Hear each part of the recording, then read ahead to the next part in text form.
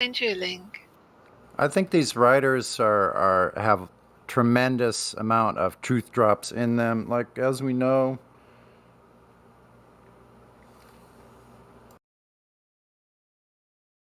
So Sunny, if you go on the Internet Archive and you just make an account for yourself, just an email and a password, then I know you can purchase a book on there, but you can also borrow it. So you can borrow it for free if you want to read. This man is funny as hell.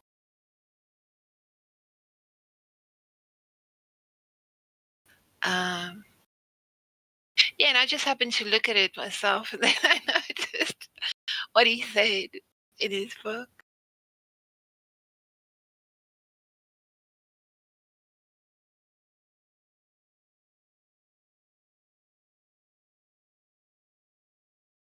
I'm always on the Internet Archive because so many things are getting memory hold that you can find stuff there that you won't find anywhere else. Oh, this is what he said. I'm going to screenshot this.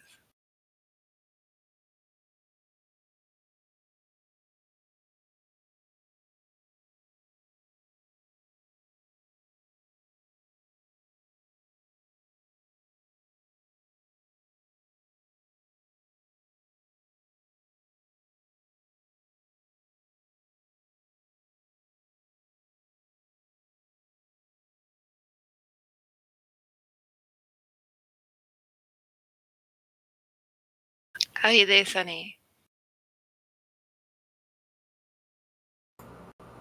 yeah, actually, I'm just looking. I just found the Internet Archive. I'm surprised I didn't know about this sooner. At the top of page 11. I'm looking at it now. Let me go to the larger, the original. Let's see, that's better.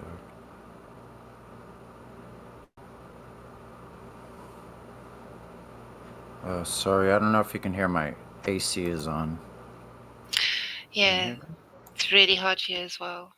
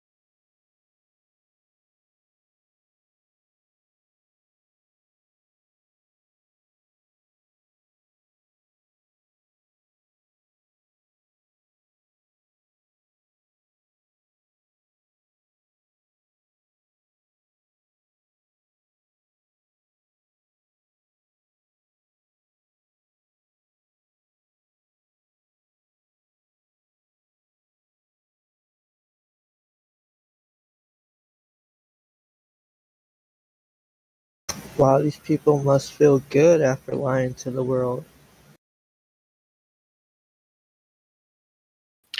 But okay, think about this, right? In this time where we are now, we are being sold a lie. And many people are saying, stop lying. And other people are saying, no, it's fine by me, I'll believe it. So for all that we know, back in the time when this was being, you know, when this whole lie and this fabrication was being put out there, maybe many people said, this is complete and utter rubbish. We can't go back in time now and, gauge, what, was this just widely accepted? Did people just take it on board and go, oh, well, the scientists must know what they're talking about?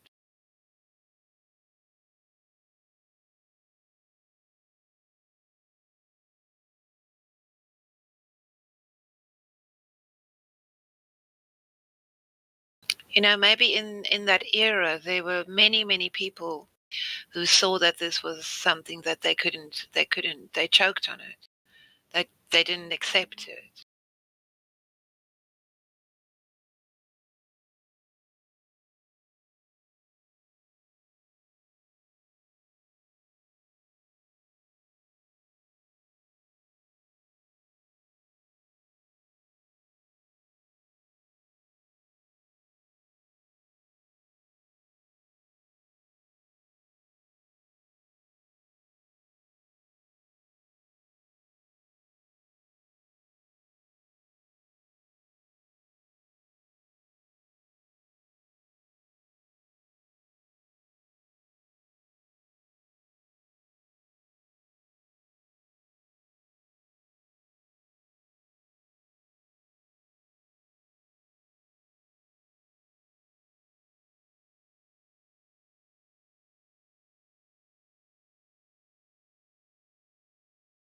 Yeah, these people must feel good for lying to little kids.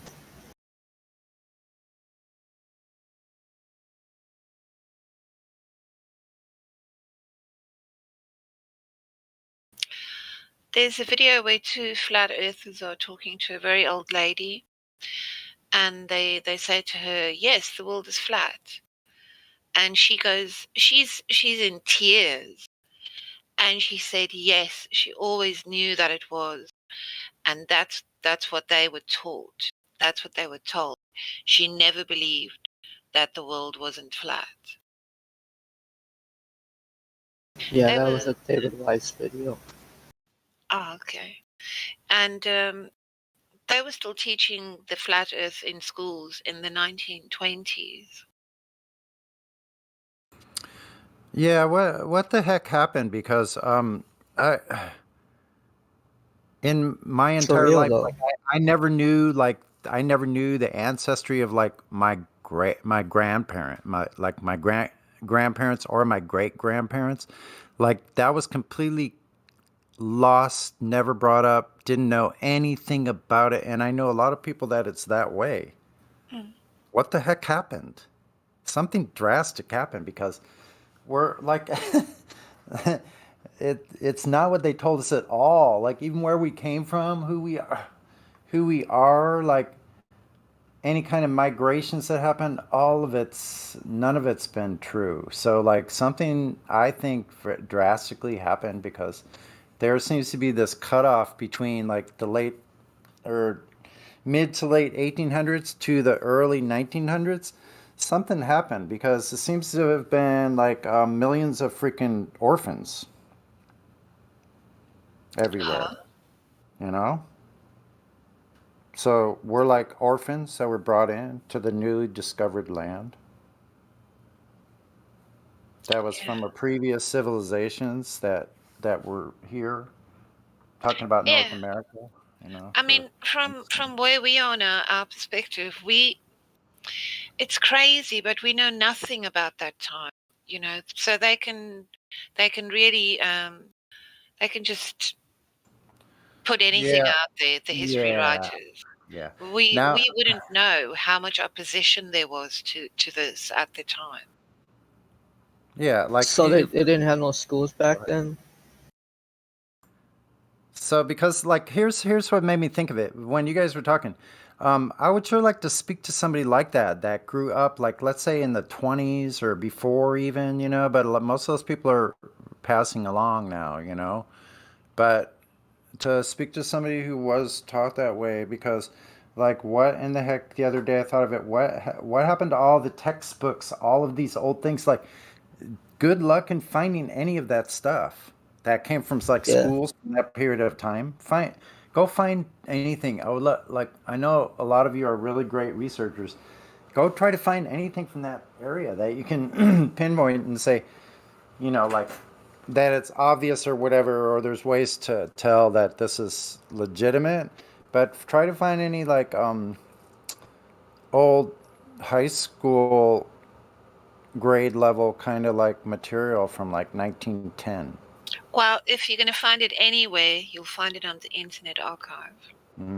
I'll look. I'll start looking there And now. I saw a clip from 19, I think it was 58, where there were these two suited. Well, the one gentleman was in a suit, in a typical double-breasted suit, and the other one was actually in a lab coat, and they were discussing the how they will put people on the moon. And it was the way it was Oh, presented. I mean, to us, to my eye anyway, it looked like, this is a joke. I'm not that naive. Sorry, I'm not buying it. And the way they discussed it, like in such a dumbed down fashion. So you have to ask yourself, who was the audience that was watching this in the very early years of television? I mean, I I think the early years of television was completely insane. The oh, stuff that was shown on TV. yeah, along with a whole bunch of monster shows, sci-fi Oh aliens, God, yes. Godzilla, like all that stuff. So you Wasn't can there some? actually narrow down your search on the Internet Archive and do a search that searches the metadata as well. So you can come up with some really weird, obscure, lost to history things that are just not on the internet anymore. You know that in 2019 they were talking about taking down the Internet Archive, and there was a total uproar over it. But I think it's because they knew that it's the Internet Archive is the world library. You can find stuff on there that's really amazing. That's where I was looking for the flat Earth, and that's where I found this Discord.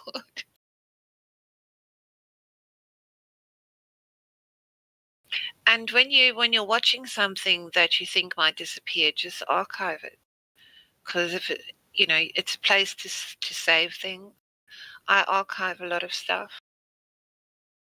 Then it gets into the Internet Archive. Oh my gosh, I just found one. I put in, let's see, looked for movies from the 50s. I found this. Um, Educational TV from the 50s. Watch Mr. Wizard. Oh, wait a minute. Hold on. What is this?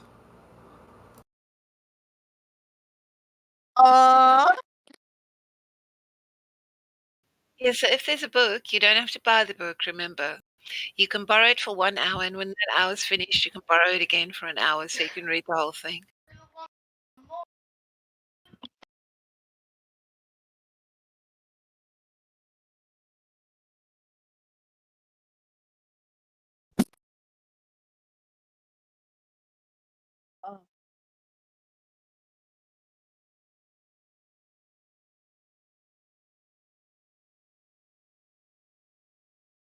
heritage, history. Oh, you want me to forget my history? Yeah.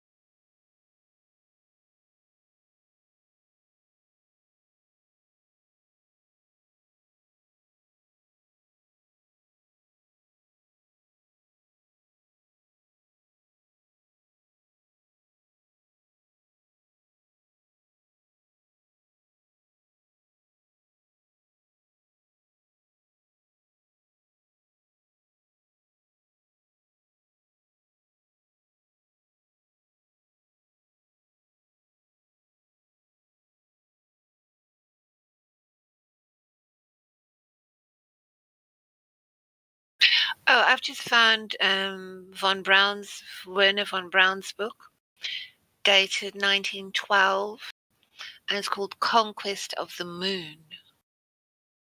Conquest to the moon. Wow.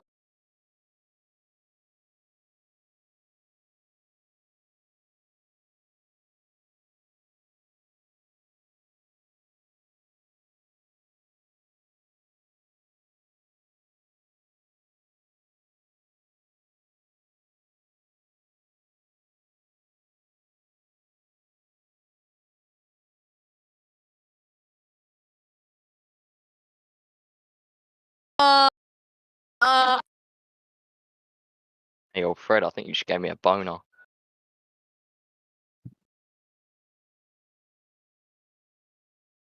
Well, they got the con part right. It was certainly a con. What was that? What did I just hear someone say?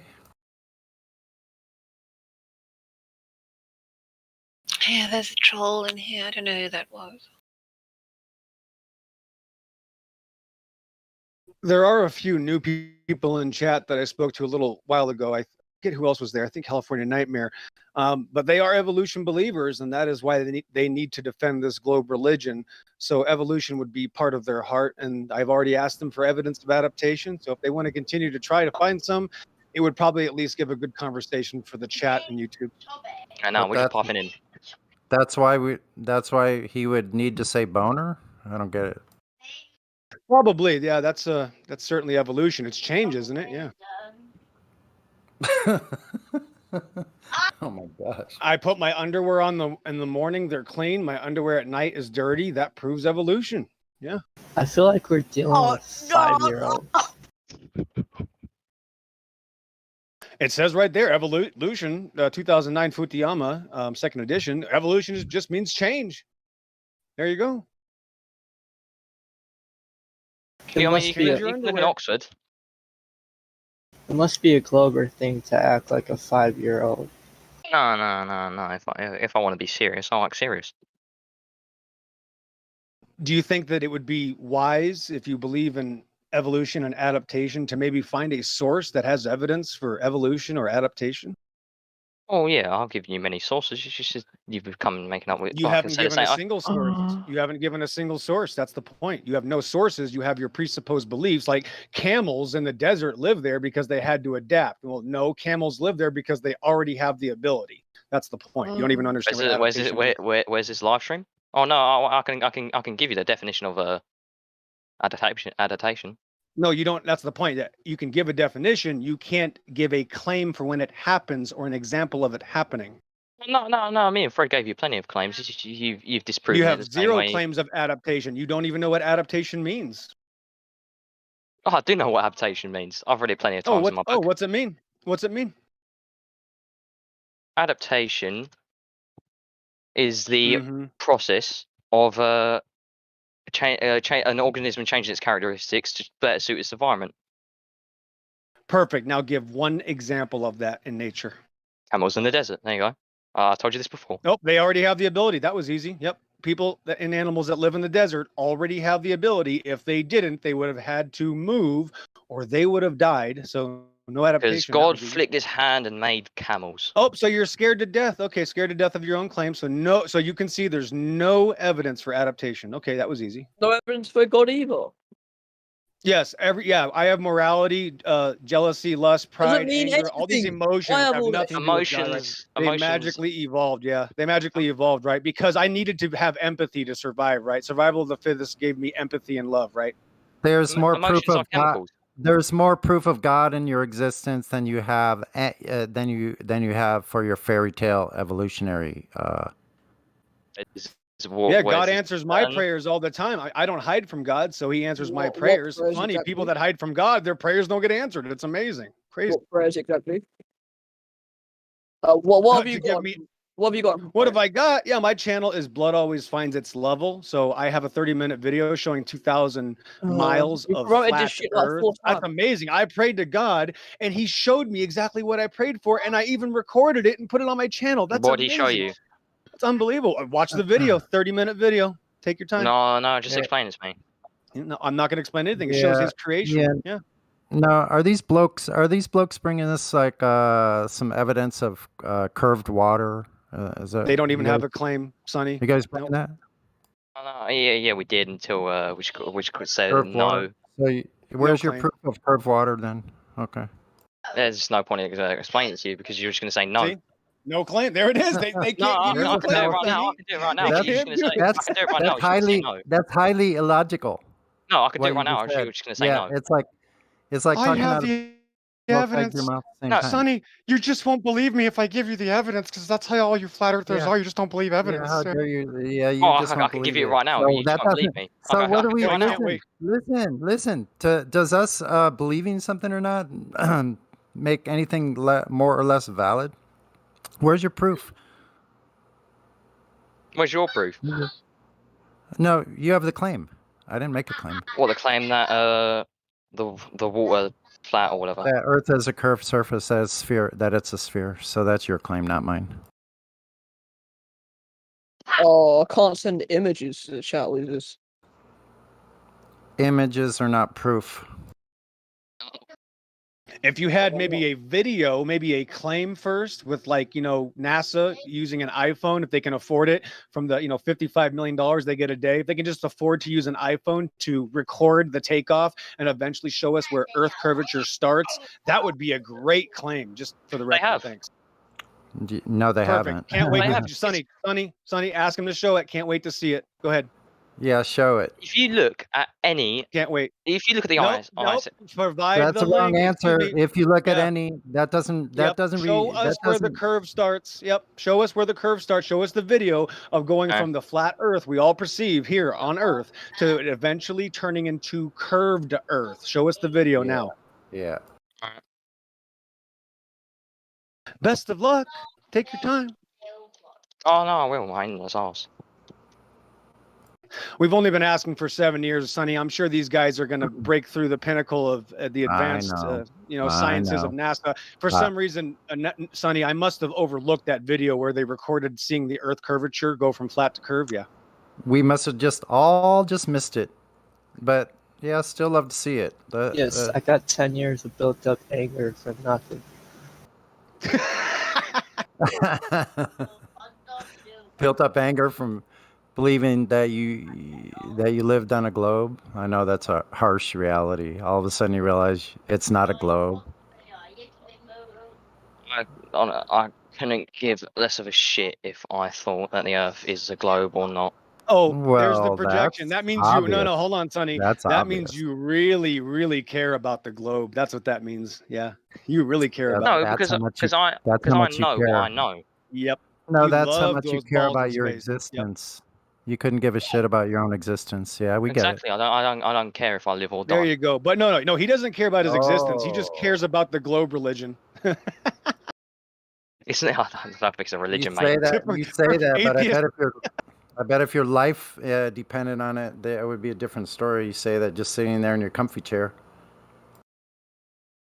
Yeah, the guy that fights tooth and nail for evolution and magical globe ball religions doesn't care, Sonny. You Doesn't would care. fucking care, believe me. You all believe in like a fucking magical god, right? No, it doesn't care. No, do you care?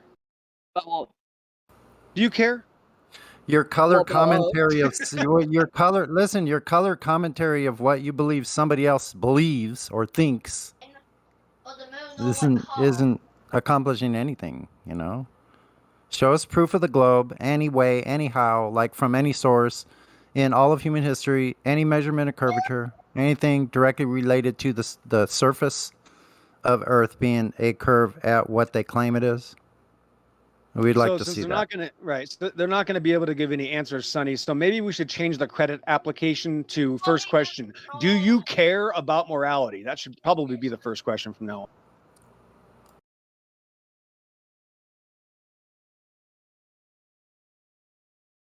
Well, I don't care that millions of people are being lied to. Who cares, Sonny?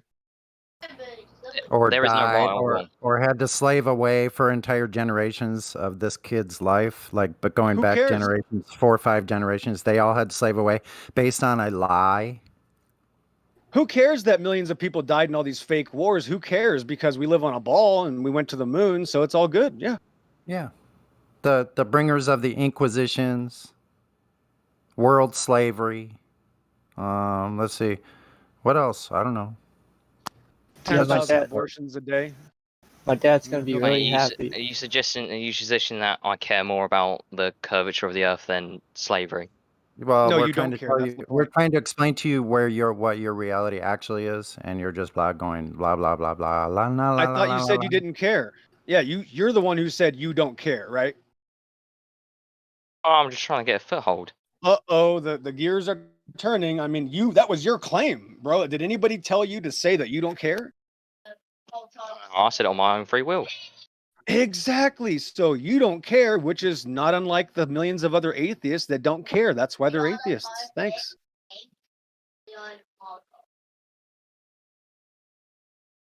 That was easy.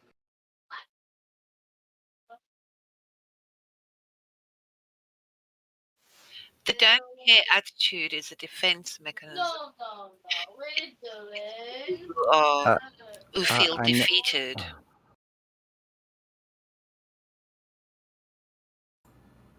Correct.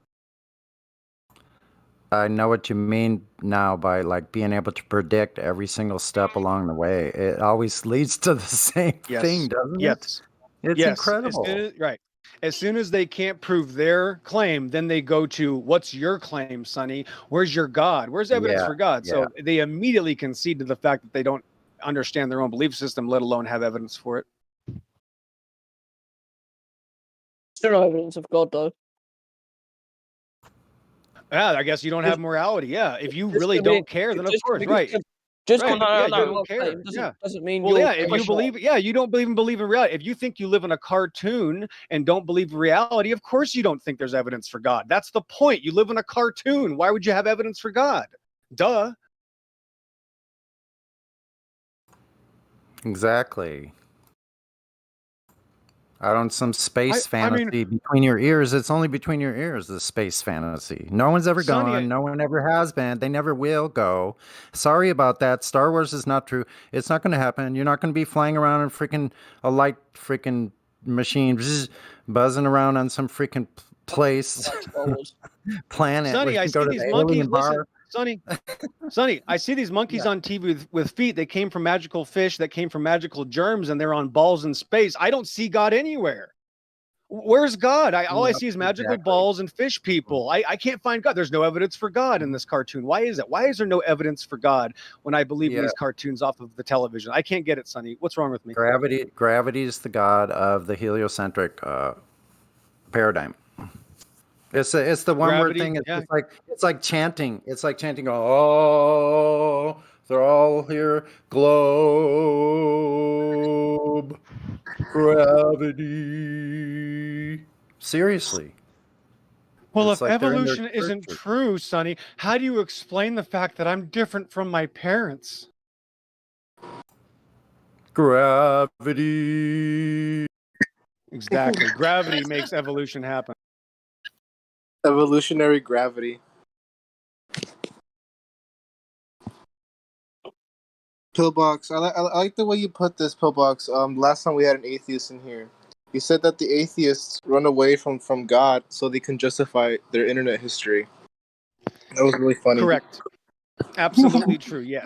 Absolutely 1000%. Yeah. Yeah, I like the way you put it, man. It's true and it's really funny. Yeah, all these rated XX death websites. I mean, I look at them all day. I can't find God though. I don't get it, guys. What's wrong with me? I don't know what's wrong with me. I don't see God in my internet history. So God isn't real.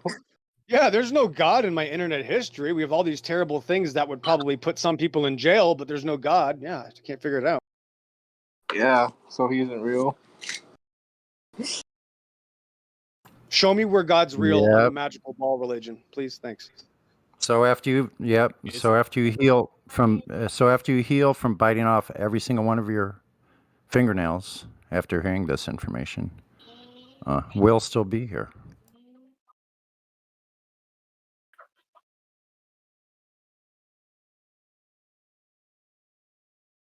I asked this a couple weeks ago, guys. One of the websites, they said, well, here's a citation for adaptation. These people took ice fish and put them in an icy lake, and because ice fish survived in the icy lake that weren't naturally from there, that's evolution, guys. Ice fish surviving in a cold lake that were already ice fish. Thanks. Yeah, but remember, evolution is talking back in time from the future, back to the past to tell the fish what to do. My gosh, I put my dog in my yard. My dog's still alive. Therefore, evolution. It's like backwards ESP through dead things. Well, yeah, because the parents were killed and then the children became stronger, I guess. If you just kill the parents, and evolution is so smart, like the other gentleman said, rhinos are no longer born with horns. Oh, I thought that would have been an issue for, a rhino to be born with a horn. That might make a difficult birthing procedure. But nevertheless, because rhinos are hunted for their horns, therefore evolution knows that they're hunting for their horns. So they're no longer birthing babies with horns. That's the claim We that I have to got. go back in time to stop them from growing horns so they won't be hunted in the future. Wouldn't it be difficult for a buck deer with a 6-foot wide horn span to be born that way? Wouldn't that be difficult for the mother? That's just my assumption. Just curious. What's wrong with that? Oh I don't know. I mean, apparently, they all yeah. got Tell me. together. They all got together and had a discussion about it while they were chewing the grass, and then they said, like, just pass it on to like all the other rhinos. Don't give birth to little baby rhinos with horns. Because evolution knows. Yeah, it wrote it down. So what came first, the rhino or the horn? That's not how evolution works. You don't understand, Sonny. I was just making a rhetorical statement.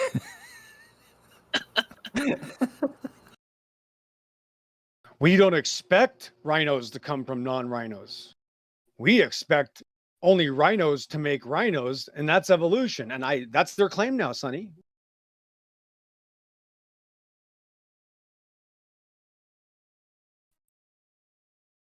If evolution is true, how do you explain gravity? Go ahead. I joined kind of late. So maybe you addressed this, maybe you didn't. It's a pretty common talking point that you can't prove a negative, and you were asking him to prove that there is no God. Which, I mean, logically you couldn't do. Which a lot of people say then concedes, well, you're just agnostic. Was that the position you took during this conversation?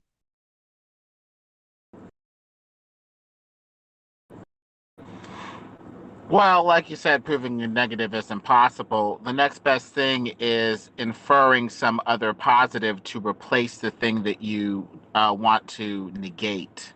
If you're saying there is no God, you can't argue for it, but you need to offer viable replacements for things like what created us, what grounds things ultimately and enforces what reality is or is not. Whether or not Jesus was, God or something else as a replacement, from the Christian worldview anyway. You need to offer a viable replacement to begin to try to argue some sort of negative. Otherwise, you wouldn't have an argument to make.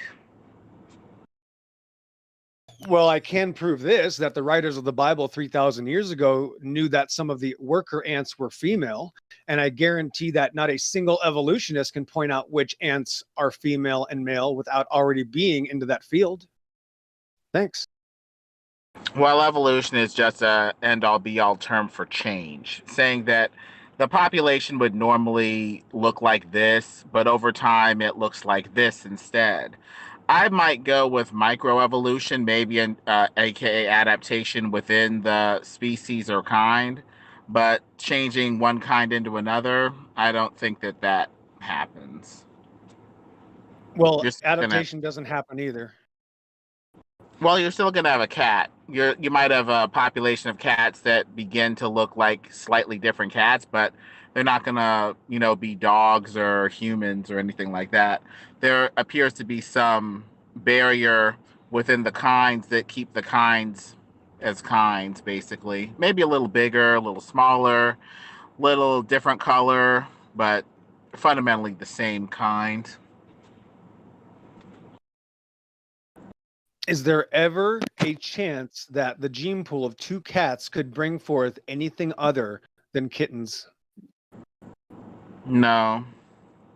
Correct. So that ends it right there. That's no. It's over. Yeah, and there's no interspecies anything in this reality. There's no transitional. Sorry. Right. There's no transitional species. I'm sorry, Sonny. Go ahead. You finish. there's no transitional species. None has ever been found. So, like, you can have adaptation in those individual, whatever you want to call them, those kinds. Yeah, you can have adaptation, but you're never going to have interspecies to where one is going from the next. It's never been. Yeah, it's never been shown. Well, be careful, Sonny, because remember, no adaptation. As soon as if they have adaptation, that's evolution. So the problem is that these words, they confused us because they didn't tell us they meant the same thing. The problem with Right. that word is that people think it has its own definition. But when Yeah. you describe adaptation, you're describing evolution. And that's why not only is there no evidence for evolution, there's no evidence for adaptation. And that is how all systems work. The systems already have the ability. And just as God said, in the beginning it was good, not it's going to get good or get better or eventually survive. No. Already, everything already is dependent on the necessary antecedent for having the ability. I would That's go true. with populations having slight changes, but staying within the kind. I don't think a cat's going to turn into a dog. I think that, if anything, we're probably degenerating. We're getting smaller. The DNA material is getting much more scrambled and disorganized and weaker, and things are getting sicker and sicker. So I wouldn't say that that's evolution. I'd say that that's devolution or degradation. I don't think we're getting sicker. I think that's man-made. Yeah, but it does look like we had bigger ancestors back then. I'd say that Australopithecus whateverus was probably at best a really old person with a huge brow ridge, like Kent Hovind said. He says throughout your life, your brow ridge keeps growing, and if you're, living 200-300 years, you're going to have a huge brow ridge. So maybe what they're finding are just really old, stooped people, and just ascribing it to another species when really you're dealing with the same kind. That's when they're not, hacking down bones or sawing them to fit so that they can make their evolutionary model fit. Why does every single encyclopedia and medical dictionary that I have say right next to species that the synonym for it is kind? Every single book shows me that the word kind is actually the proper term, and they don't even have a real definition for species because it's a man-made construct. In order to have a species, you would have to have a speciation event, which there is no such thing. In fact, two of the same kind of animals can have completely differently shaped skulls, such as the skull of a wolf and the skull of a bulldog are very different. In fact, the bulldog's jaw extends longer than the top of the front of the jaw of that animal. The wolf's jaw is very different, has a completely different shaped skull, but they are actually both not only the exact same kind, but by their definition, they are the same species and they look completely different. Well, also, they're looking at bones and making a lot of inferences. They don't find these transitional fossils that they, would like us to believe are in the textbooks. They don't find them in the right order, and sometimes they don't even find them, period. They are inferred from their model. Basically, it's an educated guess of what they think would be a transition from this species to the other one, but it's really not there. So they infer linkages that aren't really there. So it's a bit problematic theory-wise, when you have a theory that you have to fill in the holes for. Yeah, so the whole thing with, I like what you said about there being no speciation. No, there has not been any speciation. The only thing we know about these different groups of animals or beings or whatever they are, the animals, has been extinction. So that points to one direction of a beginning. Hold on. It points to one direction of a beginning. For that to be occurring, that means there had to be a beginning, and now those things are all becoming extinct. That's what we notice in the real world and the natural world is extinctions, more and more. Well, the thing is, we're talking about ring species, I guess, is some of the evidence that they proffer for some sort of evolutionary event happening where one bird makes another type of bird, makes another type of bird, makes another type of bird going around the ring. And then by the time you get to the other side of the ring, you have a species that can't mate with the original part of that ring species. But Kent Hovind said that this evidence is kind of questionable too, because they retested the ring species to see if they could actually reproduce. And supposedly they were finding that they could reproduce through the ring. And then they stopped their testing before they could get to the end of the ring, probably because they didn't want their theory to be, problematic, as it were. So I think we need to look at these theories very, very carefully and see what they're trying to present to us and see if there's actually evidence for it that's consistent. Well, ring species was the fanatical term made by people looking for an excuse to hide from their own claims because there is no evolution. Therefore, these salamanders lost the ability to reproduce with the already existing family. Therefore, that's evolution. So they're claiming a loss of ability is how they got everything. So that's actually the opposite of how we get things. We would need to gain, not lose. And the ring species, which is an incorrect term, is pseudoscience. Yep, there we go. There's the ring species right now. Yeah, So the evolution of this person, there you go. There's some evolution right there. So it's an ad hoc, it's a pseudoscience. And the fact is the salamanders are only going to make salamanders. Did you say ring species? And that's all there is to it. Yes. Did you say ring species? Yes. So basically, we need to look at the underpinnings of this Santa theory. Claus. Oh God! So basically, anybody got a moment that can ban? Someone's having a serious panic attack right now, and they need medical attention. Yeah, because the globe. I blame Ariel. Hey, does anybody know who's making If he dies, No, it's not my fault. Fred's, He dies, he dies. Fred's seizing. Somebody get his mommy. That would be the natural process. It's fine. God will save Fred from a seizure. Back to the ground, back to the worm food he goes.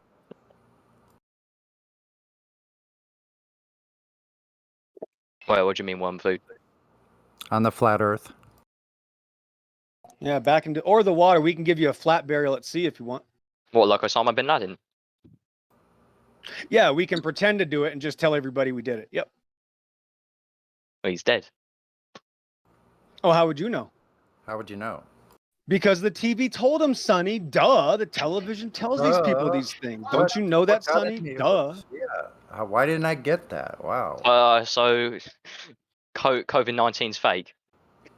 Oh, no. Oh, I can see there's bodies everywhere. We're not allowed to talk about this, but yeah, there's bodies piling up everywhere, guys. It's amazing. Yeah. I know. No, but the TV told me, though. It's a pandemic. Oh, yeah. There's bodies everywhere. The TV said so. Wait, do you believe COVID-19 is real or fake? That's an excuse to hide from the topic here, but yes, I'm sorry your television taught you something that you need to believe in because that justifies evolution. That's what we're going to do. I'll ask you a simple question. No. Do I believe people get the... Yeah, don't do it. Go ahead.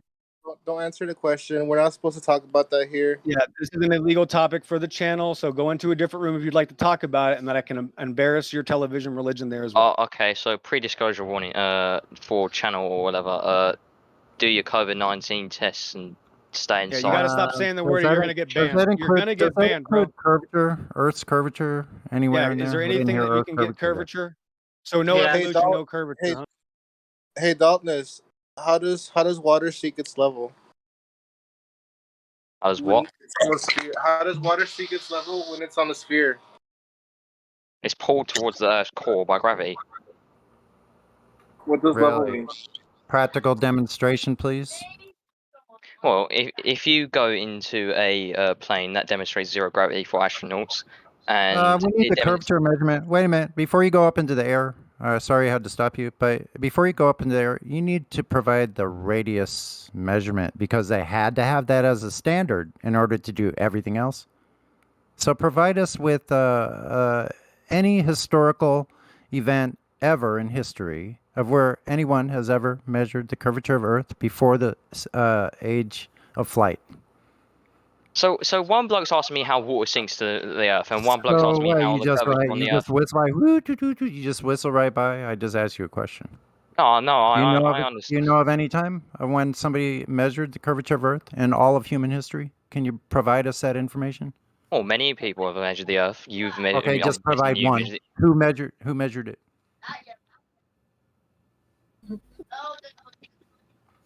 Who was it? I'm fucking thinking.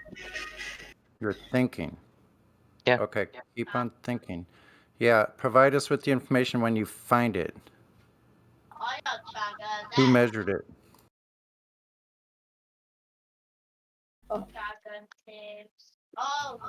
And what method was used? Thanks.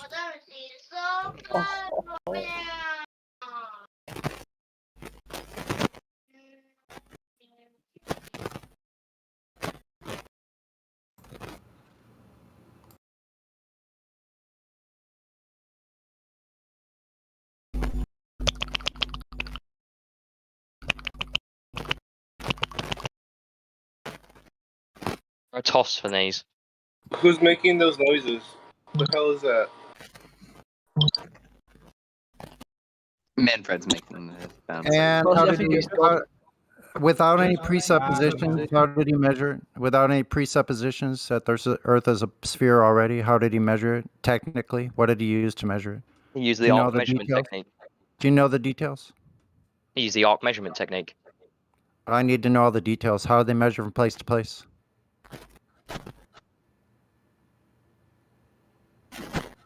How did they synchronize noon time, 500 miles away at 2200 BC, 200 BC? How'd they do that? And how did they measure the angle of 7.2 Mate, degrees? mate, in the I'm well? gonna be real with you. Yeah, I'm year 8, and I'm I year know 8, you are. and I can't be asked to explain a full-on Wikipedia document to you. So can you just fucking look it up? Yeah, because you don't know, so just say you don't know. You don't know of anyone who's actually measured it, because whatever you're talking about, you don't know what you're talking about. Believe it or not, Aristophanes was a real person.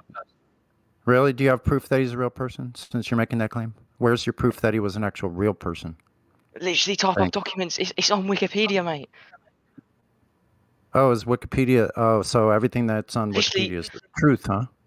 Oh, I'm not saying that. I'm not saying that. So you just take You it can for literally granted. type You up. just You can have literally faith. type up. You can literally type up Aristophanes, and you can literally see plenty of. You can literally Well, see here's plenty the of thing. websites You that don't show know that the he's real. information. No, the point is you don't know the information, so you're just going to have to concede that you don't know of any historical event where they measured the curvature of Earth, because you're not going to be using Stone Age tech here. It's freaking unbelievably ludicrous. Stone Age tech, think about it. Aristophanes was in the Stone Age. 2,200 years ago. You're citing something from 2,200 years ago. We're in 2021, are we not? So how did they measure Earth before they went into the space age, before the age of flight, or whatever you want to call it? By Because they using had the arc to measurement have technique. that. The technique, you haven't mentioned any technique. I literally said the arc measurement technique. Okay, so tell me how that was done. Walk me through that, please. If I've How got was it done? image perms, I can show you. No, not if. Why did you say? I want to know how, not if. I want to know how they exactly they did it. If Since I you're have gonna bring image up perms, then I can place an image. And you even put a definition of what you said, the arc measurement technique. I want to see the citation for that, please. Wait, you're actually not familiar with this technique? Arc measurement is the determination of the local radius of curvature of the figure of the Earth. I want to know how it was latitude done. and longitude between two locations.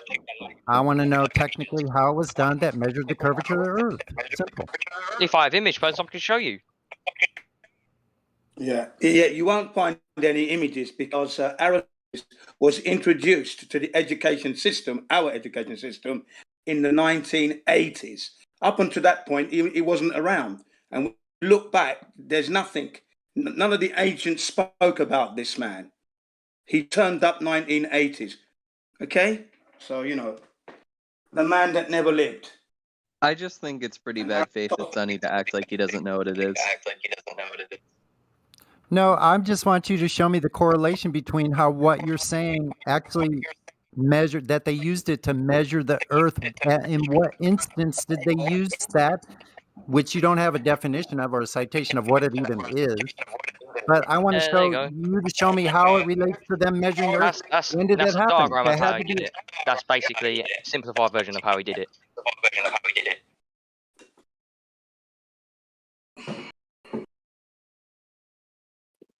Any modern techniques being done?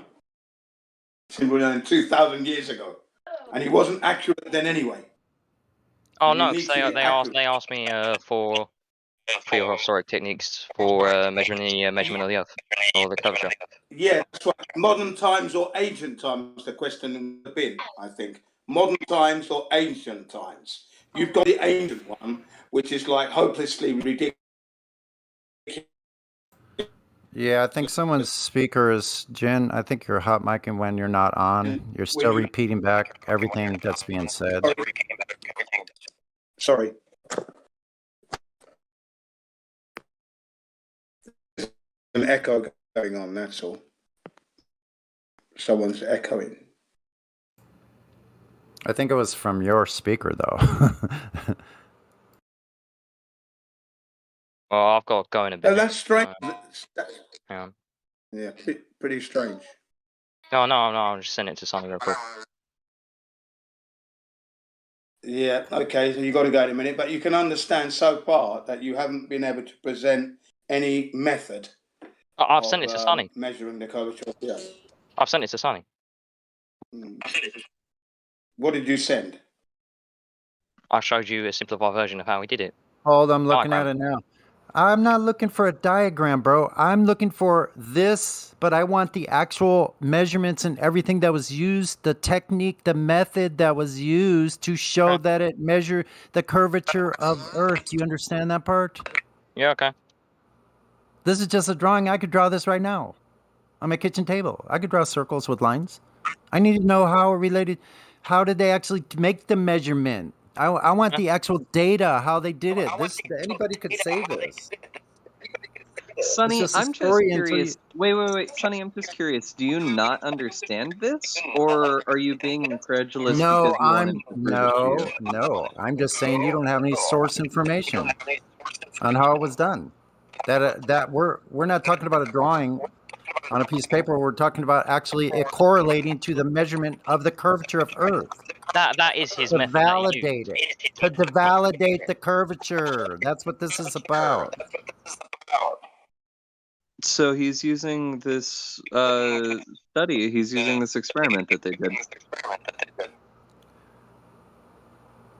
Show me how it relates to it being an actual measurement of a physical surface. Okay, do you not understand how this is a measurement of the physical circle? No, because you don't have any source data. I need. Oh my god! What do you mean by source data? This is modern education at its best. And if that doesn't stop freaking echoing back everything I say, that's fucking annoying. Holy shit!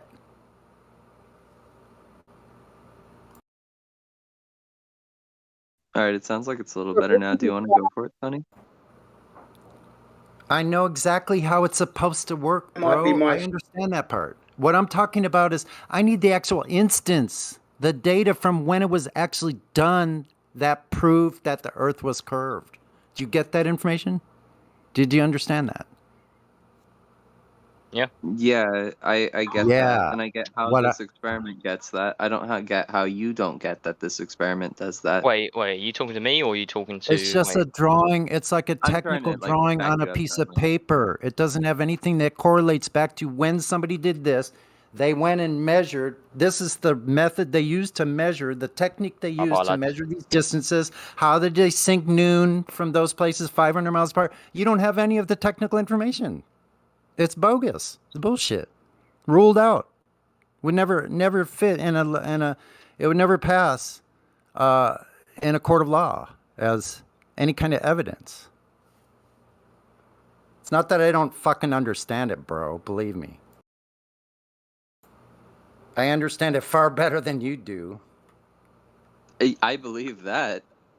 So I don't understand where all these questions are coming from. It seems incredibly bad faith to me.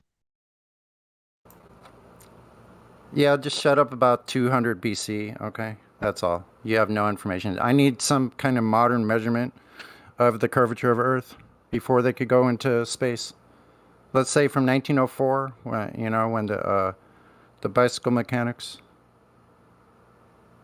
were starting to fly. Let's just go with that. Between that and 1965. 1904 to 1965, how did they measure the curvature of Earth? Because they had to have it.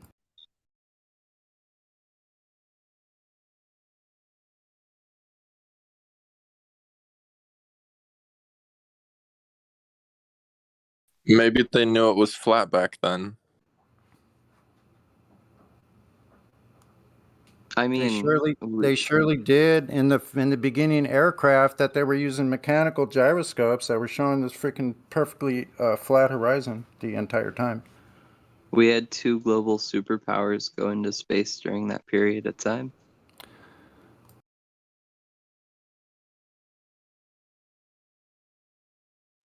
Two opposing Great. So global where superpowers. did they get the radius value? Because they couldn't go there.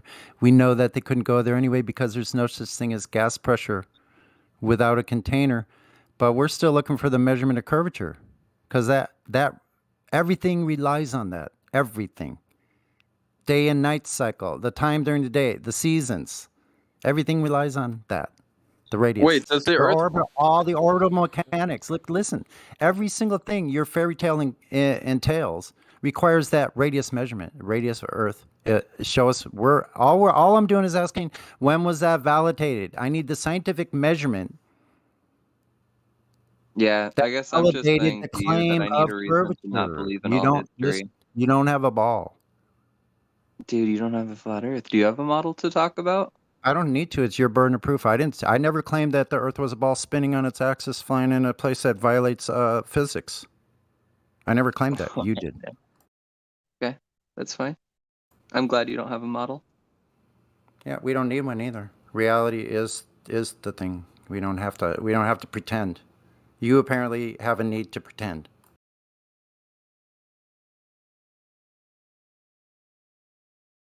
Yeah, but usually you can use a model to depict reality. Yeah, saying I don't have a model of how the world works doesn't make me feel like your position is stronger, especially when I have to ignore all history for this non-model to exist. What history? What are you talking about? What history are you ignoring? The measurement? That's what we're missing, bro. Stick with the subject. We need the measurement of the curvature of Earth to prove that it's a ball. It needs to measure as a ball.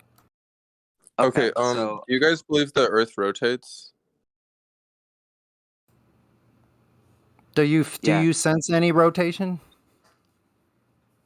Well, the way the sun changes, I sense rotation. I'm just wondering if you guys do.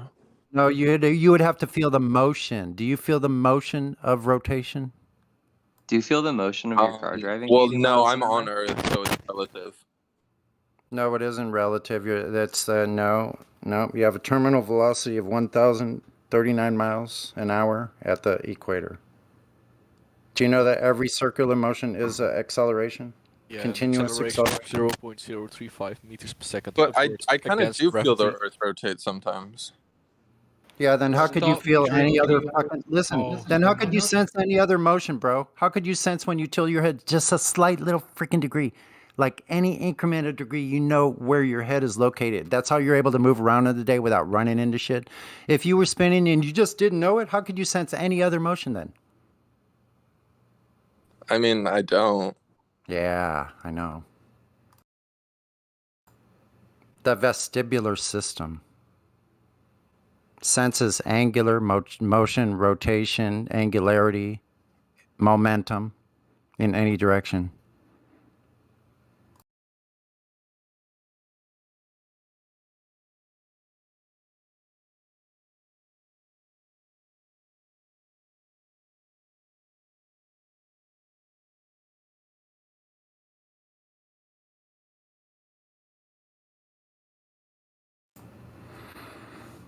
So it's not measured to be it's measured to be flat.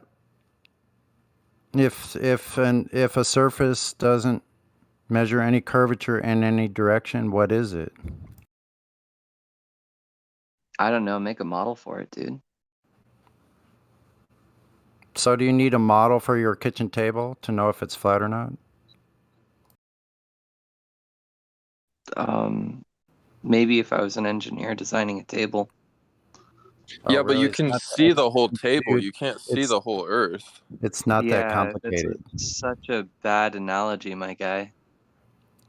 Oh, really? No, it isn't. Listen, they told us how big the Earth was supposed to be with 3,959-mile radius. That means it requires 8 inches per mile approximately of drop. So that means in 10 miles, there'll be 66 feet of drop. You can easily do this. You can go out to the beach right Hello. now if you have binoculars. Go look at a shoreline 5 miles away and look at little tiny waves breaking, probably like 1 or 2 foot waves breaking 5 miles away. They should be 16 feet under the physical obstruction of the curvature.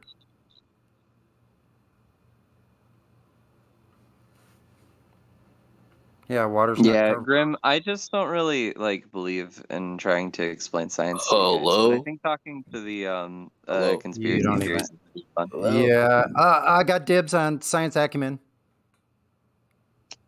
Okay, I'm going to test your science acumen, and I'm going to show that you have less than a 5th grade science acumen. How's that sound? Yeah, probably. I don't care about Okay. Yep. science. Can you perform natural science without an experiment? Nope. What's natural science? Okay, good. See, I said I don't care about What it. is I a don't know what what is a natural science. hypothesis? What are the constituent parts? The Oh. 3 constituent parts of a scientific hypothesis. First, you see a phenomenon, and then you try to explain why that phenomena happens. Then you do an experiment. Yeah, that's what a and, hypothesis is. So what we're doing is we're setting up how you're going to have the constituent control variables for your hypothesis. What are those 3 control variables? Dude, I got no idea.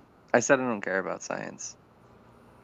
I said You that don't care about science, but you're trying to ridicule us. We're saying that because you you're guys not don't. gonna. You care about science, and you don't have a model. That's the part that's crazy to me, right? Is a Like, I model want to talk about reality? Is a model is a presupposition, bro. No, a model isn't a presupposition. Yes, a model it is is. an explanation for the world around you. But you don't have a measurement of your supposition, bro. To make the model, you're the one with the model. The globe is the model. We don't have a model.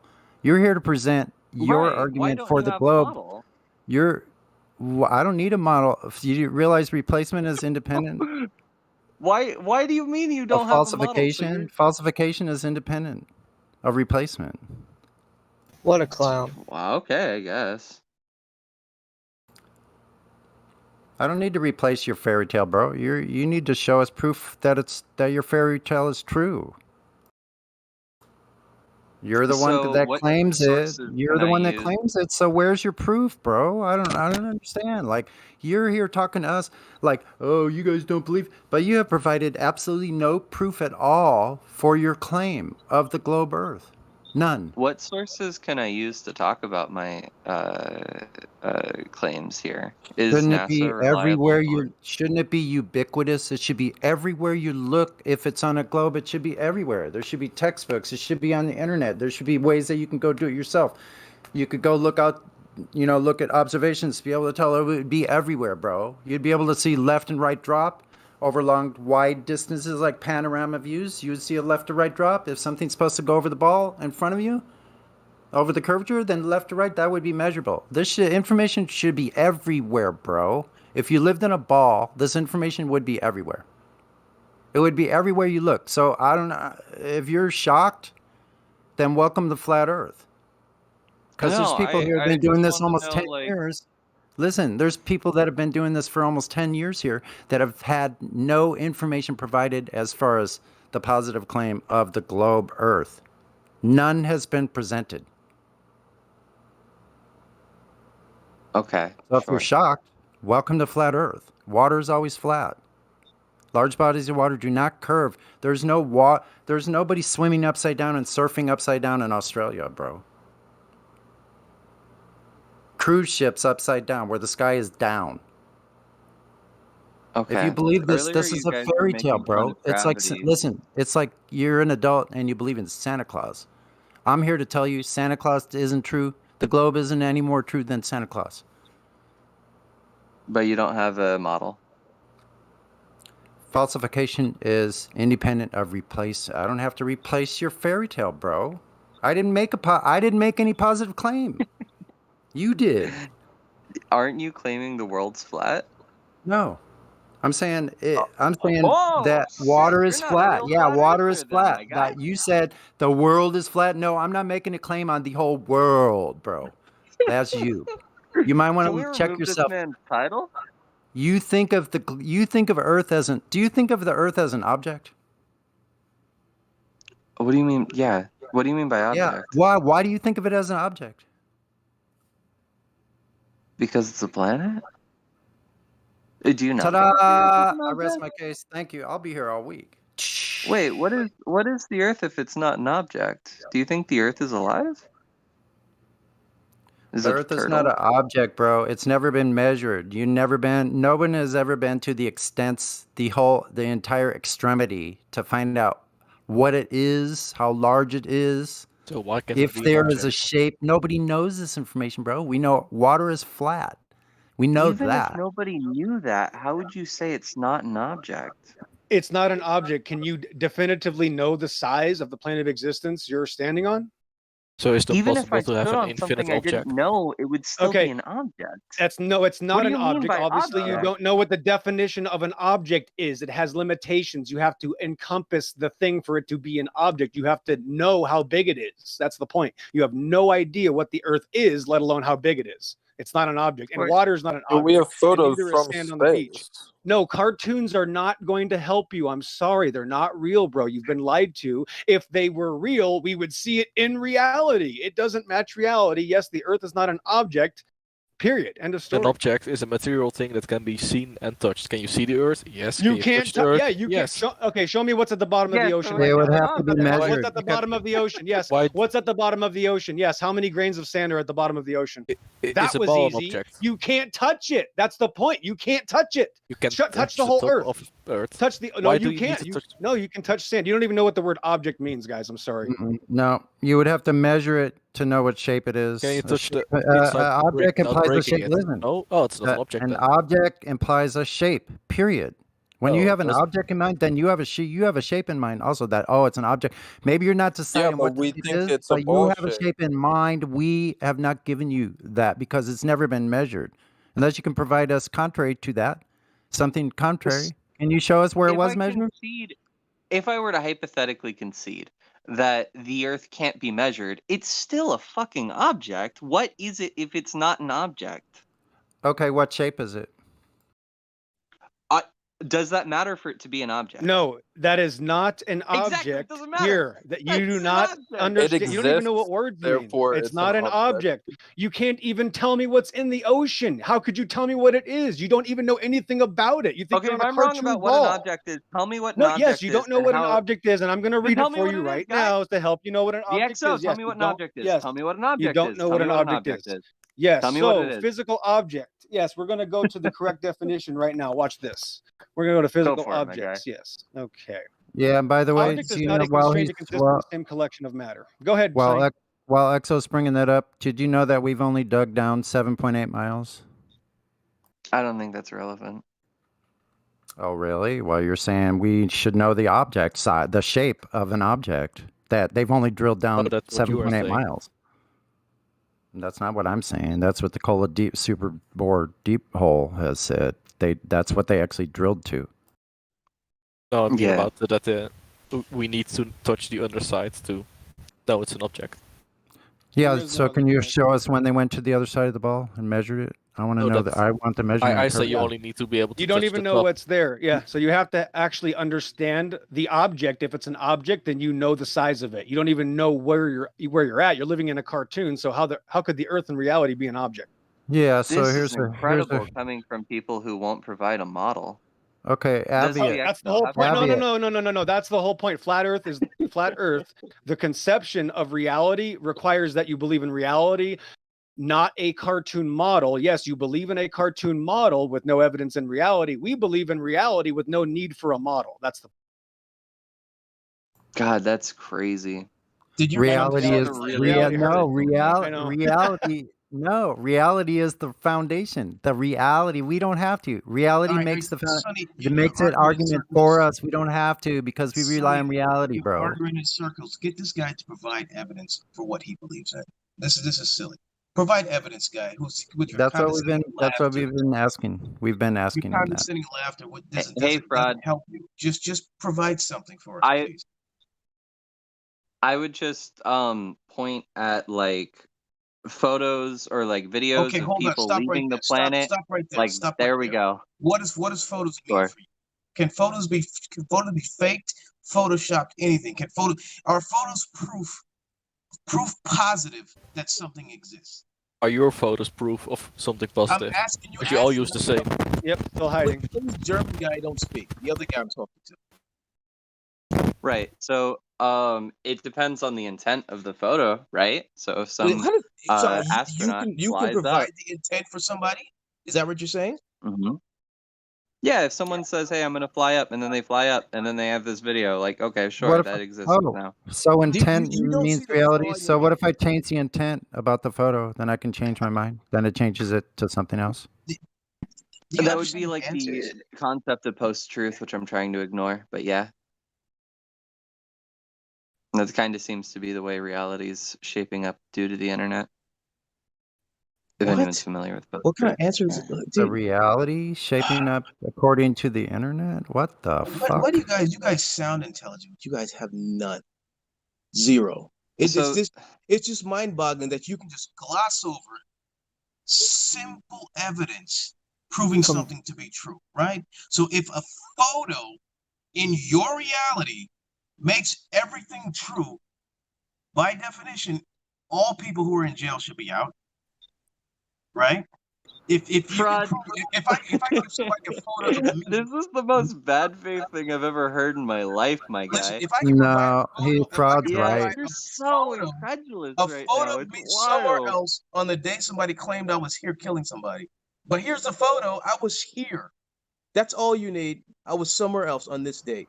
There. Boom. Yep. As long as it's in the movies, then it's true fraud. So yeah. As So long as it's a the movie photo said saying it. So I was that's where here these kids are on getting this their date. science from is movies and TV. This is so ridiculous, dude. I love how incredulous you are. I'm just saying that NASA and the USSR both went up. They both have photos of the Earth. They have videos of the Earth. Wow. We would have to This is disprove all you need both for of these evidence, man. organizations. That's crazy, dude. That's so No, crazy. just provide us how they measured the curvature to validate the radius in order to get there. You understand the foundational premise of my statement? No, I need doesn't. what validates the freaking No, I curvature. They need understand it. scientific. I just don't think it matters. Do you, Oh my like, Yeah, I'm going to Google it. it's the Sonny, only I'm thing that going to Google matters. it. He's going And to I'm Google it going because to that's Google all it. you It's have. going to take 2 minutes. You don't. I don't Wait a care minute. what Yeah. you Okay. Google, Guys, bro. relax for 1 second. Okay. So here's the claim. It doesn't matter, but I'm gonna fight for it until I die. Great claim. Yeah, So stupid, dude. These guys are so Talk about a retarded, psychopath. man. I don't care God. about this at all. Leave her alone. I don't care about Yeah, the I can tell. information that makes it real. I want Leave her anything that alone. I Leave her believe- alone. Leave Mother Earth alone. She's a ball. Whatever I believe to be real is real. That's it. I don't care about your facts. So Okay, stupid. Sonny. So here's the definition in common usage and object. Hold on, I'm gonna explain Guys, the what about definition because this? I know I we're have not. 1 second. question. One Back to second. Okay, elementary, so back in common to elementary usage, school guys, definitions. Hold on. guys, in common usage, listen to the definition, okay? Ready? In common usage, an object is the material inside the boundary of an object in three-dimensional space. The boundary of an object is a contiguous surface which may be used to determine what is inside and what is outside an object. An object is a single piece of material whose extent is determined by a description based on the properties of the material. So good So a luck phone finding is the not edges an of the object? Earth. You can't find the edges of the Earth. Because You don't it's even know how multiple big it materials. is. The Earth is not an object. That was easy. So nothing is an object except like a brick. No, we Okay, didn't pick up the know. Earth. Wait, no, wait, pick up the Earth. Okay, I want you to pick up the Earth. Go ahead and pick it up. If you cherry pick the definition, of course, it's going to be your definition. That's what object means. You have to know the size of the thing you're talking about by necessary antecedent. Since you think you live in a cartoon, yeah, these people are brain dead. Yes, you don't even know what you're standing on, but the Earth is an object. Yeah. You can't even argue on a elementary level. I mean, or just I'm telling you, debate at man. an elementary level without conceding that you're not very Elementary grade school level of word usage. Thank How you. is measurement not important? That's so stupid. No, we don't need to measure it. The picture says 1,000 words. That's so. I mean, that is what they say. Why would you need it to why would you need a measurement in order to believe? Just believe the pictures. Just believe the picture's real. Just believe it to be real. What about It's the real. videos? Okay, Yeah, what videos of about what? the Of course, videos? those are fake, of course.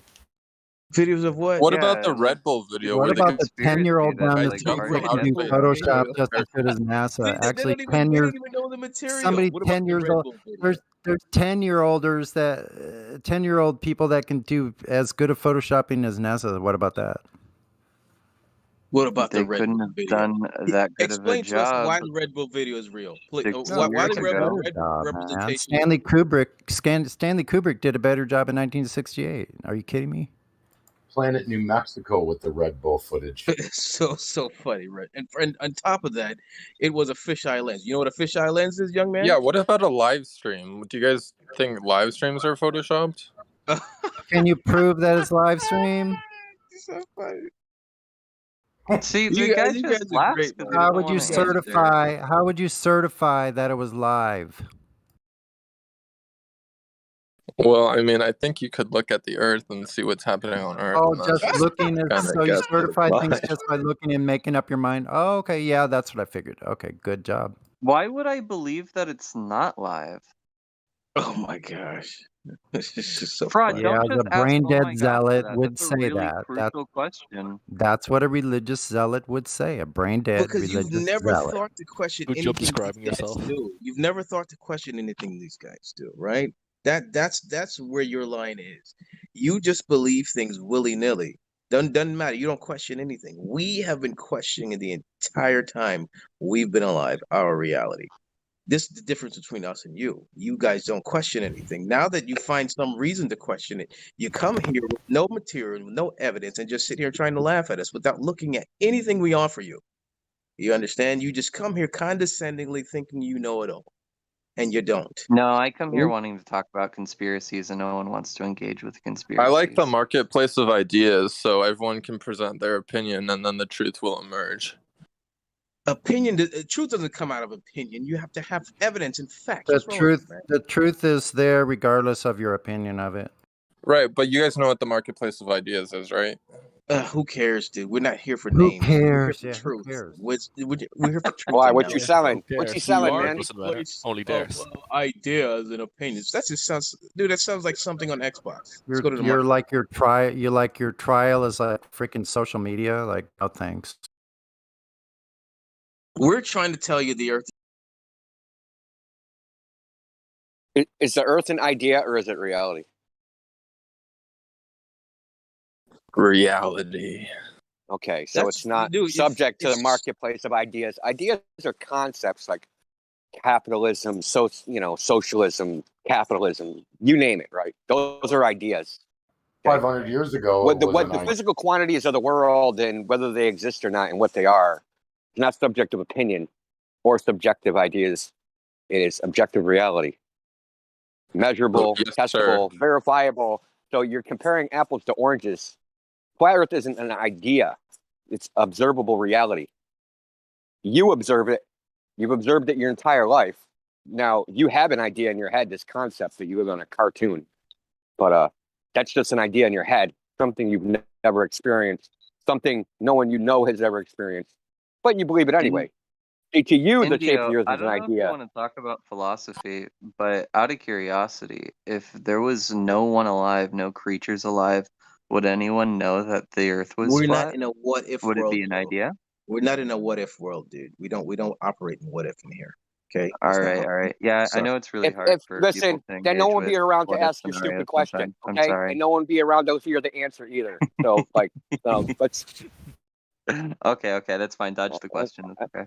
Dude, it's simple. I answered it. It's a stupid question for that's children. That's a good answer. Nice dodge. I did give you an answer. There'd be nobody around to ask the question, and there'd be nobody around to hear the answer.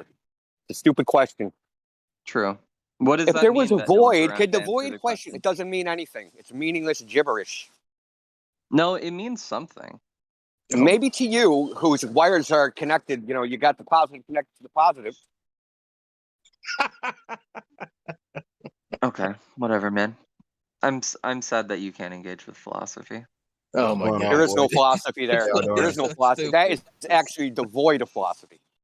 Fraud, let me explain to you the philosophy here. So the idea is that mad at my everything laughter, can aren't you? be an idea. And it's very crucial to discussing what the object of reality is. You can't just claim Dude, without a it model was that said you to have you all the really answers. easy, bro. That is a Really foolish easy. statement That as well. Are everything. you dumb? You're dumb So when saying we're stupid talking shit. about the marketplace of Okay, ideas, things don't what exist without a qualifies as model. an No. idea, facts Things don't can exist be an without a model. idea. Things don't exist without a model. Did you just really say that? No, that's not what I said. Okay, then restate it. What you said Okay. about models. What I said about models was a dig at you guys for not having one. It was a side part of what I said. It's not. We don't need a model. If I have a table, Yeah. do I need a model of the table for the table to exist or not? Are you the second person to ask the same question? Or did Because you ask the question you listen, because everything you're saying is childish. And you think you sound smart, but you actually sound dumb. Dude, I think someone with serious Dunning-Kruger would actually think they sound smart. Maybe this works on your 18-year-old friends, but it sure as hell ain't going to work here. We're not children. Yeah, I agree. I don't think it's not going to work here. You're not, because some of us have actually taken philosophy of science. We've taken these. Some of us actually graduated university, actually have university degrees in a science. You're not one of these people. You're not one of these people. So don't try and come here and pretend to be smart, because you're not. I just think it's crazy that you said this isn't an idea that's in the marketplace of ideas. That's not what the marketplace of ideas is, and it's an idea.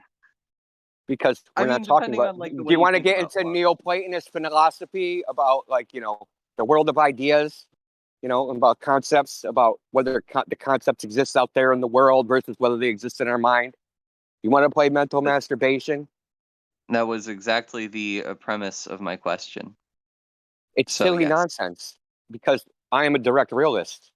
Okay? So if you want to read some real philosophy, right, read the work of Thomas Reid. Okay? He's a 16th century Scottish philosopher who utterly refuted Descartes, Berkeley, and all those clowns. Freaking, I think who's asking the question, Descartes? I don't exist. Oh, yeah, okay. And who asked who doesn't exist? Stupid.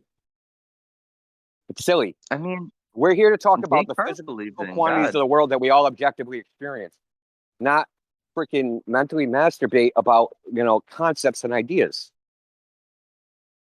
Did Thomas Reid have? I'm sorry, I'm not familiar with him. Did Thomas Reid answer extreme skepticism, not using God?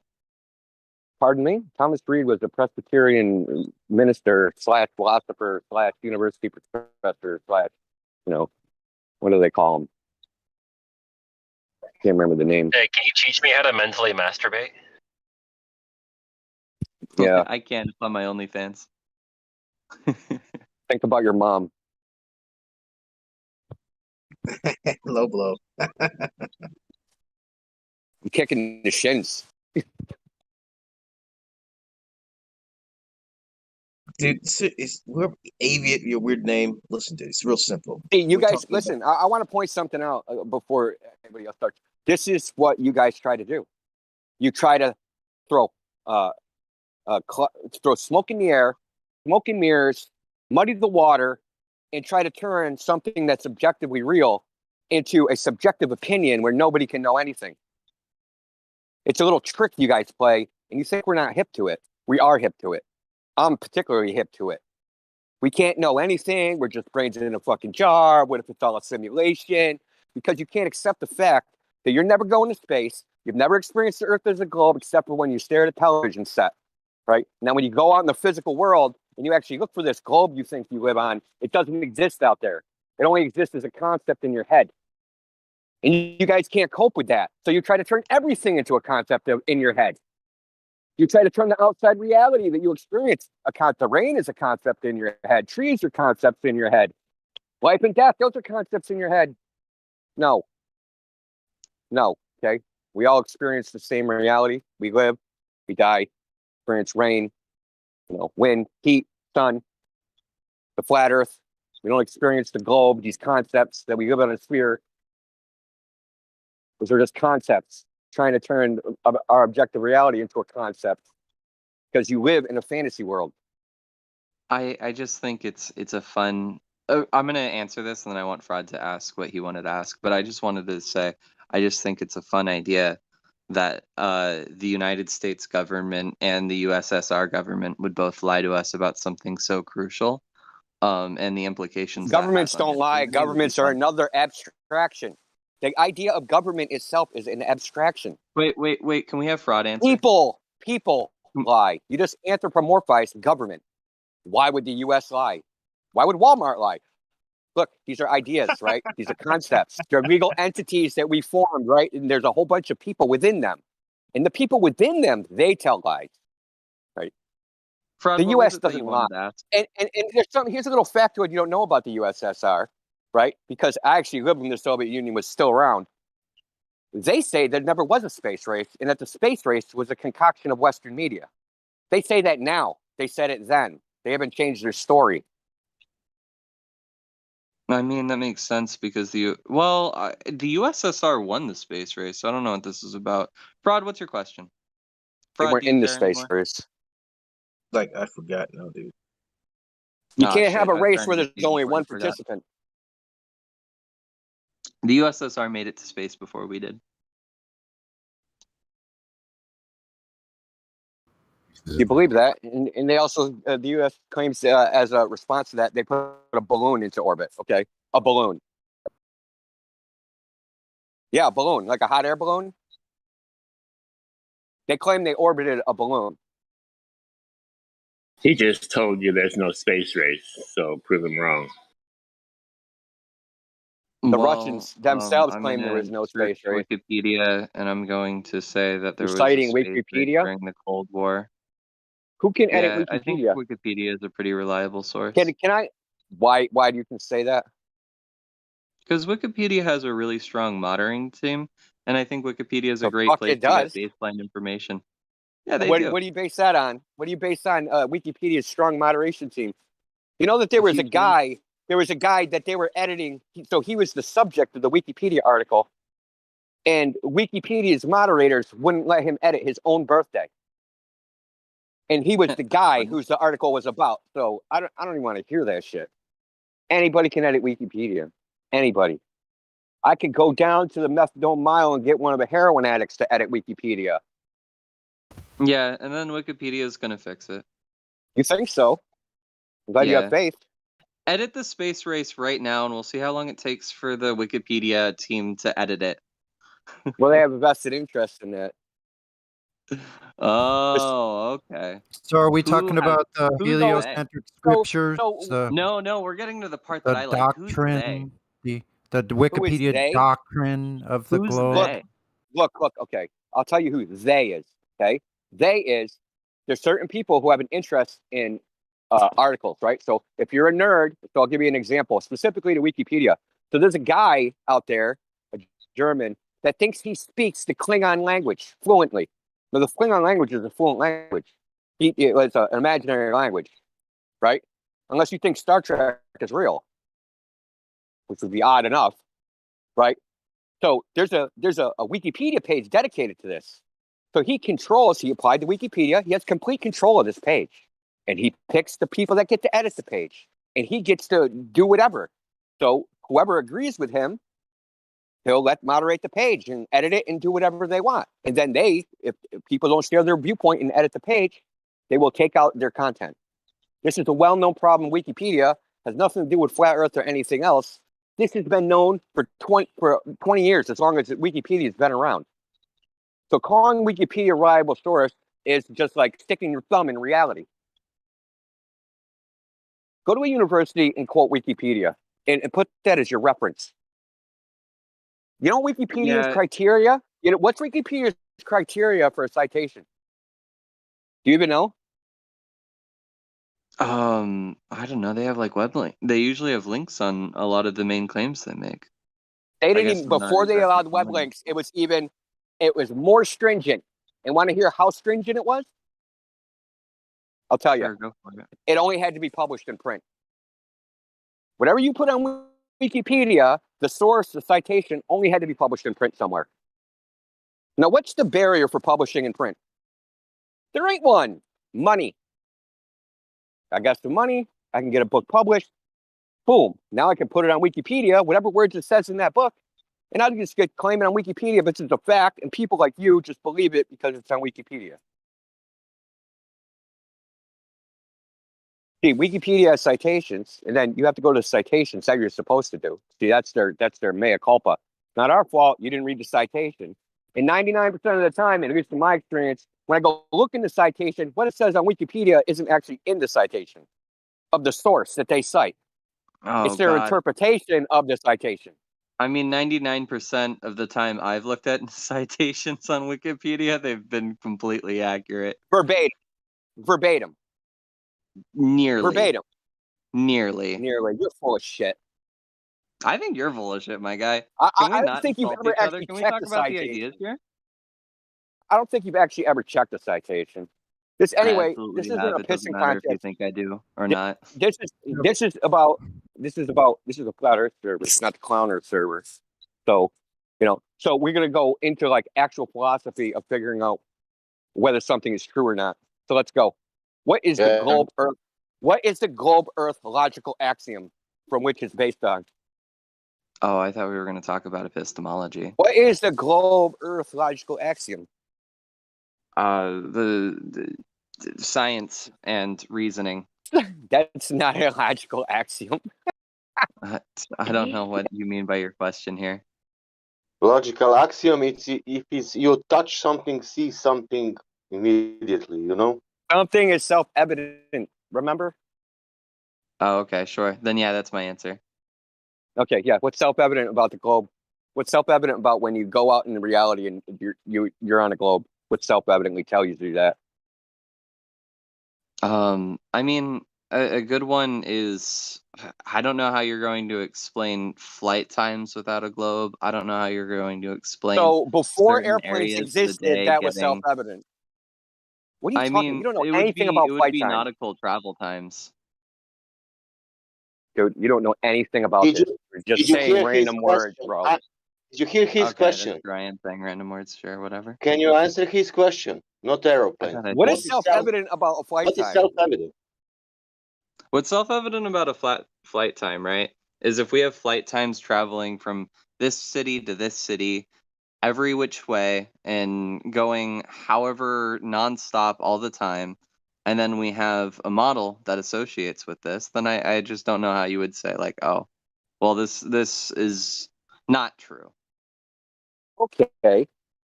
So, oh my goodness. You are saying that aeroplanes is proving that Earth is globe. You're saying that aeroplanes proving that Earth is globe. So I'm gonna I'm show saying that you. I don't know how you would structure it without the way the world is. So right you're now, saying because we have a restructure mathematical model, right? That can. Right. I'm gonna just listen. I don't agree with your premise about flight times, but okay, that's neither here nor there because you don't know anything about it, right? So there's two-way flight times, right? So there's going there and going back, right?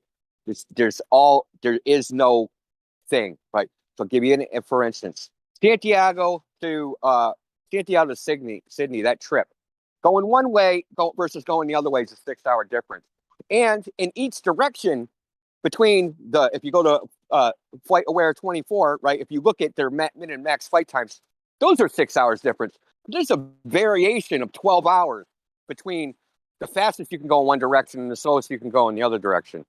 So saying a flight time takes any particular time, you have to go crunch the data, right? You need min, mean, max, average, and actually see what's the average flight time because these aren't direct measurements, right? Plane is not really an instrument of measure. And then you have to look like what's the flight path, the glide path of landing on the runway versus the takeoff, and like it's not that simple. Okay, you don't take off, go at max speed, fly at a certain speed, and just stop on a dime. It doesn't work that way. Okay, but I'm not gonna. I wasn't really going to get into that.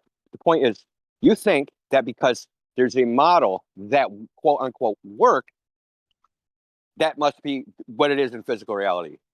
Is that right? Yeah. Okay. So we have a model of the planetary motions called epicycles that work better than Kepler's laws. Okay. And this is what they use in planetariums to show the motions of the planets on top of a little dome, right? So because that works and it's more accurate than Kepler's laws of planetary motion, is that the physical reality? I don't know, maybe. So epicycles are circular orbits with the planets doing a little circle on top of that circular orbit. So it's like a little wheel spinning on top of another little wheel. So according to your logic, that this is what must be physically real, what the planets are doing physically in space. So we have lots of I was examples a of little this. lost on your explanation here. I get what you're saying. All right, So sure. in Maxwell's equations, electricity and magnetism, his model for the one we use today to make predictions about what electricity and magnetism does, his model was based upon a physical ether with mechanical little balls, little subatomic mechanical rolling little balls rolling against each other in an inelastic medium. It was a mechanical model, and this was his model of from which he derived all the equations for electricity and magnetism. Like I said, using your logic, because he came up with a mathematical model that those physical balls are real, and out there somewhere is a bunch of little indivisible, little teeny infinitesimal balls rolling against.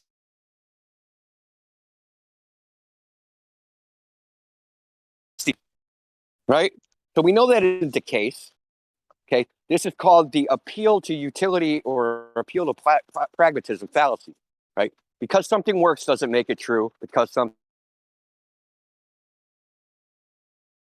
Yeah, I would say that I would have believed in all those models till they were replaced with something with a stronger utility. I'll bite that bullet. Yes, but utility doesn't equal truth. It just means it's useful. So we can create, and we do it all the time. We make useful mathematical models to make predictions about reality based upon data fitting, right? And we can come up with geometry, we can come up with higher dimensional surfaces, whatever we have to use, right, to make accurate predictions. That's all we care about. That's all we care about. We don't care about any of the other stuff. The philosophy, like what is actually real, we don't care. We're just trying to do something. Right, you can model refraction different ways. You can model quantum tunneling like 10 different ways. We can come up with crazy mathematical models that make predictions. Doesn't make any one of them more physically real than the other.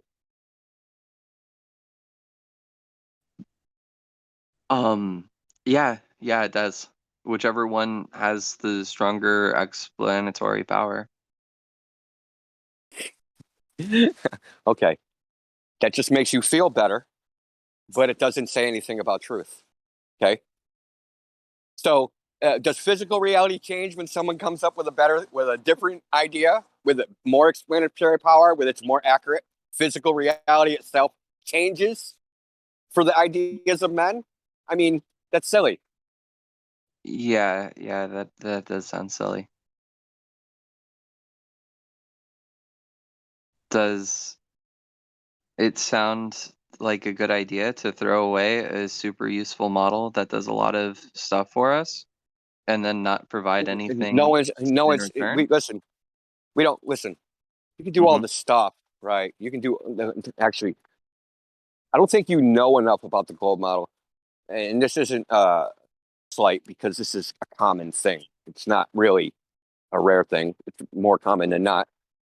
In fact, it's way more than the rule. I would say 99.9999999% of the people don't know the globe model, predictions versus observations, and what the difference is to any degree at all. They don't know at all.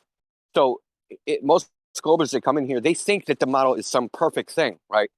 That we make predictions and that they're 100% accurate. I have people come in here and say, yeah, you can predict eclipses down to the second, and we can do this and we can do that. No, in reality, that's not. You know, the sunrises can't even be predicted within a 5-minute accuracy. How long's the sun been coming up? No, they cannot. Why would you say that? Because I can Google it and I know exactly what the Did you sunrise and listen? sunset of anywhere on the world Okay, is. Oh my God, listen, because I can Google listen, it. listen. Go into Google. Okay, I'm here. Listen, Google I a am. scientific study that has observed sunrise times and tested it against predictions of the model. Is that what you have? Is that what you're Googling? Right? So you have a model that makes predictions, and then you have to go out into the physical world to make observations and compare the prediction to the observation. That's what I was trying to say about your image that you messaged me about Aristophanes. It's the same exact thing I was mentioning about that. And I put the image in there again. Well, for the record, it Look, was. I'll be right back. I got a phone Dauntless, call. This and I person's only. blowing up my phone. I got to get off. I'll be back. All right. Good luck with your phone call. I only jumped in chat because I felt like, Dauntless was really getting kind of roughed up, and I was like, "Oh man, I got to defend this kid." But like with the USSR and USA.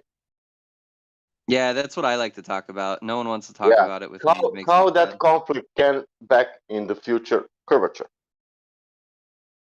What was that, my guy? How that conflict or whatever that was can put in the life curvature, that we can see the curvature. I mean, they both went to space. I They have both have photos. okay, they both go to space. How that things that they both go to the space will show the curvature? Well, they went to space and saw that it was curved. Okay, why is that not in reality? That is reality. I don't know what to say to you, Okay, Sasha. but radius it's almost 4,000 miles. What's 4,000 miles? Radius of the Earth. Radius That's of what. the air? Yeah, that's what we see from the space. I thought the radius of the Earth was 8,000 miles. I don't know anything about this. This is diameter then. You 8,000. don't know nothing about this, and you know that Earth is curving. I don't know, man. I just go with what they say, and I'm trying to talk about why Okay. both of the Okay. national That's superpowers what it would lie to sounds me. like. Most of us go off what they Yeah. say.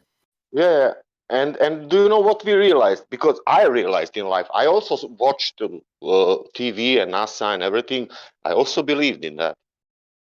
But somebody showed me on the Earth, on the ground, that we have not curvature, and that's somehow strange. And do you know what? It looks flat. It's not curving anywhere. That's also interesting.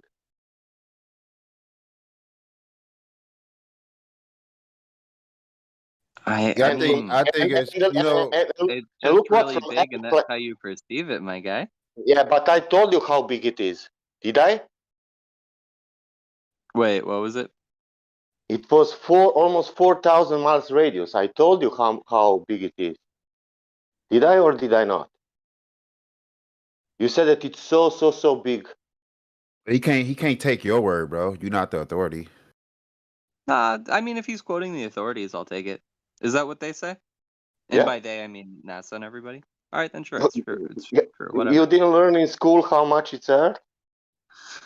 I mean, they probably told me. I just didn't pay attention. I don't like science. Okay, do you know circumstance? Do you know how it's or how you say it in English? My English is bad.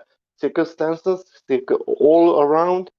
Did you know Sasha, that? I think your English is pretty fine. Yeah, yeah, they do. And at least I knew it that it was 40,000 kilometers in my life. At least I know it that. I didn't know radius also in the past, but I find out it's written everywhere on Google. That's easier to find than, I don't know, any kind of citation. I'm sorry. Can you say that again? I wasn't paying attention. I'm saying that radius is easy to find. It's 4,000 miles, and when we measure that on the water, there is no drop. Oh, I mean, there is at a certain point, not Yeah, but there is immediately. there is not. That's the problem.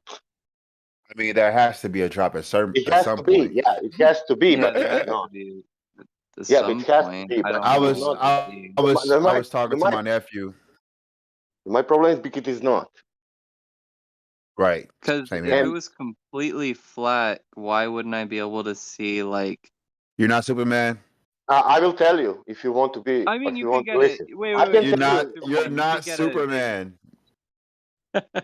flat power. You could use a No. What big. was your question? I can answer you very honest. No, my Okay, cool. nephew. Go My for it. nephew got the same. He's the same thing, man. Why can't I see China? Like, dude, really? Oh I can man. But answer. at a certain point, Do you you know would see why? like the Do you know? tops of Do you know buildings. why? Do you know why you cannot see? Why? Because of angular resolution, man. That's so easy to understand. If you put brick on 10 meters, you will not. You will see. You put on 20 meters, you will see. If you put on 100 meters, maybe you will see. But not because of curvature, because of object is so far away that you cannot see anymore. Your angular, how to say, resolution is so low that you cannot see. You understand that? Like in hole, you know. It makes You have sense, some, but you have I some mean, vanishing point, you know, and that's it. And we have no technology that we can see maybe three. What was the photo? 250, 70 miles, not more than that.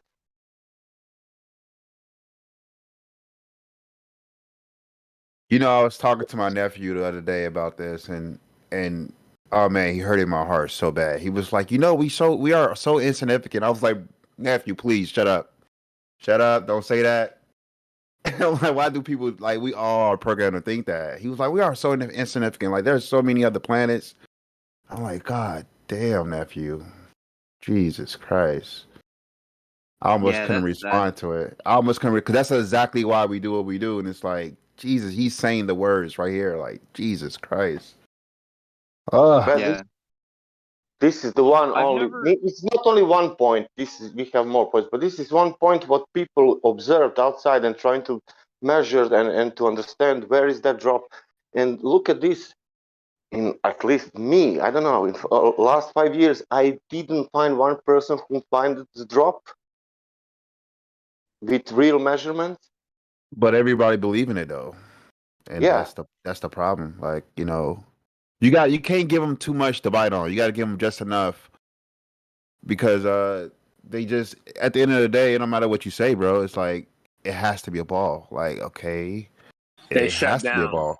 They shut and down like and that's the immediately. problem. That's the problem I was having with my nephew. Like I just stopped giving him stuff to bite on. I was like, all right, let's just stick around. Let's stick to the 5 things I said so far because I think that's enough right there. And he just, oh my god, oh, it hurts so bad to talk sometimes to these people, even family. I know. Jesus, Jesus. That's a shame. I know what you guys mean. Every time I go on like some anti-capitalist rant, everyone around me just the way they buy into propaganda just breaks my heart. Yeah, it hurts a lot. It's like wow. I mean, I think we need to stick to globe globe Earth proofs because if you see it from that way, it's easier to see the other way. And that's what I was trying I to do. You know I why? feel I like will tell you I'm being something so because honest with that's you happening guys every. Sorry. when I tell you that like if you could convince me to not believe in all history, if I could get behind the conspiracy of it, I could start to care about the science and stuff. But like, as long as I can trust that the USSR was being honest about it, as long as I can trust that the USA was being honest about it, the two strongest countries that have ever existed in all of human history who absolutely vehemently despised each other more than anything else. In fact, they despised each other so much, it's why the USSR collapsed, right? Like, this Only is if you like want to think. the Only if you want to think founding like of that. history. That's a very good post-truth argument, but that's Oh, you have to like see a video or something of them like trying to deceive you and lie to you. Like, oh shit, now I can see it, and then look into it, or is that what it is? So No, you're I like mean, I don't like you're the United States, and I also don't like the USSR, but I Well, don't see them did you feel it? aligning Did you with this feel? thing. Did you Look up feel it in my voice? ODD. Look up ODD. He got a bunch of videos of like people on the ISS faking shit. Is he on YouTube? Yeah, he's on YouTube. Yeah, YouTube is not the same the way it used to be. I used to recommend people to go to research YouTube, but no more. Nope, I don't do that. I give specific channels now, like ODD is a good one. If he has like a specific video to watch, I'd love if you could like yeah, send it to me. yeah. If I can put it up, or if one of you guys can Yeah, put it yeah, up. take your time, man. Yeah. Let me look for it.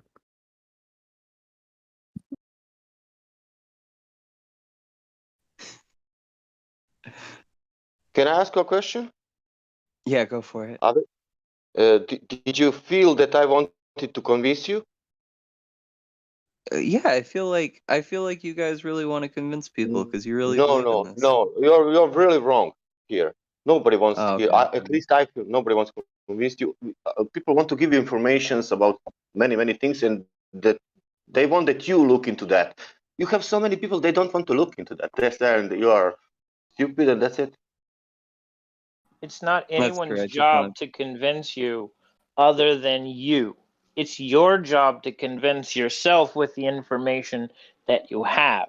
It's up to the scientific method for you to use that method and pit it against the information to see what information is true or not. But you're talking Yeah. like, hey, I'm a dog trainer, but I've never seen a dog. I've never trained a dog. I've never read any books about dogs, but I know that I am the best dog trainer in the world. Well, that's a pretty big straw man of what I believe. My example would be I've never owned a dog, I've never trained a dog, but all the dog trainers in the world are saying this, and I want to know why not to believe them. So here's what you're doing, dude. What you're doing is like you're in a court of law. You're the lawyer in a court of law, and you're saying, Your Honor, I know we have this murder scene here. We have all this physical evidence here. There's blood on the knife, fingerprints, circumstantial footprints, like all this information that links this suspect directly to the crime. But, Your Honor, we're not going to look at any of that. We're only going to look at the motive. We're just going to forget about all this evidence and look for the motive first. Yeah. Does that make sense? Yeah. Why would somebody kill him because he was so good and everything was great? And why? I do like this court case analogy because motive is super huge in court. It's the difference between first degree and third degree manslaughter. Dude, So, it's not relied on to make a judgment, though. It never is when you have physical evidence. So we're giving you physical evidence. Listen, hold on. We're giving you physical evidence that you can go out and check yourself. All we're doing is here, we're not trying to convince you of anything. I could care less if you're convinced. You need to be able to take the information, and we're trying to tell you to think for yourself, to take the information we've given you, go out and check it yourself and see if it matches what the authorities have given you, because we found that it doesn't match up when we go check it ourselves. So we're telling you to think for yourself. And a lot of you are all coming here saying, look at you people, silly flat earthers, telling us to think for ourselves. How could you do something so stupid? You see how ridiculous I hope that I sounds? didn't. I may have gotten a little heated in this conversation because Not I feel you. like my He's character talking No, about saying the not exactly typical. not you. Okay. Yeah, you, not bro. you personally. That just in general. So you see, that's But hey, No, who? I get that. Yeah, I get that. I used I to be in a posted vegan server, and there I was a lot of posted a people like video that. in a I think chat, it's just the whatever. internet. Oh Yep. shoot! This NASA fails. Yeah. I mean, that's just a couple of seconds of me just researching it on his channel. But after years of looking at this stuff, you're not surprised no more. You're like, all right, I get it. They lying about it. Like we're at that point. Like we don't really. This for you, really. Like just go look at it, and if this is gonna give you a reason to investigate, that's good with me. I will give him 6 hours if you want. You want? What was What's 6 up? hours? What? 6 hours of NASA beautiful thing. Yeah, but you only with his standards, according to his standards, like all he need is a couple of fake videos, and he like something he can tell that's fake, and that's good enough reason to go investigate. A lot of people just need they so interested in a motive, like for some crazy reason. So just check I out that don't know. video. The motive to me just feels so big. I want to know why the two strongest superpowers who vehemently Look at hated this each other people. both I agreed want to know about the also that. timeline. Look, look, you sound kind of young to me. I don't know. I'm not going to make any judgments on that. How old are But you? well, we don't need to talk about that either. So, All right. So age doesn't matter. so, Get that out of my so face. if you start looking into like this creation of countries, who are the people in charge all through the timeline of this whole thing? So then you have to, like, I ask myself the question because I know about the Rothschilds, I know about Rockefellers, the Carnegie, all the barons, the robber barons, like through how industry they became the richest people known, how the occult runs through those family lines. Like if you start looking into that, you see how every war was profited by the same families, both sides of every war since before the revolution were profited by these same families. I Then you mean, start to absolutely on understand both of sides how of this every whole war. thing was, listen, how the whole thing was created for you to make you believe that there was this rush. I grew up in that age that supposed Cold War was created by the world bankers.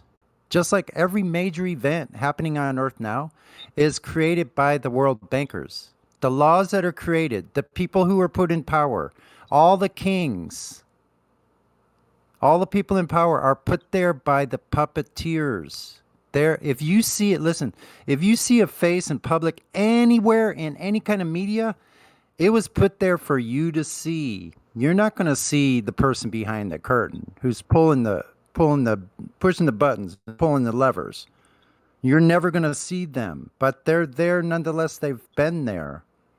So when See, you this start is looking what I into need to this all is of what I these need to things, see. I need to look at this information. This is the dude, kind of Sunny, conversation I need to listen, have. go look. Listen, I start looking told at how y'all. the I said monetary it. system. I Look, tell said them it. how the monetary system was created, like who that was created by. Go look up the creature from Jekyll Island, how they railroaded this phony bill before it was ratified by the necessary number of states and put through in a Christmas when everybody in the Senate and the House was off on vacation, and killed off some of the last descending people with the sinking of the Titanic. Start looking into timelines, man. I'm telling you. It has to do with the money. If So you follow the money, you'll find all the motive Hey, you need, but you I have to got a start question. looking. no, I Sonny, got, I agree because as I said, I'm a anti-capitalist, and I think that the bourgeois have a vested interest in each other, right? I can get behind all of the follow the money stuff. It's when things become unprofitable that I don't get it. Why would you do something unprofitable? Because when you have all the money and you own all of the property and you have access to all the resources, what is left but the power itself?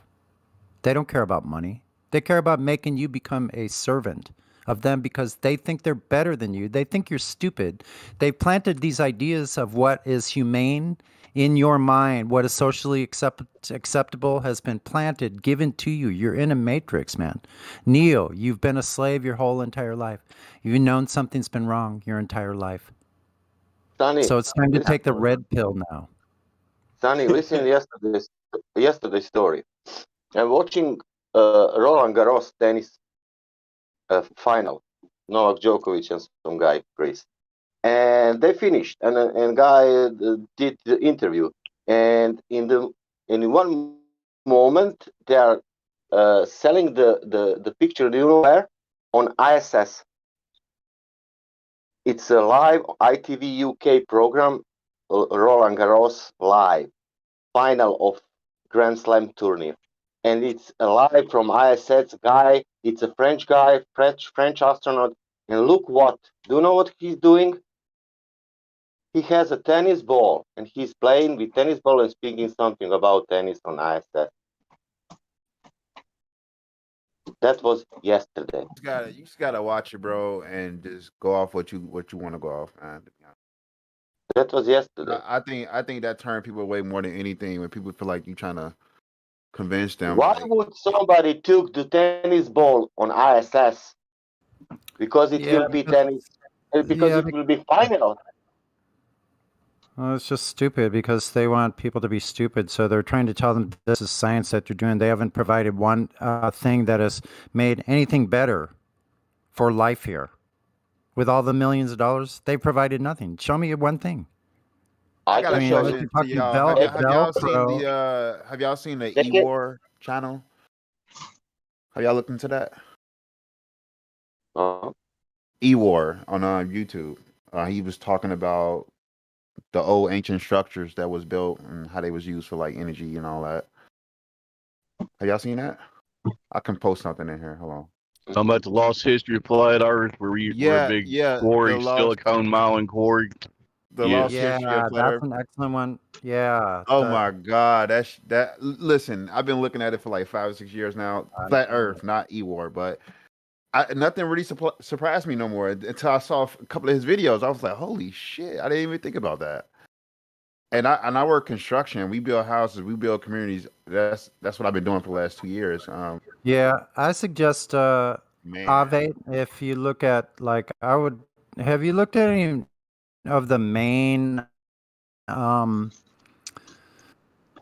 Earth like videos? Seen any like Eric DeBay, like the first one, 200 proofs. Like a lot of people have seen that, and when you set out to try to provide a contrary explanation for any of the premises, there may be some that none of us are going to be able to verify or validate, right? That's going to be true with looking up things at the sky, like looking at things like that. But the things about actual what's going on the ground floor here on the surface, such as canal builders, railroad builders, sailors, lighthouses, like look into those basic things about what's going on foundationally here. You start getting to the point where you're like, I couldn't refute that. I can't show any distance that I can look over water where it has any of this curvature that they're claiming. So something's seriously wrong. And then look at infrared photography from like hundreds and hundreds of miles with flat water in view and the mountains and the foothills before it and everything leading up to it. You start realizing that no, what they told us is seriously in doubt.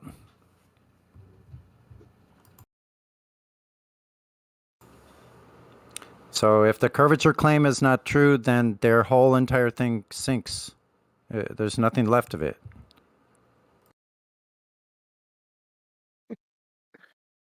That's true. That's true.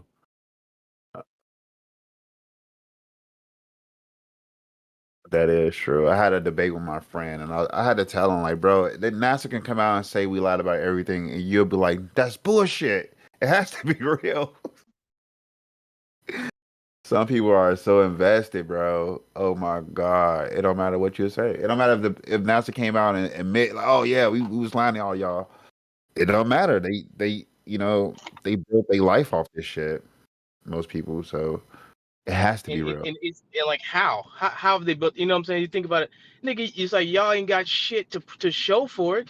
But my friend, he watches like Dragon Ball Z, and he watches a lot of space anime. Yeah, dude, I'm into all and that would just crush him if the authorities came out and was like, "Yo, that's a lie." He would not accept that, like, because he built like everything off that, like, pretty much, and that's just a lot of people. I'm into all of that shit. You know what I'm saying? But I know I'm like, because the thing is with me, I question it based upon technological advances in every other thing, right? So our phones are just getting crazier, our televisions, our cars, dude, we're all look at all the shit Tesla can do, but NASA ain't done shit for fucking almost a century. You know what I'm saying?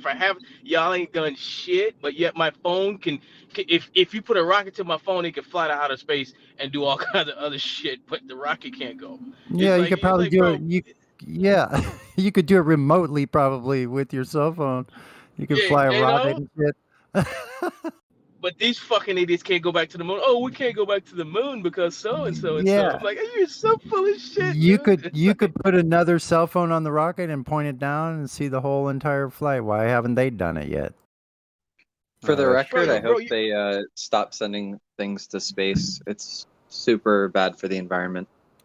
Yeah, what space? shut up, dude. Shut up, bro. Anyway, so like your phone, the advances our phone are in that inside the phone are unbelievable. Like, all right, so I use my TV to stream, right? So I wanted to stream this live feed, this live thing I watch, and I'm like, wait a minute, why the fuck can't my TV do it, right? So I'm like, all right, this is weird. So I call these motherfuckers, and I'm like, hey, why can't I stream this on my phone? Oh, it doesn't have a, was it Real Player or something? Like, it's a $2,000 fucking TV. How you mean it doesn't have a Real Player? I'm like, I could put, you have it in the phone, but you can't put it in the TV? I'm like, all right, so what TV do I need to buy that can do that? Oh, we don't make any. I'm like, are you fucking kidding me? I'm like, I could buy a $10,000 TV and it cannot stream? I'm like, are you fucking kidding me? Like, bro, I'm like, wow, it cannot stream live feed somebody from their home streaming something live. You can't stream that shit on your fucking TV, but yet you can watch Netflix and all that shit. So they're obviously blocking it on purpose. So the technology that these guys have is just mind blowing. But you're telling me you can't go back to the moon, but you can go to Mars, right? How the fuck does Not that make only they sense? can't go back to the moon, they can't build some of these fucking structures that was built long ago that these cavemen built. They can't do that. Well, no, but that's what they tell you. That's what they tell you. That's what they tell you. No, Because no, if they're they have think never about it, done it. They never built. They never no, built what I'm things saying, if like. they were to admit it that they could, then that would blow the shit wide open. Because if they could admit, How if they come? would admit How that come? they know this shit, because the thing is, if the technology is there, all you have to do is reverse engineer it. You understand? That's all you have to do. Like, Right. oh, how'd they make this? Oh, all right, just break it down. I mean, most people that became mechanics learned with their parents. They didn't go to school for that shit, and they started from backwards. They worked their way backwards on it. Your dad say, "Hey, Yeah, but some of the things crank this like wrench." You know what I'm saying? these old fucking structures, they like it's no way we can do it with the technology we have today. That's why we don't do it. But see, that's what I'm saying. I don't believe that, dude. I'm just saying, but I don't believe You because don't. the Oh, so thing you is, believe? So all right. So you believe they can do it, bro? yeah, I believe they can do it. I just believe they Why? hide it Why? because that's how they stay in power. Because most of that shit is for like, it's free energy. A lot of it is like if they the shit like what Tesla was actually doing was to provide free energy for everybody else, right? So they stole all his technology and now they fucking usurped his name and put this douchebag on face on top of Tesla now. So now you don't even think about the real guy. You think about fucking corny ass Elon Musk, who's just some puppet. You know what I'm saying? So it's like they hijacked the guy's name. Get the fuck out of here, man. I mean, like, dude, they change everything to fit their frame of reference, to fit their model that they want you to believe in. That's what they do. That's what they've been doing. Exactly. Because those in charge don't want you to have free energy, right? Like anything that they could give the working class, they absolutely do not want to give you. Yeah, dude, No, completely. I know that's how they that. stay. I mean, I know that. I'm just But that's how they talking. remain. That's how they remain in control and in power because they keep us down. You see what I'm saying? If they made everybody equal, then they couldn't stay where they are. They couldn't have they couldn't do their. Basically, they couldn't. It's like your boss, dude. Like how much money is he making for the business, and you're getting paid like $15 an hour, and this nigga's taking trips and shit. You know what I'm saying? But your Right. ass is fucking busted ass. That's what they do. You see what I'm saying? They can't stay on top if you ain't on the bottom. You know what I'm saying? Literally, that's how they see it to be right. It's like if you're part of a kingdom, you know, you live in a kingdom, you have your paupers, you have this, you have your princes, you have your peasants. You see what I'm saying? It's a classist system. So I mean, they have to remain that way. So they're not gonna give us any of that shit. Fuck no. They never will. Absolutely.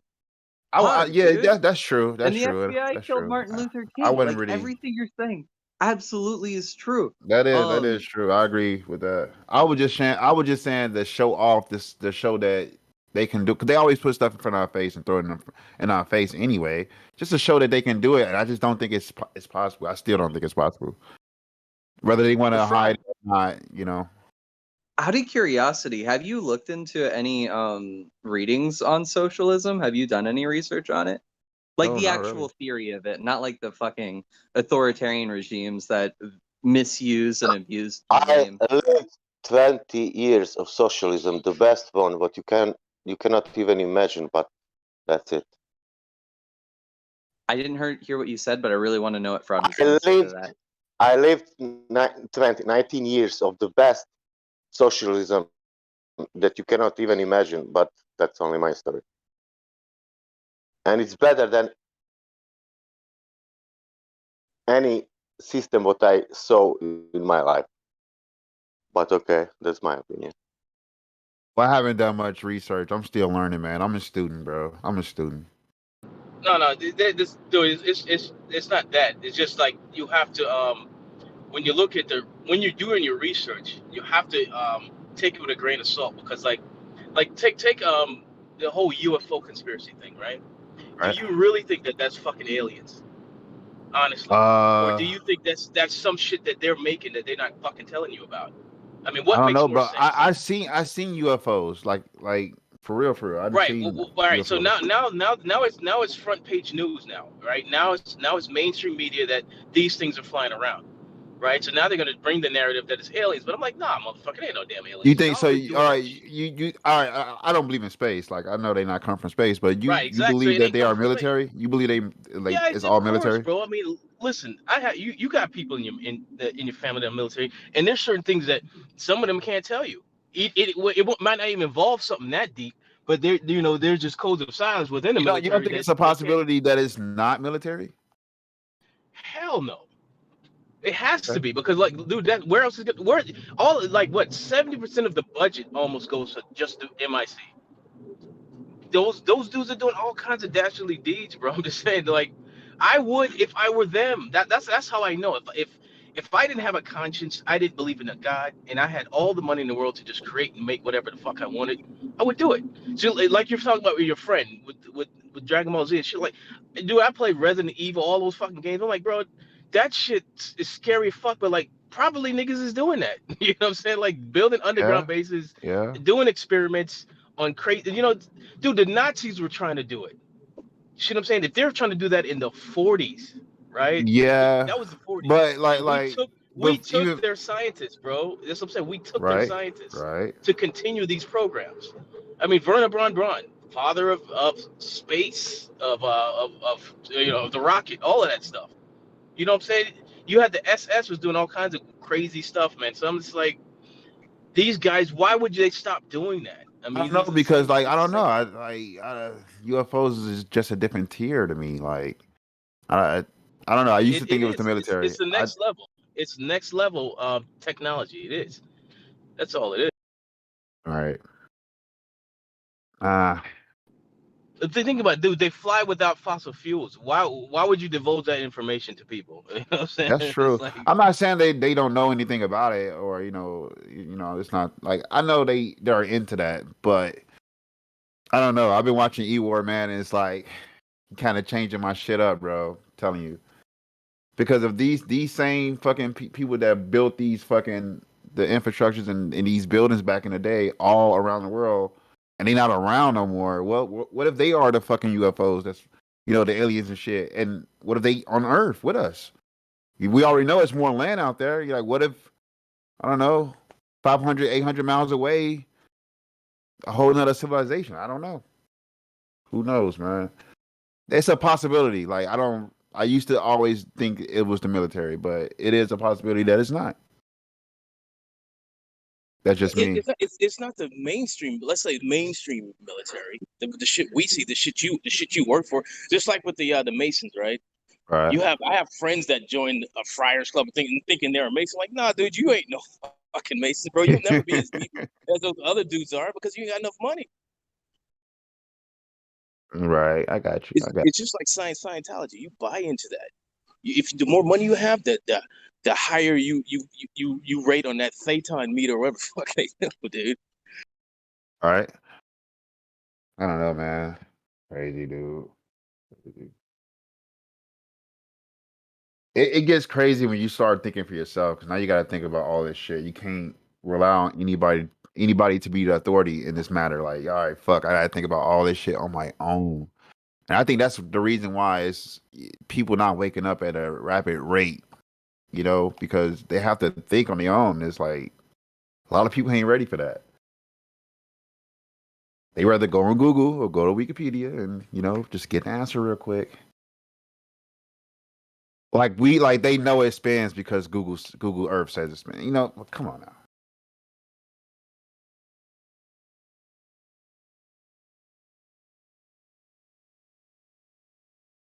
I don't know, man. I feel like we should have been learning some of these things when we was kids, man. You know, we'd be so far, like we'd be.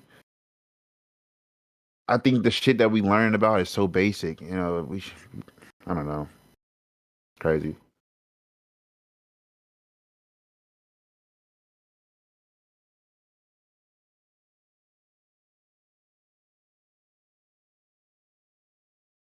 Like in history when they were like, oh, the pilgrims came over and the Indians taught them how to plant corn. Yeah. Yeah. Just ignore the most gruesome fucking genocide of history. Like, come on. Martin Luther King, the FBI wrote him suicide notes and sent them to his house. Someone else killed him. Uh-oh. Like, come on. Somebody else killed him. You're right. Yeah. Powerful man. Powerful man. They smart too. They knew he was powerful as fuck. They were like, nah. It just wouldn't work. Same thing with Tupac and Biggie. It just wouldn't work. They're just too powerful with the voice. Their voice is just too powerful. I never really got into rap music, but I've heard that Tupac's lyrics were really based. I should really listen to him sometime. Yeah, like he was talking about the government, bro. He was talking about how they was trying to kill us. Like he was exposing them, like really like not giving a fuck about it too. Like he was really exposing them. And they was like, hell nah, we keep letting this shit go on. People would start thinking about it. You know, just go back and listen to some of his music, man. Some of the shit he was talking about was so fucking deep, bro. Yeah, I really should. Hell yeah, dude. I don't know, man. Just a powerful voice right there. What's that? What voice? Tupac and Biggie. Some of the shit Tupac was saying, like even his interviews was like, wow, this dude is just not a gangster rapper like this. Like he's fucking smart. No, but did you see the breakdown on him? How he became part of the whole system. You know what I'm saying? I saw a video on him how he became part of the whole systems. And so that's the thing. Once you From his perspective, brother, from his perspective, he was part of it, but he didn't really know until they was like, well, we want to fuck you type shit. He was like, oh hell, okay, I see what y'all doing. And that was you get caught up. You get caught up. He got caught up in the beginning, and then he couldn't get out. Yeah, that's what happened. Exactly. I don't think initially he knew what was fucking going on, like until like it was like a little too late.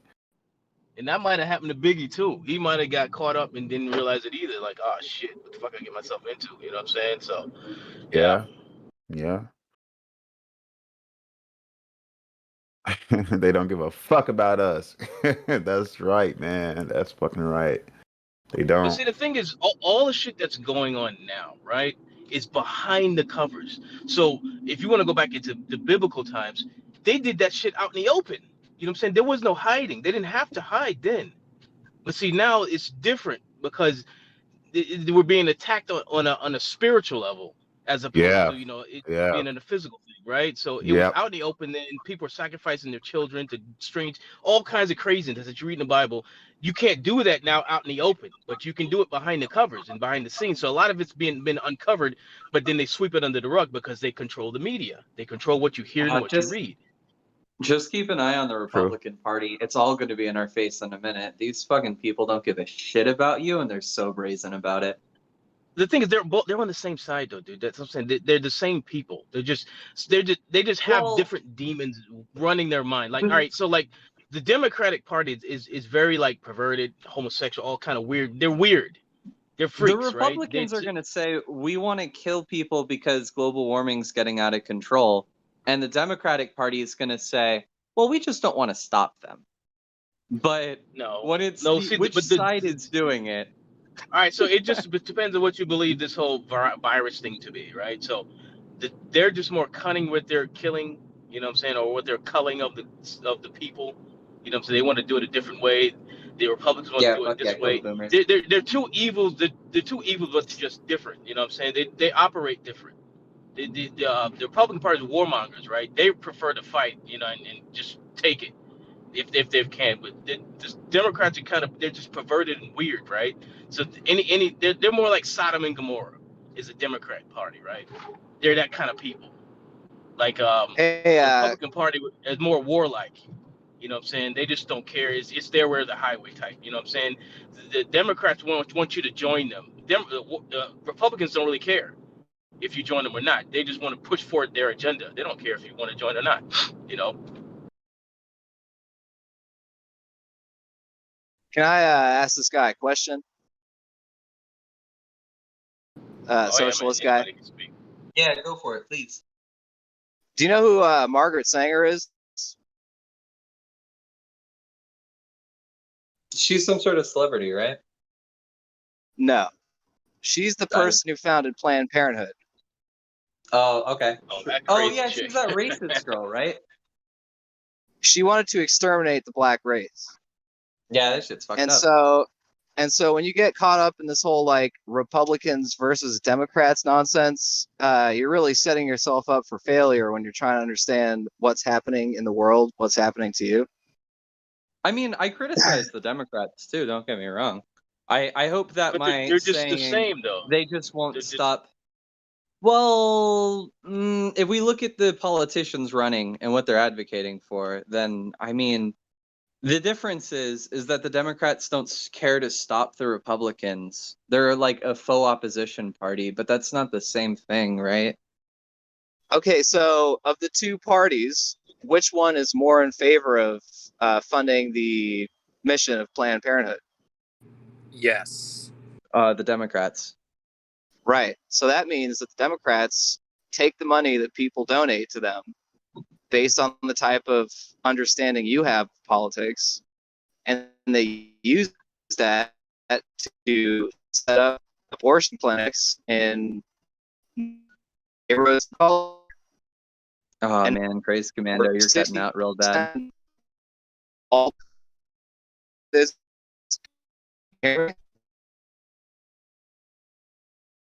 Hell.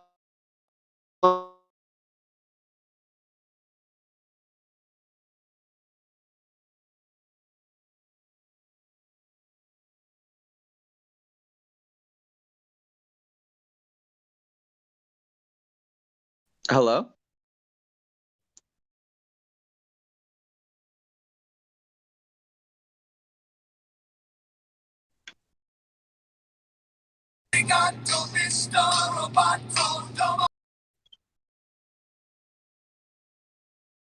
Dude, Styx is great. Creation Bear, the next time we yell at each other, we can at least have solidarity that we both like Styx.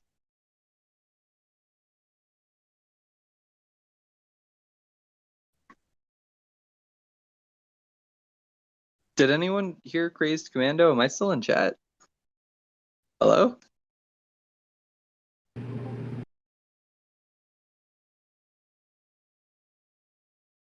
Yeah, I hear you, man. All right, cool. I take it nobody was able to make out what he said through his like glitching out. I thought it was me. Thank God. I jumped in and jumped back out. I thought maybe I was fucking up. So it wasn't just me. Yeah, I was worried it was just me because after he was glitching out, nobody said anything, and I was like, "Wait, guys, please! I don't think it was me. Could have been." Well, I guess we'll never know what he said.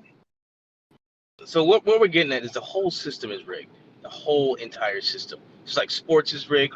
All the crap we watch TV is set up. It's a setup for you to control your mind. That's all it is. Once you understand it from that level, then you can see through the curtain. It's very easy then. Once you understand the whole, because you can't lose your mind and think that you can go insane, because you still have to live your life. You still have to go to work. You have family. You have a girlfriend. You have kids. Or what if you have kids? You have a dog. You still have to live life. You can detach yourself from all of the mainstream skullduggery, you want to call it, all the foolishness, Once you understand what it is and what it's trying to do to you, then you can just cherry pick what you want to listen to or watch, because now you know where to get your information from, and then you can look Well, at the that's rest where and see everything how you the said right advancement now, of the system is going. It's like every now and then Fraud, I'll watch to see that's what where they're I'm doing. You at. know what I'm saying? That's what I'm trying to explain to you. Fraud is I already believe that you know, the bourgeois, those that own capital, have a vested interest with each other to try to make sure that they keep capital, and they try to separate the workers from the means of production so we can never build something up for ourselves. And they're going to band together, not even consciously, even that there's certain like people who just identify with them and fall into their narrative, and they're going to use this to push I mean, at some point white supremacy, and they're pushing fascism on us. They're going to take away our freedoms. They're after our guns.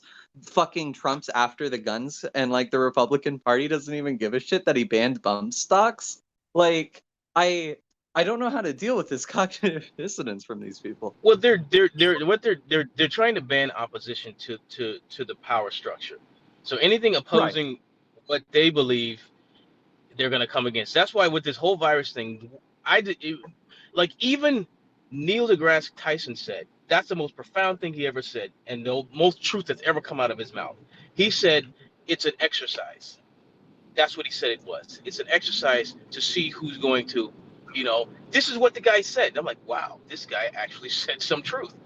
And that's when I realized that, man, when you got somebody on that team telling you exactly what's going on, and he's really deep on that team, then you should listen. So that's what I'm saying. So every now and then you should listen, because they'll give you a bit of truth, so you can fill in the blanks of the puzzle that they've scattered all over the place, right? So when you learn that, what they're trying to do is trying to find out who's going to oppose them and who's not. So once they can separate everybody, is when they'll sink in their claws. Once they know who we are, then they'll come after us. Because once they start turning our family members and shit against us, dude, that's when you're gonna have problems. You know what I'm saying? Right now, because like I got family members and they believe a certain thing, and I'm like, damn, y'all niggas is fucked up. But eventually, those motherfuckers are gonna turn against you. You know what I'm saying? They will. I'm just telling you. That's it's happened before. That happened again. You know what I'm saying? That's just gonna happen.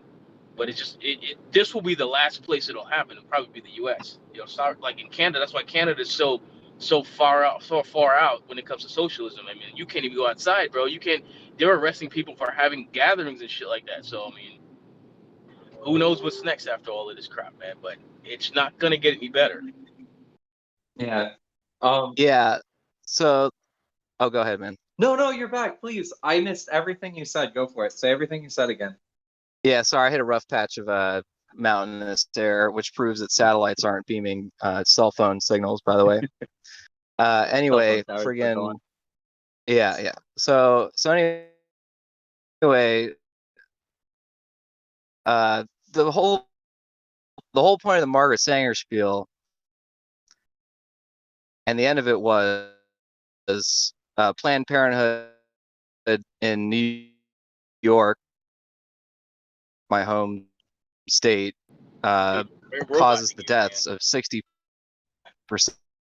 You're glitching out again, Commando. You're glitching again, man. Closer to mission. I'm still roboting, glitching out again. All right, I'll be back when I'm close to my Wi-Fi. Wait, so all right. Did I talk and nobody heard the fuck I said? I heard you, Fraud. He was glitching again, wasn't he? Yeah, he started glitching again. Yeah, but anybody who believes the Republican Party and the Democrat Party are different on ideals and ideology is sadly mistaken. They just present it that way, but they're all about power control. So either and divide and conquer, right? So that's all they do.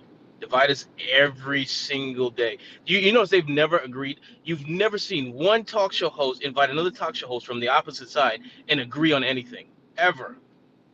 It's classic divide and conquer. You would never raise. No one would ever raise their children like that, to fight like that. Especially you don't want your children arguing like that, right? It's like why are you guys so opposed to each other? You tell me y'all can't agree on one thing y'all can't agree on, not one thing. They're just constantly bickering and fighting. So obviously it's done on purpose. You see what I'm saying? Because there's no way human beings would act like that, especially intelligent ones. Most of those guys are lawyers. They used to be a magistrate or a judge or something. These are the people that we're supposed to look up to, and look at how they portray themselves on TV. That says volumes. You know what I'm saying? It's ridiculous.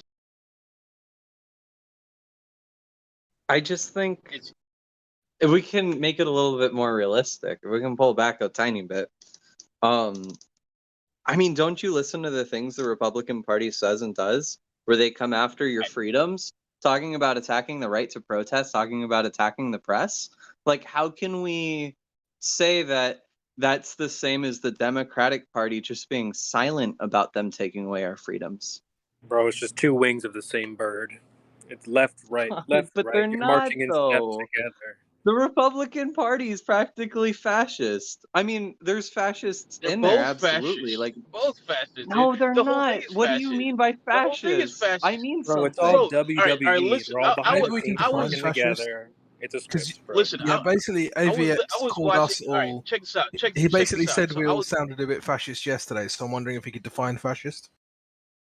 Yeah, sure. I would. It's gonna take me a minute to explain all 14 points. Has anyone heard of the 14 parts of Umberto's fascism? I've heard of it, but I wouldn't know them off by heart. All right. So, I mean, do you want me to explain it? Is this what we want to talk about? Yeah, we got time. We got time. Might as well just go through it. All right. Cool. Because I do want to defend at least a little bit that I think that the Democratic Party is not stopping fascism. They're not anti-fascist, but they're not explicitly fascist. So the 14 tenets of fascism, and in Umberto's essay, he says that if any one of these elements are overly represented, that alone could be fascism. I think that's a little diabolic for my taste, but I think the rest of what he states here is a really good measuring tool for fascism. This is also why I would call like the USSR red fascist. Like, I don't think that by any means they would be considered, like, the workers didn't have the means of production. They definitely weren't socialists, but whatever. Okay, so we're going to go through these 14 points. I'm sorry that I'm going to have to ramble on for a minute. If you have anything to say, please write down your complaints, and I'd love to address them at the end, okay? So point number 1 is powerful and continuing nationalism. By what that means is, I mean, not just blatant nationalism, like, oh, we love America, but like, America is the best country, American exceptionalism in this point would be like fascistic, but not inherently fascist. It's just a tenet that could be linked to fascism when I say that's fascistic. Disdain for recognition of human rights. This would be stuff like attacking. I'm just writing these down. Okay, so the first one is basically over nationalism. Okay, yeah, carry on. Yeah, strong nationalism. Number 2 is disdain for the recognition of human rights. That would be wanting to take away the guns, like Trump banning bump stocks. That would be Reagan banning all assault rifles. That would be saying that the press are the enemy of the people. All of those would be very fascistic. Number 3 is identification of enemies / scapegoats as a unifying cause. So if someone says the Jays did this, the Jays did that, that is a scapegoat. That is an enemy as a unifying cause. Even if true, just to like. Well, let him finish his point. I would say no, but he hasn't finished the point. He hasn't actually defined it properly. Even if true, is that? Is it the truth that matters there? I just want you to answer that very quickly. It would definitely be fascistic, but I wouldn't feel comfortable unifying a group of people as an enemy cause. Like, I know that there's lefties out there that say like we should kill all cops, we should kill the bourgeois, like shit like that. Like, that's crazy. I think like even though that you could point and say the police are doing shitty things, I don't think like they're inherently the problem. You should fix the systems that make them think this way. And okay, but I'm just making notes on what you're saying. I'm just making notes. Right, so Is the truth relevant to you with regards to that point? Yeah. Okay, so if it's true, then it's not fascistic. Well, it would still be fascistic. You could be a nationalist. I like America. That's if I were blatantly pro-America, that's a fascistic thing to do, but that wouldn't make you a fascist, right? Do you get that? It's an element of it, but it itself is not the thing. I'm not trying to disturb you as you're saying this, but I just need you to define where the truth matters. That's all that I need you to do. Okay, sure. If it's a yes or no, truth matters. Absolutely. All right. Fine. Number 4, supremacy of the military. I think that's pretty blatant. Rampant sexism. That's pretty blatant. Controlled mass media. There we go. Obsession with national security. That was 4, 5, 6, and 7. If anyone was writing them down. I missed 3. What was 3 again? The scapegoat. 3 was identification of enemies, scapegoats. Yeah, fair enough. I put that in as. Yeah. So all right, cool. So 8. Number 8 is religion and government are intertwined. Number 9 is corporate power is protected. 1 second. Number 10. Sure. So number 10. Sorry, number 9. Corporate power is protected. Corporate power is protected. Okay, number 10. Labor power is suppressed. 11, disdain for intellectuals and the arts.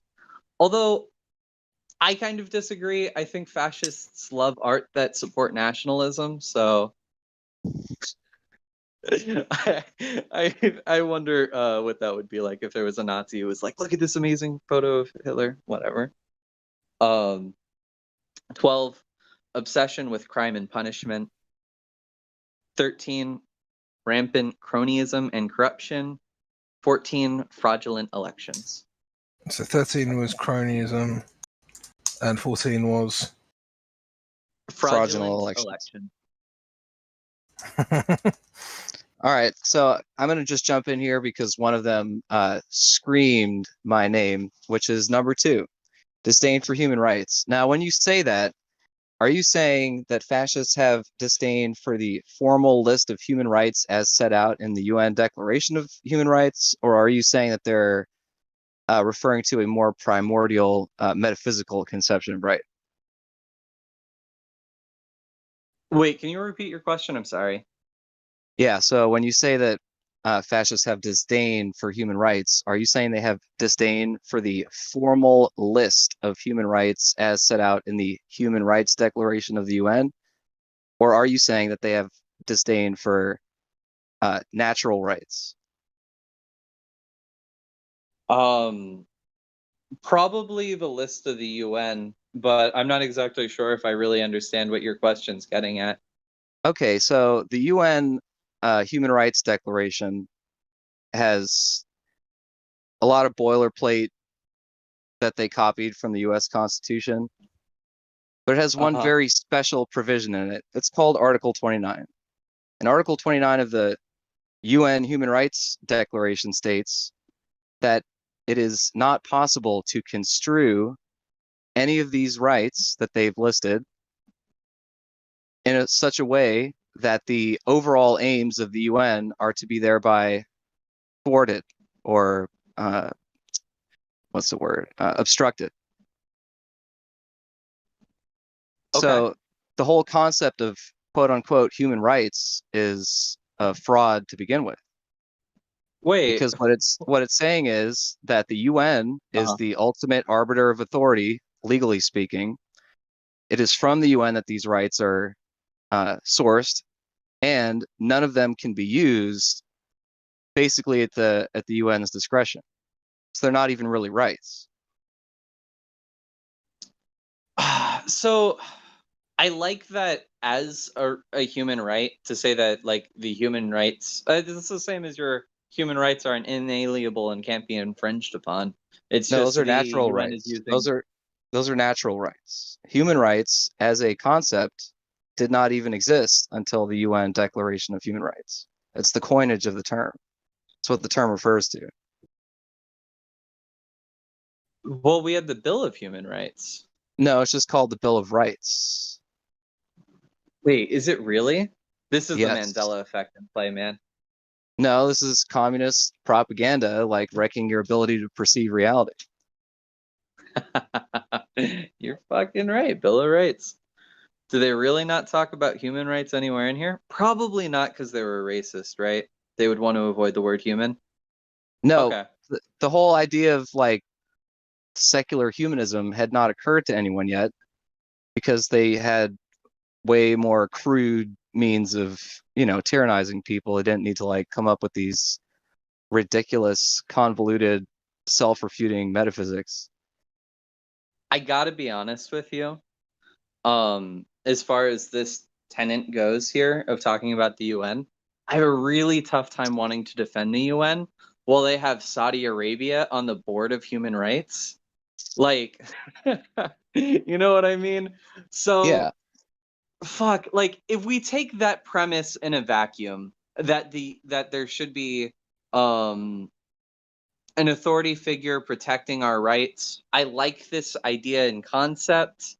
So I don't have an issue with that thing in particular, but with the UN as a whole right now, I think they're kind of just bought out and they're just kind of moneyed interest. So yeah, I don't even know exactly what to say to you as far as like me being honest goes.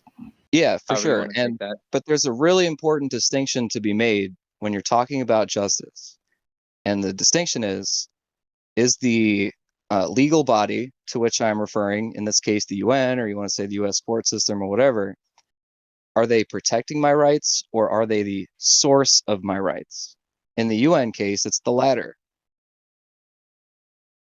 which is self-refuting convoluted metaphysics.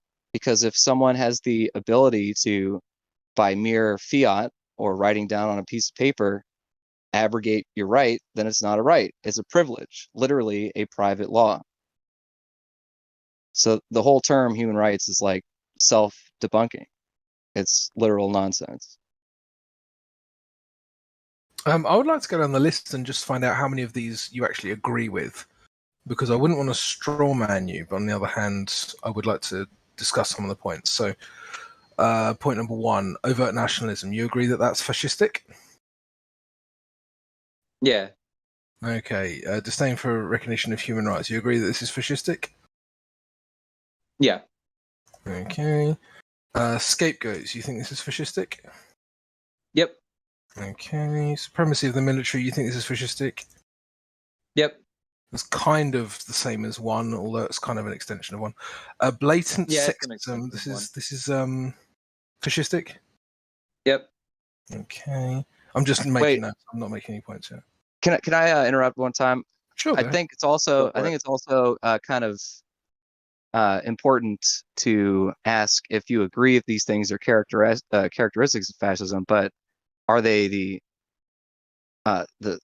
particular to it? Yeah, these are the core tenets of fascism. But when are they I say, particular to this it? seems fascist to me, it's because I'm thinking of one of these 14 points. So you think they're particular to it?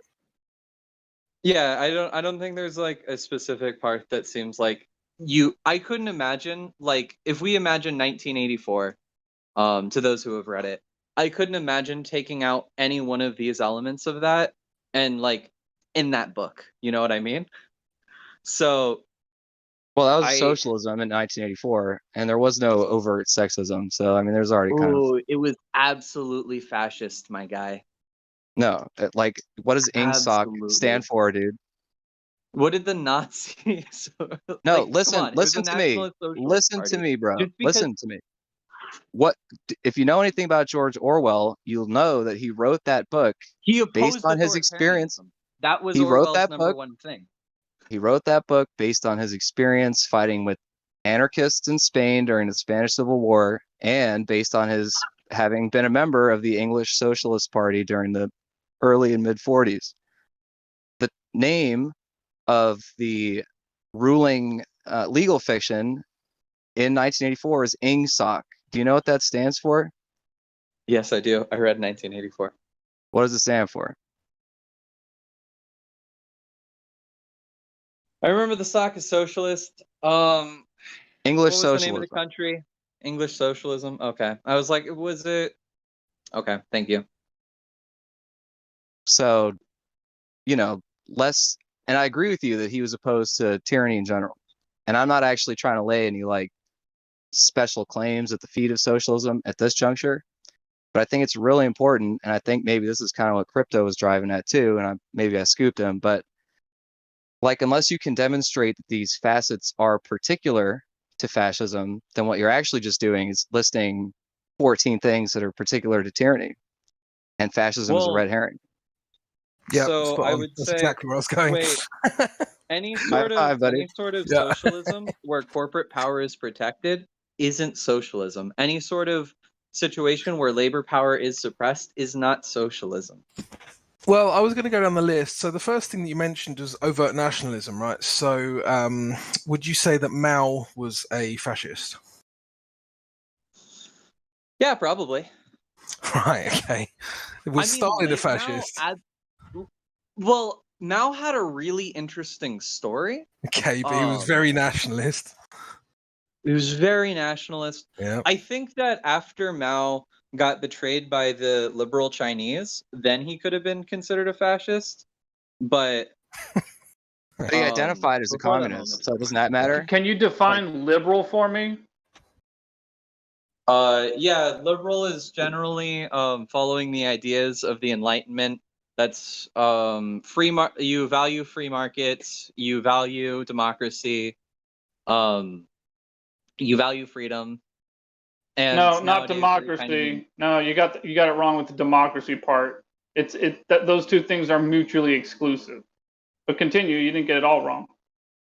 Okay. Well, when I think of liberalism, I think of generally being pro-democracy. Maybe more republic, I guess. So would you call yourself a liberal? Absolutely not, no. No, he's a communist. Communists don't like liberals. Yeah, we don't like each other. Yeah. So because I don't like free market. Well, I guess free markets are okay, but going back down. Yeah. So disdain for recognition of human rights. Would you say throwing people in gulags is not recognizing their human rights? Absolutely. Yep. Fantastic. So Stalin was definitely a fascist. Yeah, I like to call Stalin a red fascist. Right. So is there anyone who isn't a fascist by this list? Let me try to think of if any Republicans really dodged this list. I don't give a fuck about Republicans. Ron Paul. I would like to know if anyone at all dodges this list. I'd like to say that Obama's not a fascist. Oh, okay. Well, I mean, he ticks half a dozen of these. He ticks a few of these. I'll agree. I will tell you, I could be persuaded that Obama's a fascist. I'll take that bullet if you want to argue that Obama's a fascist. No, I just think your definition for fascism is far too broad, and that's you're just doing it for political reasons. What's a definition of fascism that you? Certainly not this one. I mean, I've heard many different definitions of. I think it's actually very ill-defined generally. Well, what did Mussolini? How did Mussolini describe it? He invented the term. Wouldn't it be the merging of state and, corporation? Yeah. If we go with Mussolini's definition, everybody is post World War II is a fascist. It feels meaningless to me. Yeah, but he invented it though. I guess that's fair. I mean, I'll agree that the term socialist hardly means anything. So. Well, there's like a real crucial misunderstanding, I think, that happens when talking about this stuff. And it cuts to the core of all Marxist-derived philosophies, which is this idea that ownership of the means of production is something that can be held in common. Or that the means of even production... more specifically than that, do you know what the difference is between collectivism and individualism? Yeah, I'm not exactly sure where you're getting at on that. Well, here, let me just say this, and then you can tell me if you disagree. Collectivism is a category, and individualism is also a category. As far as economic systems go, free market capitalism falls under the category of individualism. Socialism, communism, and fascism all fall under the category of collectivism. Do you agree? Yeah, sure.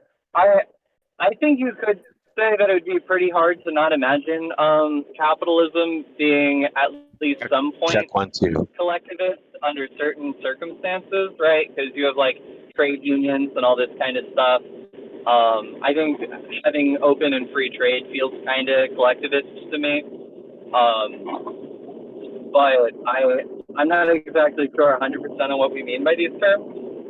But let me just agree with it for the most part. Well, I can clarify it a little bit for you. So individualism means that the individual comes first. You live in a community, in a country, and the individual, the right to the individual and the autonomy of the individual comes before the state and is more important than the state and is held above the state. And then collectivism is the opposite. Collectivism involves no individualism at all. It's where everyone works for the state, for the betterment of the state, and the state dictates how you control your life or run your life. As a communist, I would say that communism doesn't fall under collectivism then, that communism would be way more individualistic than capitalism is. Can you give me a specific example of that in a country in a period of time? No, because communism has never been incorporated in like society. Oh, so communism is just a really good idea, but we've never done it properly. Is that what you're saying? I'm saying that it's really hard to get there because we have to change what people think. We have to achieve communism. You have to get rid of the idea that items are worth anything. So you can imagine that's going to... Okay, hey, wait. Can I have all your stuff? Can I have your computer? Wow. Can I have your car? Give me your stuff. Can I have it? Oh, you know what? When we get to a means in which we have the ability to do that, absolutely. What are you talking about? I think it's a little esoteric for the idea of this conversation. Yeah, wait. Wow. Can I I just? don't really want to talk about communism if you guys don't want to. Can I just? I have questions about communism now. I thought it was about fascism. I was asking about your list. I only got down to point 2. Yeah. It was like we're 12 to go. The fascist conversation. I want to talk about fascism. Let's go. Okay, point number 3, scapegoats. So Marxists don't use scapegoats. Marxists use scapegoats. Sorry? I absolutely believe that. Marxists do use scapegoats. So Marxists are fascists? No, that's a fascistic element of Marxists. The far left and the far right have this one in common. So why would it be impossible to say that actually that's a Marxist trait and that's a Marxist tenet of fascism? Why couldn't I say that? That's a Marxist tenet of fascism? Yeah, why would that be wrong? What do you mean? Well, I just flipped what you said. Well, crypto. I get what you say. So you're trying to say that scapegoating is inherent to Marxism and it's not inherent to fascism. No, I'm saying why couldn't I say that? Why would that be wrong? I would just say that Marxism doesn't rely on scapegoating. Well, it's something that it often does. Are you serious? Yeah, I think that because Marxism relies on the idea that the workers need to own the means of production. There's a lot of Marxists out there that defend the bourgeois, that don't want to do anything harmful, that want to go completely through electoral politics and think that we can vote things through. There's peaceful anarchists out there. But the rhetoric is based on scapegoats.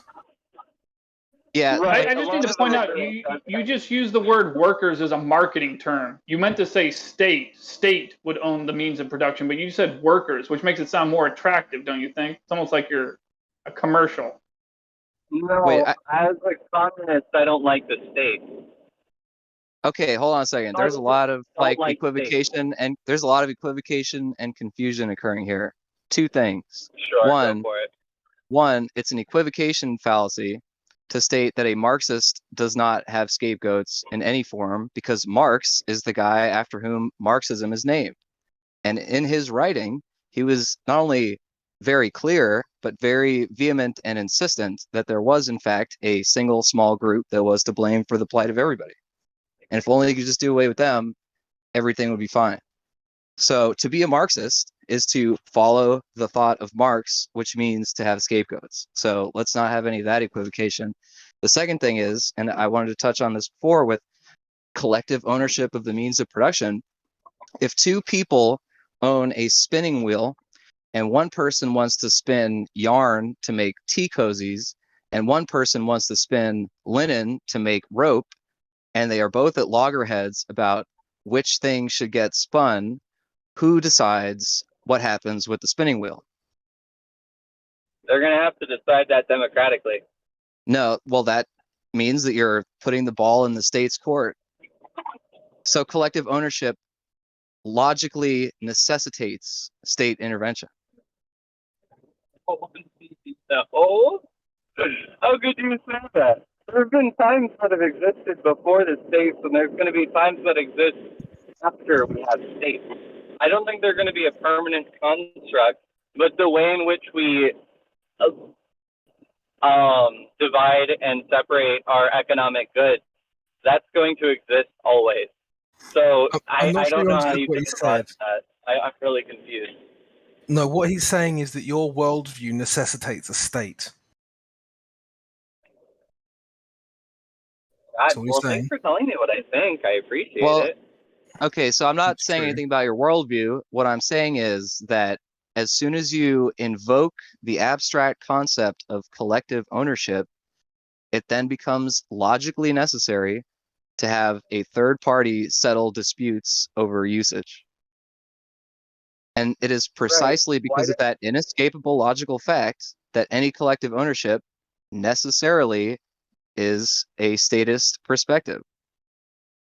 I mean, hypothetically, if these two people with the spinning wheel can't agree on what they're going to do with the spinning wheel, someone else with a spinning wheel, somewhere else is going to make the product, and it's going to get handled that way.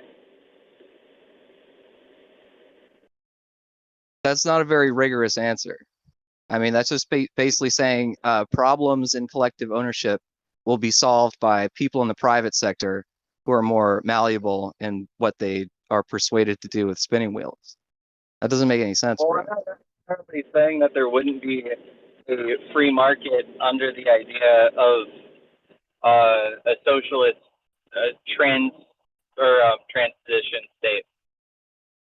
I think it's probably easier to have a free market in a socialist transition state than the idea of abolishing the free market. But if items aren't worth anything, how could you have a market in the first place? Right, I agree. It's a transition state. It's actually the permanent state. The reason why, as you are well aware, that nobody's done communism right is because the so-called transition state is always a trap door and you fall down a chute into literal hell like almost instantaneously every single time. Because so is North Korea in a transition state at this moment, do you think? No, I think they're an authoritarian regime. Are they communist in your eyes? Probably not. Let me define communism for the chat. Communism, to those who don't know, is a stateless, classless, moneyless society under which you can do ultimate freedom. That tomorrow you can be a fisher, and the day afterward you could be a lawyer, and you would work as much as you want and take as much as you need. And you sure that's not libertarianism? Yeah, it sounds like libertarianism, bro. It sounds like what? Libertarianism? Yeah, libertarianism was originally a leftist term. Yeah, I don't have a problem with libertarianism or anarchism as ideas. I think they're a lot more moral than communism. I think that a lot of people who call themselves anarchists are crazy, but Well, a lot of modern the people who idea call themselves anarchists are actually communists, and they don't realize it. Actually, technically, all anarchists are communists. The anarchist movement was developed in the 1890s as a result of what young German and Russian intellectuals thought of as tactical failures in the original Marxist formulation of how to achieve power consolidation. Just a point of scholarly and historical reference, anarchists are communists. Yeah, fair enough. Should we move on to the next one? Supremacy of the I military. really love that you said that. Everything you said, I agree with. I'd probably call myself an anarchist if I didn't think that people would think I was a capitalist. Yeah, I mean, who cares what people think? But Supremacy of the military. He cares what people think. Well, when you're labeling yourself, I think it kind of has a bit of an important value behind it. So I want to try to give myself a label that feels as accurate as possible. Okay. Labels are for food items. Talk about it. So yeah, supremacy of the military. I think we can all agree that Stalin and Mao were quite into military. We could probably throw Pol Pot in there. We could go much further back. We could start looking at the Ottoman Empire. Was the Alexander the Great Empire fascist? Yeah, was Alexander the Great fascist? You know what I've realized that we've done throughout this conversation? I haven't thrown Nazi Germany in any of these, but we all agree these are Nazi Germany, right? No, I'm just trying to point out to you that your list can describe virtually everyone, and so it's kind of meaningless. Well, when we start talking about why America isn't fascist, we can do that. Unless you want to convince me America's fascist, but sure. I mean, none of that means anything. I'm just trying to point out to you that your list doesn't mean anything. I think when we're trying to recognize what fascism is, I think these are pretty good tenets to find it from. But they define everyone. Everyone that I can think of ticks off at least 3 of these. At least. I think that might be the idea. I mean, I don't think so. I mean, you can say that because we live under current capitalism and everything's a corporatocracy, that labor is always suppressed, corporate power is always protected, and what, do you want to say controlled mass media? I would say controlled mass media. We would all agree with that. Yeah. How is labor suppressed? I'm curious on your take on that. I mean,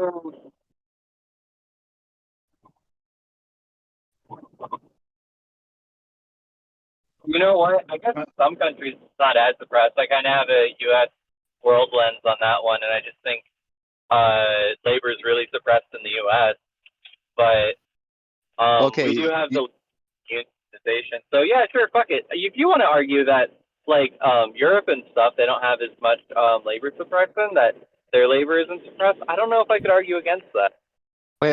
Sure. Hold on a second, bro. Are you aware that during the last year and a quarter, like 20% of Americans have been getting universal basic income? So where's this like labor suppression idea coming from? The idea of labor suppression is coming from, we have a 14% unionization rate, and that has fallen from like 40% in the 50s or something. I think it was like as high as 40% in the 50s. So unions are voluntary organizations that people can choose to join or leave at their leisure, right? No, not all the time. Sometimes you're forced to by law to join them, depending on where you live. Yeah.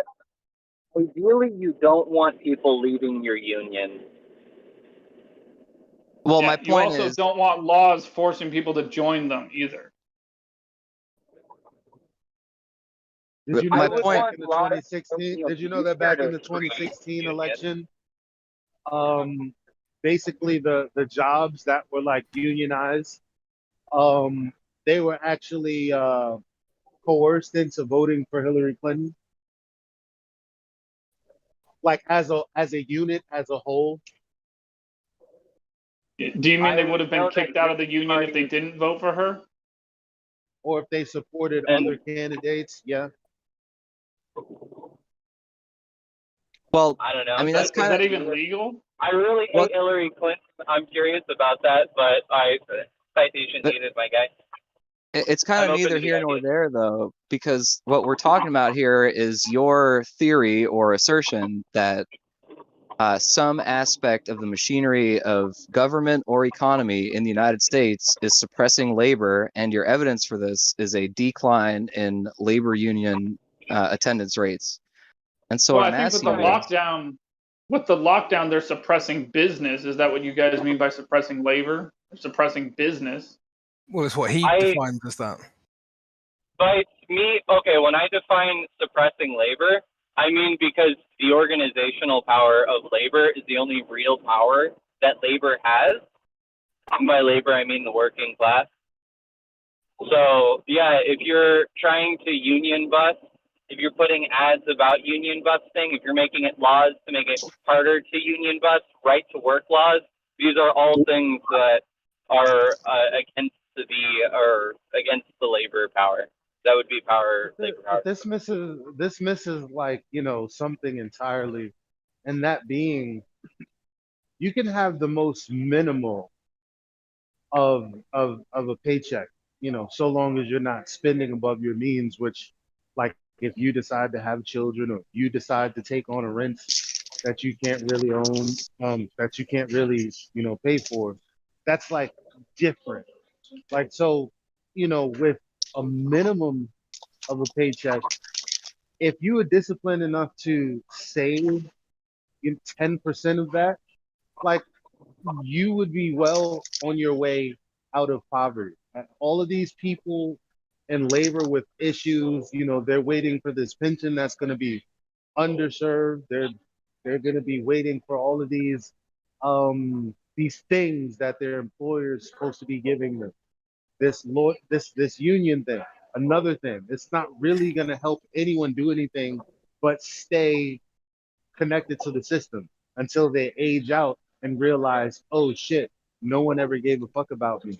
The best thing to do is for everyone to be disciplined with their money, like it says in the good book. amen. But so I'm curious. So you're saying that there are laws on the books, such as the right to work law, which are somehow a legal barrier to the organization of labor. Now, there's a couple of assumptions in this claim. I didn't say they were a legal barrier. I said that they're against unions. Okay, I mean, I'm against Not unions because I was educated in New York City, and the teachers union in New York City is like the biggest hive of scum and villainy I've ever seen. Right? So I have reasons to be against unions that are actually not economic at all. I think it just turns people into like really greedy, lazy, dumb people. But Yeah, and as if it couldn't be any worse, those teachers are teaching you live on a globe. Real fast for everybody. Those New York teachers, at least they got paid well. All of you guys not getting paid well, think about unionizing. But no, sure, go on. they got paid way more than they were worth. So they actually defrauded the taxpayer by teaching, well, subjects of various intrinsic quality, but teaching it very poorly. And the teachers unions are also notorious for safeguarding pedophilic teachers.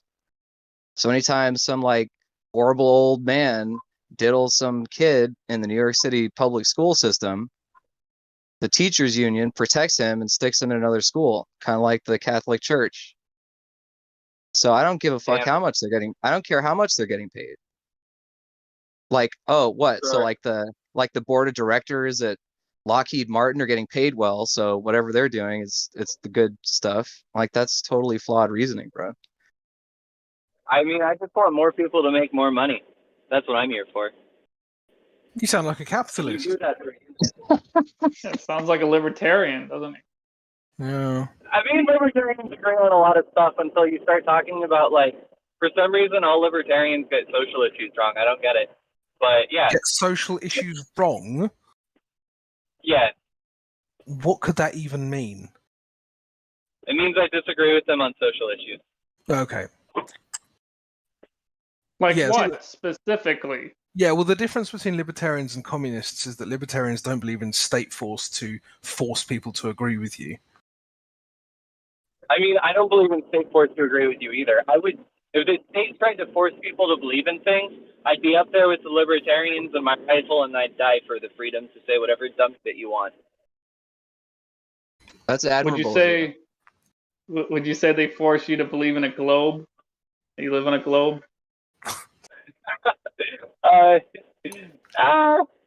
Maybe, sure, why not? I'll give you guys some food. Yeah, they make you believe in a globe. And by they, I mean the bourgeois. I'll be pointed with when I say they. Ah, so you're scapegoating people, you fascist, right? Well, but also, public school teachers are not the bourgeois. They are, the cherished vanguard of state power. So none of that, no. So let's move down the list because we've only got to 4 and we've argued lots already. This is fun. I'm having a great time. Let's keep going. Number 5, blatant sexism. So by sexism, do you mean sexism against men? Oh, fuck. Traditionally not, but ooh, man, I want to say yes to that. Fuck. Traditionally, it's always been women, but... You sure about that? Like, you have a counterexample, go for it. You could maybe persuade me off of it. I don't like sexism, and if they were saying, like, all men have to... Die in the trenches, maybe? Die in the trenches? down coal mines. Yeah, you know what?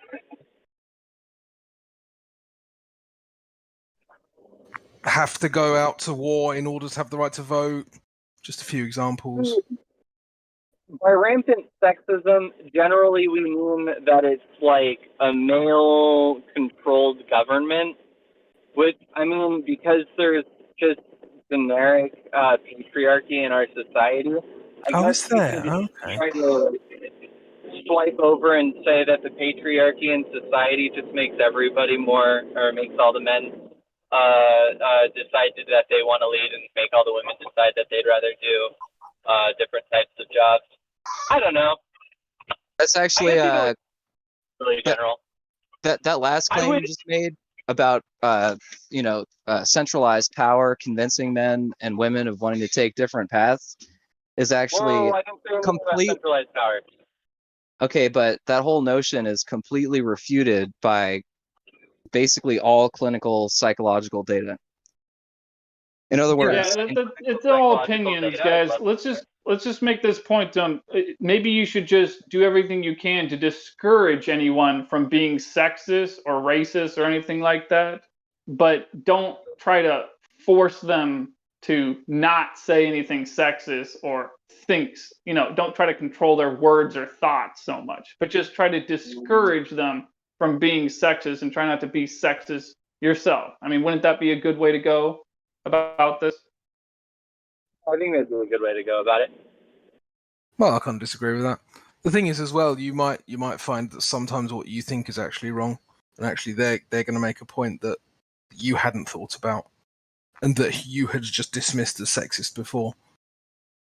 So I think free speech is really important for this reason.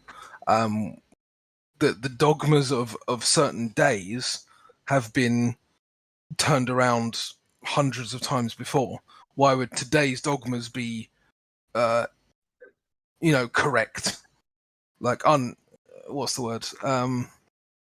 Why would every single one of today's dogmas be unquestionably correct when every single past dogma seems to have been incorrect? I mean, we have more experience and more history and more time to have thought about these things. Although But I don't want to we use might that still as be wrong. I don't. Right. I do think that maybe in 500 years that people are going to look back in history, and I could be considered a reactionary. That's definitely a possibility of things that could happen. Well, but now you're like harking to this, sort of intrinsic progression of societies. I think 500 years from now, they're going to look back at now and they're going to say, these silly people thought they lived on a ball. Yeah, that's true. So I think blatant sexism, that's not really very well defined. I don't really know what sexism is. Every time I ask someone, I don't get a very good definition for it. I don't have very good examples for it. When people do bring up examples, often they're either ignoring an incredibly important piece of context, or they're just misdefining certain terms within that context. So I can't take that one seriously. We can move on if you want. I mean, I can try to answer sexism and see if we could come on a definition that you agree on. Okay. I mean, how do you feel about his prejudice treatment over people's gender expression? What does that even mean? Is there a certain word you don't understand? Like gender expression? Wait a second. Hold on a second. I'm just going to shut this down because as soon as you start invoking gender expression, we're already out of the realm of sexism. So now we're talking about a different thing. You know what? I think for mine, let's skip it. Well, we don't have to skip it. We don't have to skip Okay. it. I'm just saying, like, if you're going to talk about sexism, stay on topic. Okay.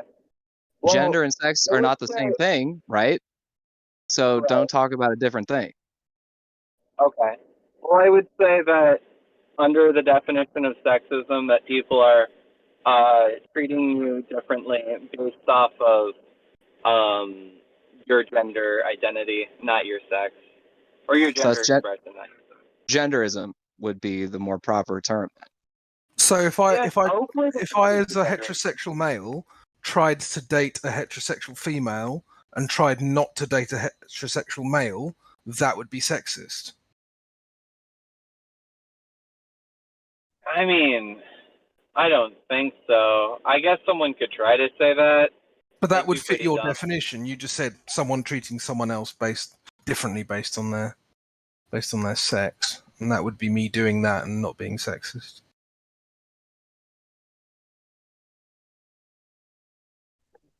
And just for clarity, I used to follow all of these arguments very carefully because I love untangling internal contradictions within long, complicated syllogisms.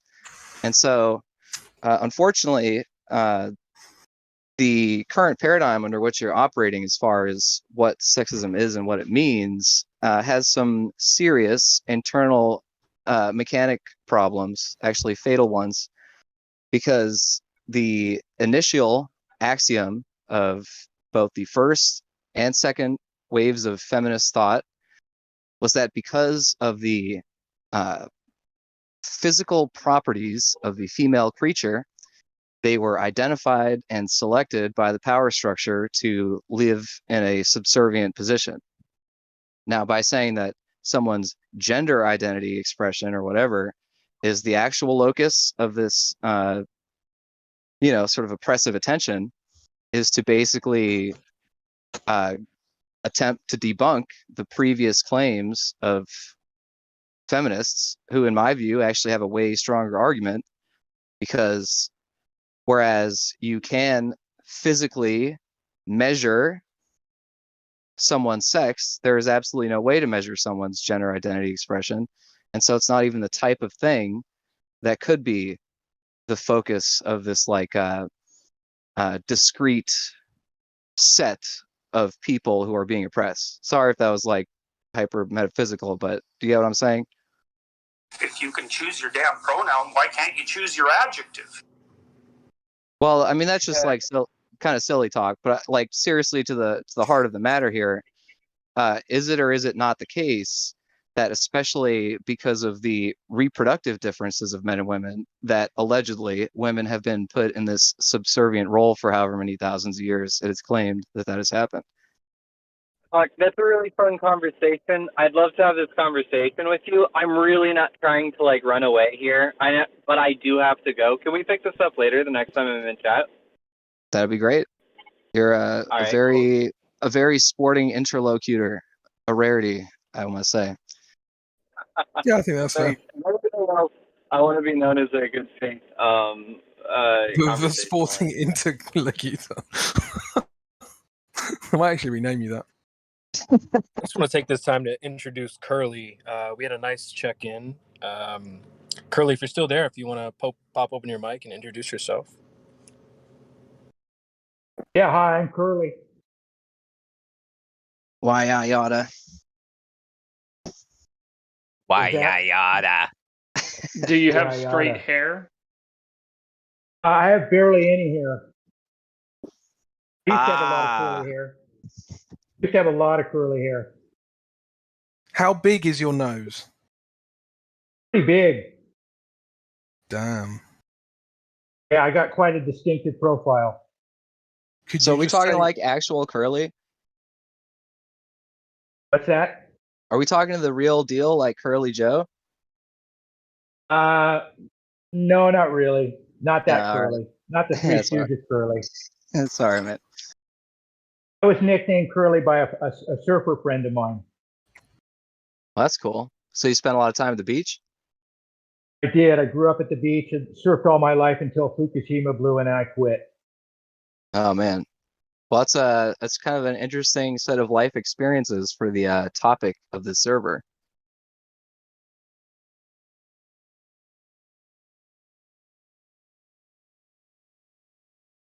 Yeah, I've really been. I've been listening to this Flat Earth Discord probably for 2 years now, at least, maybe longer, and pretty much been ostracized by. Like I was telling the guy that checked me in, pretty much been ostracized by everyone I know because of my feelings about the flat Earth, and I've just always wanted to come in here and chat with some people that feel the same way about reality as I do. Do you know about the 3 points, the 3 positive claims that the globe model makes and the questions that we ask about them? Dude, I could run anyone through those 3 points. Well, I was just bringing the subject up because you said you were ridiculed or bothered by other people about it. And I was going to say when you stick to just talking about those 3 points and ways in which you can prove them to be true or not true, I've just found through my own experience that very few people would ever ridicule me at all. Right, and it's funny, but none of the people I know even want to have a discussion about it. It's like, do not talk to him. Don't listen to anything he has to say. He's a flat earther. You know what I mean? Have you ran into that? I mean, some people I I guess call are it everything flat earthers say is wrong syndrome. I think a lot of people fall victim to that. right. It's almost like you're going to poison them with your words. That's how they feel. Do not. They put a cross like, do not talk to this guy. I had one friend, an old friend of mine who I've known since I was a teenager, and he came to visit me a few years ago, right when I was first starting to get into flat Earth. And he's an engineer now, but he was actually interested. He was the first person I've ever talked to that said, "Tell me about it. Why do you believe that?" Everyone else is like, "Don't talk to him. Don't get involved with a discussion." Because I think they know that they don't have, most people don't have any foot to stand on this. Even the people that do think they have a foot to stand on don't have a foot to stand on in this discussion. Yeah, I mean, basically, you've been excommunicated from the heliocentric religion. And, there are some ramifications for apostasy, as it's called. Those guys that are saying don't talk to him. You can use that to your advantage. Like Donald Trump said, any publicity, bad publicity is good publicity because if he's not there making noise for you, right? You just think about him as the guy standing there with the sign. I mean, you could probably turn it around on him. People that do that. What do you think? Yeah, I don't know. I just, it's mostly like family members and stuff and people that I've worked with and stuff. It's just not, to me, it's not worth getting into it with them because it just bothers them. I mean, I haven't run into anyone that was really interested except for my old friend. And like I live with my wife and my daughter and son-in-law, and they don't even want to hear about it. They get mad when I have the computer sitting somewhere on a table and the flat Earth Discord is running on it. They get mad having me just do that. They're so opposed. They're so threatened at the idea that the Earth is flat and all that holds. It just. Well, it's fear, I isn't don't it? bring it up with them. It's fear. Yeah. It's fear and confusion. Yeah. So I think it's as long as you're calm, right? As long as you allow them, to see their actions, because everybody's yelling, it's like no one's, what I mean? I think as long as you're calm about it, people will look into it. I wanted to say you ain't the only one, bro. My friend is the same way. He will fight me if I try to talk to him about it. That's crazy.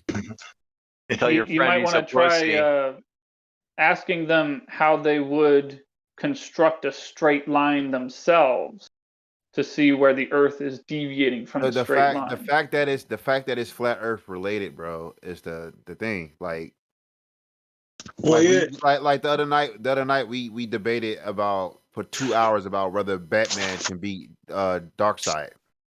2 hours about Batman versus Darkseid. But I sent him one flat Earth meme, and he was like, "Why are you sending me all this stuff?" It was only one flat Earth meme. And it was like he would end our friendship over the flat Earth. Well, that's what you need to do then. That's what you need to do. Well, I've got a suggestion because. But I'm with the other guy though. I don't feel like it's worth. But it's not worth. Yes, it is worth it. It's I don't have really many friends, bro, and it's like, damn. You cut them off because they're not flat earthers and see how they react. They're gonna be like, "What the fuck?" Well, that's what I was gonna say. You have to do that. What you have to do is don't bother them with flat Earth, right? You have to live your life now, right, with this new truth, right, and enjoy it, right, and you don't have to talk to them about it, right? But when they know that you're not bugging them about it, right, they might get interested and look up what you're talking about. It's not always in their face. Not everybody. And if that means losing friends, if that means not hanging out with people, right, because this is what you're doing, this is your new lifestyle, way of life, thinking, then that's what it means. You're gonna lose a lot of friends. Yeah, it's easy on paper, but no, it's easy to do. Right. I mean, you just gotta try and live your life now. Listen, I don't associate with people that live in reborn. I don't associate with people that live in their imagination. I can talk to them, but they don't come over and hang out with me. The only people I hang out with are people that know what the facts are around reality. That's it. Well, it just depends. I mean, you just have. Not for me. You just have to learn. Well, you just have to learn friendship barriers and boundaries. Like some friends are just friends you drink with. Some friends you can tell your secrets to. But if you really want to get them, just wear a really stylish flat Earth T-shirt. That's what you do. Anything at all. Look, it's like joining. It's like becoming a born again Christian or joining anything. You know what I mean? Your way of thinking is now different. That like you're gonna have different friends, new friends. Your old friends that held you back. You know what I mean? They're not doing the things you're doing, so they're only gonna hold you back. So you have to go this way. And don't confuse what he said with us being a cult, like born again Christian. Right. Well, it's a new way. The thing is, I'm sorry, Bone. Go ahead, man. I would say that it is wasting. It is holding you back and I'll tell you why. Because, like, for instance, if you wanted to go into business with the most successful businessmen there are out there, like three of the most successful men, or three of your homies. Like, wouldn't there be a big difference in how much you could accomplish based on the simulator in your mind that tells you how to do things, when to do them, what discipline is? Like, people are at different spaces. And that's fine.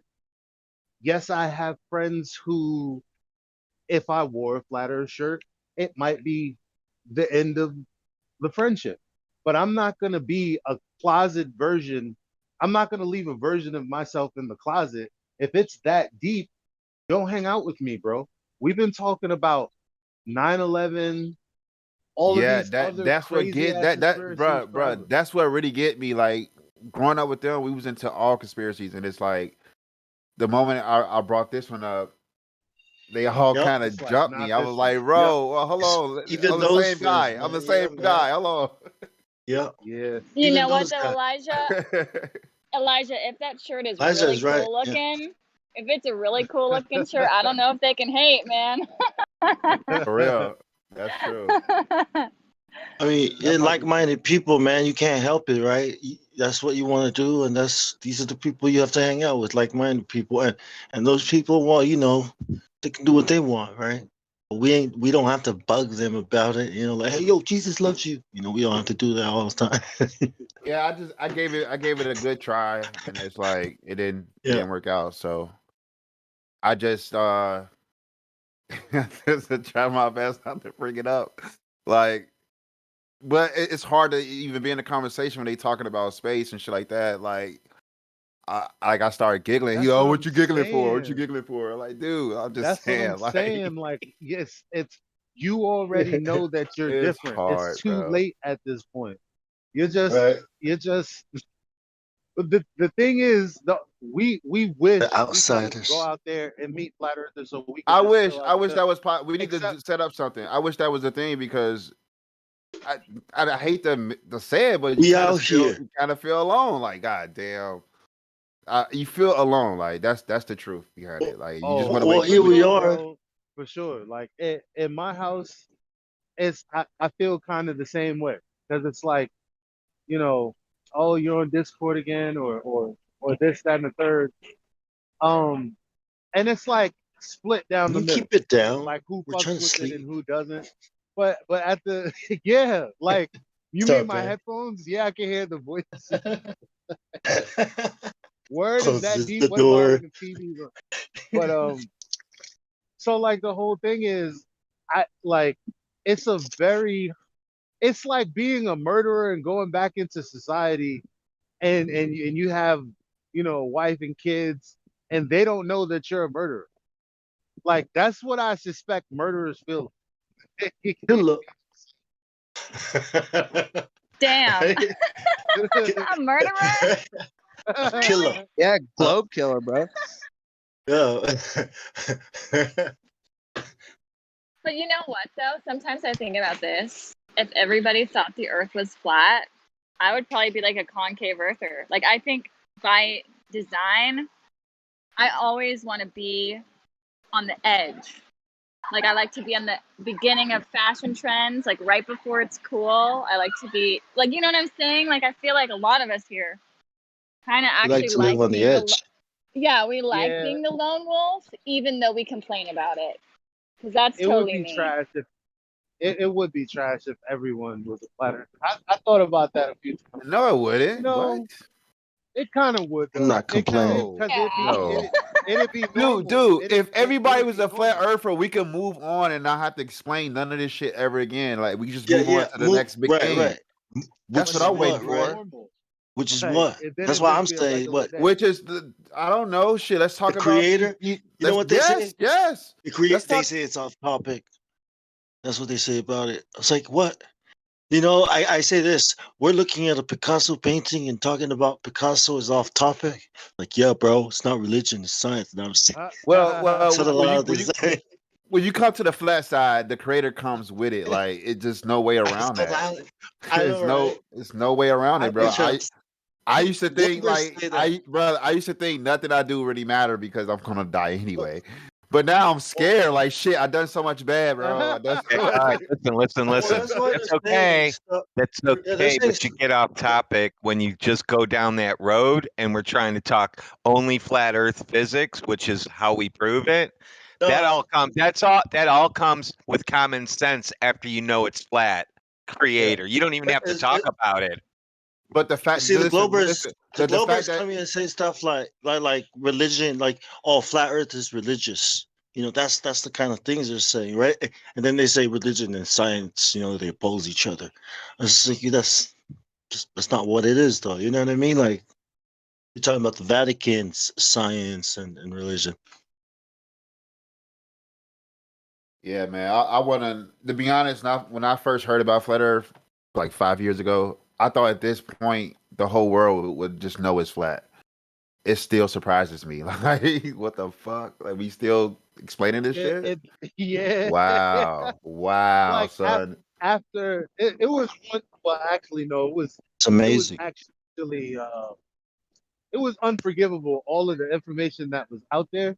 So like, it was like this incubation period where I soaked in all the information. I was like, all right, like I get it, but I want to see what this dude is saying to another dude Right. that thinks that the Earth is a globe. I want to see what that interaction looks like. I have to see it, right? And so it was like when I found out about Nathan Oakley and all of this shit, I was like, yes, that's it. That's it. Like this shit is as silly as I thought because they'll gaslight you and like because when you're talking to your friends and they're all shooting you down, even though you know what you're saying makes sense, you'd be like, well, maybe water does stick to the other side. Maybe you know what I mean? Like all this shit, like you start to second guess and doubt yourself until you see someone else, until you actually see someone else have the conversation and you can assess it like from a third perspective. Right.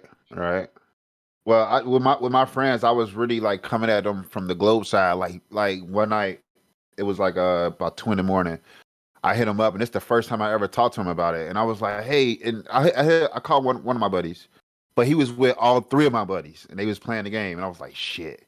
And he put me on speaker, like, "Yeah, what you wanted to talk to me about?" And I'm like, bro, did you know that the Earth spin at 1,000 miles at the equator? He was like, "What?" I'm like, yeah, it's been like that fast. He was like, you bullshitting me.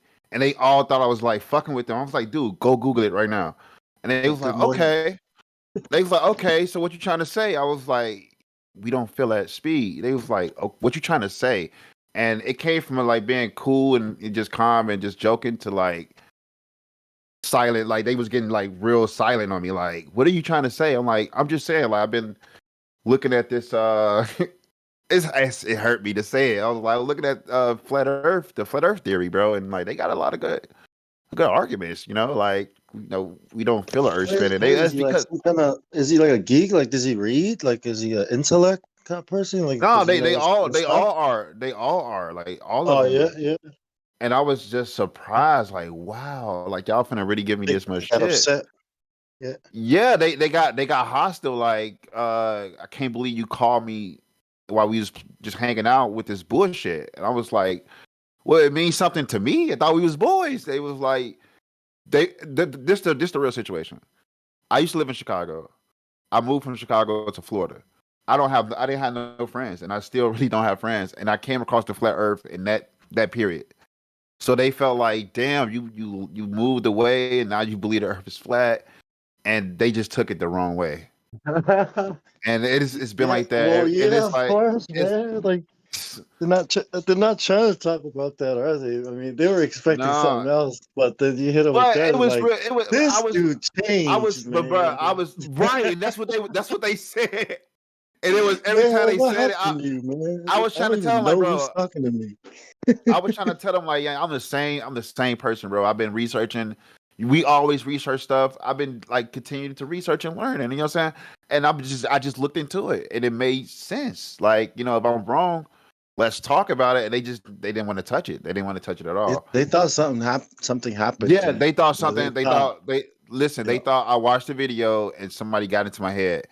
And that's the most hurt feeling at all when you know like you joined you're a critical cult or thinker. something. Yeah, I'm like, oh my God, really, y'all think I like really? Y'all don't know me. Like, what the fuck? Did you show them the NASA on wire? I tried. I was like, hey y'all, just go on your phone and look up Earth and look at all the different Earths. Like, look at it's not consistent at all. Like, just look at it real quick.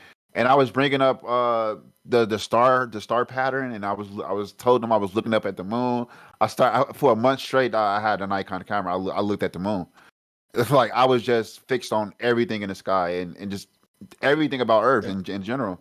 And I was really coming from the globe side, like bringing up globe so-called facts that just didn't make sense, and they just didn't want to hear it because it was like, out of everybody, you telling us this, like you don't have a PhD, you didn't finish school all the way. I was like, wow, but you're not gonna entertain it at all. Like, what the fuck?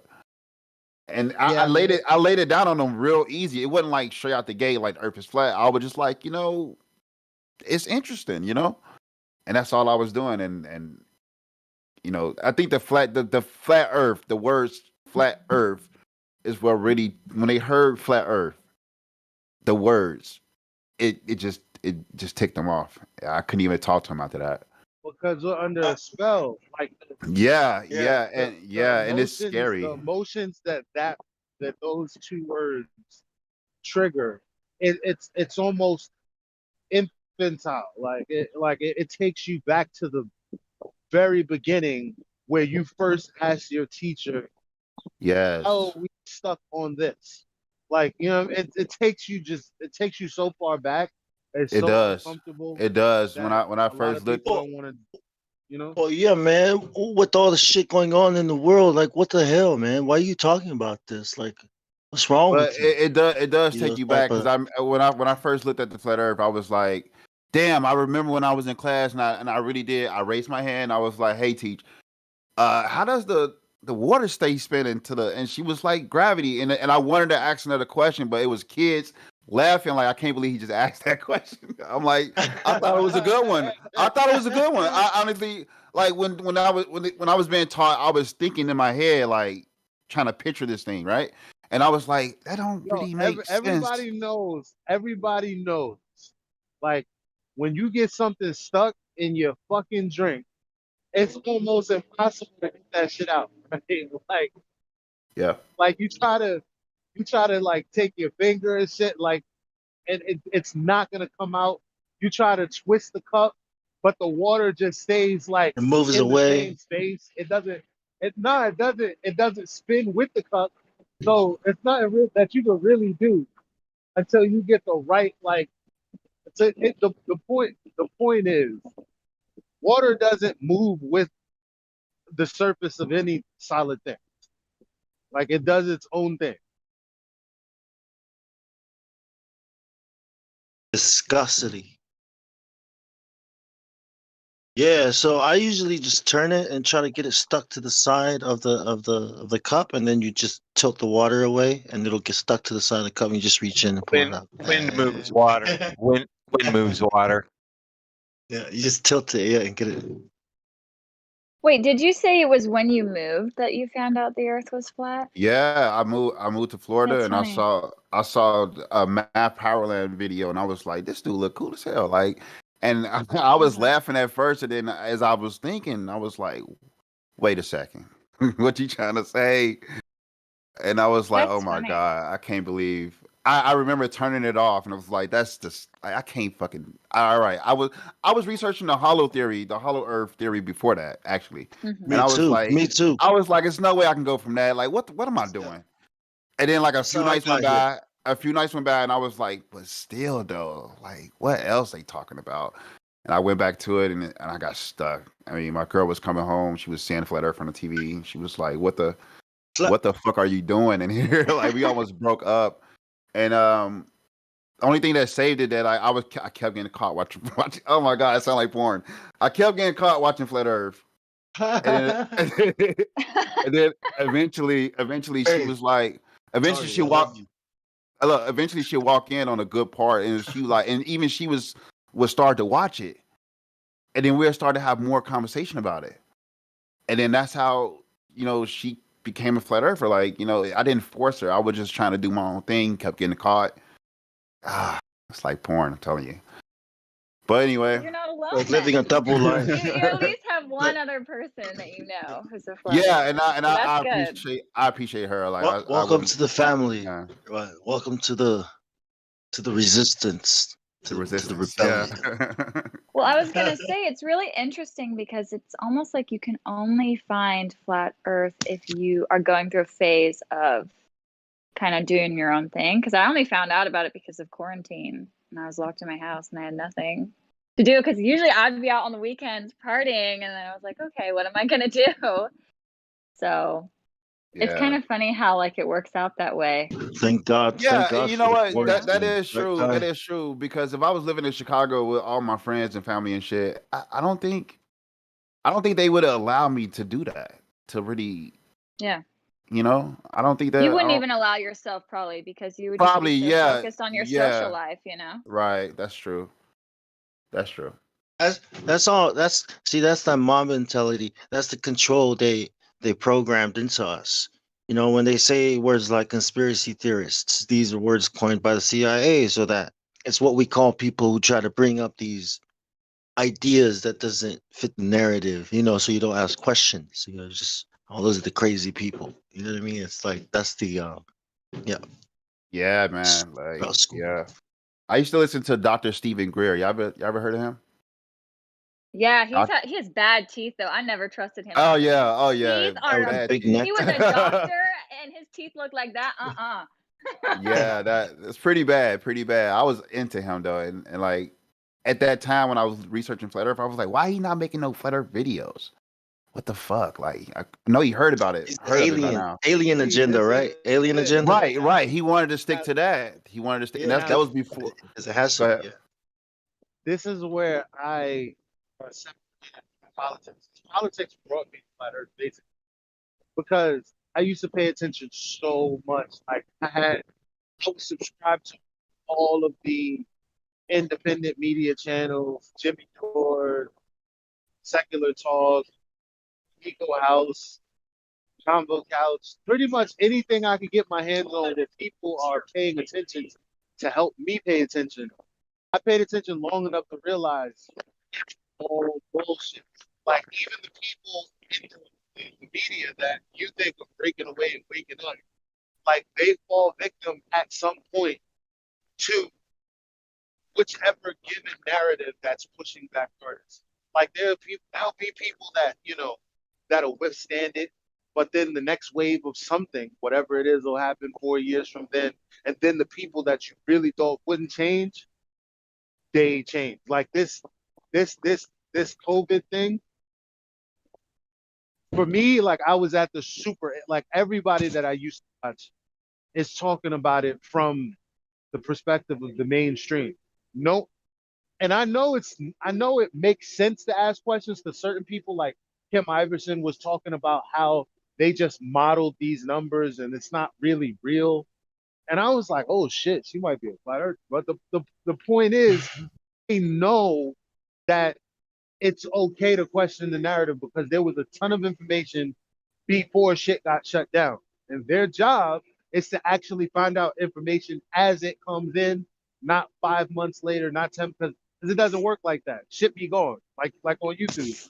You was there, something watching something, and the next thing you know, it's gone. Like so, for people like that who wake up 4 o'clock in the morning to do the news, when you're not talking about the shit that I know about, and I don't know shit, you fell off. Yeah. Well, of course, it seems to be a trend.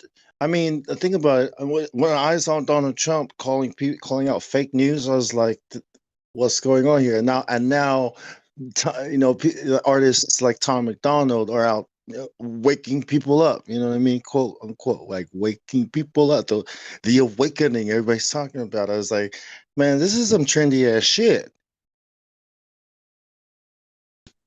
This is weird. You know what I mean? Like, it seems all programmed, scripted. Like it seems all, it's this predictive program. They hijacked woke. They hijacked woke and the awakening. It's now different. That's exactly what they did. Like for like there's certain black media outlets like Hot 97, 105.1. Like, so when I got really political, I realized, oh shit, they're gonna say get out and vote. They're gonna say get out and vote no matter what just happened, whether they were flipping coins, whether like a whole bunch of ballots went missing, whether like no matter what it is, they weren't talking about it. And I was like, damn. I used to think I was being so informed about the culture, about things that are going on, police brutality, this, that, and the third. But it's all fake. Because when everybody's talking about it, and you really do get into it because everybody's talking about it, you see that everyone else is really just on the surface level and they don't really care because they're not talking about the they're talking about the branches, flat Earth, the leaves, exactly. but they're not talking about the seed. They're not talking about the root of the problem in the first place. They never do. Exactly. That's what I mean. You'll never hear it. You'll never, and that's what I mean. The people are being people are being led that way. You know what I mean? Like, so and it becomes it emphasizes it even more. It was like, look, if flat Earth really was a truth, I mean, don't you think these guys would have talked about it too? I mean, well, yeah. So the whole problem stems from expert worship, right? So you have these people like I used to be, like Elijah was saying, used to be, looking at what we saw in mainstream political reporting, noticing that it didn't match up to reality, and looking for someone who might have a better understanding of what was happening so that we could navigate through the craziness. And then it's Jones. like, well, yeah, exactly. Well, right. And actually, like, as soon as I discovered the truth of the nature of the earth, I couldn't listen to him anymore because it became really obvious that he had his own little set of experts driving people away, towards other, red herrings. Yeah, exactly. And it's like, we're at a baseline epistemologically where it's like, if you can't demonstrate it, don't claim it, right? We're not just going to take your word for it that the horizon is curved when it doesn't look curved. And if you zoom in, it's still not curved. And if you measure it with a laser, it's still not curved. So you just saying it isn't going to make it true. The problem with like even these independent media people is that they just want to say it and then it becomes true. And they're never like self-reflective about their claims. They don't even understand that they're making claims, right? They think they're just spitting straight facts, but they're actually making claims which have a burden of proof associated with them. Right. Right. But flat Earth is very specific. See, all those problems and all these other problems that they talk about, these can all happen on a globe. But if they ever talk about the subject, like anything near the subject of flat Earth, it always comes back to aliens. So if you look at it, flat Earth opposes the agenda. Maybe it's their big one, right? Their big agenda of aliens, because it's in the news again, UFOs. So everything else seems to, like the fake woke, the Alex Joneses, all these people who try to speak out against the government. I'm thinking like, is the New World Order going to be like a reformed type of, but not a flat Earth? Go ahead.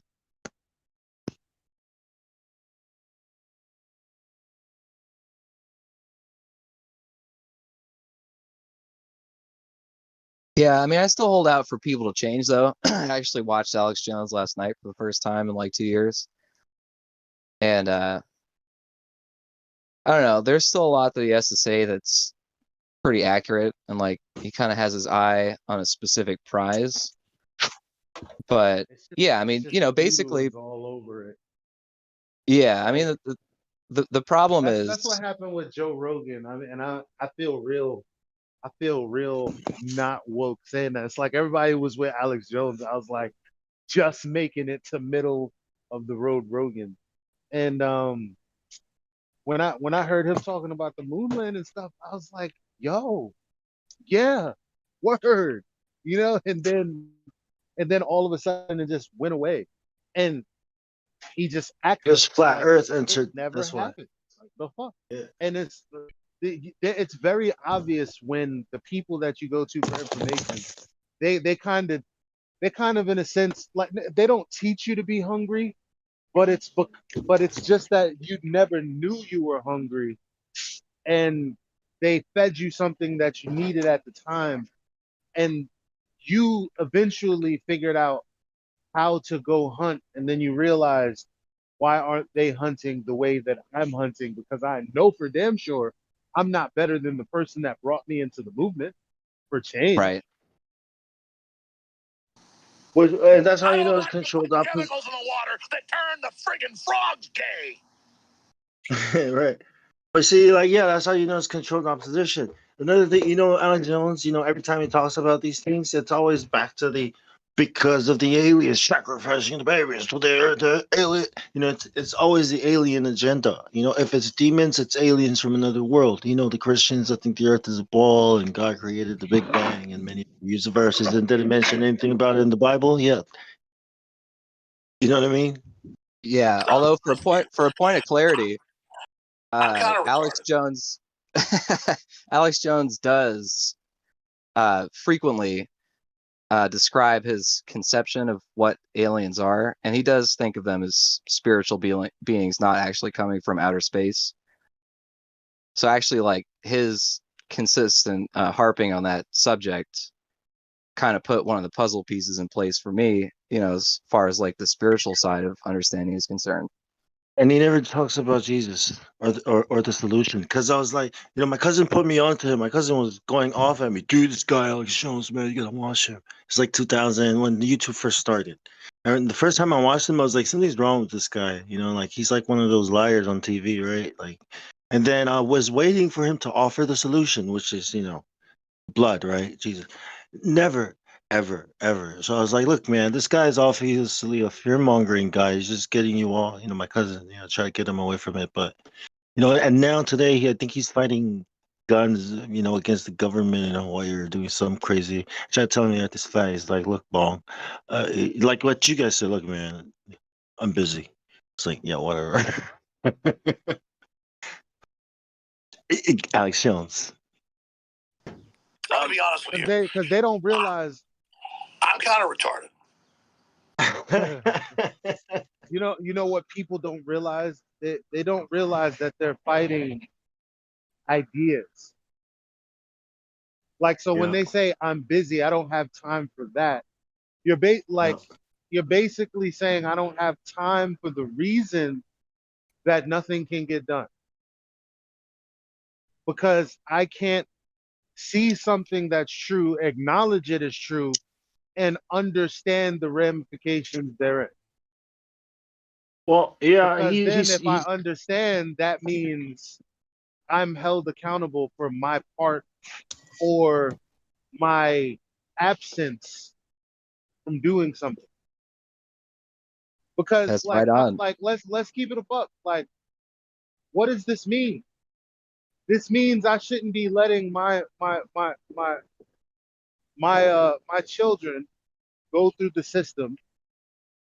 Like, I should know what comes with all this, right? I shouldn't just be signing them up to get. I don't even know if I could like go all the way brainwashed. There. I know what you mean, bro. But as far as school though, it's like I don't know how many people ask who's on the board of election, who's on the board of the board of education. When do those elections happen? Why don't I know? What are they discussing? What curriculum will they be instituting this year, next year? What will my kid like? These are the things that we are responsible for. We shouldn't just be letting crazy people do whatever the fuck they want. I think we lost and that's what I mean. Like, that's like people on a very under the surface level know what they're not willing to do, and it's fucked up. Yeah, that's totally right on, man. And so, like as people, it's just like what I was saying before with the expert worship, right? So you delegate your responsibility to be paying attention to what's happening in your small, even in like a small zone of cognition, right? So what your kids' teachers are saying, like, is your doctor prescribing you shit based on sound medical science? All these like really basic due diligences that people have to do. And so they delegate these things, and then they never seem to understand like why the walls kind of close in on them, right? It's like, man, I figured if I just did everything that I was supposed to do, everything would be fine. But now, like, gas is $6 a gallon, and my rent just went up 50%, and like the cool store I used to go to is closed. Now it's a Domino's pizza. I want to know what's going on. And then by that time, it's like there's all these like attention predators waiting in the wings to like give them the real facts. And then instead of doing the thing that they should have been doing in the first place, which is the due diligence, weighing the claims, investigating, they'll just buy a whole nother line of narrative or make-believe story, and then they'll go with that. But the process still continues because they're not actually putting in the work.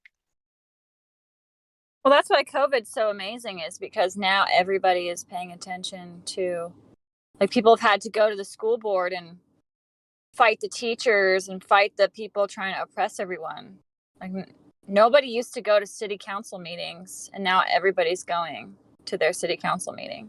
Well, at least not everybody, but a good higher chunk of people are now than ever before. Like, I didn't hope even that's the used to know. case. Oh yeah. I wonder if that's the effect they were going for. You know what I mean? I don't know. I don't know, because I think more attention on them cannot be beneficial, because that's why they've been able to get away with failed. It failed. That is why the Bill Gates Foundation is now going to be going bye-bye. You'll see, it was a failure. They'll be trying something different. Oh, of course. They're going to try something else. But I'm just saying, the fact that people are paying attention to them now is a side effect that they don't like and will not benefit from. Yeah. Well, the next clip's already in the chamber. It's climate lockdowns. And so it's kind of fascinating how the truth of the nature of the earth is actually foundational to uncovering all of these frauds, right? Because once you understand even a little bit about what the earth is and what it definitely isn't, you're no longer just going to be emotionally susceptible to pictures of polar bears or like mathematical models that are wrong every time they're tested against actual thermometer gathered data, right? So of course they're going to keep trying to marginalize and suppress this information, because it's the type of information, once you're exposed to it, you can no longer just swallow whole claims anymore. Which is, Exactly. I get like half of the population, at least in America, is no longer going to just swallow the whole mainstream narrative again. I think they're going to chew it apart. People still might go along with it, but I don't think that this idea of just like, oh, they're terrorists. I wish that was true. What I found is that people have an attention span, and what I've realized is I could, again, like this is the same thing with the people that I said, the longer, like the more narratives they expose to, they eventually fall to one. Well, in the same sense, I could keep people abreast to what I'm paying attention to, and they might be with me in the first year because they're actually experiencing things and they're wanting to know, hey, Eli, what's going on? I know you pay attention to this stuff. So they might have like a flash pan response, like where they're starting to pay attention right then. Then it's like, okay, year 2, year 3, year 4. By year 5, the narrative is switched. They have bills to pay, things to do.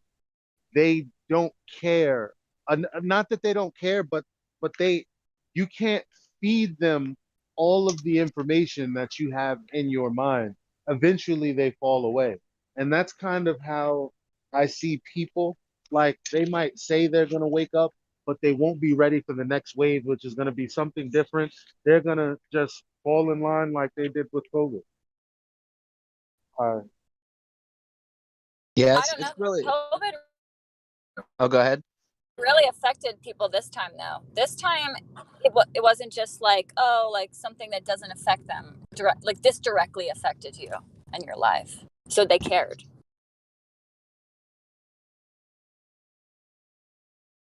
Yeah, but yeah, that's true. But I didn't foresee how they deleting everything on YouTube. It's hard for me to even intellectualize some of the things that I saw. Like, because even I'm lazy. I'm used to seeing something, it's there. I can save it. I can go back to it. If I can't really recall, it'll be there. Now that's not the case. So if you're trying to say something to someone and you're like, look, I'll pull it up right now, you can't even do that. There's a frustration that builds within you yourself. And it's like, I don't know how the people can, stay paying attention when everything that they think they knew or think they remembered has been transformed, changed, deleted. You know what I mean? Like, because they're gaslighting us. That happened to you? No, it didn't. I don't know what you're talking about, bro. Like, that shit'll drive people insane. For sure, man. I don't know, though. Just like, for example, like the Foo Fighters, they have a concert they're going to do, but it's only for people who got the jab. And you go to their Instagram and look at their comments, and every single comment is just roasting them, that they're sellouts, blah, blah, blah, blah, blah, blah. Like, I don't know. I just feel like this is like, again, some of these people, if they say there's aliens, they're going to fall for it, right? The COVID truthers will fall for the alien shit. But I think, though, that more people than ever are finally kind of breaking out of the system. Like, they took the pink pill. Like, not full red, but they've taken a pink one or a purple one. You know what I'm saying? I mean, it's going to be really interesting, right? Because the psychological effects of what you're describing as far as people actually being affected in their day-to-day life are very volatile, right? So you can have people who really start to feel like the iron grip of poverty and oppression, and as they become like more and more agitated because of it, a few might like have the diligence to calmly assess the situation, but more likely people will get to a point of desperation where a demagogue comes around, says they're going to fix all the problems, and then do the exact opposite, and then we get the whole merry-go-round again. Yeah, it's like going to work every day, trying to pay bills. It's like you're always on survival mode, right? And you don't really have time to. Yeah, it's like as if like you never will have time because you're always on survival. That anxiety that comes from trying to get ahead, or at least make ends meet. That's the other crazy thing. Sorry, go ahead. Oh, go ahead. I was going to say that's the other crazy thing about learning the nature of the earth, right? Because once you realize there's a creator, and if you heed him and obey him, he'll watch your back. Like, suddenly the survival mode thing goes totally away. I mean, to some extent. Right.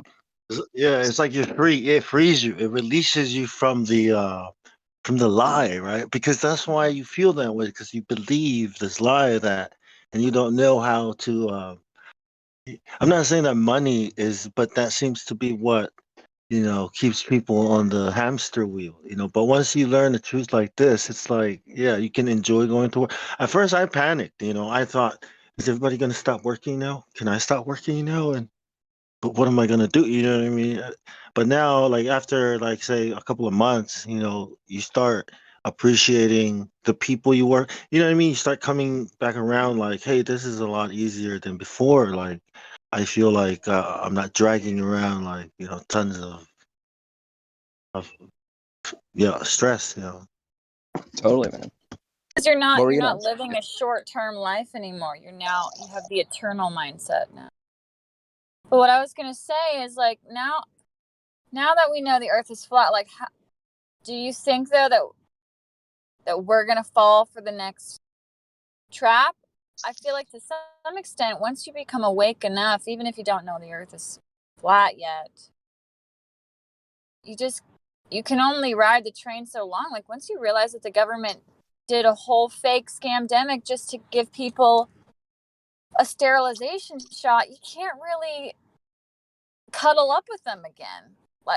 And that's also why I think they have to actually try to do the depopulation, because they know people waking up is inevitable, so they have to get rid of as many people as possible. But that's why, like Austin's thesis, right? Because he's saying that people will come to that layer of awakening, but still be so caught up in like the materialistic worldview that Trump runs again in 2024 and he wins, and he says, "I'm going to fix all this stuff," and deceive people again, and then because like Can Elijah you be was saying, deceived again? Can you be deceived again? well, no, Yes. but like, Okay. I mean, yeah, Okay. yes, If you like that. don't think that you can be deceived again, then No, because there's still the God thing left. That I asked I had a couple layers of awakening, right? And I think like there was the weed, waking up to what weed really is, the cannabis. Then there's 9/11, the bankers. No, and every time I kept waking up, I thought, "Yep, I think I got it now," right? And then flat Earth. Wait a minute. Yeah. What is So I weed have to really? assume. What's up? What is weed really? yeah, I was gonna ask. And your body makes something called the endocannabinoid system. It's in our brains and it's in most animals, but we don't replenish enough, right? We use it, but it has to do with a lot of the systems in the body, like moderating, a lot of the a lot of things we don't control, like breathing or insulin, a lot of things, so it's supposed to be part of our diet, but it seems like this is the only plant where we can get it from. But you can read about it. It's yeah, I woke up to it because So it's good. it's a big Is that what you're problem. trying to say? It's a big problem where I'm from. You get caught with a joint, that's 5 years. You're considered like evil where I'm from. So when I woke up to it, it was a big deal. Learning about cannabis and talking to my parents about it was a big deal. It took me like a couple of months to get through to them before they realized that, yeah, the government's, the people, our people don't understand, and they believe the lie they were told about this, and then we're lied about Jesus, we're lied about God, you know what I mean? So after waking up so many times, I have to assume that there are still lies that, I haven't woken up to yet, and God, and that's why I asked, like, but assuming everybody wakes up to the flat earth thing, right? Because it's so obvious, there's still this idea, well, who is the creator? And that's another place where we can be deceived with, because technology. Totally. Yeah. So let's find out who's next to wake up to the flat Earth. I just checked in a few young lads. We've got Oran, PP, and I think there's one other one. Clions. You guys want to open your mics and say hello?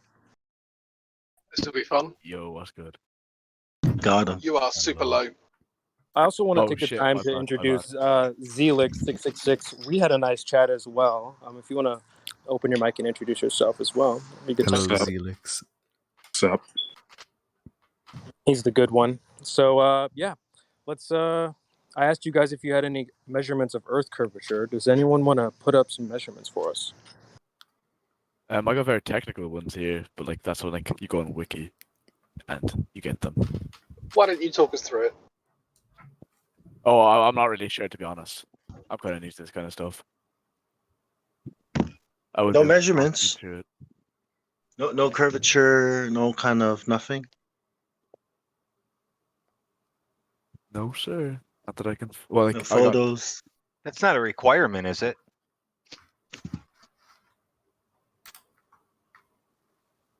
Well, You're gonna say the guys, are Earth is there a any? globe. You got to bring the evidence. Can't jump out of a plane without your parachute. So Why would you jump out of a plane without a parachute? I'm saying, don't if you're know. Why going to would you? say the Earth is a globe, you need to bring evidence to the debate. Well, son, you just jumped out of a plane without a parachute when you landed in this room. So go ahead and explain why you would jump out of a plane without a parachute. I was never on the plane. Yeah. I came here to learn. wouldn't. I came here to learn about it. So you're still on the plane? Yes, sir. I haven't even gotten on the plane yet. We're all You've on the been on the plane now. your whole life. You want to know Because you don't what, have a what it parachute. is. You want to know what it is that you're really here to know about? Go ahead. The heliocentric model. That's what people don't know enough about. Because the more you understand it and its components, the more you come to certain realizations. You can think what you want after that. But the first thing you need to do is get acquainted with the model itself, so-called.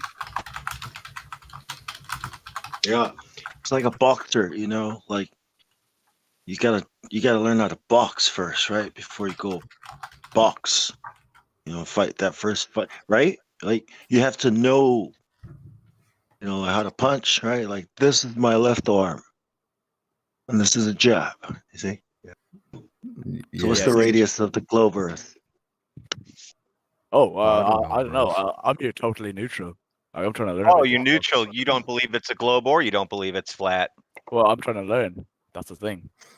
He sounds Wrong. like Elon You're here to wonder if we can if your dream of going to Mars and space is still real. It's not. Hey, you're throwing out a lot of accusations here. The dream shatter. I talk to I'm you gonna every accuse day. you. I talk to I'm you going to every accuse day. you. Never I'm going to talk to accuse me. you of being Irish. I am. Okay, I am. good for You're you. British. What an amazing accusation. I All rate right, it. I so rate it highly. Nice. all right, so Top Irish of the guy. morning to you. Lol, so funny. Okay, so do you believe Cheerio. that there's such a thing as outer space? Yes. Okay. Bingo. So are you aware of the sort of physical parameters of this alleged medium? No, please tell us. Okay, the Earth so is a closed system. We cannot leave the Earth. So that we're was a birdcage. that was Bill Nye, by the way. But anyway, Thanks, Bill Knight. yeah. So it's alleged that the ambient pressure in outer space is 10 to the negative 17 torr, which in psi amounts to something like 0.0000000000000000412 something or other. So like super low pressure, right? It May means I it'll ask for suck your your sources? face off. My source This is what they tell us. Yeah, this is what they tell us. Yeah, Straight it'll off suck your face off. Yeah, face off. Like if you stuck your head out the ISS, it'll suck your face. Thank you, John. That's what those numbers mean. That's all they came in here for. No. Yeah. Do you know what that means? That means there's so much nothing, right? That if anything, you know, is around it, it'll suck your face off. That's what those numbers mean. Wait, so do you guys believe that the moon landing was faked? Is what you're saying? Well, it's not a belief. No, it's we don't believe that at all. Irrelevant. None of us believe that. It's a truth. Go there and Do you understand the vacuum of space first? We're trying to explain that to you. Yeah, Like it's almost this like is the it's vacuum almost of like space. water pressure, but in the air. Right. But now it's next to air, the Earth's air, right? Yes, Atmosphere, right? Okay, now the vacuum that can suck your face off, or the vacuum off the air, is next to the air that's on the Earth, right? How is it not sucking the atmosphere out? Because of the It's ozone. dispersing it into Because the we're enclosed. Where Earth the is ozone. enclosed. Closed Enclosed in by a, what? in a big The glass ozone. ball? The I ozone. couldn't tell you. Contained like a vault, enclosed in like a vault, like a Maybe we container, should right? You tell me. define the difference between open and closed system so he knows. Because if it's closed, you can't go anywhere. You can't leave the Earth. No, we should So have the him moon landing define would it, have not to be us. fake. But Not you us. said You We don't said space need to the isn't define it. real. atmosphere is enclosed. That's what you So, said, right? oh, so if space isn't real, there's nowhere to go anyway. Where would No. the air No, even I go? asked Space is you. real. I asked you. There's a vacuum, right? This is what they tell us. There's a vacuum next to the air, and I asked you why isn't it dispersing the air out? And you said it's enclosed. That's what you said, right? Yeah, By the that's what I said. ozone. By the ozone. Okay. Can you explain what you mean by enclosed? Well, if your theory of this is almost okay, thank you for that. If you're talking about this water pressure like construct coming down on us all the time, would that not be affecting the air as well from leaving? Water He's pressure. asking how you can have gas pressure next to literal nothing. We don't know that. That's why we're here to learn about it. Well, he said enclosed, right? So, and we asked him to explain what that means, and he said something about water coming down. I think he's I have no comparing idea water pressure to the pressure of space. Right. Well, that's not what we're talking about. We're talking about the atmosphere, Elaborate. the air, right? So enclosed. You said enclosed. Can you try again? Can you try Because nobody again? understands. Yeah, can you try enclosed by what? By this pressure you've described. So what is pressure? So pressure contains itself.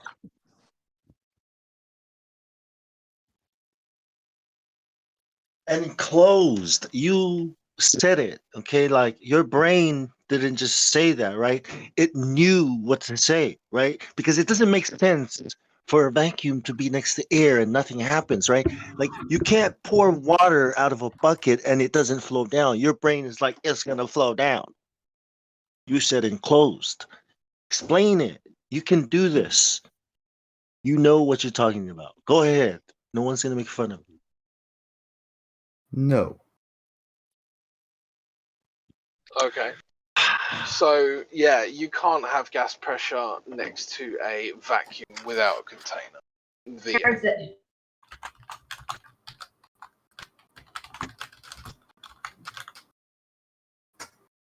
Agreed. Yeah. So yeah. When you open the valve for the water to come out, right? Why does the water come out? Because of the pressure forces it out. Exactly. Okay, now pretend the air where the water is coming out of is the vacuum, right? And the valve is open, right? But on the globe Earth model, the water's not coming out. Why? I'm waiting for the student to call me the B word again. Why is the water not coming out? It's because this is what's happening on the globe Earth model. The valve is open, but the water is not coming out. And you said because it's enclosed. And we're like, by what? How? Gravity. Ah, wonderful. Good job. Oh, I know. A sad day. That was the answer we were asking. Yeah, that's the answer you should say. Okay, that is the answer you should say. All right, now we can. Yeah. So what in your life has led you to believe that there's such a thing as gravity?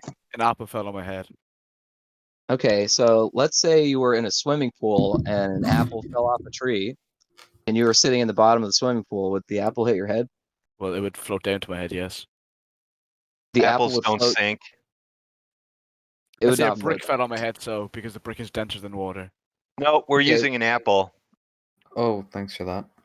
Okay, let's say you're chilling. You're chilling in a scuba outfit in liquid mercury, and someone drops a brick. It's not going to touch your head. Because the Right. the liquid mercury is more dense than the brick.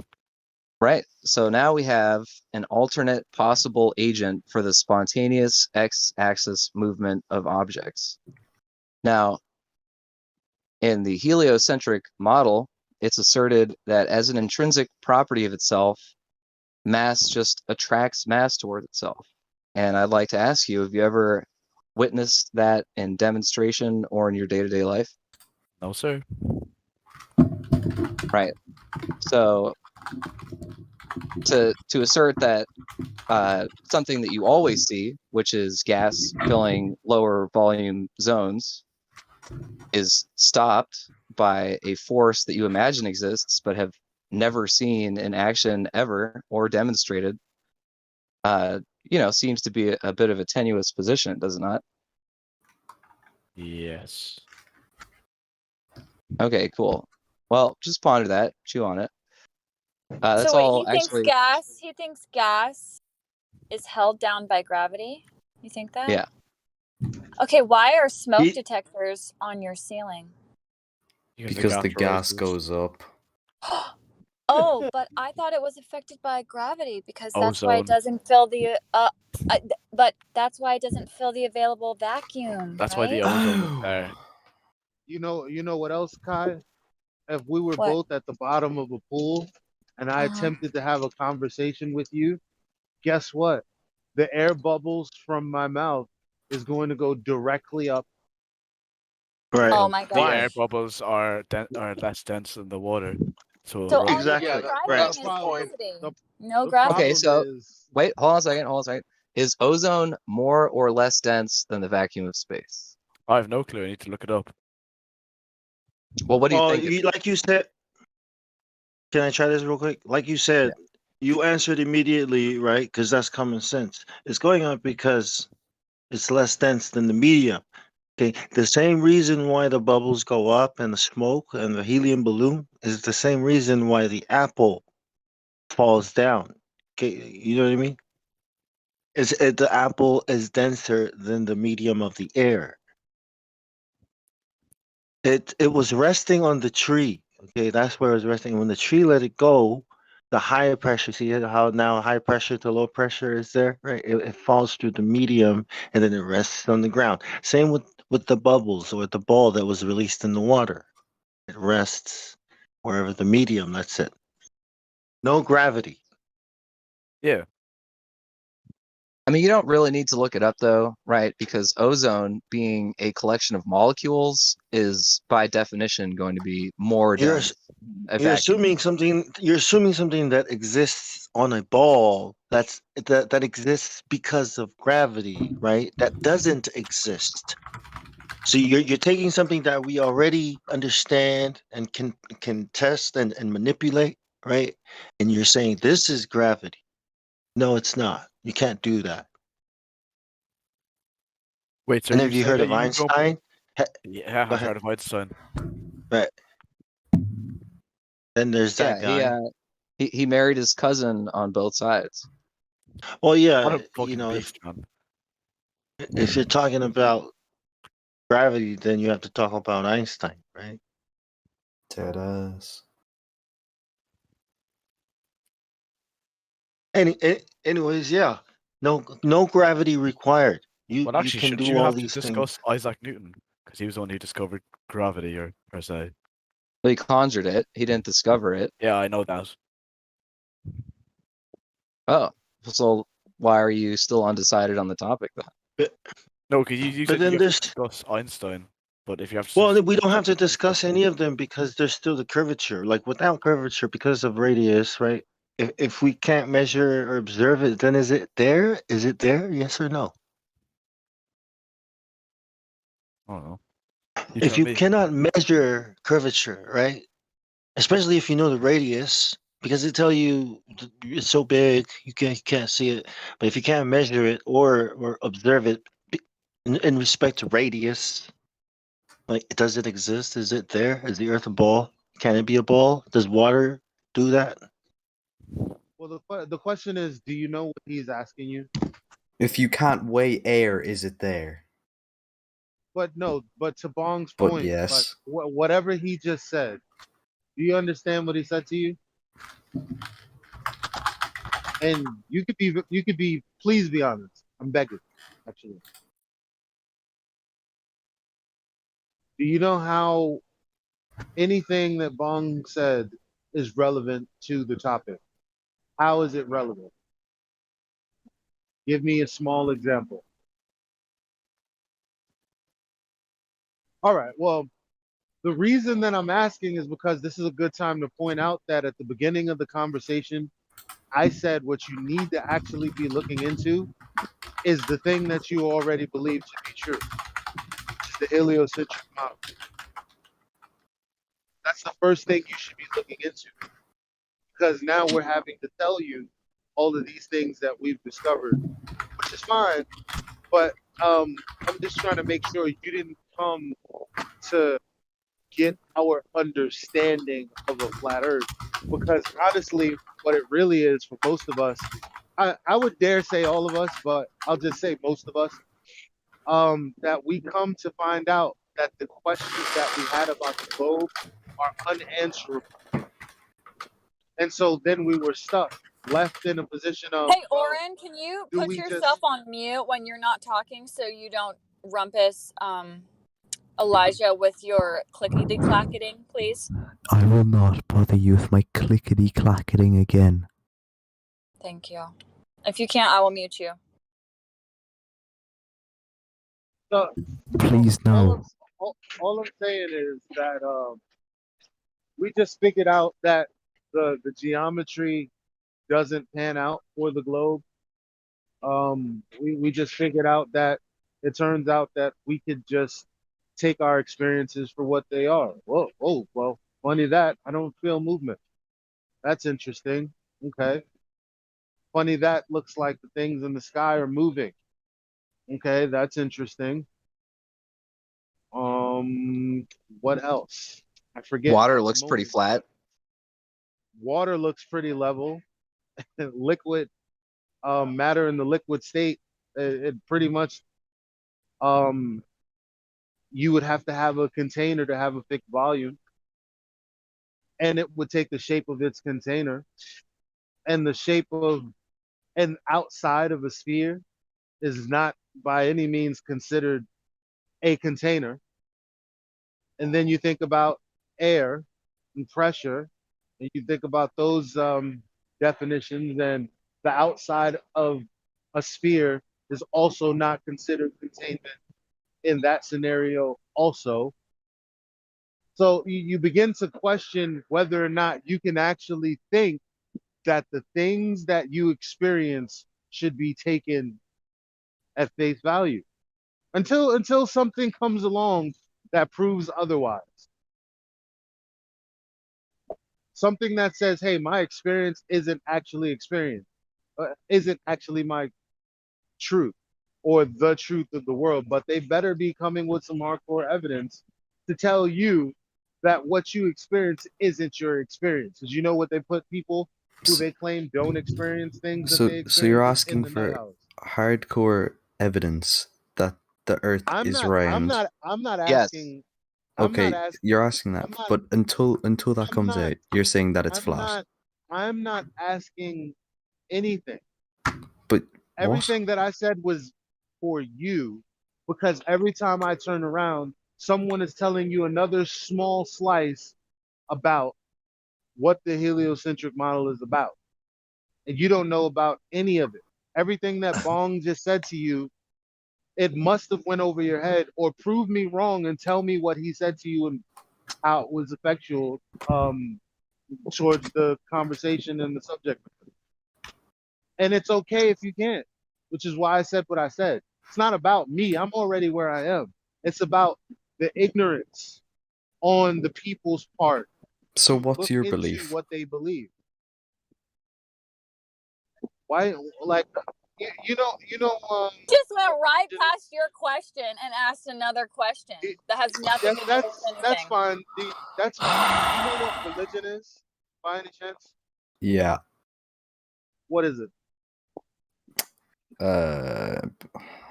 System of worship, I guess. System worship. We can exchange that word. System of faith based on beliefs that are believing in a higher power. So you believe? So your system of faith Did you is hear the what belief? Did you hear what I said? It's Yes. a system of beliefs based on faith and not evidence. So Or you systems of have faith based on faith. beliefs and not evidence. So are you saying you have faith that the I'm Earth is saying flat? that now let's think about this for a second. I just detailed how something that Bong said, which is so basic, so fourth grade. And I asked you if you understood what he said, and you said nothing.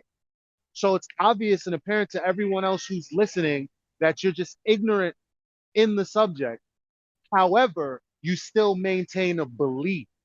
So But I'm detailing how religious you are, and you think you're going to ask me about my religiosity? well, Why what does side that of the make coin are sense to you? you? Why does that make sense to you? Well, if you're gonna preach it, at least tell us what you are like. I didn't preach anything. I'm When telling when you, you you don't know came anything. here, when you came here, I asked you. I am sick of For you. you're sick of me. I'm just gonna mute you then. Yes. I'll mute you. Yeah, because you can't handle. This is the thing. You've been rudest to me because you can't handle a girl kicking your Nope, ass in an because I'm intellectual debate. sexist. No, you I actually don't like can't. women. You actually can't I handle have a Hey, debate. no You piece of respect shit. for women. hey, bro. I think he's gay. Chill out, man. Chill I'll talk out. to the other dude. I like the other dude better. Who, Okay. me? When people come in He here, doesn't even Fat bitch. understand. Hey, He doesn't hey, even understand gone. you know, that yeah, thank you. he, he didn't even I want understand that being sexist isn't being rude. Well, he just can't even handle it. It has nothing to do with if he even like thinks bad about women. He just can't handle it. he doesn't he's But still he's still a sexism is boy. synonymous. That's why. Yeah, Sexism is thought to be synonymous with rude, he, disrespectful, abusive. Why? oh, he's one of those guys that can't take, like, if a woman like stands up to him. Yeah, he's one of those guys. If he could, he'd probably be abusive. He'd probably put his hands on women. So he's one of those, beta dudes. Knock him out. Maybe he's gay for the globe. Yeah, you know what I mean? Like, he probably can't, if he had a job and a woman was his boss, he'd probably ended up getting fired, or he'll probably say something stupid to them. You know what I mean? Wait Those till he vibes finds come out. off easily, you know what I'm saying? Wait till he finds out that I make Sorry. more money than him. Well, that's probably, of course, that's what, I don't know. It's probably his culture. It's probably his dad. Who knows? It's probably TV, or it's just.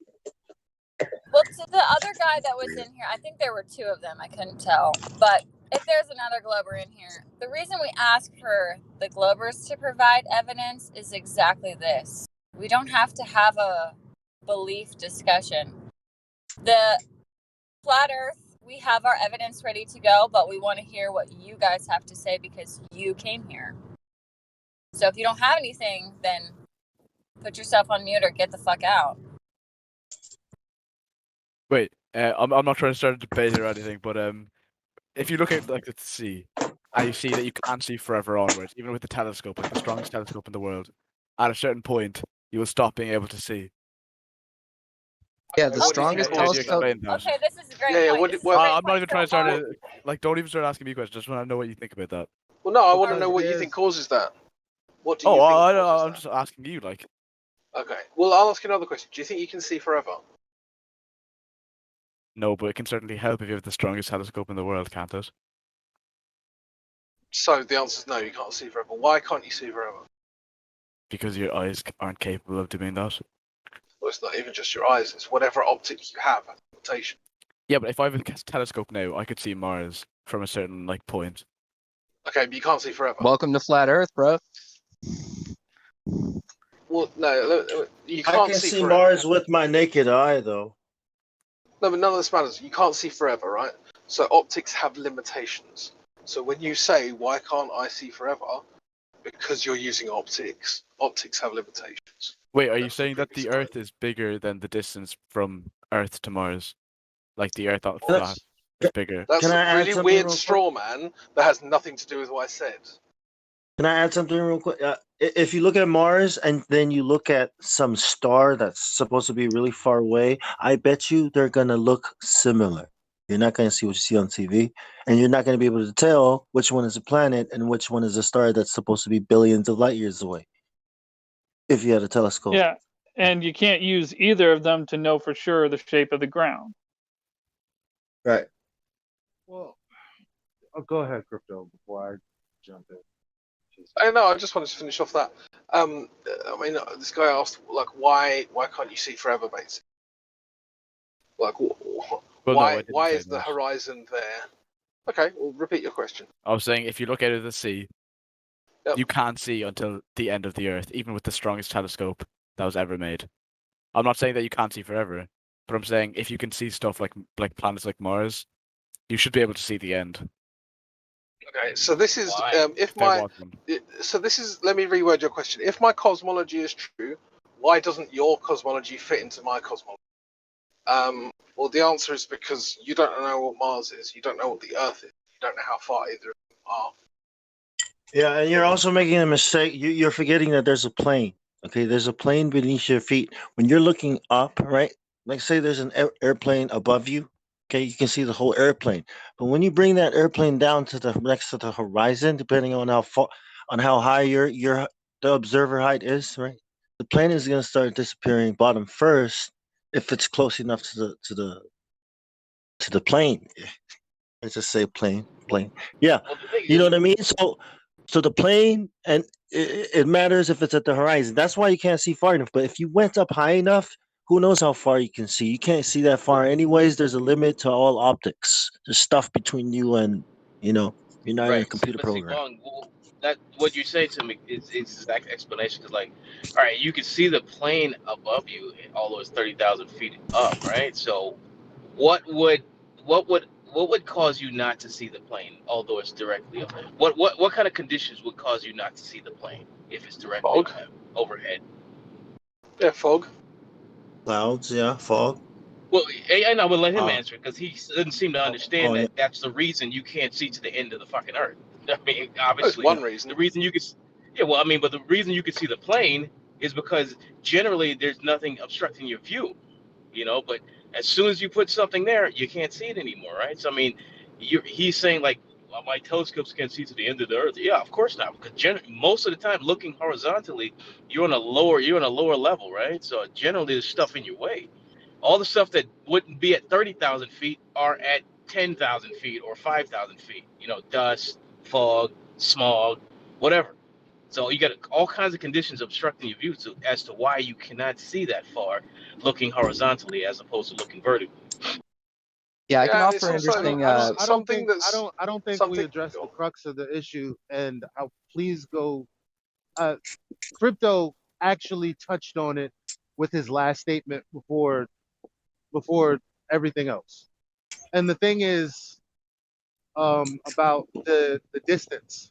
Like, you're trying to fit one paradigm into another, and you're like, oh shit, that doesn't work. Like, these distances that you think are real. But I'm sorry, I want to hand it back over to Crypto. Oh, I was happy for you to continue. Can I offer a thought experiment? So just right quick. Well, I mean, yeah. So if you were laying on your back in the middle of your backyard, and magically, right at the top of your head, perpendicular to the ground, an infinitely long sheet of marble just went straight up into the sky, and then you launched a drone directly upward at a fixed height or a fixed distance away from this infinite flat marble slab that went up. As you watched it, the drone would appear to go under the slab, even though you knew it never did because you had a camera attached to it, and it remained a fixed distance away from this marble slab. And the reason that that is the case is because of something called angular resolution limits. And so when the angle of light from an object becomes diminished with respect to another object, your eye or whatever optical device you're using ceases to be able to differentiate the two of them. And so they actually just meld into an indiscernible sort of line of imperceptibility. That's what's happening at the horizon. And the reason we know... We know that. We know that. I don't understand what you're trying to say there. Oh, I was just saying that to the Yeah, they're not. There is was called variety culture. You're a flat earther speaking. My bad. Yeah. Yeah, everything I'm just that trying to you help this just guy said out. is okay. Matter of fact, I'm not going to judge you based on the first time someone gave you like something super simple. I'll ask you again. What is it that he just said to you? And give us like an example, like a real world example, so that we know that you understand what he's talking about.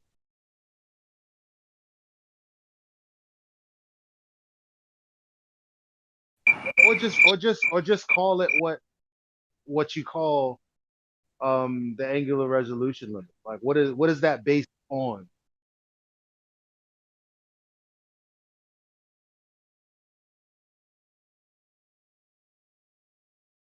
The Rayleigh criterion, man. Come on.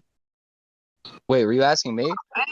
No, not you. That's because I was betting $1,000 to myself that he doesn't know shit that you was talking about. Like, who the hell's the Glober? Is he here? Did he skedaddle? Dude, these guys need to get some metal straws because the level of estrogen in some of these gentlemen that are coming in here is just insane. Like, they gotta lay off the plastic. You guys are getting told that by a hot chick. Soy boys. I mean, you must be used to that. You live in California. Yeah, that's why I can spot it the second they open their mouth and say something. I can already tell you how you're doing. Their estrogen level. Exactly. Yeah. All Soy about boy that out of vocal, 10. all about that vocal fry, man. Was What up, that a good man? thought experiment though? I just kind of thought of that off the top of my head, but it seems like it's You pretty know good. what's a more efficient one version of that one, or like is a hallway, infinite hallways, because you already got a plane right under your feet, right? So you just add a ceiling and walls and then send your drone down. Yeah, send your drone down, and now you can move your drone left wall, right wall disappearing. Ceiling it disappears. You know what I mean? Oh yeah, that's a good point. Yeah. You like see how it disappears into the walls, but is the wall bending around? Is it refracting around? The curvature. No, he knows the wall is not bending in the ceiling. No, that's a great point actually. Like if you ever go to a hotel and you see all the like door frames at the far end of the hotel hallway, you can't resolve them. And so if you walk backwards, they look like they were sort of disappearing into the wall, but they're obviously not. Yeah. Then you ask, well, is it disappearing around the curvature of the ceiling? Around the curvature of the walls, and then they're like, of course not, that's silly. Well, it's doing the exact same thing it's doing with the ground, but you're saying it's going around the curvature of the floor. Wait, You know I have what I mean? I have the top tier like brain damaged Glober response, which is because they used levels to construct the hallway, and because water is curved and level is curved, all of the seeming flat surfaces in every building are actually curved at the exact same rate as the Earth. Yeah, and then the other thing you can bring up there, a strong one, is the 90-degree angles, because these are planes, right? This is a plane under her feet, above her head, and on the sides. Then you say 90 degrees, right? Like if the Earth was a ball, how would 90 degrees work? It wouldn't exist because it's constantly curving, especially on water. So why do we use water to, all that? Yeah, I could just imagine like someone with like the most cognitive saying, in fact, the walls of this hotel are all curved at the same rate of the Earth. because we used a water level to measure them, and water is curved. Like, that's the amount of begging the question I've heard from some of these guys in the lobby. Yeah, but the walls are curving out and the ceiling curves up and the floor curves down, right? Yeah, exactly. Crazy, man. These guys are nuts, bro. Well, they just don't understand. A lot of them they just don't understand, and it's hard to visualize a lot of the stuff we explain to them, which I get, but we tend to get frustrated with them because they just don't want to try and imagine what we're trying to show them. It gets frustrating. Yeah. But that hallway idea is powerful because they get to see that the same thing is happening to the walls, right? So now But they don't have any. They don't remember it, Bone. They don't remember Right, that. but now They've they been might in a think hotel, but they don't remember it. right, but when we explain it, right, the thing that we're trying to get across is there's no reason to think that the ground, right, is curving away because you can observe the same effect on the walls. You know, the things that we can do with the ground, we can do with the walls. You know, we can triangulate and do all kinds of calculations, you know, trajectories, you know what I mean? And the ceiling. So once they understand that these are planes that we're doing these things on, they're going to wonder, like, how do things work on a ball? And why should I assume it's a ball? You know what I mean? I think it's a good place to hit a lot of points.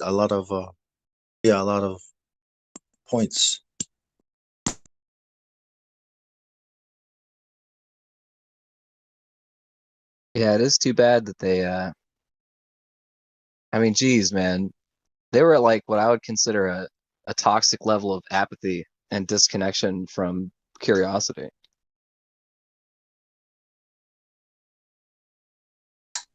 Well, it's appeal to authority, you know, starting with mom and dad and school, and then there's fear. You know, who else am I going to trust? I don't know anything. You know, it's all that. You know,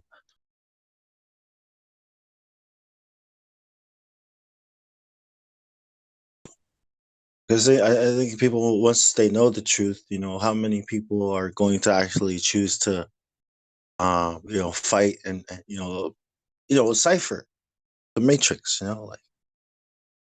You mean Ranty?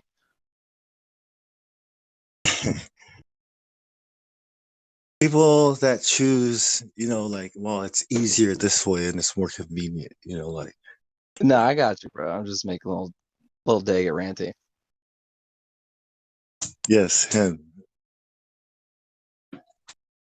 Hey, Crypto, I just want to say that like your moderation skills are on point. I don't know if people pat you on the back often, but I thought you had left. That's how good your moderating is.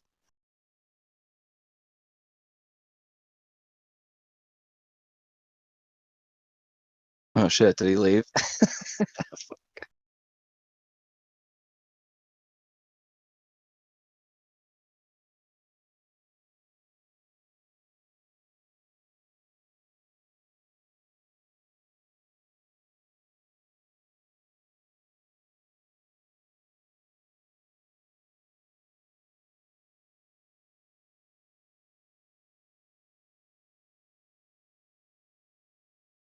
You could put a light on the ceiling, right, and then move that light down the hallway, and it'll start setting. You know, doing the same thing the sun does. Yeah.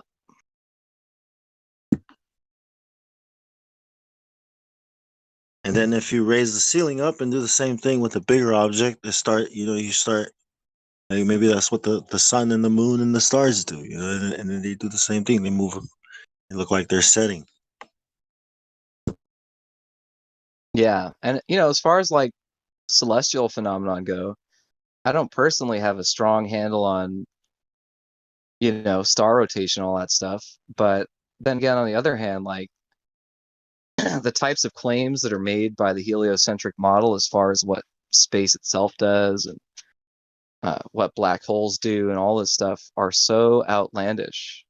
And in my view, like contrary to the laws of all logic and reason, uh, I don't see any difficulty in just saying that there's some way that they work that nobody has any idea about.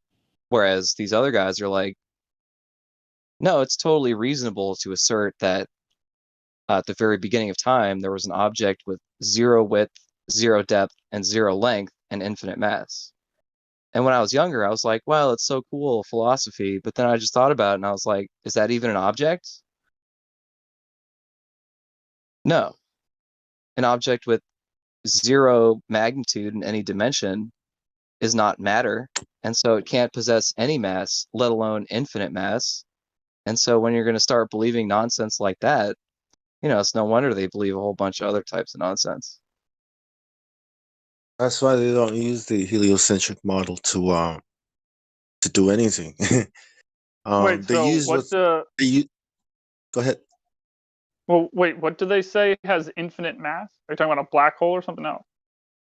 Black holes and the singularity that But allegedly. are you sure you? I mean, it is pseudoscience, but are you sure you're quoting that pseudoscience correctly? Because I thought they said that there's no such thing as infinite mass of a black hole or anything else, but it's just super massive, really big. No, allegedly. Well, allegedly at the Talking very about center. the Big Bang singularity. The Big Bang singularity is supposed to be an object of infinite mass and density with 0 dimensions. What's up, India? What's up? So that's what Stephen Hawking said. That's Stephen Hawking wrote that in A Brief History of Time. Hey, Indio. Hey, Bong. Hey, everybody. What's up, party people? Not the channel Sean G. Sorry to interrupt. I just wanted to just chuck that in there. Yes, that is a quote from the heliocentric priests. Yeah, and so like once you're willing to suspend disbelief for that level of like patently absurd claim, it's no wonder they have difficulty grappling with the rest of the material we're talking about, which is at a much finer degree of discernment to sort fact from fiction. But once you're in like super mega infinite fiction land, it's like, well, you'll just believe anything. And to believe anything is so crazy. Actually, me and Bong have talked about this a couple years ago. Right? The things that they claim that they can tell from looking at a star, they can tell how far away it is, how fast it's going, what it's made of, right? How old it is. Just by looking at the light and reading the rainbow. This is what they say. That is a crazy, insane, preposterous claim. How Earth-like it is. Yeah. what were we talking about? What was it? The Midgard Bridge or whatever? The Bifrost Bridge? The Rainbow? The Rainbow Bridge. Yeah, the Rainbow Bridge. Yeah. Across the void to, it's an analogy, right? The Rainbow Bridge across the void of nothing. This is what they're doing when they look at a star. They read the spectrum in the spectral lines, and they can tell how fast it is, how far away it is, and all these things, properties of it, just by reading its rainbow. It is so crazy that, 400 years ago, they would have locked the person up in an insane asylum. Seriously. You can go anywhere reading rainbow. Hey, being indoctrinated pays pretty good, though, doesn't it, Indio? For what you're talking about? Yeah, yes. The entertainment industry. The entertainment industry is very lucrative. Yes. No. What I was talking about was he was talking about how preposterous reading things through a rainbow is. How are you going to, propagate the lie? You got to people go along for the ride, and they got to be paid pretty well. Somebody's got to do it. Had to happen somehow. Call me now, Miss Cleo. Either that, or they took a big group of people to like some kind of gentleman's club, shall we say, took some pictures, stuff like that. It could have happened like that, Wait, are you saying there's a pot of honey at the end of the rainbow? Well, that's it, right? That's what we're talking about. Something called the dock is the pot of honey is actually a demon that guards the gate or something. Like when you go up this tree, it's the same thing as the Kabbalah tree of life. When you go up the tree, Okay. at the end of it, there's a demon. What Last about test. Norse mythology, though? Don't they have Rainbow Bridge? Yeah, same. Yeah, it's the same one. Yeah, it's the same one. Oh, okay. They also have a demon too that guards the end of it.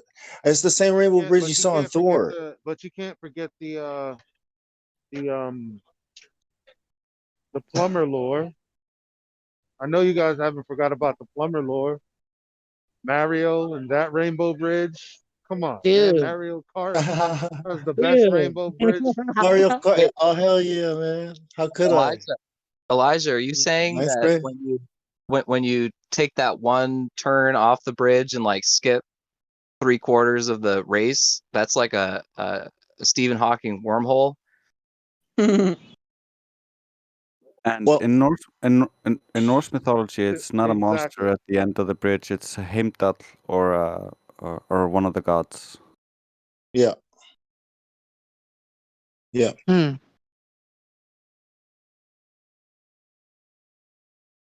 Freemasonry too. I mean, I guess they would follow the same idea, right? Really? 33. What's waiting for you at the top? Yeah, it's The pyramid. gatekeeping, bro. But have you guys been watching QE's latest videos on spectroscopy? Wow. Wow, what's up? What happened? Well, they just laugh because a lot of times Glovers come in and try to say holy shit, I can't do it either. Spectroscopy. What flavor does it come in? Yeah, it comes in flat. That's it. What But is it called? anyway, Hey, do you have a link with a timestamp or a clip? We'll play it. well, I don't have a specific portion I'm thinking of. I mean, it's like a 3-hour video, so. But Right. anyway, wherein But so when he's talking about the different ways that they use this technology to measure things, he has basically uncovered like a fundamental contradiction in the way they use so-called celestial spectrography or spectroscopy. God, I can't say it either. All right. Anyway, so fundamentally, it's like there are 3 different types, and you get what's called a continuous band when you're putting your spectroscope on a heated solid object. And then you get either an emission or absorption band from a gas that is relatively cool that's behind a light source. And these are tried and true laboratory techniques that people use for chemical analysis and stuff under very controlled conditions, because the presence of any anomalous gases or other matter will totally throw off the readings. But then these guys like point a telescope at the sun. You forgot one bit. They use these. Man, I'm not even gonna try and say it. The spectroscopy in an enclosed system to measure the gases. It has to be in an enclosed system. That was one of his big parts. Right. Yeah, it has to be contained. And so anyway, when they're shooting these, or when they're allegedly doing these measurements through the telescopes, they have zero way of controlling anything that's between the light source and the spectroscope, and the types of emissions or the types of bands that they're getting are totally different than the claims about what the objects even are. So like it only takes a very meager scratching of the surface to understand that these alleged star compositions based on spectroscopy are just total bunk. Like way more assumption than measurement. Well, that's why you give the people who do these things really big names that no one can pronounce, titles, and then you give their projects really big names and the equipment and all this stuff, and you bury it under, you know what I mean? So people don't look into it. If they do, it's like, what the hell? Double speak plus jargon, you know, speak.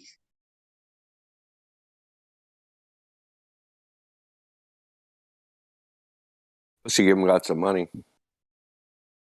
He can tell everything about he can tell everything about a planet by its Well, they color. wouldn't give him a lot of money if it wasn't very important. They wouldn't do that. These must be important, smart people. The government isn't stupid. They don't just throw money away. Right. They don't just pay what like are they doing $200 anyway? for a hammer and $6,000 for a coffee maker. They wouldn't do that. No, never. They certainly wouldn't destroy all of the financial records and a national tragedy. That would never happen either. Or destroy all the telemetry data. Or the technology. See, I don't. Yeah, they didn't destroy the telemetry data because there is no telemetry data. Yep. Well, just said they did. Somebody should have gotten seriously effing fired over that. Come on now. It's super Or funny. promoted. I mean, it's was it super an funny, too. accident? Well, they claim it's not just they claim they destroyed it through like negligence or whatever. They claim they like recorded over it, like you accidentally put your wedding VHS tape and try to record the game. And you're just like, oh no, whoops. It's like these are the guys we're trusting with our astronauts' precious That lives. wasn't an accident.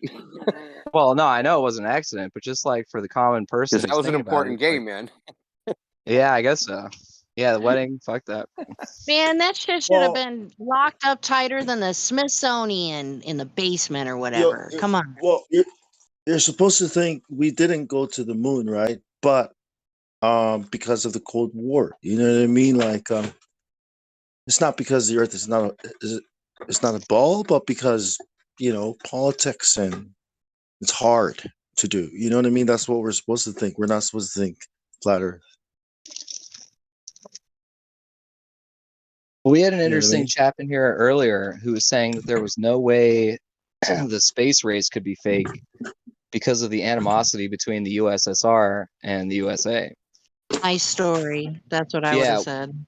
Well, I was driving at the time. So Yeah, I couldn't talk, was I in here but- for that clown? That No, same one? You might have. And no, I I told don't him think that you there were. was no space race.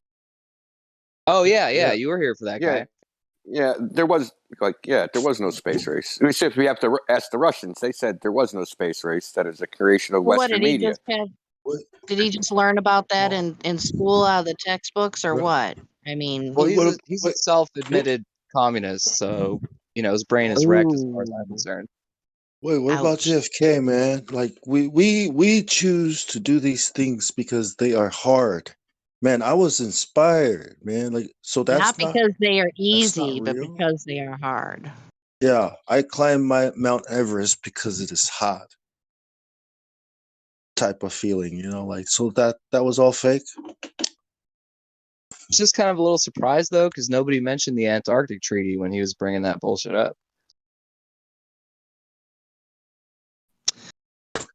The one mean, small step. like, listen, you can bring up that International Geophysical Year and the creation of that, and so all this stuff happened at the same time. Explorer 1, Sputnik, International Geophysical Year. 2 years later, the Antarctic Treaty. It's all part of this thing, right?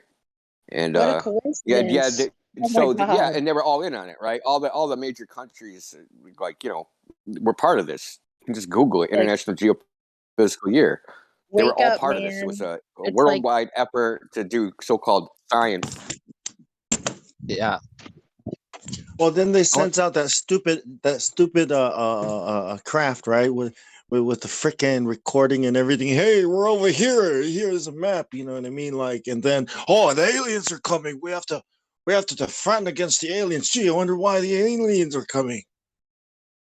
You know what I mean? Like, it's all so like dumb. It's like. But yeah, India, I was pumping my It's fist worse. while I was driving because the way you cut to the quick of his untenable epistemology, it was just awesome, man. Yeah. I was hollering at how Well, good thanks, a job because he did. dude, they're so corny. Dude, they're so corny. I've been listening to that crap. They come with the same. That stuff like works on like the politics servers and like you know, social type situations, right, where everything is subjective. It's just not going to work here. See, these people are used to like debating and having debates, issues, which are always going to be like subjective. Should I do this? Should I do that? I don't know. This isn't one of those things. So they try to come over here with their bag of tricks, man, and they just don't work. Who do you believe in? Yeah, well, you missed it though, because he was like basically doing the same nonsense, right? Because me and Crypto and him were, basically doing like a political investigation, and he gave us this list of the tenets of various like large scale ideologies, and he basically kept asserting that communism was a stateless system, and we kept trying to tell him, like, once there's collective property ownership, a state is logically necessary to arbitrate disputes over use of resources. And he kept denying that that was the case, and he actually just kept espousing libertarian values. And we kept saying, "You sound like a libertarian." He's like, "No, I'm a communist. I'm a Marxist, but I don't think that we should be scapegoating people." And I was like, "Bro, you can't be a Marxist." Marx himself loved to scapegoat. He wrote about it endlessly. So if you're following his words and his ideas, you have to scapegoat people. So anyway, he was like, I've heard a lot of people say this. Even Karl Marx wouldn't be a Marxist today. Yeah, for sure. And so anyway, he was basically like he was so disconnected from like even his own inner world that he kept making claim after claim. What is scapegoating? So when you blame basically, somebody else. yeah, so he was saying that America is under this like looming fascist threat, right? And he tried to like point out 14 things that were the hallmarks of fascism. Me and Crypto took him to very hard task to show how any of these things were particular to any type of ideology, because they just seem like very general tools of tyranny. But yeah, one of the when he comes back in, oh, sorry. Oh, I was just gonna say, one of the things that he said was, you can tell it's fascism because they're always scapegoating people. Yeah, we should have said to him, yeah, scapegoating is a good idea. It hasn't worked before because nobody's done it right before. What is it? What is it? Like is it like blaming Here, I'll give you a historical example. When Hitler got up in front of a bunch of people and said, it's the damn Jews and these other people in our country that are really causing the German economy to not work properly and things are just shit. It's because of the Jews. And Hitler said that. That's scapegoating. Yeah, when you blame a group of people or a race or for certain problems that for the it's when you causes cast your evil. Listen, I think that the word actually comes from that they would when they would take a demon or an evil spirit out of something, they would cast it into a goat. Well, yeah. The I'm sure you've heard of this, right? Where the demon they would put the demon into an animal or something. Right. So it's the same I application. think it comes from that. So yeah. So basically, you're saying it's not us that are bad. We're gonna take our bad things and we're gonna put it over there. It's them. Yeah. It's not us. It's them. Yeah. Did they kill the goat afterward? The scapegoat is I the think goat. they would sacrifice the goat or. Yeah, Azazel is the name of the demon that taught the fallen angel that taught man war, violence, and in the book of Enoch 1, God said, "Ascribe all sin to him." All the violence that happened, from the Nephilim. So the scapegoat is called the Azazel's goat, right? So all the sins of the people are put on him, and it's sent out. So meaning it's sent back to where it came from. Yeah, and I was wondering how it was being used in that context. What context? Yeah, that's exactly it. Except instead of blaming it on a, sort of spiritual being, you just choose a group. Let's say it's rich people. Let's say it's one ethnicity or another. Let's say it's But it has to come from some kind of authority, right? Some authority that's been that people trust, or right. So, in order for it to matter, or can it be a rumor? You know what I mean? Because I think. Well, yeah. So I mean, Crypto tried to like press him on the actual sort of epistemological parameters of what a scapegoat really is, right? Because he was asking if it was provably true that the group in question was in fact the cause of the problem, would it then still be scapegoating?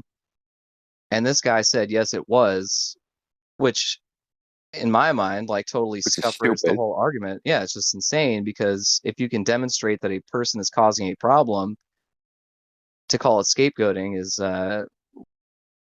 like a false equivalence fallacy. So check this out. That I've seen that list before, like 4 or 5 years ago. I didn't think they were actually still going with that. There's nothing on there which is a hallmark of fascism. It's so stupid. Like that little list, like it's garbage. It is. The list is garbage. It has nothing to do with fascism. If they knew anything about actual fascism, like Mussolini's fascism, none of that would be on that list, right? So I mean, the dude is just a parrot. Like he tried to come in here and be clever, and he's not. I put it to him. I was like, wait, hold on. The guy who invented the term and the ideology was a specific guy. His name was Mussolini, and he had his own definition for the thing that he created. Should we not be using that? Where'd you get this other definition from? He called it corporatism. He said fascism could be called corporatism because it is a merger of state and corporations. That's what he called it. That's what he said. That's a quote from him. Right. And I've said this to like these tarred liberals, right? These Antifa creeps. Like, you guys don't even know what fascism is. You don't even know what you're fighting. You're just a bunch of fools, man, that have been like Pied Pipered into like being against something, and they say it's fascism. This is just like Nazis, but you don't have any knowledge of history. You didn't research anything. You just like the Nazis are like this, so we don't like that, and blah blah blah, and they just go along like little followers. But they don't know anything about fascism or the Nazis, the history of World War II, or anything. They just like they're just followers, and it's really a sad situation. Yeah, it's pretty sad. But you know what's really funny about it, though? I don't know if you guys are into etymology at all. I assume you are. The root, a little bit, yeah. The root Latin term for fascism and the slur for homosexuals that starts with F is exactly the same. Did you guys know that? Well, that's because, yeah. So, yeah, it comes from quassia, which is like a bundle of sticks or something. And I'm sure you've heard that, like that's the name in English, and that's also what they call cigarettes in England, right? Called fags. So yeah, I don't know how the word faggot became to mean homosexual. I'm not really sure about that. That is weird. I've always thought that was a bundle weird. of sticks. Didn't you say a bundle of sticks? Maybe that's got something to do with it. Oh man, when did the words queer and gay become homosexual? Right? Like what happened? Bundle of dicks. Yeah, pretty much. Bundle of dicks. Every time I buy my favorite ice cream to get is gay time. But every time I get it, I'm like, I'm not gay. Well, wait, what does gay mean? Yeah. Like that's a connection I never made. Like, don't be a square. Like, be there or be square because you're not around. Like what you just said about the bag of sticks. That's hilarious. It's pretty funny, bro. Squares. Yeah, that's what cigarettes. Yo, That's what they call cigarettes. That ties into cigarettes too, because if you remember, give me a square. Yeah, the squares. Yeah. English language is fun. Yeah, I'm pretty sure Mussolini, though. I'm pretty sure Mussolini actually was thinking of a bundle of spaghetti. It's that propaganda speak. Do people in England use it as a slur against homosexual people? Do they call them faggots over there? No, I don't. They might now. They might. Yeah, now. they do now. They do now. Out. Oh, okay. See, that bundle of sticks comes from I think it's called a fachet or something like that. I can't say it right. Yeah. Right? It's in No, I think Italian. you got it right. So it was a thing for some symbol from the Roman Empire. It was an axe head wrapped in a bundle of sticks. I don't know if they used it as some sort of torture device or. Well, I I don't don't know, know. but it's some hold on. U.S. Something stuff. symbolic from back. Yeah, so the basic symbology of it is that one stick breaks, but a bundle of sticks doesn't. And so to represent the strength of our new political movement, we will collectivize, and thus we will be unbreakable. So it's literally the same bogus, it's the same bogus reasoning as Marxism. It was derived from Marxism. Mussolini himself was a socialist, right? But these people think they're different. They're exactly the same. Isn't that symbology on some of the United States seals and whatnot? Yeah, I mean, kind of. You know, there's like the bundle of olive branches and the bundle of arrows, and The you know, United Sticks of America. there you go, bro. Oh my God, Tong. The United Squares of America. The olive branches, the eagle, all of that came from Rome originally. If you look at the All East these India back Trading around. Company symbol, East India Trading Company, City of London, city state was under the Vatican. The only reason it even exists is because of the Vatican. But we've got that on all of our money, but we're not Roman. No. You're a citizen. It means you're an employee of a corporation. The United Corporations of America. That's how that works. Yo, you know what's Marxism crazy though? I think it was Battle Mod about like 5 days ago. Was he posted an image of the cover of The Economist from last week, where they were, you know, really pumping this global cryptocurrency nonsense. And the picture they used for the cover of this magazine was a Roman eagle, like clutching a cryptocurrency in its talon while standing on the flames of all the paper monies of all the governments of the world. Ooh. So That's like quite the statement. Yeah, it sounds gangster. Right? Yeah. Well, but like they just tell you, like once you learn what the eagle means, you can always just say, "Oh, I see. This is them signaling like now you're part of the global, like post-Rome, post-Babylon system." Oh, I think the eagle is the phoenix. The eagle is the modern day phoenix. You know, because you got the double headed phoenix and you got the eagle. I mean, yeah.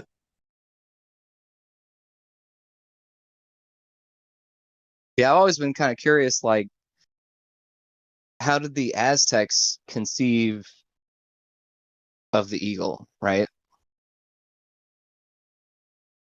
Well, these people worship, strange gods. I mean, they worship everything.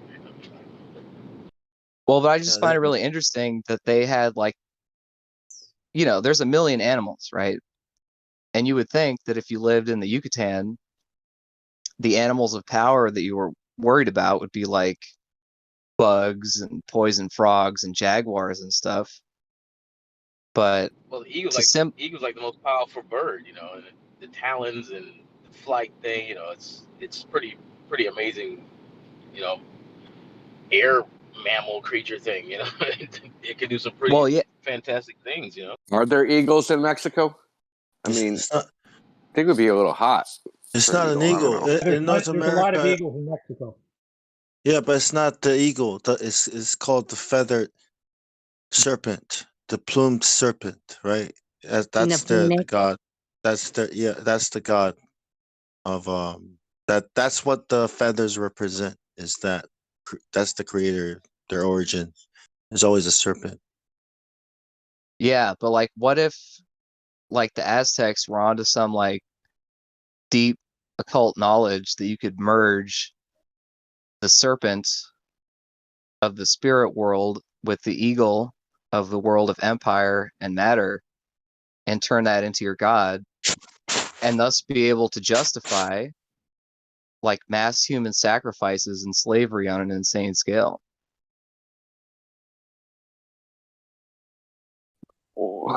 I have problems with some of that. I mean, I'm just. I have problems with the Europeans' history, right? So this is the European history of South America. We went there; they're all eating each other, so we decided we were going to kill them all and burn all the book. Now they can't even defend themselves. Like you know what I mean? We destroyed the record of them eating each other. So to claim that they were just a bunch of cannibals, like that might sell good in European capitals, but I'm not. I haven't.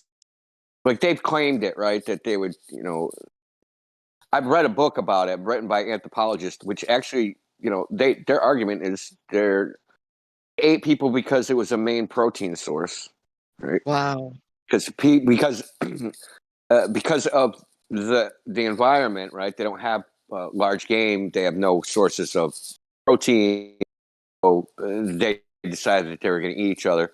But some of the stories about what the Spanish conquistadors witnessed.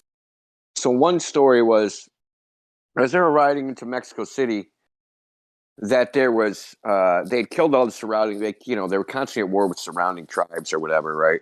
And they had stuck their heads on stakes, but they weren't like one head to a pole. It was more like they had cross poles on these poles, and each one had something like 150 heads. And that as they rode in, it was like this for 7 miles. Right? I mean, exactly. I find those claims. I was just gonna say, I find those claims just hard to believe. Yeah, it's a bit outlandish. Yeah, I think that's more like we're going back and we need money to like come back here, take them over because there's a lot of them and there's a few of us. We got armor and we can leverage that, but we might be able to defeat 1,000 people. We can't defeat 150,000. So we need to tell them back home that this crazy story about these crazy, degenerate savages that eat each other, and maybe they'll send an army with us. That's a good point, man. I would be more interested in their calendar and their pyramids and how the hell did they build all this, and the other thing is they tell the story as if the Romans hang people outside for days to death. Like if you saw something, I mean, Vlad the Impaler, I mean, they did some really keep bad in mind, stuff those individuals may have not as actually well. constructed those structures, but people that came before them may have constructed those structures. Right. So I think whatever knowledge that they had about science, and I think that's what they were probably and the gold. I don't know the gold, but and like they do everywhere, you take the knowledge and the culture and you replace it with the the Christian one, the Catholic Church. Whoa! You just make a new history and kill everybody that knows the old history. Yeah, exactly. And now you got new slaves to join your economy. That's totally flipped my mind around on it, because now, what if it's like Quetzalcoatl or whatever this plumed serpent is called is actually like the stamp of Vatican takeover, right? So like these guys were all worshiping whatever gods they had, and then because the Vatican sent these missionaries and conquistadors over there, as a sort of symbolic marker of their conquest, they basically like melded the Roman eagle with the serpent from the Bible and said, this is what these people worship, therefore they had to be destroyed. That's right. What's up, Jen? Any chance you can describe what you were talking about like just a moment ago? Which one? You were talking about getting rid of people so the rewrite of history went well, Well, yeah, that's what he's talking. Yeah, I can cover both. Because here in Australia too, so when I was looking into Australia's history, right, there was also a serpent. But then I came across these people that were saying, hey, the white man when he got here, he would recreate the stories, the origin stories, and insert the serpent story. That somehow it's always a serpent. and then that's what South America is like. So yeah, it seems that's what they do. They glean the knowledge and the information of about cosmic origin and See, the history. reason why I asked you is because I was talking about mud flood with some other people, and they said they had a hard time with it because how can you hide that? Other people would document it or, be passed down from family to family knowing it or something like that. That's what I was getting at, why I asked you to repeat it. If that's what you were, because I'm sorry, I was reading something when you were saying that. Well, simply, and Bong, like, go into more depth. I only got a short intermission here, but when someone comes to you with a counterclaim like that, ask them if their great grandmother knew how to churn butter and if they still possess that knowledge. Yeah, that works. Because that's what I was gonna say. That's what I was. I was gonna say. Their answer comes from their programming, what they think they know, because they think that when we process information, we process it with the knowledge that we've already acquired or been taught or programmed with. So if they believe the Earth is flat and science and all these things, then their answers are already so they're not even giving it another because they don't understand how it could be possible. So, but it only takes a couple generations. Like what happens, it happened to our people as well. Samoans, they removed like 80% of the leaders, marooned some, and made some disappear, sent some to jail in New Zealand, and replaced it with their, and created two parties, and then there was a protest, and then opened fire and killed the one of the last chiefs that were standing up against the new world order, against the new world order. That sounds intense. Oh man, yeah. So this is how they, and then who's left? And now when I look at who's left right now, it's like holy shit, we don't know anything about anything. It's lost, So yeah, same with the South Okay, America. I'm gonna ask you guys. I'm gonna ask you guys a question and blow your mind. Okay. Yay. What if the conquistadors, right? So their excuse was that these are a bunch of heathens, right? Godless heathens. We need to convert them to Christianity. What do you think they would have did if they sailed across the ocean and they were all Christians? Do you think it would have turned out any different? Well, no. Hell no. They would have still said, these guys are a bunch of heathens, man. They're not Roman Catholics. We're going to kill them anyway. They were dead no matter what. As soon as the Europeans got there, they were like, there's stuff here we don't have and we want it and we're killing you and we're going to come up with some excuse. Wow. That makes it pretty simple, Indio. Thank you so much. Well, yeah, all about resources. Don't let anybody tell you different. There's no such thing as a religious war. That's just the propaganda. It is literally just propaganda. Well, yeah, they want to obtain religious relics or something of that nature. I mean, yeah, it's like Operation Iraqi Liberation, OIL. Well, hold up. Oh, It's yeah, called bro. the Age of Discovery for a reason, right? And it's because they developed tools to navigate the Earth. Now, I don't know if they used the ball Earth. I don't think so. They used flat Earth, of course. But hey, guys. when you think about the data that they needed to be able to map the sky, right? And then you think about all the cultures and the data that they have about how they understand the world and navigate. Then you meet a bunch of people who live in the middle of the Pacific Ocean who can navigate the ocean. I mean, it's good, right? You take that information and replace the culture and conquer them. I mean, think about how it will progress your. Yep, go ahead, Jen. Oh, no, I thought you were finished. Go ahead, you go. No, it's finished. Yep. Okay, so I really dove into the EWAR material. I should watch it again.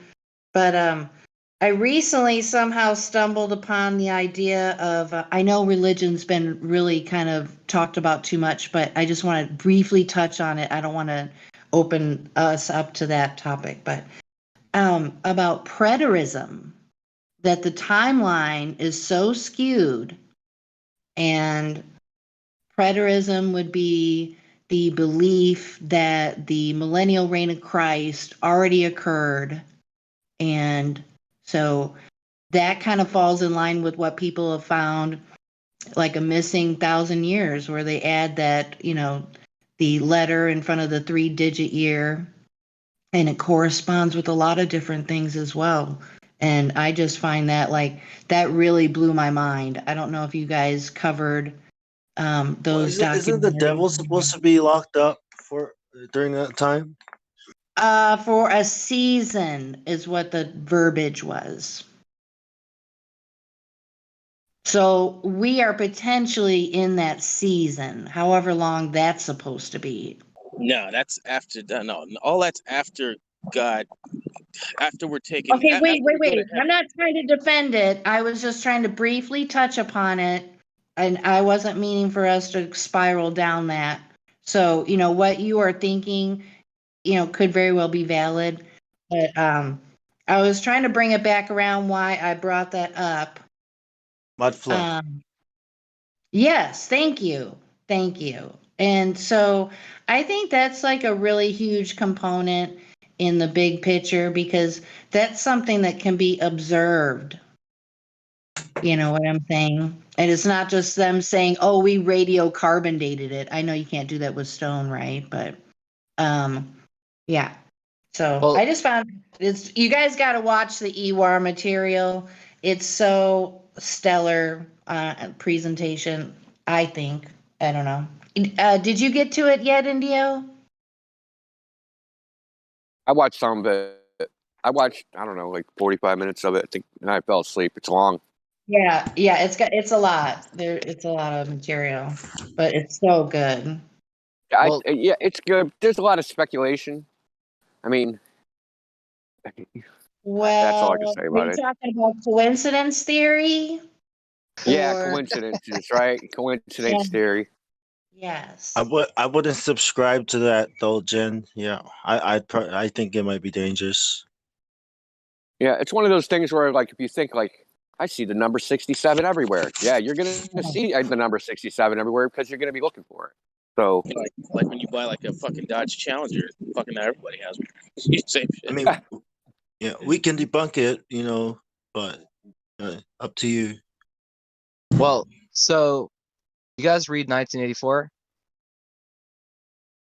I think I saw the movie. I cheated and I saw a movie. Fell asleep Definitely, twice. definitely read it, because most people focus on the way in which the story itself is like sort of an instruction manual for a would-be tyrant, as far as like how to gaslight people into self-enslaving. Wow. But to me, the most like eye-opening, mind-blowing passage in the whole book is when the main character is talking to like the party leader, and the party leader is describing how, because of the limitations of human memory, it's possible to compress history in narrative. And so in the universe of 1984, the Communist Party discovered North America, and the Communist Party invented the airplane, and the Communist Party invented the automobile and all this stuff. It's called historical compression. And what's fascinating to me, sort of being, pretty eagle-eyed about what types of claims people are making nowadays about history, is that it's an ongoing process that everyone is subject to constantly, right? And so this communist guy we were talking to earlier was poo-pooing the so-called original Thanksgiving story. He's like, oh, it's just a bunch of fascist right-wing propaganda that the Puritans came to Massachusetts and the Indians taught them how to grow corn. What really happened was, and then he said, there was a massive genocide.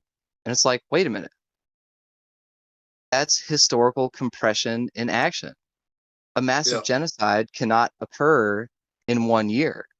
That's insane. That's crazy talk. Way more likely. What about what we call the Dark Ages? Or when the Library of Alexandria burns and who knows what if anything's been lost or not, Well, but we're told it's you know what made lost. me I think of when you said that just now, I was thinking of some of there's many buildings, or there used to be buildings of, with just, it's so elaborate that we're led to believe that before we had industrial technology, that they were just using pickaxes and, you know what I'm saying, to create these massive structures. And it just boggles my mind. I know a big topic for in the mud flood is, like talking about the World's Fair. Well, more than one, plural. The immense buildings. I think there was a building in England. Is that where the Crystal Palace was? Yeah. And of course it doesn't exist anymore, but looking at it from a bird's eye view is pretty interesting. Yeah, fun fact, the Crystal Palace is where the very first reconstructed dinosaurs were ever exhibited. Oh, wow. Jurassic Park. Pretty much, man. I mean, it's clearly like a religious building of some kind. It was like pre-Disney. Yeah, exactly. Like the world of tomorrow.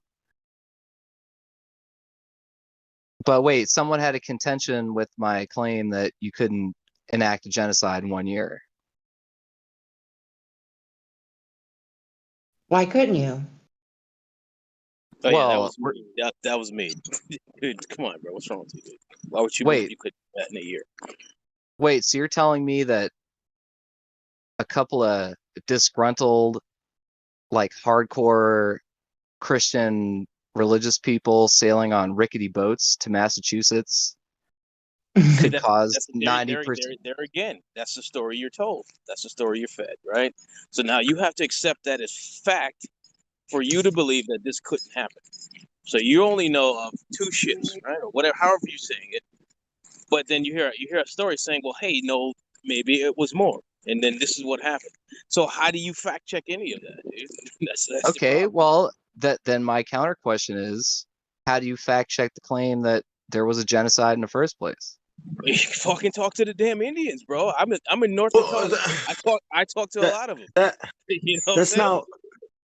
I don't think that. I think it's obvious, right? That whenever a nation conquers another nation, there's either war, right, or a slaughter, and usually they kill the men and take the women and children as slaves, right? That's usually what happens, right? But hold on, Bon. Hold on. See, this is the thing about this, right? People get defensive about this whole thing, or get offended easily. This is how mankind is. They fucking kill each other. No matter what race it is, whatever. That shit happen. Whether you like it or not, whether you're part of the white race, whatever you want to call yourself, that shit happen. Okay?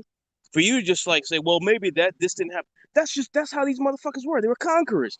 I don't hate them motherfuckers. That's just what they did. They were conquerors. Wait. This is their makeup. Hold on. This is their makeup. Like the Spanish conquistadors or something. That's their makeup. They conquer shit and they change the narrative. So fucking what? That's just how it works, man. I don't fault them. I don't hate them for it. That's just their nature. So no, I totally agree. I totally agree. And that's what I mean. What they called America the new world. That's what they called America. And we know who the people that set up the Constitution are. They're all Freemasons.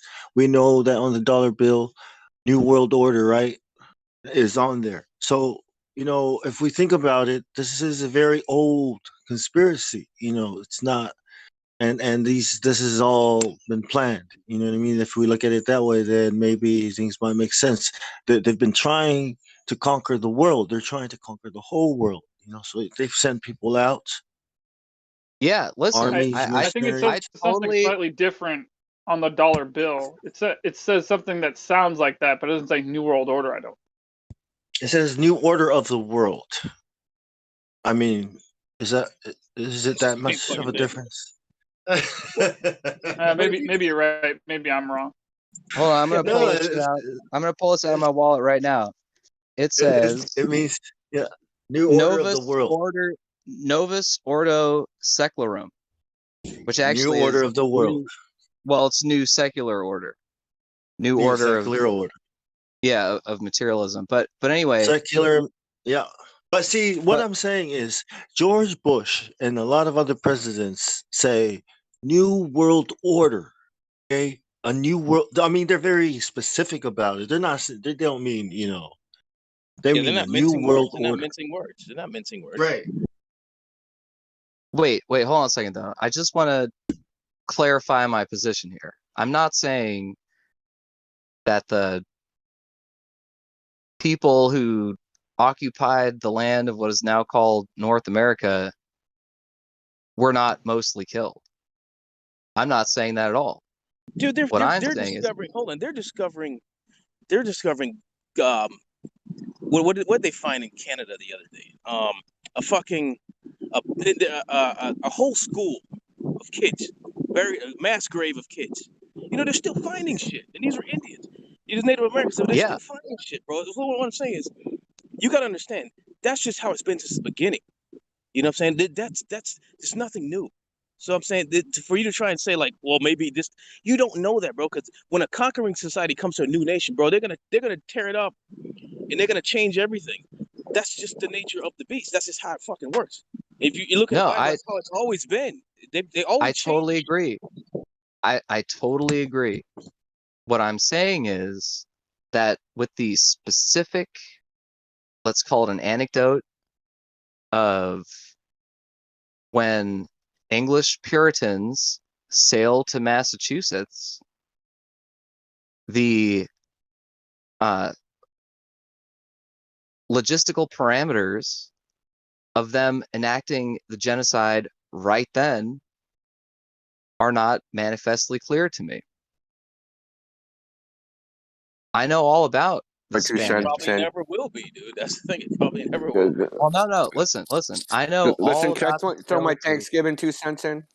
Yeah, go for it, bro. Because so the first written record of a Thanksgiving holiday was a proclamation given by Governor John Winthrop in Connecticut, celebrating the killing of roughly 500 Indians.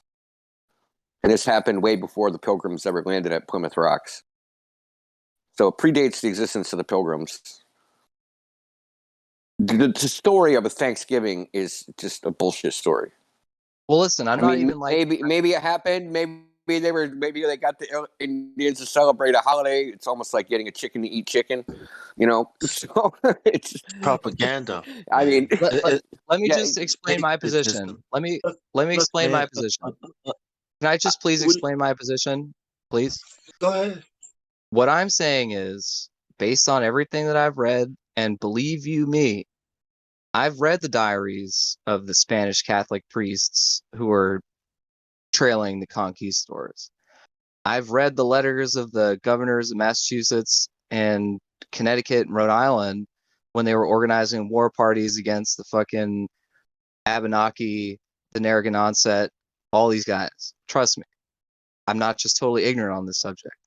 What I'm saying is that to conflate, maybe even, okay, so let's say that the Pilgrims were in fact a malevolent scouting mission sent by the powers that be to enslave and dispossess and murder and rape and so on. What I'm saying is, by the time that this first group of people, because there always has to be a first group, sailed across the ocean in their boats, they were tired, they were hungry, they had scurvy, and they were probably pretty worn out. And Dude, so how do the you know idea, that, dude? It's just from the have you story, man. have you ever ridden in a You've car come for to have a you new ever ridden in world, a bro. car?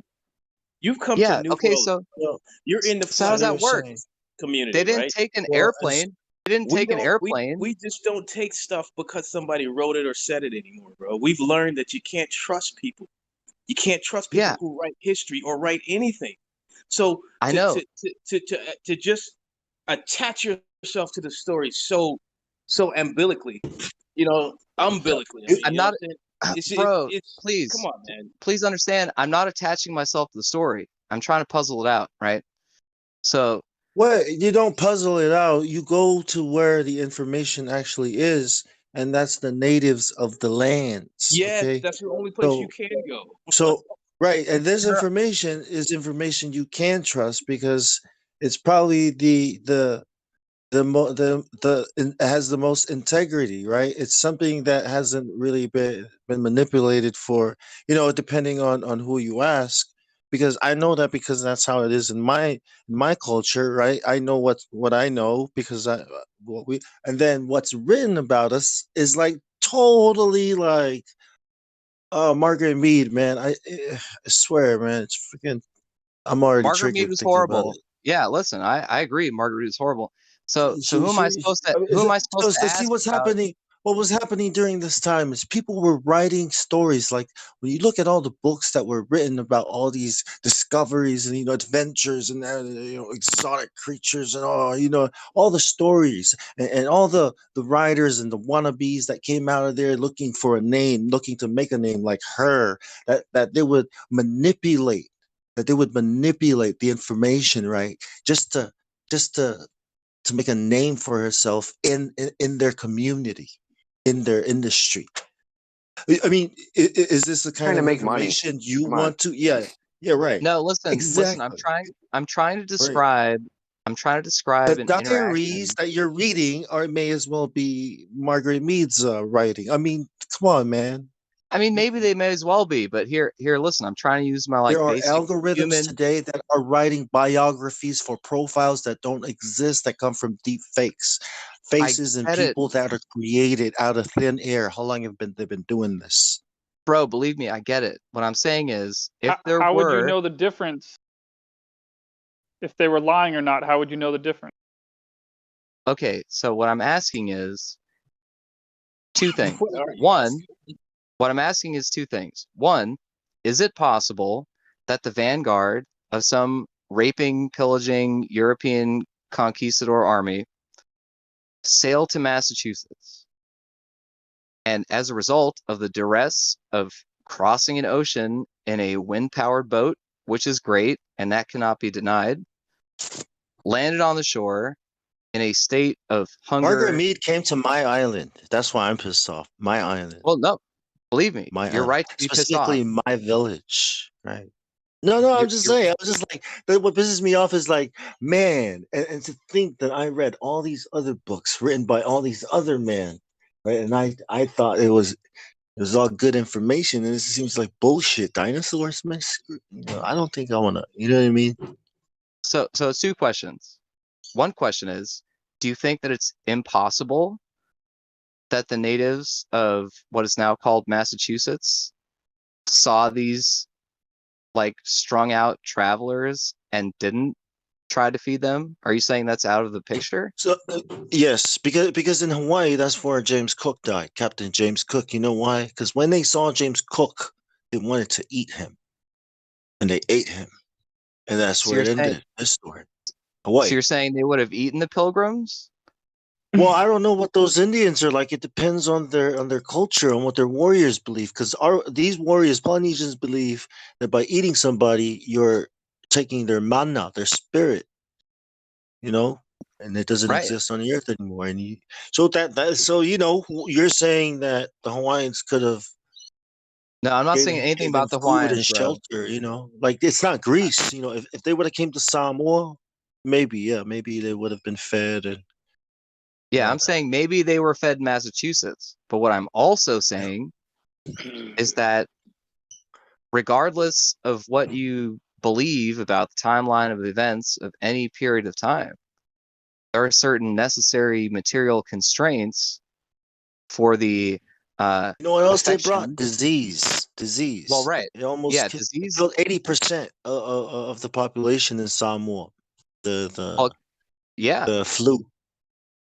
Right. Yeah. And that same thing happened My in North America. ancestor survived by the skin and bones, man. Like his name is the name What I'm of saying is, is it accurate to describe the events of the first Europeans ever to land a boat in what is now called Massachusetts as the same thing as the genocide of all indigenous Native Americans?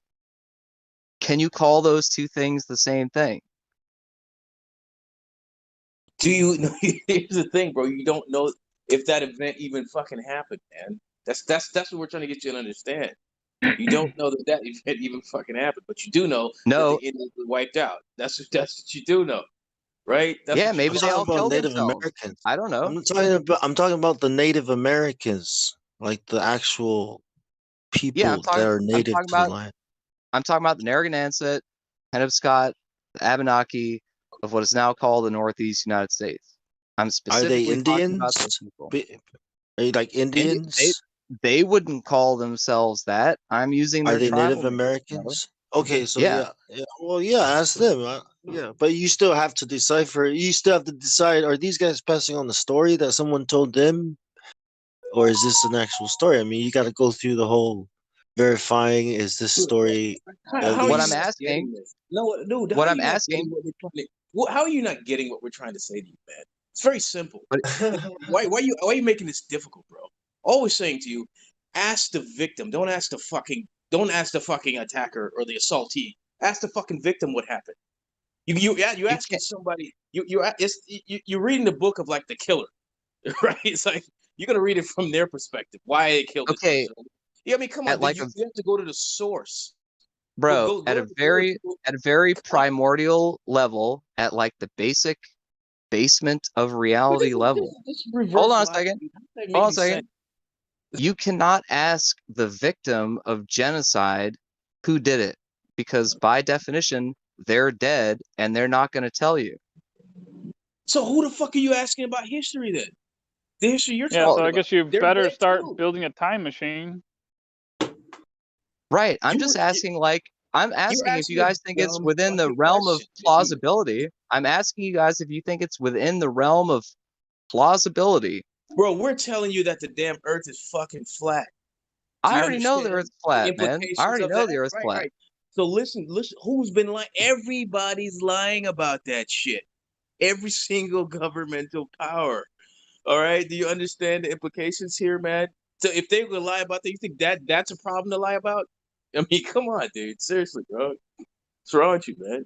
Well, you sound like you're attached to a story or to some kind of narrative that you like, and you want to be at least true. Like you can't do that, right? Let me honestly tell you what story I'm attached to. I'm attached to the story that I'm attached to the story that a human being can witness another human being in a state of deprivation, and out of the strength of That's their... naive. Why are you attached to that? Because that's not the reality, man. Like that's not the reality of things. Like people can be nice, but people are not nice. Like, well, okay, well that's your... Yeah, but why would you want to be nice? Yeah, being nice means you're stupid. So that's y'all's that's philosophical and moral position. I'm not going to take that ever. Do you? Well, I'll tell you this: the guy with the biggest guns, right, and the most guns is going to be the guy that makes the rules, because he's not nice, and you just have to do what he tells you. Because what are you going to do about it? Yeah, the nice guy is the farmer, not the guy with the fucking axe and sword and shield and buckler. Come on.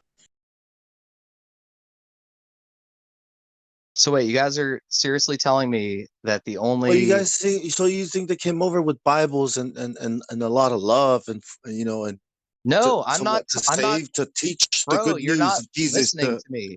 You're so indigenous not listening people to who me. have their You're own culture and their own religions and their own gods and their own beliefs. You're just gonna. That's what their intention was. They're not here for the land. They're not here for the resources. They're not here to okay. develop or try to Listen, conquer the bro. world. No, no Listen. guns, You're minimal you're not items. listening to me. You're not listening to me. We called them sky piercers. You know why? Okay. It sounded like thunder. That's why. Cannons. Did Can I wipe out not a ask? whole Did I not platoon. ask this question within the parameters of the vanguard of a Boomstick. imperial colonial assault? Did I not say that I already accepted that as a given? Right. So when the scouts of an army cross terrain to get to another segment of terrain where the enemy's at, are they tired or energized? Are they hungry or are they full? They're going to be worn out. It's because Compounding you're that still fact, accepting the story that you're told. All we're saying to you, bro, is you don't know if that story's true. What do you think U.S. soldiers are doing in the Middle East, man? You think they're just standing there with the Bible, giving out hugs and money and help? no, I don't think Yeah, that. I no. don't think that's what the Puritans were doing either. In fact, if Yeah, you but what do you read think their is actually happening there? What do okay, you think so they're doing there? if you read the firsthand accounts written by these people, they were under the impression that They're there in because the of name their of devotion, peace, right? no, not at all. Of They were world under the peace. nope, not at all. Bong, They were just let under him the finish. impression Fuck, man. they were under the impression that because of their faithfulness and devotion to God, that God had granted them an infinite expanse that was basically synonymous with the Garden of Eden, that they could do whatever they wanted with, Is including the this the same extermination of the God? natives. Is this the same Listen, God that's on the dollar bill? In God we trust. Is that the same God? no, the No. original Puritans were not part of that. In fact, they How do you know were, that? well, maybe I don't. What I'm saying is, at least in the story, in the confines of the story, and if, like you said, trust the people who were there and wrote about it or can tell tales about it, like whatever. I'm just saying, like, they had a uh, a disposition which was consumptive.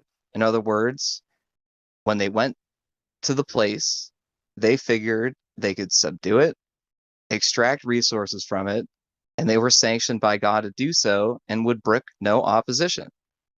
I don't disagree with you guys when you say that that's what they were up to. I agree. They weren't there to make life better for the people who were already there. And I wouldn't even say that they were there to make life better in general. What I am saying is, in the current narrative of the transatlantic travel that occurred in that time period, it is the height of illogic to suggest that the very first people who came from England to what is now Massachusetts, Rhode Island, etc., were part of like a gigantic fleet of exterminating sailing vessels. That doesn't What make about any sense at France? all. Well, what about France then? Why is France there, and why are they fighting over land that's not even theirs? What about the Are people you that live on that land? Do they matter? are you aware of the number of French people The who Mississippi River, gold. yeah, are you aware of the number of French people who defected from their exploratory No, charters I'm in saying, order to take did the wives with French the natives? also come there with Bibles and and with a good intention to? As far as I understand, they came there to get beaver pelts. And when they found out that the natives not only knew how to get beaver pelts better than they did, but that they also lived an objectively better way of life, they ceased to be in any type of contractual arrangement with their colonial charters and went native. And because of that, they never maintained any type of political stronghold in what is now North America. Oh, I thought it was because the Rothschild bought it, or someone bought. The Louisiana Purchase. I thought it was because a large sum of money was exchanged.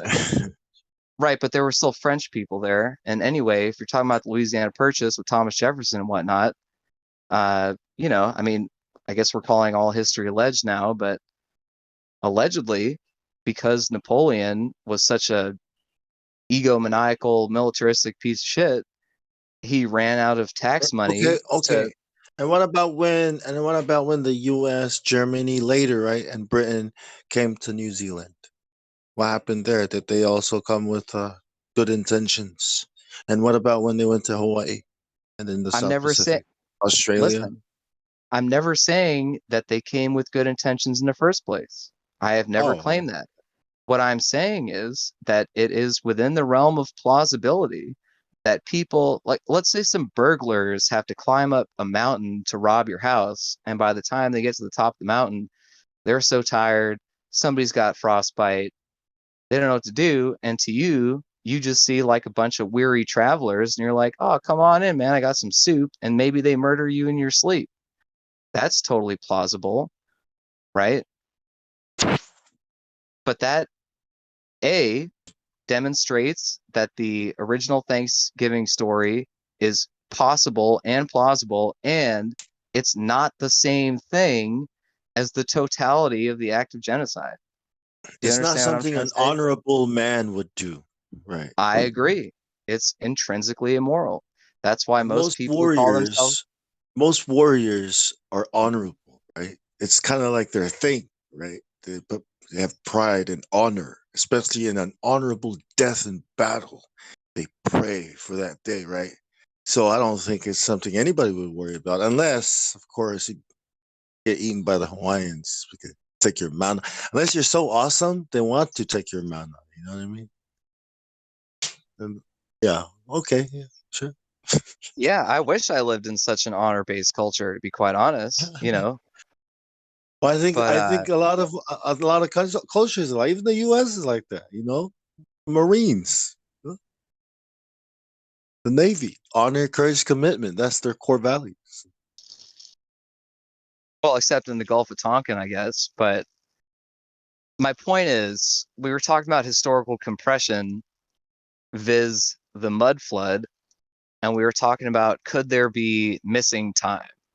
That was what we were talking about.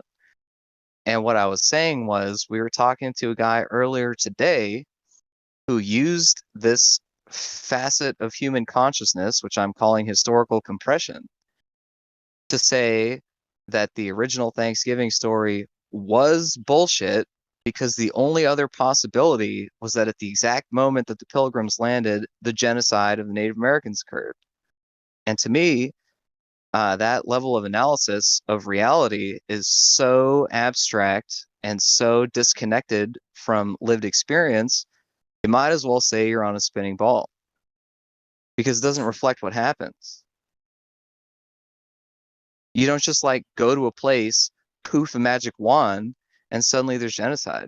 You don't think that some people had reservations, some people tried to work it out, some people were just like mercenaries and grifters, some people like hated with a passion the indigenous people, and you don't think some of the indigenous people were like, maybe we could forge a new society together that's a hybrid, and some of them were like, fuck these new guys, kill them all. Right? There's a confluence of many different perspectives that always go into these historical events. And every time you say it's as simple as white man come equals extermination, you're engaging in the same type of sloppy, you know, brute thinking that causes the problems in the first place. And I'm trying to crush that type of thinking. I hate it. That's part of what led me to this server and this topic.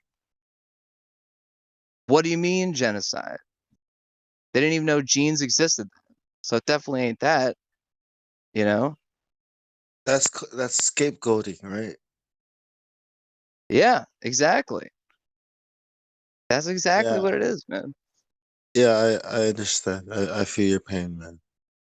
Well, it's not pain. It's just like, I don't know. I spent a lot of time thinking about this stuff and talking about it. It takes a long time to state. And usually before you even get like 2 minutes into it, everyone's like, do you deny? Do you deny? And I'm like, no, I don't deny.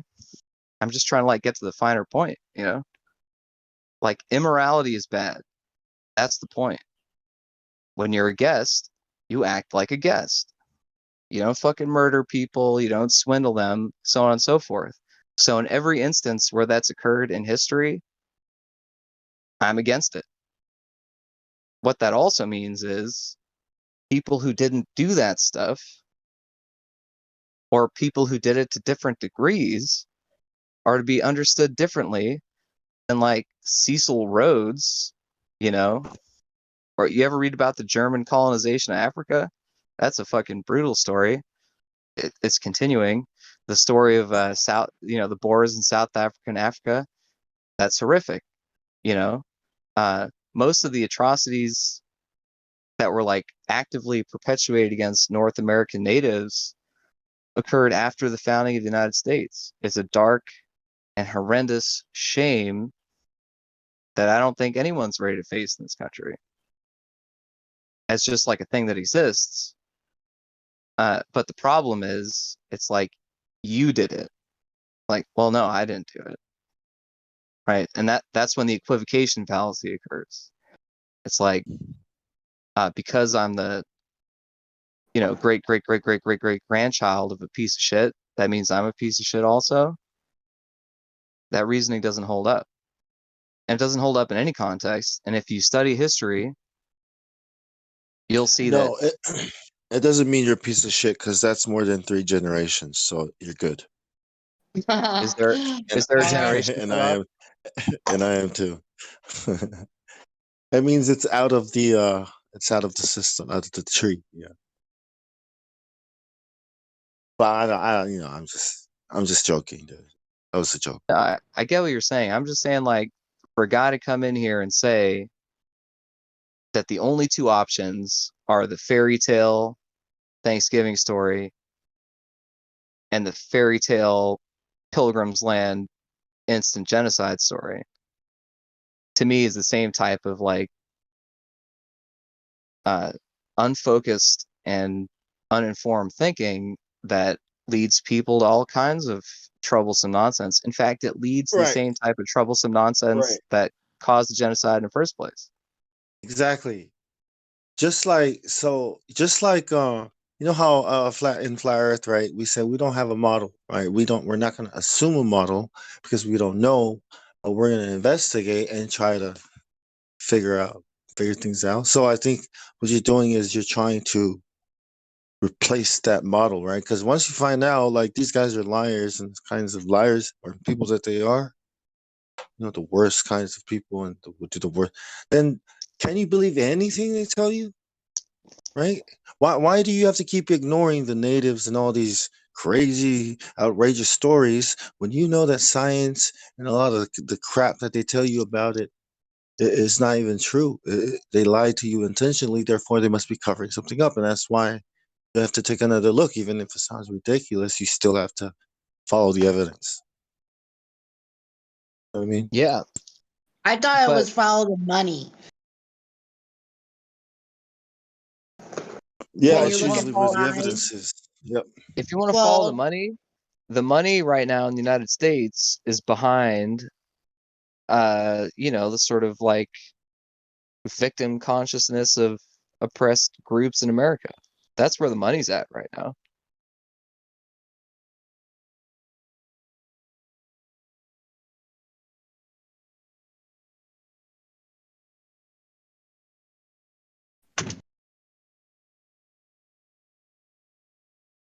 Hey, anybody up for a song? Really quick, like anyone? Always. I love All right, music. cool.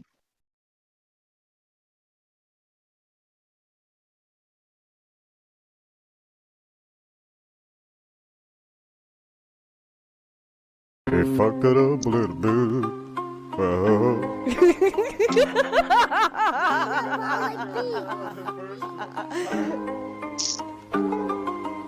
Nice. If you know how they race you in the system, stunt your growth, blunt those hosts, you get the gist then. On your own when you're grown, never learned at school or home, paying off the student loan, got you working to the bone. Do you know how they race you in the system? Tell you lies, hypnotize, tell you listen. Praise the thief, give you grief, feed you nothing but belief, till you're crying for relief, and you listen to the chief.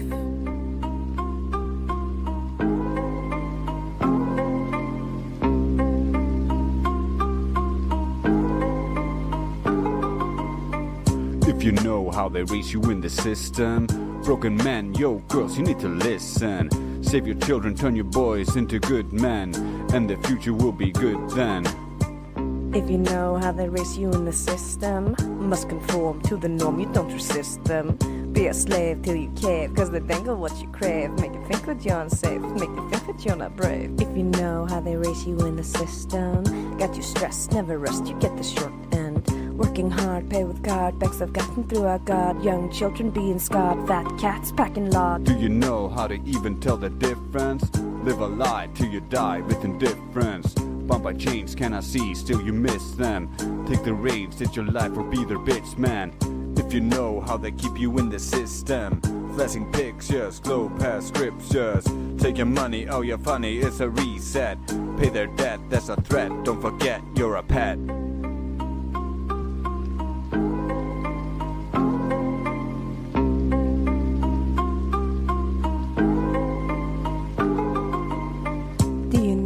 They raise you in a system, so you trust to your dust, no resistance. Young or old till you're cold, better stick within the mold. Best believe the story told, better get your kids enrolled. Now you know why they raise you in the system.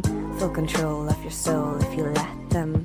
Open eyes, see the skies, but you look beyond their lies. See the devil in disguise, and the truth it mystifies. If you know that the globe is inconsistent, in your mind cannot find non-existent. Cannot trust, truth's a must, globes a bust, no cosmic dust, just free of wanderlust. Do you know how they raise you in the system? Of the fear, lose what's dear, open prison. Broken mind, hard to find, so it scares you to be kind. So you choose to wear the blinds, and it leaves you in the bind. Now you know why they raise you in the system.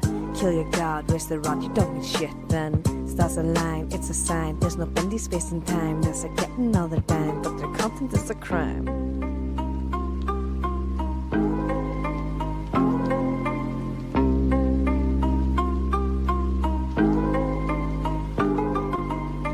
If you know the truths, you can list them. Draw the line, genuine, effie baseline. Grow a spine, get online, and meet me and mine in the new paradigm. If you know about the rulers of the system, it's a bloodline, foul, clandestine. World decline, not divine. Makers of the storyline from long before Byzantine. Do you know how they keep you in the system? Kept in debt, under threat, so hard to leave them. Stand up strong, you belong, that's the purpose of the song. Doesn't hurt you to be wrong. Now you know why we should change the system. Free your mind, meet your kind, let it disco. Oche Choco, cracking crypto, Bambi, Lulu, QA, make it sunny. Such a wig if you acting funny. Now you know why you should join the disco. Get informed, break the norm, it's time to let it go.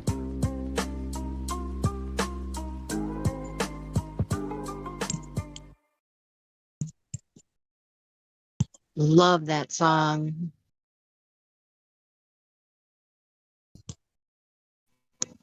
Yeah.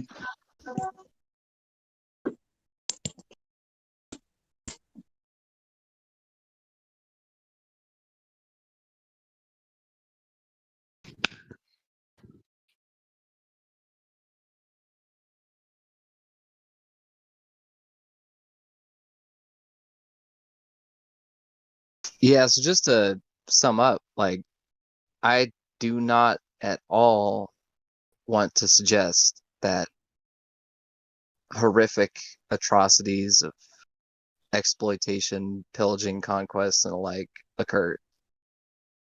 I was merely trying to point out an epistemological phenomenon wherein a collection of extremely complicated events, as all human interactions are, become compressed into a single sort of unit of truth, which I put in air quotes, And to treat those things as if they are the same is folly.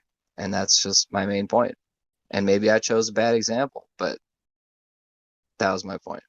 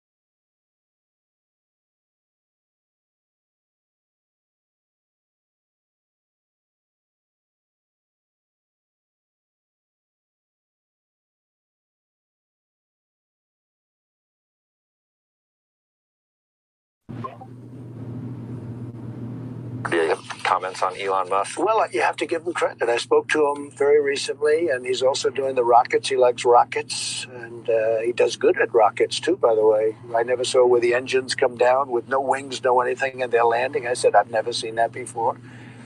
And I was worried about him.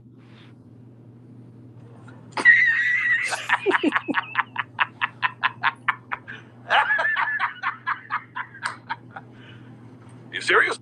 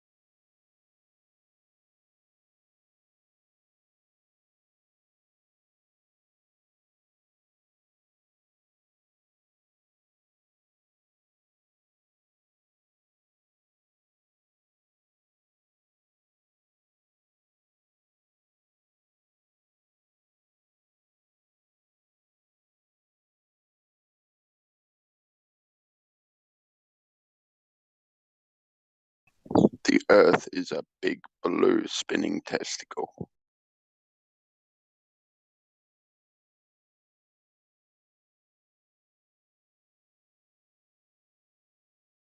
It's not right. Why are you gay? Prove me wrong.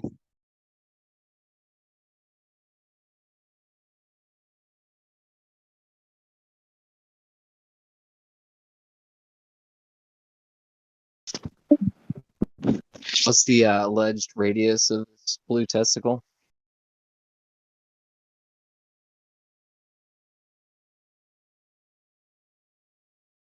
Is it about 25,000 miles in circumference, I believe? So, where would the geometric horizon necessarily be if you were looking at it 1 foot above sea level? It's about 3 miles or something, isn't it? I believe something like that. It's not very far. 1.225. What's the square root of 1? 1.2. Yeah. So, if anyone ever showed you proof that that's not where it was, would you be willing to concede that your calculations were off? No. Why? Why would I? Don't the alleged geometric constraints of a sphere have to be subject to its observable real nature?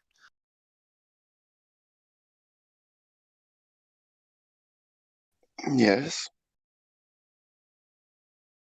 So, therefore, it's logically necessary that the geometric horizon prescribed by a sphere of this alleged circumference would be at a fixed geometric position, would it not? No, the horizon is not fixed.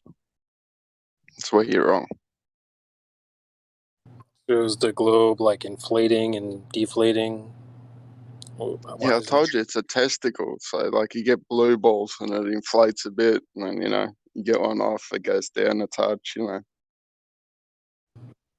Rick, Oh my! be nice, Rick. I am being nice. I'm talking about God's testicle.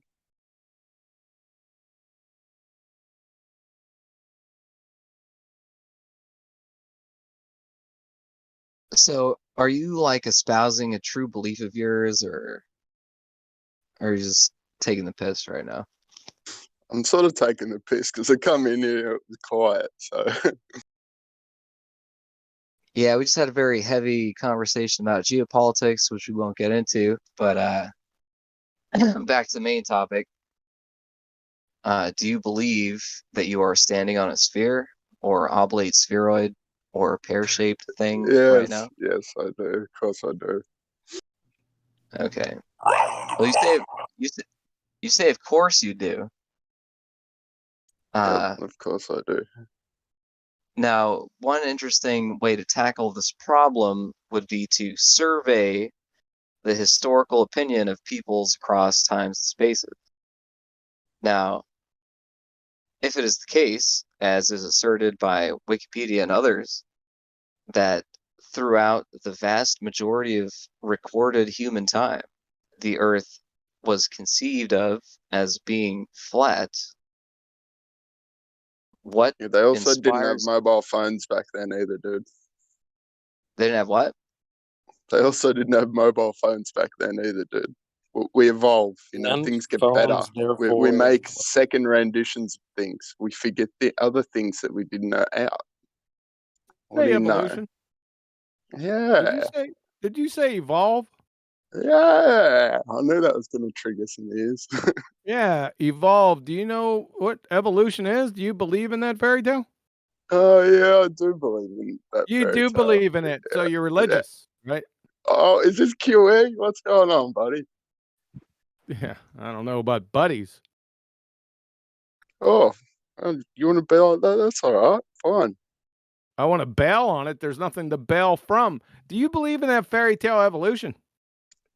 Yeah, I do. Yep. You do. So you're religious. Yeah. Let's get back on topic. So you're religious then, right? Because you No, believe it. I'm not religious. No.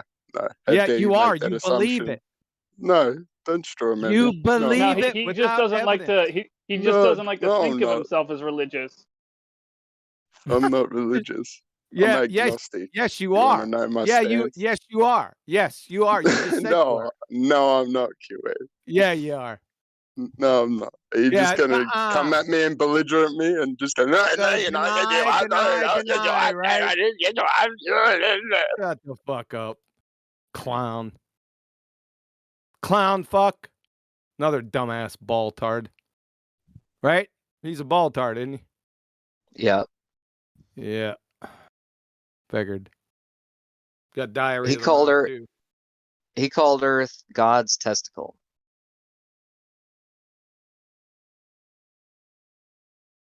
With an alleged circumference of 24,901 miles. Yeah, who cares what he says? He's just a dumbass ball-tard. Doesn't know the difference between level and friggin' curve. Right? Just another one.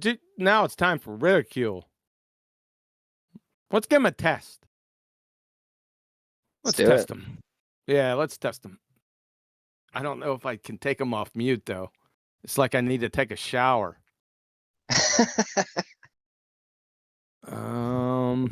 Okay, 1 second. Of course, I can't post these two in here at the same time. It has to be one and another, and somebody will post them between me, obviously. All right. But Carl's, hold up. Told you.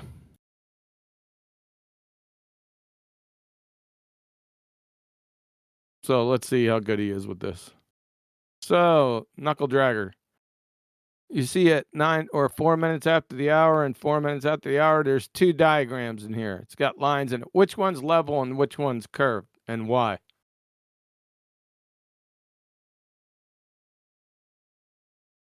Since you don't got anything to say on evolution, we might as well just roll past that because you're a clown. No, you muted me. You muted me. Yeah. That's why I had nothing to say, QA. You muted me. Yeah. Oh, do you want to go back to evolution? I don't really want to engage with your bullshit. Yeah, that's right. So I was having let's a go good with conversation with the other guy, to be honest. Let's go. You want to have a conversation, huh? Well, go talk to a preschool, and they'll laugh at dumbass.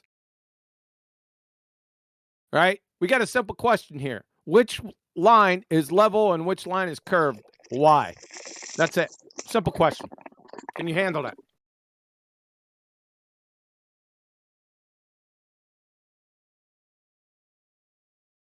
Maybe if you shove that bong up your ass and try to heave it through there, it would help you out.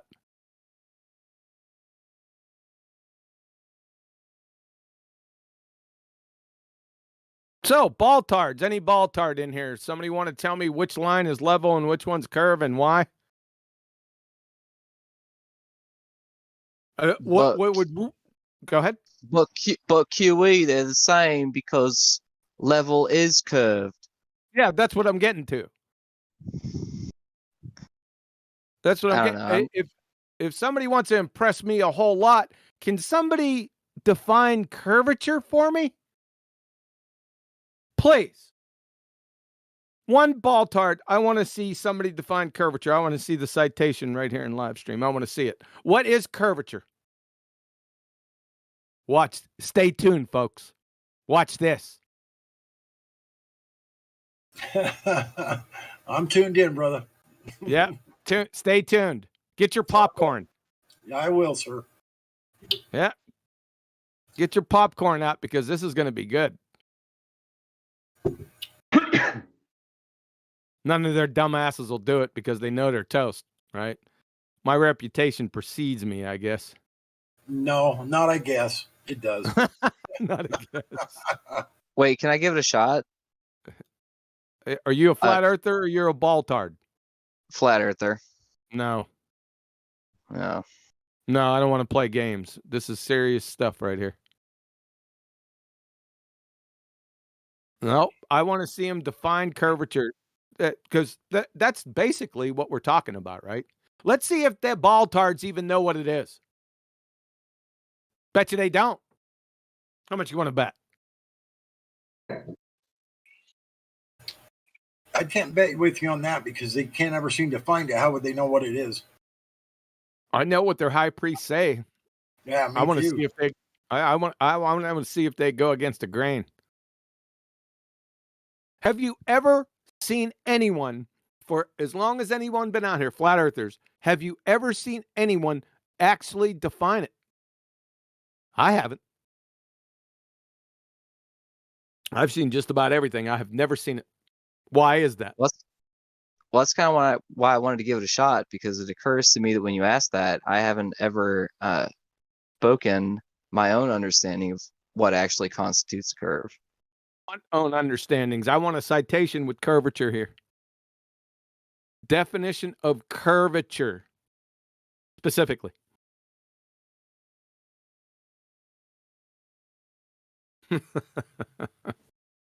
Because I wasn't in a hangout. I was listening to a flat earther say that curvature and level are essentially the same thing. There's no elevation change in curvature. Basically, that's what he said. Seasoned flat earther. And all the baltards, obviously, they all agreed with him. They said, "Oh, thank you. Can I copy? Can I have this diagram? Can I copy this off you, flat earther?" You think I'm fucking lying? You're cracking me up, dude. I said I couldn't. I'm sitting there, could fucking believe it. Now, I would sort of expect that from maybe a flat earther that's been here a week. I would expect. Okay, I got you. Let me correct you. But a seasoned flat earther? Are you fucking kidding me? It's about to get fucking real. I don't want to invoke the no true Scotsman fallacy, but how could you describe someone as a flat earther if they believe that level can mean curve? I give him the benefit of the doubt because he's young. That's crazy, man. That's it. That's all I got to give him something, right? Well, yeah, you're just being nice for someone that might be inexperienced a little bit. Exactly. So what I'm saying is, but I have there is no patience for a flat earther that says any shit like that. So a definition of curvature couldn't include the word curvature, right? Because definitions of words can't include the word. That's a good question. Yeah, Get Good is new here. Go ahead, man. You got the mic. Go for it, man. Hold on a second. One question was asked, and then somebody else come in with a question. Let's go with the first one. It's sort of, how would you say, protocol that if you use the word that you're defining in the definition, it's probably not a good definition. A tautology. Right? You could call it a tautology, but you're not using a different word. You're using the same word. Usually a tautology is a different word meaning the same thing, right? Gotcha. So go ahead with the second guy. You said he had a question. Go ahead. Okay, so if the Earth is a flat plane and the Earth, or not the Earth, the Sun and the Moon are rotating, or of the plane, and why wouldn't? Well, the Sun has to be above the flat plane, right? Why doesn't that? I didn't really want to move off. I really didn't want to move off. Can I finish my sentence, please? Hello? Yo. I'll give you a fucking hello. Who is this? Hey, thank you. Let me finish my sentence, please. I'm going to give you a fucking hello. There's your hello. Fuck off. Okay, so why doesn't sorry, that wasn't you. Sorry, Curly. Who was that? Is that Get Good? Yeah, there it is. There, you got it. Thanks. Get to you in a second. We wanted the definition of curvature, not your train wreck of an incoherent dumpster fire question. If the Earth is flat and the Sun is rotating and the Moon it's above the Earth, then fuck off. So is it? Would the Sun be rotating? Yeah, or right. in transit above our head? Yeah, exactly. That's why I wasn't going down that road just yet, because it's too stupid to do it. I just wanted to stay on curve. I think this is very important. Does anyone disagree? If you disagree, I'll drop it. No. No, I First agree. things first. I want to. Can I offer an answer? No, It's I a don't way want. I don't want a personal answer. I want the citation for curvature defined. Is this too hard to understand? No, I like don't want to anybody's deduce feelings things. on it. I don't want right. what they think about it. I want somebody to define curvature coherently. Is that too much to ask? I didn't think so.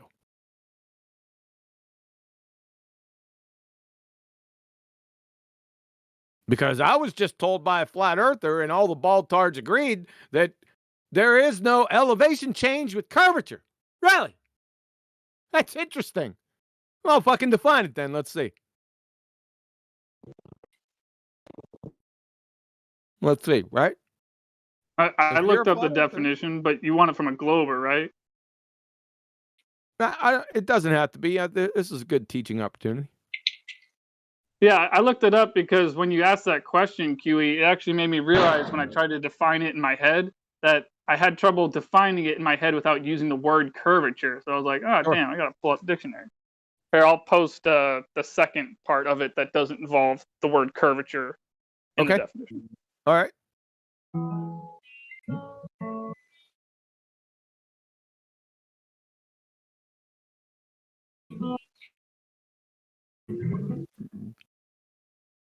The ratio of change in the angle of a tangent. It's got to be something simpler than that, man. I want something that everyone can understand. Who's playing a guitar? You trying to serenade me or some shit?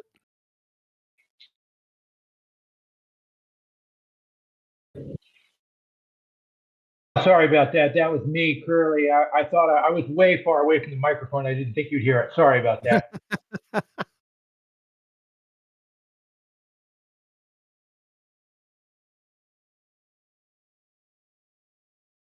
I mean, I guess you could say that that's correct. The ratio of change in the angle of a tangent that moves over a given arc to the length. Yeah, it's correct. But I would like, something that, your average everyday Joe would understand. Not straight. Yeah, but you can't define something as to what it's not. I mean, the definition I wanted to offer was any way of adjoining 2 points wherein no section of that adjoinment is a straight line segment. I guess that's the same thing. All right, never mind. Anything that deviates from level or straight. Yeah, I got you, Carl's. Yeah, it's not what I'm really looking for. I guess no one's going to do it, and I'm holding up. What's up, Cyrus? Haven't seen you in a coon's age, man. Where you been? Yeah, man. Been busy with life and shit. But I got been you. back recently. How you been? Good. Welcome Good, back, man. Hey, thanks, man. Yep. So we're into curvature. Did you hear my question? Yeah, I did. I like the tangent definition. It's sweet, kind of. Yeah, to you it would appeal to you. Yeah, that's the type of definition like I would look up. Like, all right, Sure. let me get my geometry book real fast. Yeah, where's that at? Where'd you get that, Orion?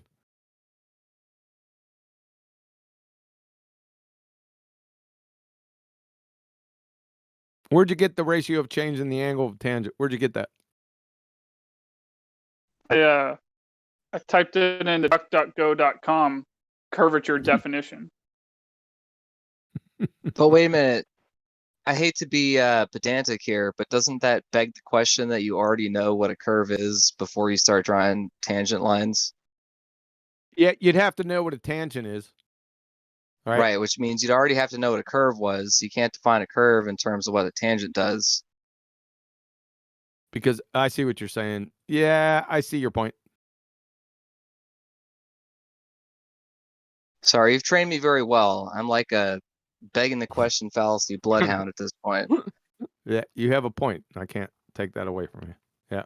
Do you want me to solve the mystery so we can move on? I could kind of throw one out there. How about a small section of a circle or sphere?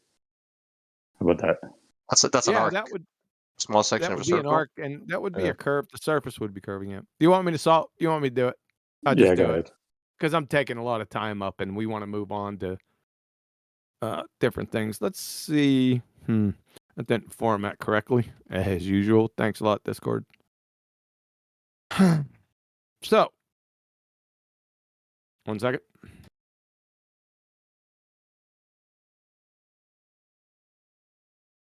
What about this? All right, let's go through this. From the United States Naval Academy.edu. Curvature is the rate of change of slope. So it is the you like that, don't you? I figured you would. I liked it too. So it is the second derivative of the elevation surface. Uh-oh. From pennstate.edu. Slope is a measure of a change in elevation. Uh-oh. That's a big fucking uh-oh. So, booger eater baltards, if curvature is the rate of change of a slope, and a slope is the measure of change in elevation, then curvature must necessarily involve a change in elevation. Next block of instruction, how to point at a fucking house. I bet it's horizontal from your location, too. Bada boom. Well, no, the problem is, you see, the imaginary line moving from the tip of my finger to the house is also curved. Then it's not a tangent. So, does everyone understand this? You can. I posted this so you could steal it. You could have a sloped straight line. That's for sure.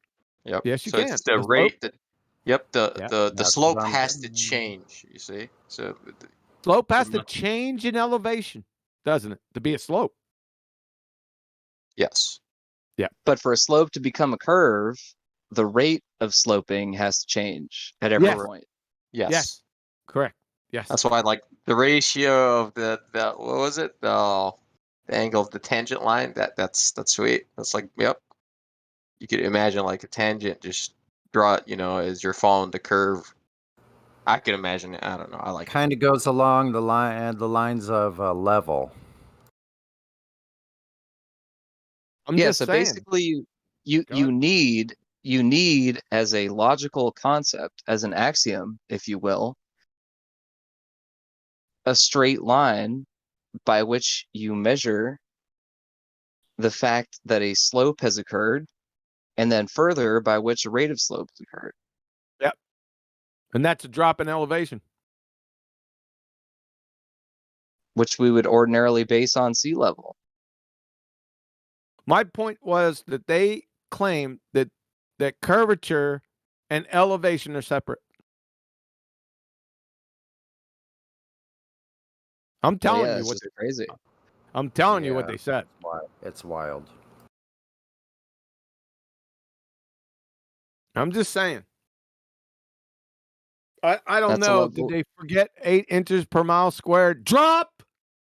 What is drop if not elevation change? Can you get a horizontal drop? Can you have drop without changing elevation? That's the question. Well, no, a drop is a change in the magnitude of a y-axis value. Yeah. Or elevation, correct? Correct. Yeah. There you go. That was hard. A y-axis value. Darn that sea level getting in the way of everything, of all those curves. Like, damn it. That sea level, again, is right there, right where we don't want it. We can't have that. Don't you understand? It has to be relative to a curve. There can't be any relative that's just fundamental and horizontal. You got friggin' ballers going around saying curvature has nothing to do with elevation because the Earth's flat. That's why. Mm-hmm. Because yeah, that's why. Dude, I know that's why. Exactly. You know why that's so crazy though? Is because you actually have to defy the very Euclidean geometry that is the basis of all gravitational calculations, of all celestial modeling, in order to assert that water is curved. Like, you have to throw out the foundations of measurement itself in order to assert that water is curved. It's crazy. No, they throw out coherency. All right. Go ahead, be good. I'm finished with the curvature thing for right now. Go ahead. What's your question?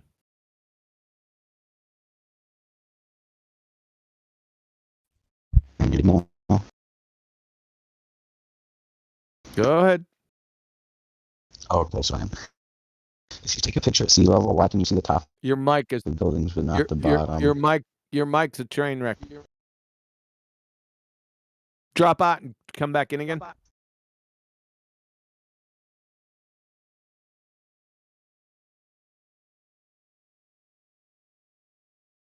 Go ahead. Is that better now? No. Okay, well, you heard me, so whatever. If you take a picture at sea level, why can you take a pic? Or can you stop interrupting me? The fuck? Yeah, I stopped interrupting you. There you go. Gee, platypus, there's a ball tard. Can you define curvature?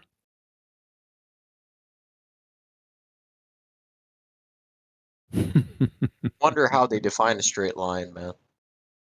What's a straight line to them? No, not a straight line. I said define curvature. Oh yeah. I wonder, like, do they understand what a straight line is? No.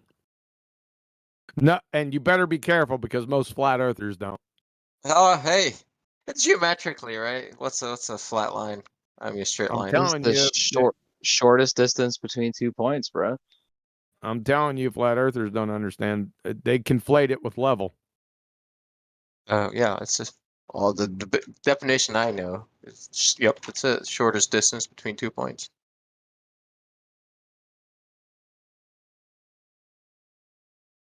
You have a better definition for it? Or straight? No, I just said a lot of people. I'm just saying a lot of flat earthers conflate straight and level. Okay. That's a problem. Now, a level line is straight, but not all straight lines are level. How about that? That is correct. I mean, basically, level is parallel to or collinear with the x-axis. Yeah, that's a little bit wishy-washy. Level is merely every point on the level is not higher or lower in elevation. Essentially. Is that so? Every point is at the same level. How about that? I can't use that because level's in the definition. Yeah. There is no change in elevation along a level line. How about I use level again? So point. DOI over DX for a level line should be 0, right? Yeah, exactly. Right? Exactly. Yeah. No point higher than another. Yeah. How about that? Which 0 slope. You know, change in Y over change in X must equal 0. Or 1. Oops. No I difference. found this sentence. 0, Hold on right? a second. Hold on a second. I found this sentence in your first link. As to reduce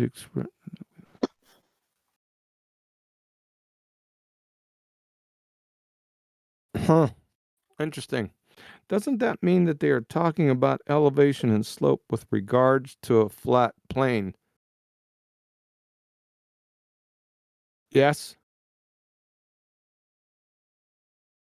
Well, flat plane is redundant also. Yeah, Just saying. exactly. Yeah. Serious. Did you see that from Ellie Tien whatever the fuck that is? Who? At 25 minutes after the hour, he was responding to me. No, I did not. Who's the responder? Platypus? Lei Tiancher. Ah, okay. Found this science in your first link. Okay.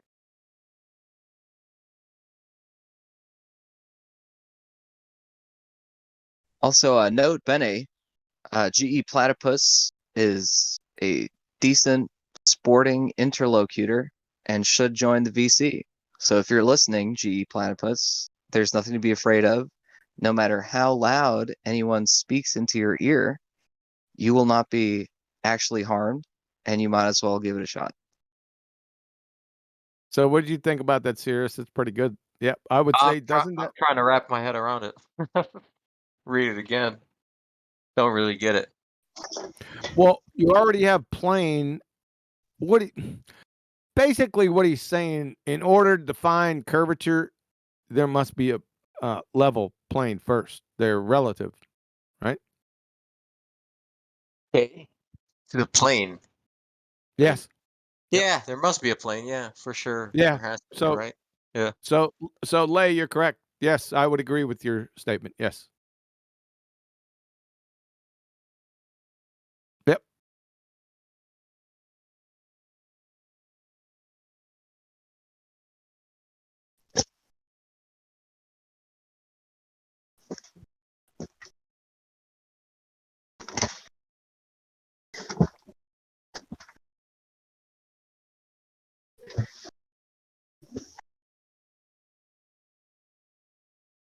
But that's chasing down the rabbit hole too much. I just wanted to go with curvature and see if Baltards knew what it exactly was.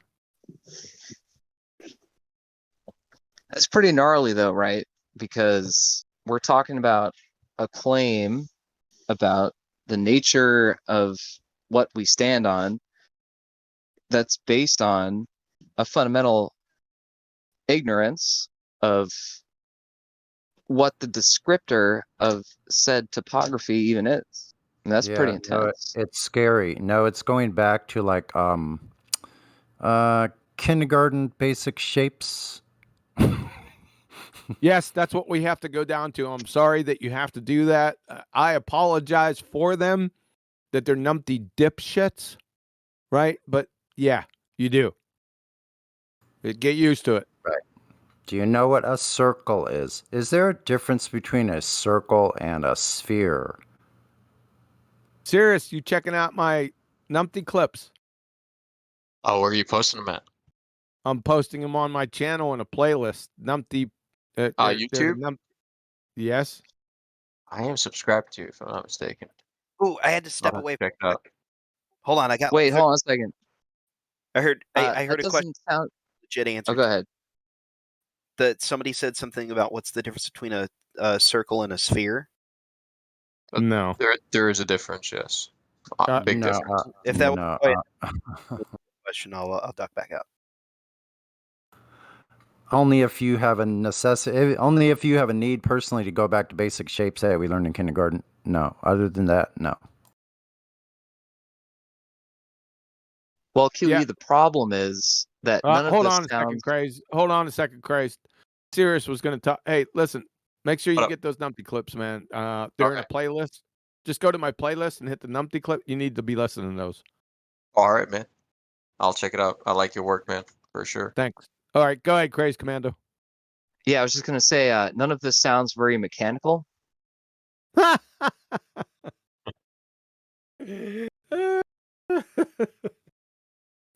That was an inside joke to today's numpty clip. What a numpty dipshit that dude is.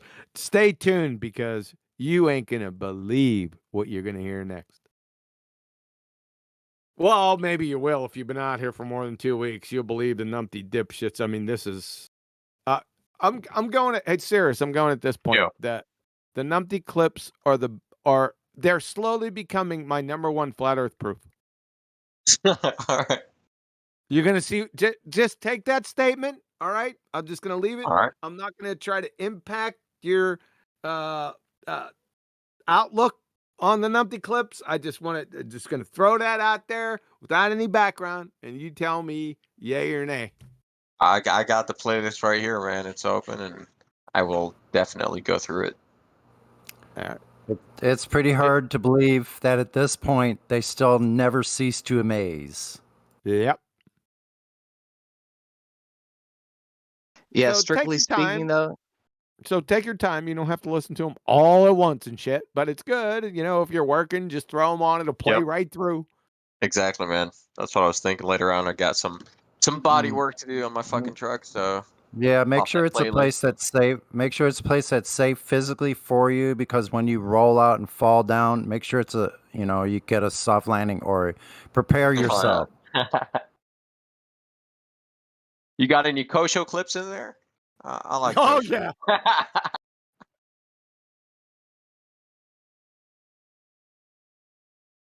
You ain't seen nothing yet. That's Man. friggin' that's gonna be friggin' scary to make that claim. So these guys, like, they come in, they make these. Okay, so when I went to logic class in college, we learned that there were physically impossible things based on the understood laws of physics, and there were logically impossible things based There is on no. Hold on a second. I gotta stop you. Laws of physics. What's that? the laws of physics are the sort of overriding descriptions that humans place upon observations that are consistently described. We got a problem. You got a Because citation for that? well, now that sounds good. That's what they say. There's a problem there inherently, because if you go back to the necessary antecedents, or the necessary conditions that have to exist for that statement to be true, the problem is you said descriptions, right? And then you said physics. There's a problem there. Is physics natural science? Yeah. Natural science only deals with explanations, not descriptions. Right. There's Okay, the so problem. perhaps more accurately, the laws of physics are the sort of collated descriptions of the consistent phenomena that all humans experience. Still wrong. The laws Still- of physics are descriptions, can't be descriptions. It's pedantic, but it's important. Oh, I agree, man. Where am I erring? I'm going to tell you again. Here we go. I'm going to say it one more time. You said the laws of physics, and then you used descriptions. All right. So what should they be called in the laws of what? Natural law. Okay. Natural law. Yep. There you go. All there right. you go.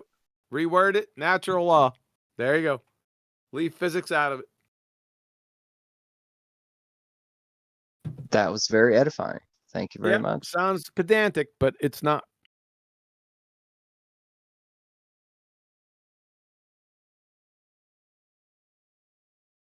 Okay, so anyway, hold on, with hold these, on 1 second. Hold on 1 second, Craze Commando. I did give you a thumbs up. So you said it was antithetical to my argument, lay tenturi, or how so? Because they define elevation as reference to an arbitrary plane. No, not arbitrary. A plane's a plane, not arbitrary.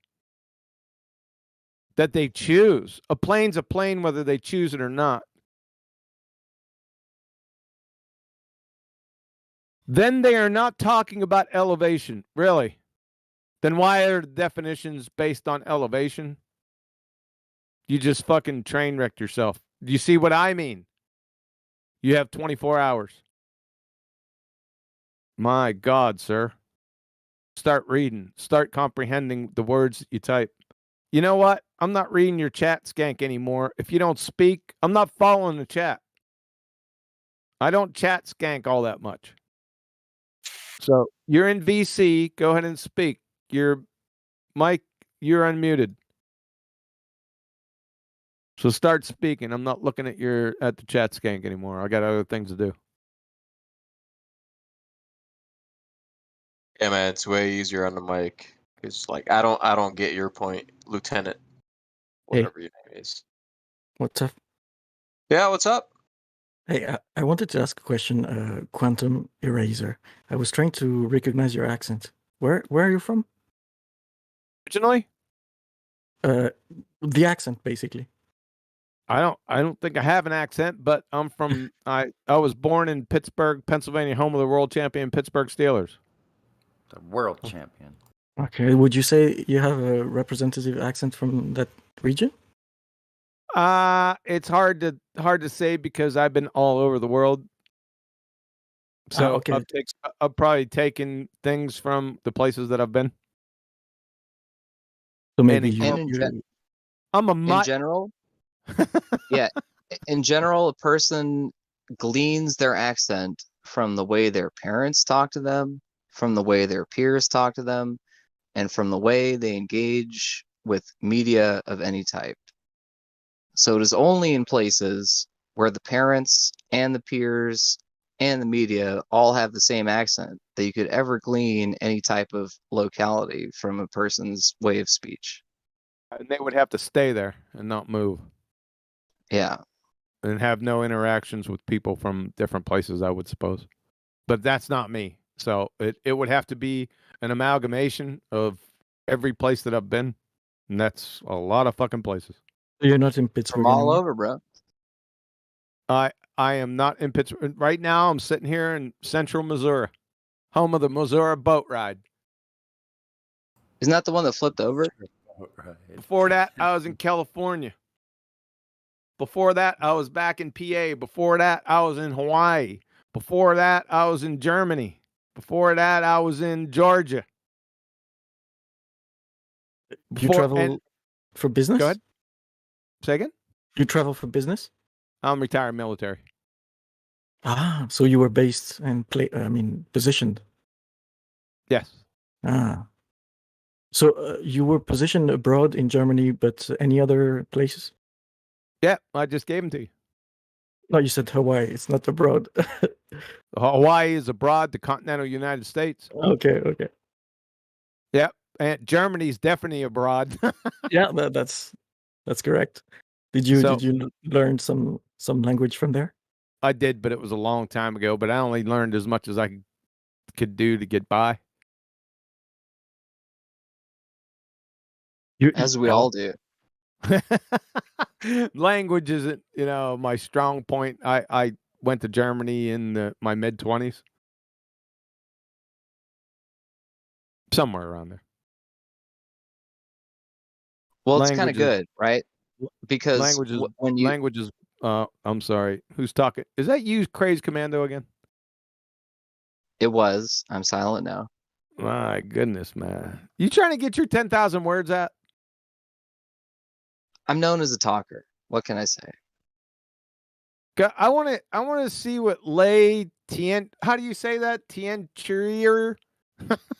The literal translation is the dyer. The person who gives taint to the clothes, colors the clothes. Oh, right? Cool. Yeah. You're tainting your clothes now.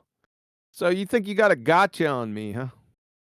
So let's Not see. Really. I don't work with gotchas. Yeah. I just explained why you didn't. Yeah. So the way I understood, I'm not sure what it is. This link that you shared, USNA. I'm not concerned about the link. I'm concerned about the citation. Yeah. Anyway, so they seem to be saying that they pick two vectors that define a plane, and then they make measurements with regard to that plane. And this is what they call elevation, right? So they don't, when they mention elevation, they don't refer to the same elevation that is usually like defined as the distance to sea level. See what I mean? They don't have to, as long as they invoke a plane. As soon as you say plane, everyone knows what that is. That's no point higher than the other, right? That's not even my point. The point was the definition of curvature. Yes. You said if they use elevation in the definition of curvature. They do. Yeah. So if they don't use the same definition of elevation, then your point doesn't hold. Wait a second. The definition of elevation. So you want to define fucking elevation, man? Yeah. Well, as far as I know, elevation usually it refers to, you draw a line orthogonal to the sea level, and you measure the distance, right? So when you say that this lighthouse is 50 meters high or elevation, you try to draw a vertical line from the sea level to the lighthouse, and you say vertical. I was waiting for that. Vertical. Yeah, right? along the radius of the Earth, right? No, it's not the radius of the Earth. We're just talking elevate. We're just talking curvature, not in any reference to anything else. What is curvature? Yes, there was a funny question. So, I think Really? Here, let me try this. That was pretty funny, right? Let me try this on you. Just wait 1 second. It'll be in live chat. We're not talking about the Earth just yet. We got to get this shit defined. Which one's level and which one's curved and why? level. I'm not sure I understand the word in English. Level. That's what I'm talking about. Okay, I'm sorry. There might be a language barrier. Yeah. Which one of these diagrams is level and which one is curved and why? So the second one is curved. Yep. It's a curved line. Yep. Right. The first one, I would say this it's a straight line, right? It's level based on the definition of level. Right. So curvature has somebody said earlier, like there's a difference between a sphere and a circle, right? So the difference is basically the number of dimensions. So a circle is two-dimensional and sphere is... I'm not concerned. I'm not concerned about that. That's a red herring. Stay with the... Sorry, yes, I'm making my point. So the two diagrams that you're giving are two-dimensional, right? So if we're trying to talk about geomorphic curvature... We're not. I'm not talking about that yet. You're anticipating. Oh, Don't sorry. anticipate. I just want the definition of level and curved or curvature. No, I'm not familiar with the word in English, so I'm not sure what you mean by level. Level. Yeah. Having no part higher than another. Level or flat. Higher with regards to what? Yeah. The In x-axis. regards to itself. Say again? Shut up, platypus. With regards inherently to itself. That doesn't work. Yeah, it does. A point cannot be level, right? A point doesn't have any... What are we talking about? I'm not talking... Does this... See, this is what we have to go through with baltards. A line is multiple points, right? Or whatever. This does... Yeah, exactly. So, did I fucking have a point in one of my diagrams? No. I had a fucking line, didn't I? Yes. Okay. Yes. So if you say a line is higher and you define higher with respect to itself. Yes. Any point on itself, right? Yeah, that's how you make something level too. If you're a machinist, you make it level, so no part is higher than the next. So you see your first diagram with the straight line. So on my screen, no, my first diagram is it's a straight line, yes. Yeah. But it's also level. But not all straight lines are level. Yeah. Okay, but that was the point I wanted to go, because on my screen it's horizontal, right? But we can imagine a diagram with the same straight line but pointing. Yeah, horizontal is level and flat. Do I got to go get these? I guess I have to go get these definitions for you then, right? Okay, not a problem. One second. And while he's getting the definitions, hold on a second.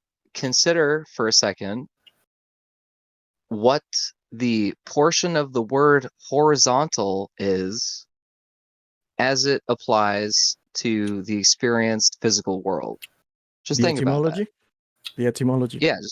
Yeah, think about that while he's getting the definition. So you use level as a synonym to flat or to straight. No. You did not do what I asked. Not the straight. Hold on a second, Crazed. 1 second, dude. Let's go to the definitions. So, this is from dictionary.com. Level. Funny, it has the same thing I said. Having no part higher than another. Having a flat or even surface. Level. Being in a plane parallel to the plane of the horizon. Horizontal. Yes. Okay. Horizontal. Right? Do you level. You know...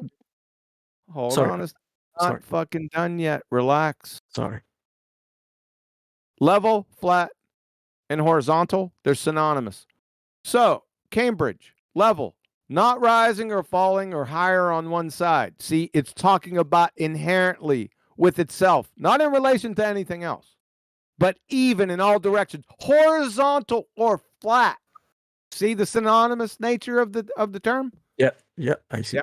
Go ahead. Okay. So the first thing I noticed on the first one from dictionary.com, they're referring to a plane,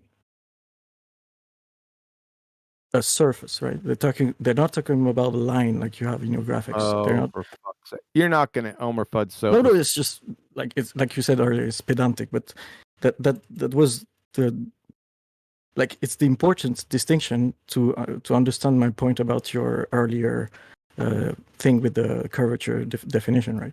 If you talk about the curvature, it's not my earlier thing. It's Say again? the Naval Academy in Penn State. It's not mine. Yeah. Sorry, yes. You shared anyway. So earlier you gave these two diagrams of the graphics, and then you said which one is curved. Yeah. But as I understand, of course, a line can be curved. But when we talk about a surface, then the curvature of a surface has a different meaning. It doesn't. Yes. So. No, it doesn't. No, it doesn't. How so? Well, I see in the definition of a level that they talk about a surface. So can you say that a line is level? You say it's flat, maybe, or it's straight. You don't say that it's level, It's level if it's horizontal. Say it's level. Yes. Okay. So horizontal is not a geometrical category, right? It's the fact that is opposite of vertical. Not sorry. Let me go back. It's the fact that it's defined by gravity, basically, right? So No. Let me give you an explanation. Stop. I'm not allowed. When you are because I'm gonna mute your dumb ass if you don't stop, because you brought into this discussion gravity. This has nothing fucking to do with your fairy tale gravity. If you think it does, understand the gravity of the situation. Yeah, he's gonna understand it right now. If you're gonna invoke gravity, you're gonna scientifically validate that monkey right now. Okay. You prepared to do that? Can I try? Yeah. Okay. Sure you can. You shouldn't, man. You should not. Well, you should not try gravity. Go ahead. I'm sure if I don't insult anyone, I will be able to get unscathed by this experience. You're Right? gonna get scathed. So okay, so wait a second. You're not fucking talking. I am in charge now. I am the prosecutor. You are the witness. Follow? Because you invoke gravity. Now I'm going to hold your feet to the fire. What type of gravity are you talking about? The one defined by in physics. The one defined in physics. Boy, you're fucking. This is going to get nasty. Do you know there's two types? Do you know there's two types of gravity? I think you can see it there in classical physics or general relativity. Oh, really? So then there's two, right? Sure. One that is not applied anymore, an old one. So, which one's not applied anymore? Oh, the classical physics from Newton. Sweet. Thank you very much. Okay, so we're going with bendy space-time, general theory of relativity. Do you know what a scientific theory is? Yes. Tell us what a scientific theory is. It's like a tentative explanation of phenomena. Nope. Negative. Nope. That's a problem. Okay. Yep. So you're in control. So I just answered the question. Yeah, that's correct. I still had a point to make about. No, you will get to your point. All right. Because your first point right here is incorrect. So your point downstream from it is going to be fallacious. Correct? Maybe not, because I was about to give a very basic experience that anyone can do, or even has done as a Mason. You're not yet. You're not. So scientific theories, if I can get everyone's attention to 52 minutes after the hour. Don't worry about the first one. That's just my summary. from chemistry about a scientific theory summarizes a hypothesis or group of hypotheses that have been supported with repeated testing. Now, we can skip most. Yeah. That's not what you fucking said. I said a tentative we'll model. Just go, a tentative no, we already explanation. heard what you said. You didn't say that. Okay. So we'll go to the last one from the University of Rochester Physics Department. So we're right in the physics you were talking about. A scientific theory represents a hypothesis group of related hypotheses, which has been confirmed through repeated experimental tests. Do you agree with that? Yes. All right. So you said the general theory of relativity. So to have a experiment, you must have a hypothesis. You understand that? Yep. Sure. So in 1915, Albert Einstein proposed a general theory of relativity right around November 25th. What we're going to need you to do, we don't have to have you define it since it's an actual scientific theory, then L baby had to already have done it in that paper. So what I need you to do, I need you to go back to that paper and I want you to pull out the experiment. I'm going to need the hypothesis, right? In 29? Do you know what makes up a hypothesis? Sure. A scientific hypothesis is two parts, correct? What? Two parts? Oh shit. You're in a world of fucking pain, man. You don't even know it yet. Scientific hypothesis contains two distinct parts. Okay. What's the prerequisite? No, assumptions and the proposition. I'm not sure. That's a little squirrely. Here, let me give it to you. See if that makes sense to you. Prediction, right? No, well, prediction from is the nature of science and the scientific method. The hypothesis should also contain a prediction about its verifiability. For example, if the hypothesis is true, then 1 should happen when 2 is manipulated. The first blank is the dependent variable. It depends on what you're doing in the second blank. The second blank is the independent variable. You manipulate it to get a reaction. There should be no other variables in the experiment that may affect the dependent variable. That's what I was talking about, that you didn't know. This is from the geosociety.org. Yeah. The nature of science and the scientific method. Yeah. Do you want 30 others that say the same fucking thing? Well, I would say that it's there's a more general, because you don't always have variables. Wrong. Wrong. All right. Well, we'll fucking go for it, man. We'll do it one at a time. How about that? Anyway, so okay. It's not let's say I accept anyway. all of this. From Penn State, the scientist applies his or her present knowledge to predict. Sounds like an echo. The effect of the independent variable on the fucking dependent variable, Mr. General. The prediction is a statement of the expected results of the experiment based on the hypothesis. Yeah. You need any more? I could do this all fucking night and expose your dumbass. Is it the prediction the important part that you want to emphasize? The prediction is the hypothesis. Right. I have no issue with this. Einstein's hypothesis was accompanied with predictions. Oh, really? Go ahead, and I want it right from the fucking paper. Yes, I think already in 15 in his original paper. Go ahead. Go get it. I want you to identify the independent variable and the dependent variable, and I want you to write the hypothesis for everyone to see in live stream right here. Well, that's the thing. There's the dependent variable is actually, I don't agree with this definition. No, he doesn't agree with the definition. Who gives a fuck whether you agree or disagree? We're not in the agree-disagree genre, Holmes. As soon as you say agree-disagree, you're in the subjective genre. That's time to go back to the cake decorating threads, or whose favorite color is the best threads, where you came from. You tracking with me, Sunshine?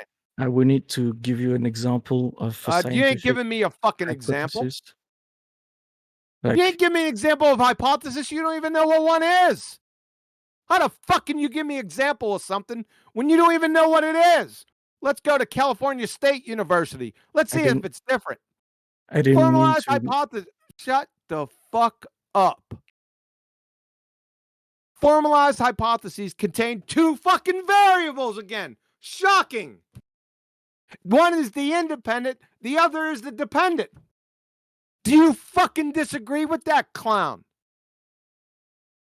Apparently, I'm not allowed to There's disagree. prediction down there too. Holy shit. Sure. You no want problem with another prediction. one? You still disagree with them? Clown fuck. You just been exposed, son. You would fail 5th grade general science. You don't know what a I hypothesis told you, man. Told you not to mess with Einstein. You're gonna get grilled. He's not messing with Einstein just yet. He doesn't even know what hypotheses are. He tried. He tried.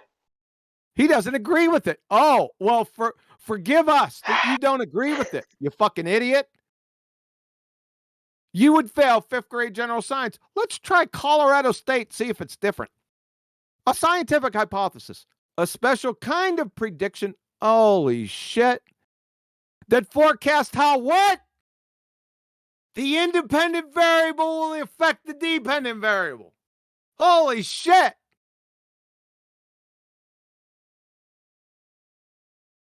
Hey, tainted garments. You just tainted your garments. You're a clown. I'm looking for the Einstein paper. See if he has. Good luck.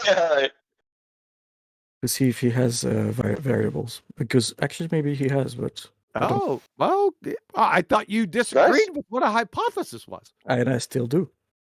Come on, man. This is what we call fanatical religious zealotry. No science acumen whatsoever.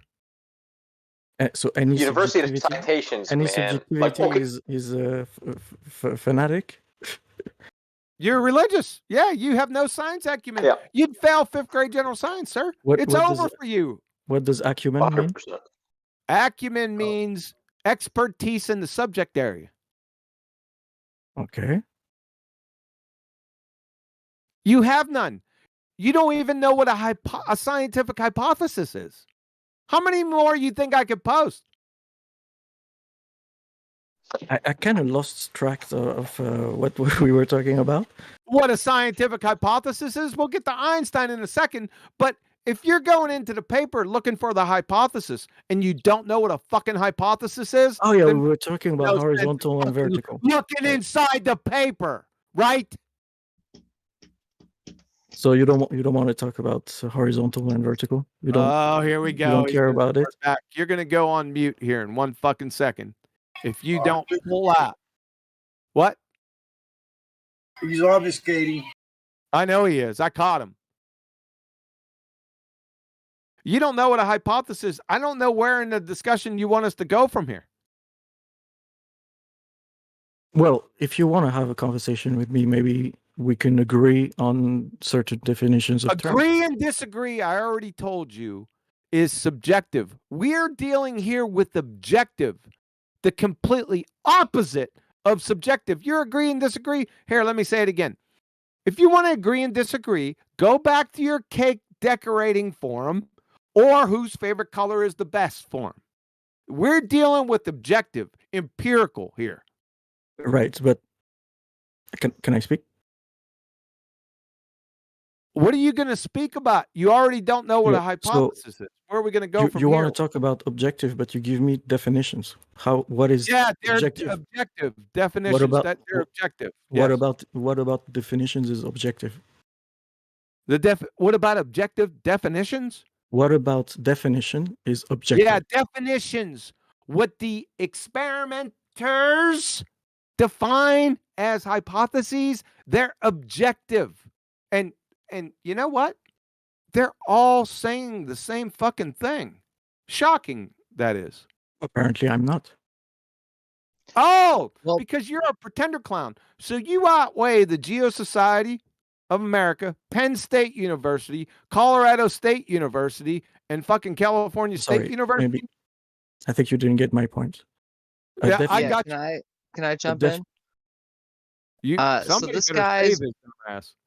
this guy is basically trying to say that the rigorousness of the scientific method is itself in question right now. Because he does not believe that it's important to isolate to the best of the experimenter's ability the cause of a natural phenomenon. And so he would say, instead of you utilizing the scientific method and isolating causes and making absolutely damn sure that what you see in life is caused by what you presume to be caused by, I can just take Einstein's word for it because he said so. And so he's at a basic epistemological disadvantage because he doesn't understand what the burden of proof is when you're talking about how reality, natural science, exactly. Anyone can say anything about what causes things to happen. Anyone can say anything. Yep. He wants to But play. He wants to play games here, and I'm not playing fucking any games. Look, this is strange. You're This is the first. This is the first sentence on your first link. I'm not concerned about that. It's a red herring, fellas. A hypothesis is a tentative statement that proposes a possible explanation to some phenomenon or event. That's correct. It's almost exactly what I said. Yeah. Yeah, but it's ambiguous. Now I'm getting specific. So you share links, but you're not. Yeah, you don't. Do you understand the difference between a link or a reference and a citation? Formatting a testable hypothesis, right? Yeah. What is a real hypothesis? First sentence. A hypothesis is a tentative statement. You already said that. Yes. We already fucking heard you. It's correct. This is your own link. This is your own link. I told you, you fucking idiot. Hey, idiot. You don't understand the difference between citations and references, number one. Number two, I just answered that question. God rockin', you got a hot mic. Thank you very much. Number two, I just answered your fucking question. I said that first statement is correct. However, it's ambiguous. And then it got more specific. You haven't defeated anything here. Fuck nut. So I agree with what you just said. You said it's more specific. Yeah, it means that not all hypotheses entail independent variables. Oh, really? Provide a citation for that. If skins can't citation, provide a citation. No, shut up. Provide a citation with what you just said. Hypotheses don't require independent and dependent variables. Fuck not. It's in the link that you shared. It's not. It's the first paragraph. All right, fuck off. I'm not dealing with your dumb ass anymore. It's in your first link. You don't even know what a citation and a reference is, for fuck's sake. You don't know what a scientific hypothesis is. You don't know what level or curve is. You're a fucking Elmer Fudd sophist. And we only deal with those for so long. And then you're goodbye. Yeah, at the basic level, from the human imagination, it can be assumed that there is any type of cause to a natural phenomenon. So in other words, if you see a plant droop from overexposure to sunlight or lack of nitrogen, you can say invisible three-toed gnomes from behind the Crab Nebula are casting evil aspersions on your plants. And then you can do a little rain dance and see if that does anything. But in science, we observe a natural phenomenon, do what is it? An inductive guess? No, of what the cause might be? Nope. There is no induction in the scientific method. No, not induction. Adduction. What's the one that starts with an A? Abduction. abduction. We do an abductive guess as to what it is, and then we very carefully, okay, so if we're talking about plant propagation, right? If we think it's three-toed gnomes, we'll take our plant and we'll shield it from the sun. We'll control the soil composites.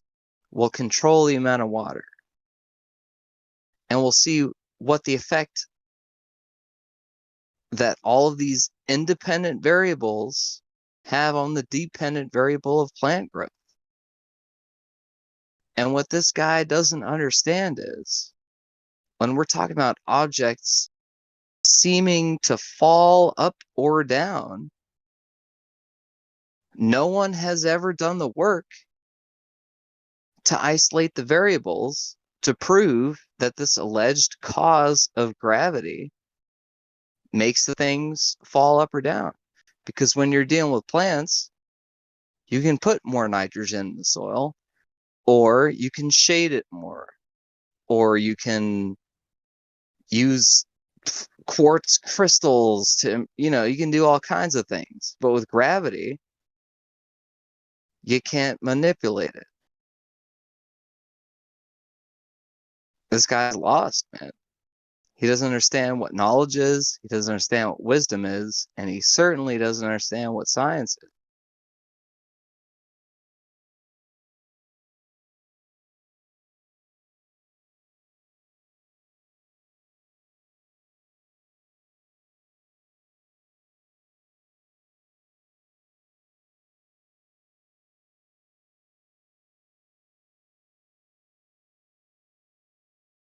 Mic check. This fucking idiot. Look what he just wrote. Okay, this is hypothesis from California State. The hypothesis should also contain a prediction about its verifiability. For example, if the hypothesis is that the California State one, he said there is no mention of hypothesis in the link. You just posted hypothesis just in that sentence twice. Are you fucking delusional? What a fucking idiot. Are we gonna let him try again? No, he's fucking idiot, man.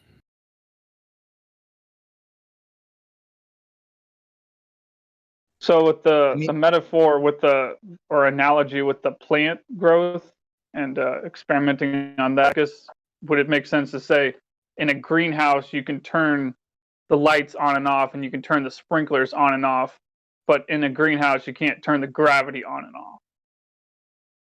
Exactly. And until you can figure out how to turn gravity on and off, you can't assert it as a cause of anything doing anything. It's literally as simple as that. I mean, you can assert it in like a cosmological sort of metaphysical fairy tale. But in terms of science, you're only doing science at the exact time that you have identified a thing that you can manipulate to cause or not cause a thing to happen. It's literally as simple as that. I got a break, guys. Serious, have a good one, brother. Check out those Numpty clips, dude. See you, QE. Yeah, later on, guys, ladies and gentlemen. Gotta go. Yeah, man. Later, bro. See you, man. Thanks for later. Thanks for more citations.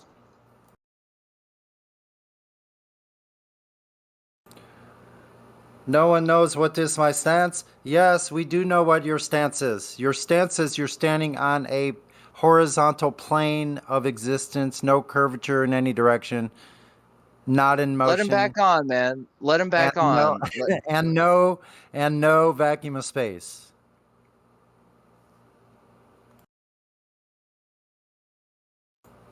So that is what your stance is. I'm telling you right now. Yeah, I'm back. This dude's Thanks. science acumen was crushed, and that's fine. But now we can deal in like the logical and the mathematical. Because it's fundamentally not a scientific question. We're talking about measuring things, we're talking about geometry. So let him come here and defend his geometry and his math. Right, but I wanted to Was it contradict. me? Wait, was it me or did you say that level is curved because of gravity? No. So what you said something like that, didn't you? Yeah, Well, there was a reference like he gave, but now that he's gone, like I don't know if we want to. He gave definitions of level. He cited or quoted definitions of dictionaries of level, and in the definition there is horizontal, and horizontal has another. It's not just flat or straight or level is horizontal. Yeah, but so that was my point. Like Mason, they use these tools where you have a little encapsulated liquid with a Yeah, bubble. you have a bubble level. Yeah, Yes. spirit level. All right, yeah. right. So bubble level gives you the horizontal and the vertical, right? Yeah, where does that level come from? Where do you think that's related to? Well, I think it's related to gravity, but if you don't disagree with that, like maybe we can talk about that. But No, it's anyway, related to sea level. you see, Everything, it's just a all level. liquid. Listen, all liquids here on Earth are situated. So what their fundamental nature is that water is horizontal. Like still water lays horizontal. Sea level. Seas are all level. Yes. There's no Yeah. curved seas. Okay, so let me. I just want to jump in really quick and say, hey, do you have to use science to determine whether the seas are level? Is there any aspect of science that you might be able to use to determine this? Is this? It sounds like you're French or whatever. You have a French kind of name. This is a question for me. Yeah. Yes. Would you be able to use science to determine whether the seas are level on Earth? I wouldn't really see the point. Yeah, me either. So that's our point. So so science is not involved. What we're gonna do is look across the Earth and determine whether or not the oceans are flat or curving. Right? Why? All right, cool. So how could you what method would you come up with to determine whether or not the oceans are curving away from you? Well, let me ask you this. What do you think the horizon is? When you stand on the beach and you look at the horizon, what do you think the horizon is? It's the furthest point your eyes can see. Oh, dude, we're on the same page then. Okay. Yes. All right. So, let me ask you another question. If the Earth was a globe, the size that they say it is, where would you expect the curvature of the Earth to be if you were standing on the beach? What do you mean the curvature? Well, I mean, if you're standing on top of if you're standing on top of a ball, when you're looking across the ocean, it's going to start curving somewhere. Yeah, so take for instance, let's pretend that you're on a shoreline in front of the ocean and your head is just 1 foot above the surface of the ocean. How far do you think the geometric horizon to the alleged globe Earth would be? Well, the furthest you can see doesn't mean that you can see as far as where the curvature starts. I mean, you see what I mean? Like there are obstacles you're to wrong. your vision. No, you got to start over with that one, man. That did not make any sense. It does. Hold on. I want to make sure, since we're all of us flat earthers know the said radius of Earth. Do you know it? Do you know what they claim the radius of Earth is? It's 6,500 kilometers. Approximately, right. So at that point, you can actually calculate what would be called the geometric horizon, which you already admit doesn't exist because you say the horizon is just as far as you can see, right? Yeah. It's where the ground appears to meet the sky. Exactly. That was my point. Like there are All right. many. So are you saying that even though the Earth is a globe, the Earth is so big that you wouldn't be able to see the curvature of the Earth from the ground? Basically, yeah. Yeah, I know your type. I know your type. I'm not the first one. No, anyway. So with those calculations though, we can actually determine where we should be able to see this this curvature of Earth. Because if you're standing on the beach, with this calculation of the radius, you should only be able to see it from about 3 to 4 miles away, or 5 to 6 kilometers. And Well, that would be the curvature of the Earth, would be the physical barrier that's in the way, if the Earth was a globe. But we have observations from freaking 3, 4, 5 times further than that from the same observation height. So what is that? Yeah, well, yeah, that's not surprising. Like if you make a very basic theoretical model of the sphere, and you say, okay, I'm 1 meter. Theoretical model. What? Well, you said you calculate. A model is theoretical. Anyway, go on. Yeah, sorry if I repeat if I'm redundant, but so you said you calculate the place where you should see, like the furthest point where you should be able you should be able to see, right? Because the physical curve right. of the So Earth that would be in the to way. calculate this, you use a theoretical model. You use a model, right? Mhm. You use a model of a sphere with a radius of a certain length and a certain elevation of your point of vision, right? So you use a model to make this calculation. So if you use this very basic model of standing on top of a sphere, then you will have a very basic prediction of this distance. But then if you want to make your model more accurate, then you need to add all the other the rest of the context, right? Of course, if the terrain, like Such as, well, for example, if the sea, if you have a storm and the sea is very agitated, then it will impact the furthest distance you can see. Most of the time, when the sea is very agitated and there's a storm, you can't see as far, right? Yeah. You agree. Yes. So All right. any So meteor. what conditions, atmospheric conditions, or any type of thing would make you see further? See, this is what happens. We see much further, multiple times further than we should be able to see, according to these calculations. Wait a minute. You're saying, guy whose name I don't know, new guy, that you'll expand the model to incorporate more and more observations until you have a better picture of reality. And what we've all been asking is, upon what measurement or what basis is your model spherical in the first place? Sure, I can answer that. Can I? Ooh, if you can answer that, where's this? How did they come up with the curve? And are you aware of any time that in the history of man, where anyone has measured the curvature of the Earth? I think it was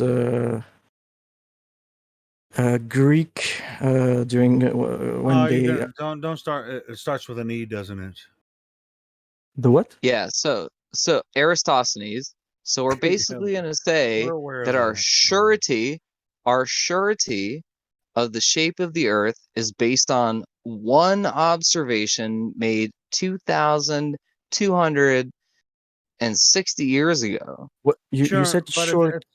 Sorry, you said shorty. Shorty. What is shorty? Surety, like sureness, like certainty. Okay. Okay, I didn't know the first time I hear this. The surety of the curvature. You said the Greeks. You were talking about Aristophanes. Where he didn't measure the curvature of the Earth. He calculated it from the model that he had. The sky, right? Yes, he already presumed that the Earth was a globe when he made his. Yes, I agree. All right, cool. So, how about let's talk about someone that has actually measured across Earth and found the curvature. That's what we're talking about. We were just talking about that. So you asked me the question, like, why do my model, like, if I don't start from a globe Earth, where do I get this conclusion that the Earth is round, right? So this was basically, so the older people in Mesopotamia or even the Incas, they were they settled and they use agriculture, right? So their whole life was based on the seasonal cycles. So they had a part of the population that was studying the sky and the constellations, and they were following the evolution of the sky to say, oh, in 2 days we need to seed this field with these plants, and on that day when you know about You that. have Right? to stop. Hey, hold on. You He's, have to he's stop. hey, hold on. No, he doesn't. I want to hear what he has to say because he brought his own shovel. Keep going. All right. Okay, so that's the origin of calendars, right? It was necessary to Like that, Helio. effective production of. He brought his own shovel. Fuck yeah.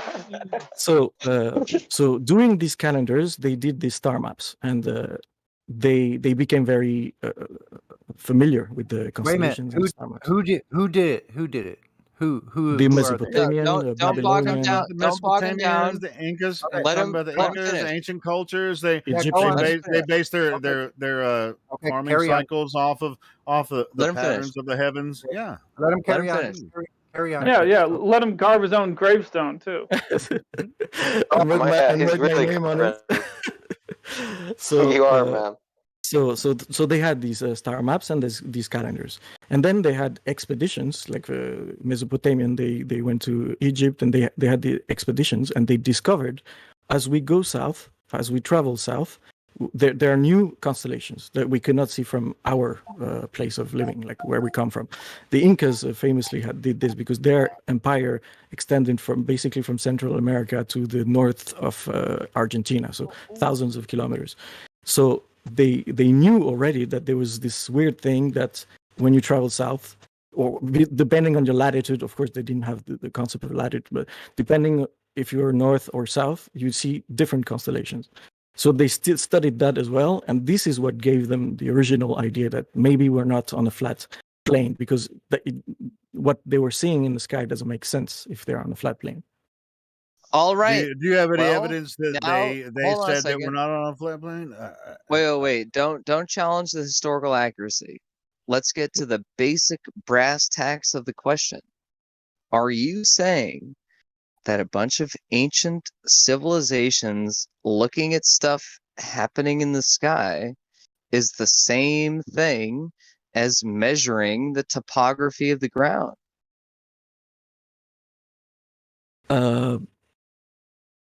Kind of, if I can bring some caveats. Or better yet, measuring over water. How was see if looking the up at water's the sky? curving. Yeah, I'm sorry. Yes, so- how was looking up at the sky equal to measuring the earth, the ground you stand on? Well, that's so. I mean, isn't that obvious?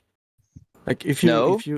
No. Well, let me give you an example. If you have a table, right, and it's a very large table anyway, you stand on the table and you look at maybe your light bulb. So as you walk around the table, the light bulb is in the same angle in the sky, that's indication that your table might be flat, right?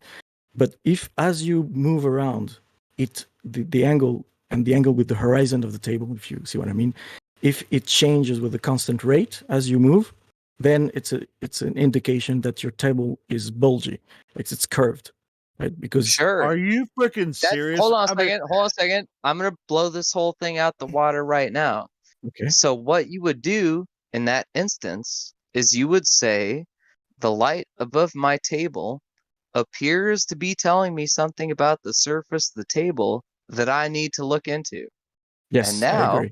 I'm going to measure the surface of the table to Yes. see if it pertains to what I assume about the surface of the table based on what has occurred, based on the light hovering over my table. And if you measure the surface of the table and it's flat, Then you have a problem. Yeah, you then know you the have a table's fucking flat, right? problem, bro. Yeah. Anyway, but check this out. Have you ever stood directly under a street lamp and then walked away from it, when Yes. you're directly under it, you have to look straight up at it. But Yes. the further what you walk away from it, then you're looking over at it.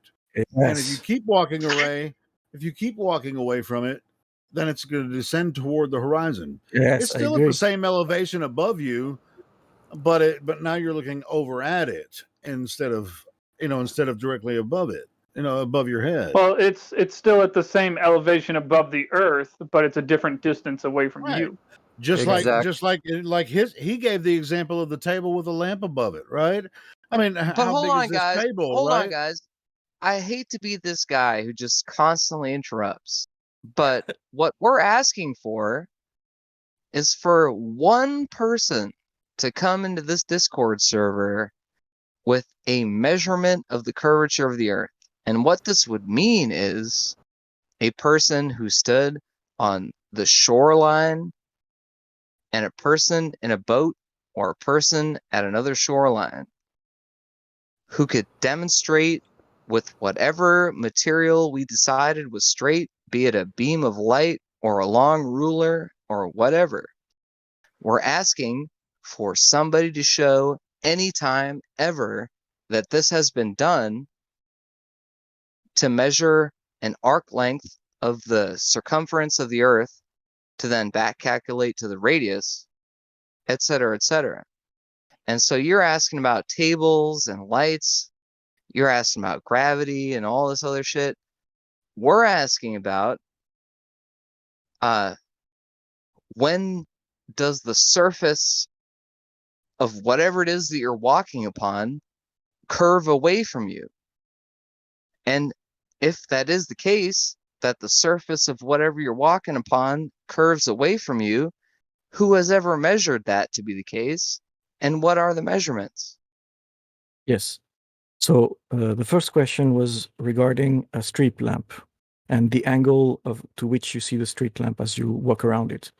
So no, bro, that's no, we're beyond that. Ignore that. Forget about that. Yeah, sure, it was just a small example. No, we don't You care brought the about table crap up. in the sky. Crap in the sky doesn't matter. We want not looking at the sky, not using any lights coming from the sky like the sun.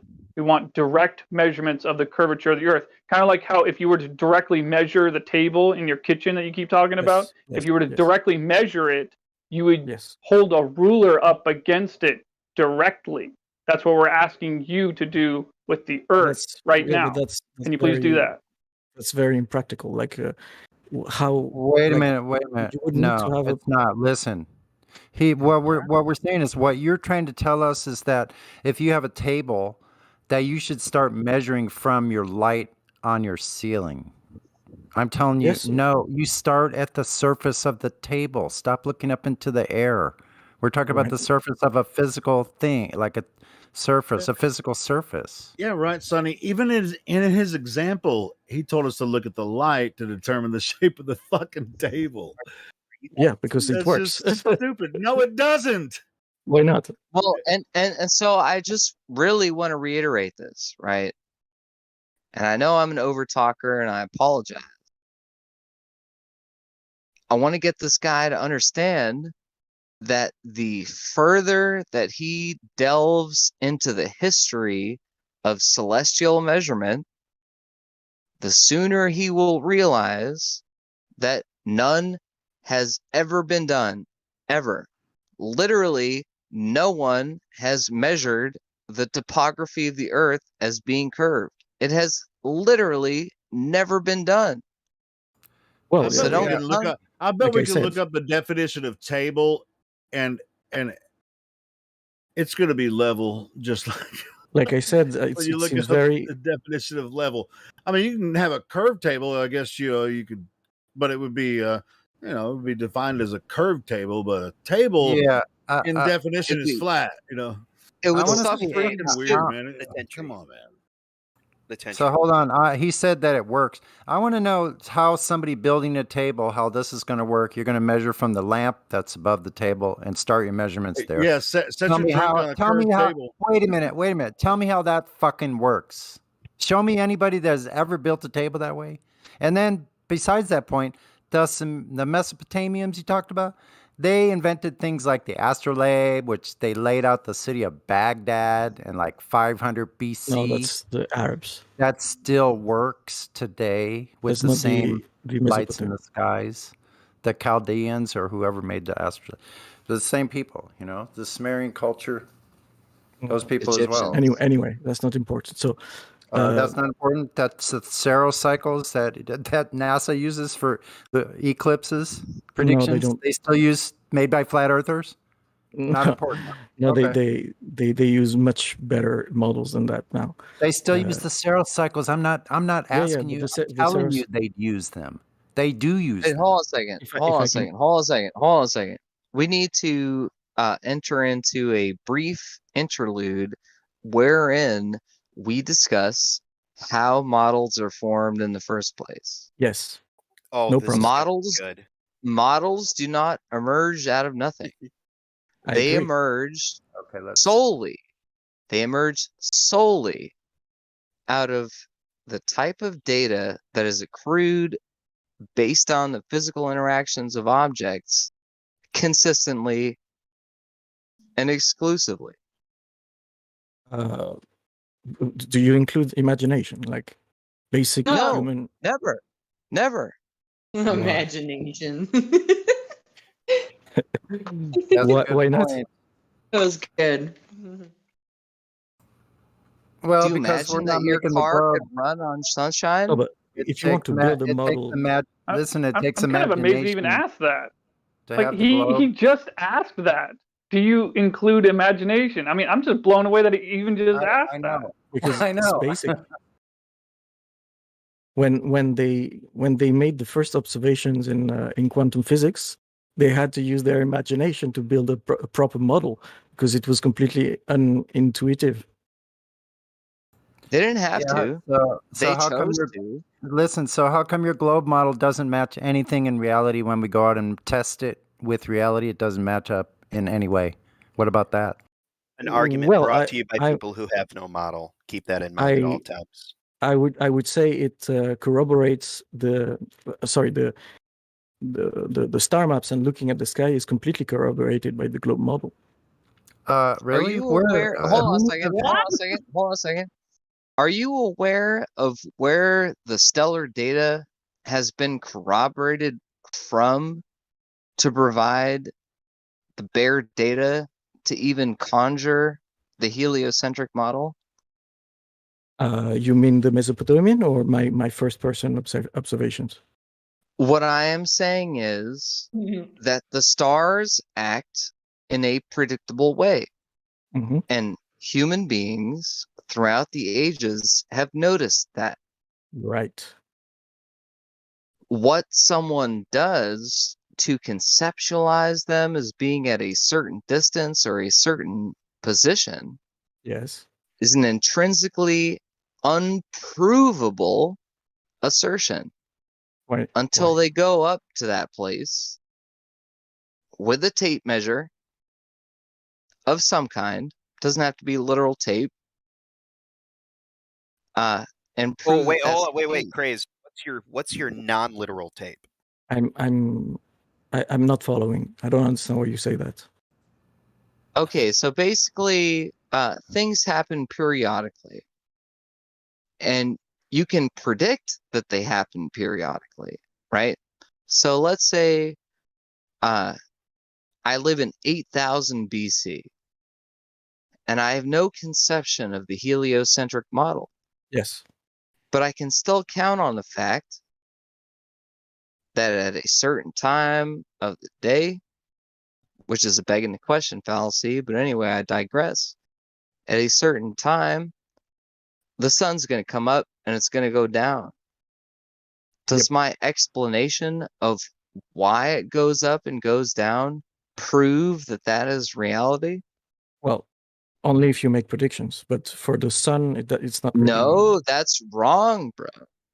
Well, it depends on your epistemology, but in the theory of science, I mean the philosophy of science, then the prediction is the one thing that is But bringing listen, evidence. in a model, No, you're wrong. listen. You're wrong. With a model, your predictions are based on presuppositions Yes, from I the agree. get-go. I agree. I agree. That's fine, So they have to because be, if they you have to be thrown out. You have to be thrown out. If they're using presupposition, they have to be thrown out, disregarded, and look for new information. Something completely different has to be looked at, because if you reason cannot like use- this, you're cutting Jesus yourself from any hypothetical reasoning. Like, why would you do that? because we're talking about the empirical, repeatable, observable, So let me- measurable, and let me- falsifiable. If I can try right? to answer the so when I because I've been looking at the sky, and especially the night sky, when you look at the night boy. sky and you have your first person basic data from the positions of the stars and constellations throughout the year and throughout different position on the earth and everything. So from these data you can make predictions. Like, for example, if you think, oh, maybe the stars are not far away, if they're not far away, it Data? means Wait a minute. What data? You just whistle right by. You say there's data, but what data are you gleaning from? my first person from observation gleaning, of the okay, sky. that's what I'm asking. What data are you gleaning from your first person experience? What data? What's the foundational data? I'm What are not you able familiar to with find the out verb. just by looking at something? I'm not familiar with the verb gleaning. Okay, so technically, gleaning means to feed oneself off of the official harvest, right? So in your culture, you harvest wheat in October, and then in November, if there's any wheat, you eat from that, and that's gleaning. But Exactly. Sonny, So what are you harvesting? What are you harvesting from this data you're talking about? Because I haven't heard one foundational thing about what you can verify and Yes, I was make a getting to that. measurement that would equal to any thing that getting you to could that. provide as far as a prediction goes. So you need a basis. So what are you measuring with your eyes? This is what am I measuring? I'm measuring the angles, right? With the difference between the different stars, and with the horizon, and with the place where they rotate around which they rotate. All of this is measurable, right? It's just angles. The star maps, basically, right? I just have to observe the sky and I can draw a star map, right? Then I travel to the south and I see new constellations that I don't see in the northern, or where I come from, wherever I come from. Except if I go west and east, then I will see the same, of course. But if I go north or south, I will discover new constellations that I don't see from where I'm from.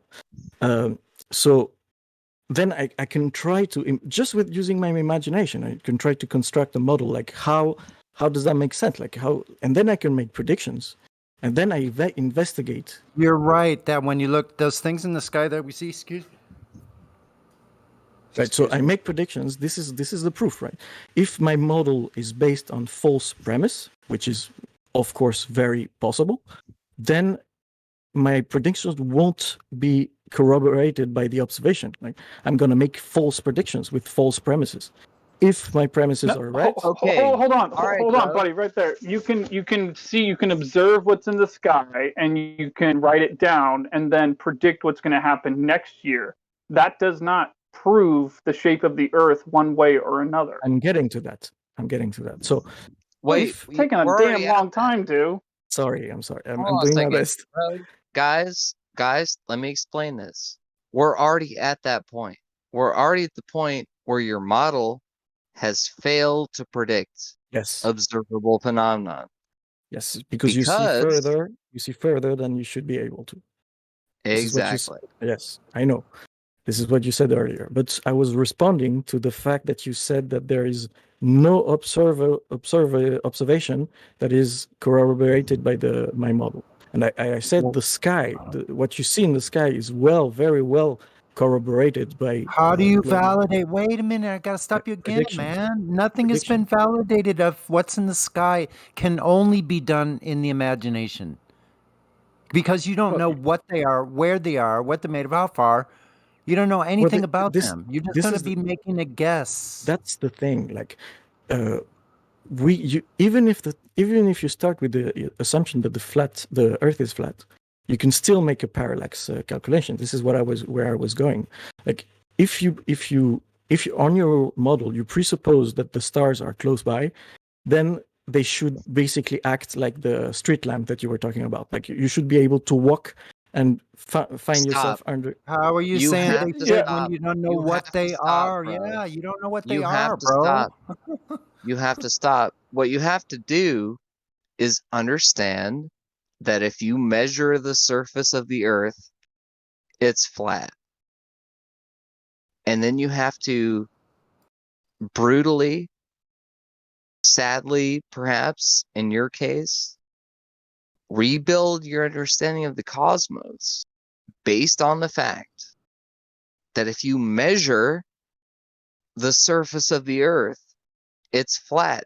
It doesn't matter what you've been told for 100 years. That's fine. So if then I would ask you the question, like, if the Earth is flat, how do you explain that we see different constellations if we go south? No, It doesn't we're matter. not going there. It We want literally the doesn't measurement. matter. Listen, we didn't make the claim. We're not the one here to provide a claim. You're making all this claim of these bold statements of that Earth is a sphere spinning around. Well, we need the measurement of curvature first before you get to go out into outer space. We're not going there. We need to validate Earth's curvature, which requires a certain amount of drop over distance. This would be easy to do. I could do it tomorrow. I could go to the coast and look with binoculars or a zoom camera 5 miles away and film 1 and 2 foot waves where there should be a 20-foot drop. No, that's not practical. So, yeah, 5 miles, if 16 feet, bro.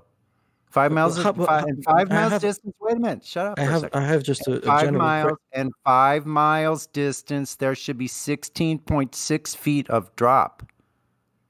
I have just a How can general I- questions for you. Like, how- wait, I'm asking how do you you a for question. yourselves how do you for yourself explain what you see in the sky then, the night sky?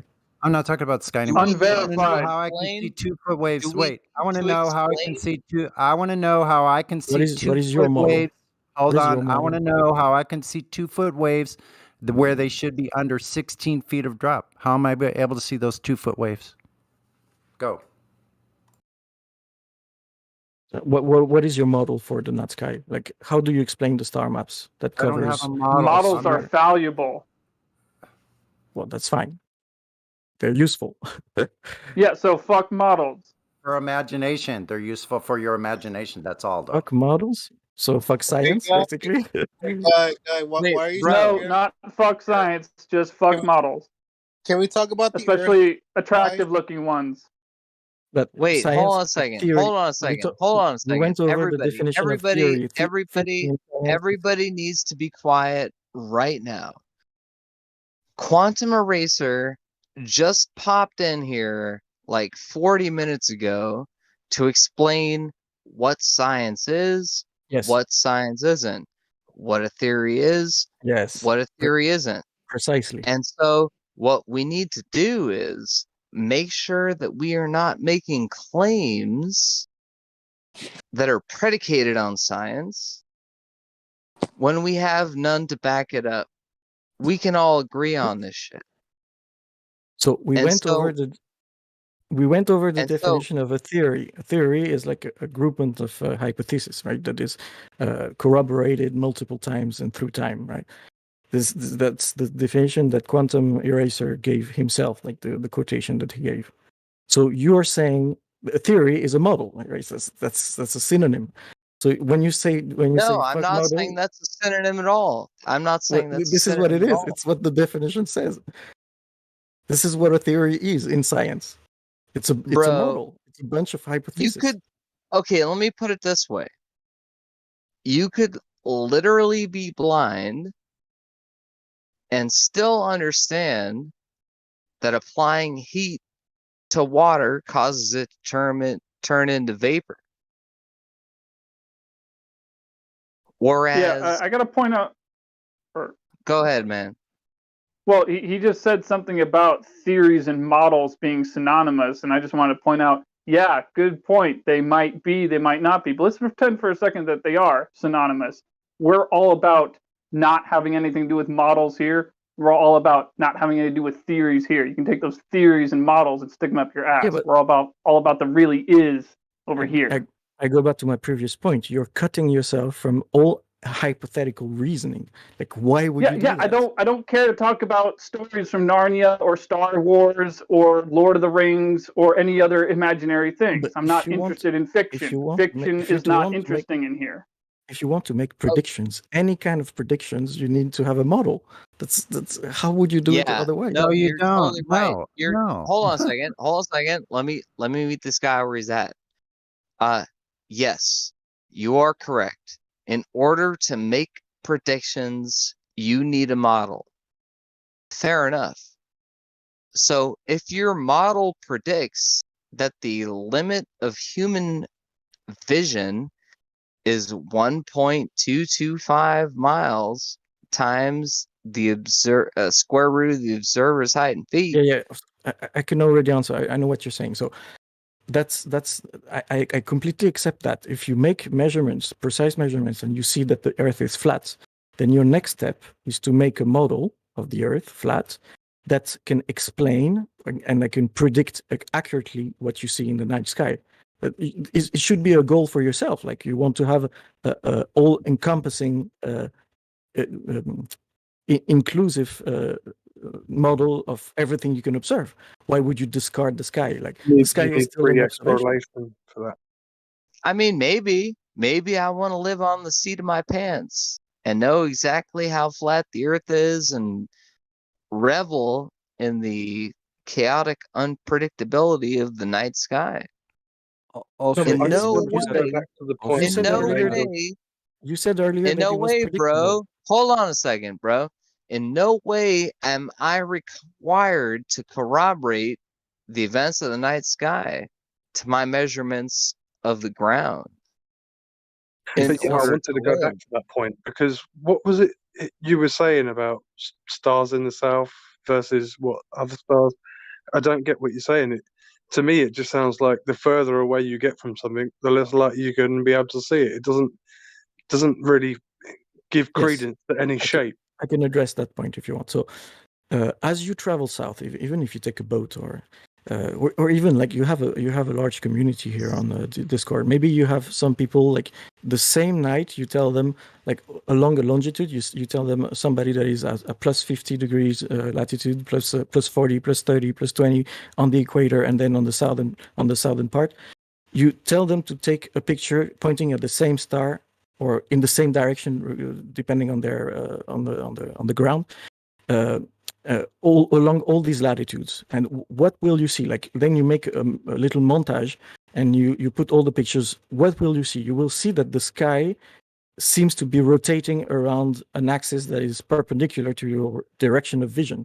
Like, so this is completely, like, I don't even understand how you can make sense of that on a flat earth. Like, so this is why I'm asking, like, if you measure the flat being if you measure the earth being flat, I'm ready to accept that's all right, but you have to provide me with some explanation of why then the sky is spherical, basically. Like, I'm moving in a straight line to the south, and the sky is rotating around me. How does that work? It doesn't work like with the street sky lamp. is rotating around you. You don't feel any motion, do you? No, but if I'm walking, I'm moving on the earth. Either with extreme speed, or you just take you call your friend, you say, oh, you're on the equator, oh, you are in minus 50 degrees latitude, and you say, okay, right now take a picture of this in this direction, and you compare your pictures. Right? If we are on a flat earth, then the only reason why we should see different things would be like Jim Jam said earlier, like there's limitations on what the distance to the stars we can see or stuff like this. But this is not what we see. We see the same constellations. They're just rotating around, like exactly as if we were on a curved surface. Which doesn't match your heliocentric model of this helical corkscrewing through space. No, it doesn't. Yeah, he doesn't realize that he's actually debunking his own claim. Yeah, you totally are. You're saying exactly what we perceive here is that we're not moving, but the sky above us is rotating around us. That doesn't match the heliocentric model at all. Yes. Can I put it this way, guys? Yeah, listen. When you move away, just like with the street lamp interview example I made earlier, when you It means that the light sources are much closer than you think they are, based on your heliocentric idea. They Yes. claim they're billions and Yes. billions and millions and millions and millions of Yes. miles Thank away. you. Thank you. So if You they know, are much they're closer, much closer than when you move yes. Okay. away from them. They're going That's to just what. toward the That's horizon. We're going to see new lights that coming was up. my point. That was my point from 20 minutes ago. If Well, you think that they are close, it means that you can predict how they will behave as you move. Like And exactly. all the ancient cultures have. That's where we get the calendars from. Yes, and if you compare it So to, you just said if you think that they are close, how could yes, you prove that they are close or far away? Can you prove that they're either really far away or really close? Can you prove it? Yes, you make a Okay. prediction. You predict. You say if it is at this distance, then I predict With a that if prediction? I No. I just asked you how you would prove it. Yes, this is what That the evidence stars are is either really close or really far away. So how This would you is what- measure that? This Everybody has to stop talking. Let him right answer now. it, Enoch. You asked him a No. question, let him answer it. Please. Wrong. Everybody this has to stop right now.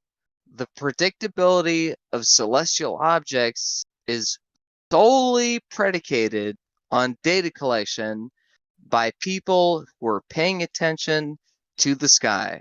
That's called astronomers. Ancient astronomers, modern astronomers, it doesn't fucking matter. The point is, no one has ever just out of nothing, sui generis, predicted how the stars should move. It has always been the case that people look to the skies and pass their data, carefully written down, to their subsequent generations. That is exactly how it is that the things that happen in the sky are predictable. That's incorrect. No one ever came up with the There's a really big problem here because he's even admitted that okay, right, you've measured the Earth to be flat, the ground to be level and flat. So how do any stars in any lights in the sky change the fact that you've measured the ground to be flat? You know, you don't measure a car to be something and then look up in the sky and go, no, actually, it can't be what I just measured it to be. You know, I can address. not I can address. logical. This is easy to address. Yeah, his I can- kitchen table might be a little different though.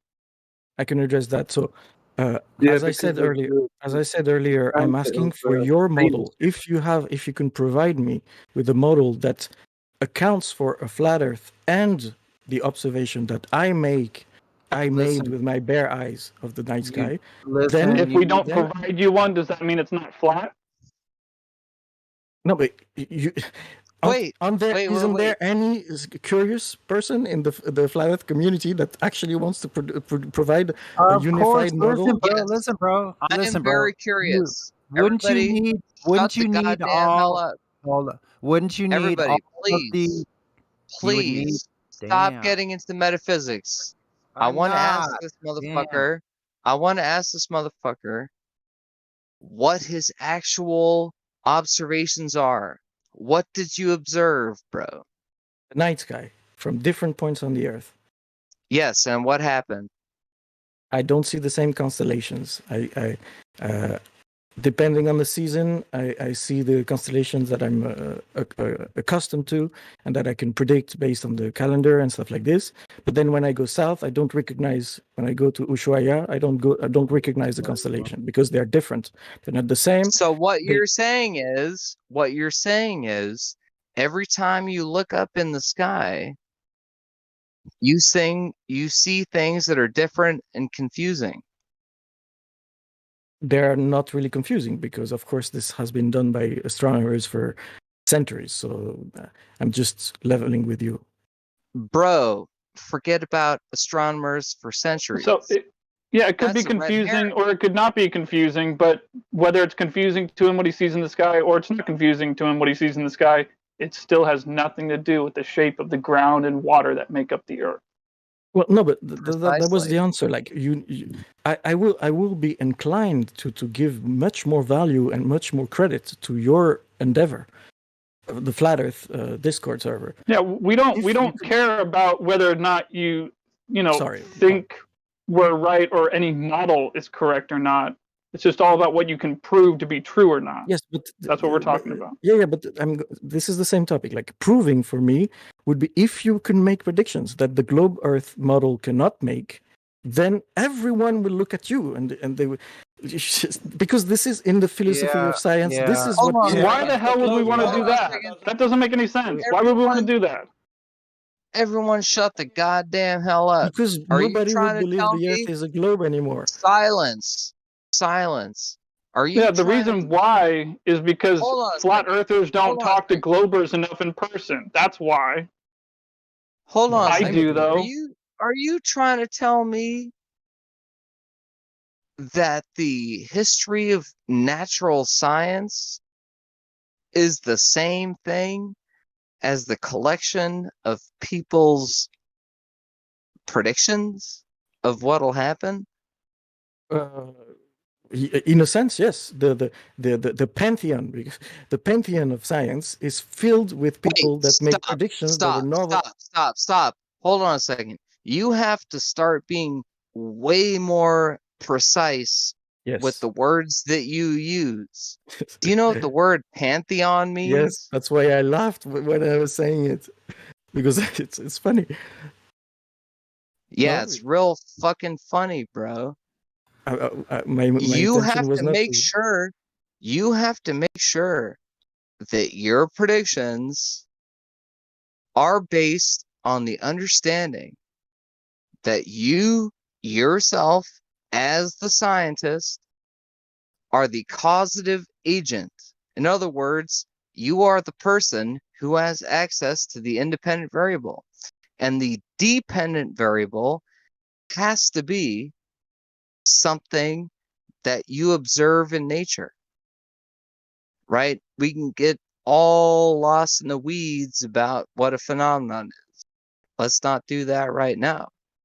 What I'm saying is, if you're trying to say the nature of the world is such and such and such based on science, I want to hear what you have done to manipulate the independent variable in order to cause a dependent variable. And if you can't do that, you might as well shut up, sit down and listen, bro. I already did. You did? Yes. The variable that I can change is my position on the Earth. No, that's not causative. Yes, So I it is. fly to Sri Lanka and suddenly water boils at fucking 180 degrees Fahrenheit. You maybe it wasn't you, but somebody said it's with the example of the street lamp. If you move your position under a street lamp, you will not see it at the same angle. Right? It will be in a different position in your field of vision and with regards to the horizon. So this is yes, but the stars are in the same place. You've moved your position, but the stars are in the same place. And what you got to remember, stop talking about predictions, okay? Because your heliocentric model is not predicting anything. Yes, it we is. are making observations for thousands of years. Yes. So that's not prediction. Reverse engineering, that's what that is. Okay? It's you are post-diction. predicting nothing. No. Post-diction, Right, so bro. I can address that. So I will agree that most of the knowledge that astronomers are using is not something that they predict in themselves. They're using a baggage like exactly. So don't I use agree with that, prediction then. but So you're I not agree with that. predicting anything. I'm not finished. Everything you are talking about is happening on the I'm flat not Earth. finished. It's I been was not happening finished. for I was eons. coming to the interesting Sorry. part. The interesting part is that this knowledge was built on original novel predictions in the past. Like the first parallax calculation. I don't remember. No. Yeah, that's a great story. Let's go back to the flat There Earth. was no novel predictions in the past. You can't predict things that are already happening for thousands of years. No predictions. If I can address this point, If you don't shut they up, did I'm going to not. mute you, mate. Sorry. You can't be honest. You'll get muted here, man. Okay? No predictions. predictions are not being made on this flat Earth. Okay? They're So called shut up about the post-dictions. predictions. Post-diction. Yeah, and for that matter, shut up about the sky. For God's sakes. Yeah. Measure the ground under your foot. The ground under your foot is what you measure. You don't look at the stars and then say the Earth is curved. You measure it curved. Okay? But Do why do you that. have? Bring Why me do you the have? evidence of your measurements Why do you on have the such? ground. What do you have such reticence against the sky? Like what's wrong with the sky? It's very Because it is easily. wrong. I don't look at the sky. I do not look at the sky to know Oh, what you should. size my You foot should. is. It's very interesting. You Hey, should. hey, buddy, Talking. listen to me. Shut Listen to up. me. My name. Yeah. What? Go ahead. I was gonna say my name comes from the sky. I don't have any problem with the sky, but nonetheless, you can't use the sky to measure the ground. Impossible. Sorry. Yeah, you can. I thought I just demonstrated that. No, no, you you can't. You cannot do What that. the hell is wrong with this No, guy? you cannot do that. That's bullshit pseudoscience dribble. That's what Hold that on a is. second. If you want Everybody, we need to just calm down and listen to how this guy thinks. Listen to how this guy thinks. He proved the curvature of the Earth based on his observation of the sky. Go. No, he's been doing this for a while. He keeps going in circles. I want to ask him a more important question. How would you construct a straight line to see where the Earth, so you can show me where the Earth is deviating from the straight line? Because you claim that you live on a globe. How would you construct that? Yeah. I'm not sure I understand the question. Okay. How would you measure the curvature of the Earth? Do How would you measure lasers the go in curvature straight of the lines? No. Like, okay, so is a ruler straight? Let me ask you this. If you build it the other way, I guess it is. Yeah. Yeah, a regular ruler, kind of like how we're using in grade school. Yeah, Yeah, a ruler is straight. And a basketball is spherical, right? Yes. All right. So in this analogy, you think you live on a ball. So the basketball is the Earth, and the ruler is a straight line that you would create either by using a laser or some kind of actual physical structure, or even a piece of fishing line that you've tightened. Somehow, some way, you have managed to create the ruler, a straight line, and held it up against the surface of the basketball, the Earth, so you can show me where the ruler is deviating from the basketball, where the straight line is deviating from the Earth. Can you do that for me? This is exactly why I was saying that it's very impractical. Like you cannot build a ruler that is three. Okay. Well, how did they then tell me this? How did they find the radius value of 3,959 miles? How did they come up with that very specific number? By looking at the sky. With a much smaller ruler, right? They're stuck in the ground, I guess. By looking at the skies, what this guy says. He looking at the sky. literally just said, by looking at the sky. Okay, wait. Okay, so wait. Let me just bring this back just a second, though. Did you just say that you couldn't create a straight line to show me where the Earth is deviating from it? Did you just say that? At the scale of the Earth, you would need a very, very, very long straight line. Is it possible, yes or no, to do what I just asked you to do? I don't think so. Okay, well then welcome to Flat Earth, because if you can't prove it's a ball, then it's just by default flat. Welcome to Flat Earth. You can't measure it to be a ball, so it's we went not a over ball, I this. guess. A proof in the philosophy of science, a proof is a corroborated prediction. So if I can make okay, so all right. You looked up at this night sky or whatever. You mapped the sky, and you're like, oh, you know what? The patterns. Oh, I think it's a spherical. It's a ball, right? Right? Yeah. You looked up. Okay. You've done your deductions. You're like, okay, then I must live on a ball. Now you must go out and test that, right? All right. Show me. Exactly. Yes. That's Now, the point. That's the point I was how'd you test it? That's the point How'd I you was test trying. it? Yep. Cool. Sounds good. Everyone keeps interrupting me every time I try to make this point. So if you have a model that you start with the presumption that the stars are close by, then you can predict that if you walk 100 kilometers south, then you should if with the position of the star close by, you should be right under, like for example, right underneath the star. Or you predict that it will move with that angle, and then it will the angle will accelerate because you are right under it. And all of this is measurable. You just measure the angle with the horizon of the star.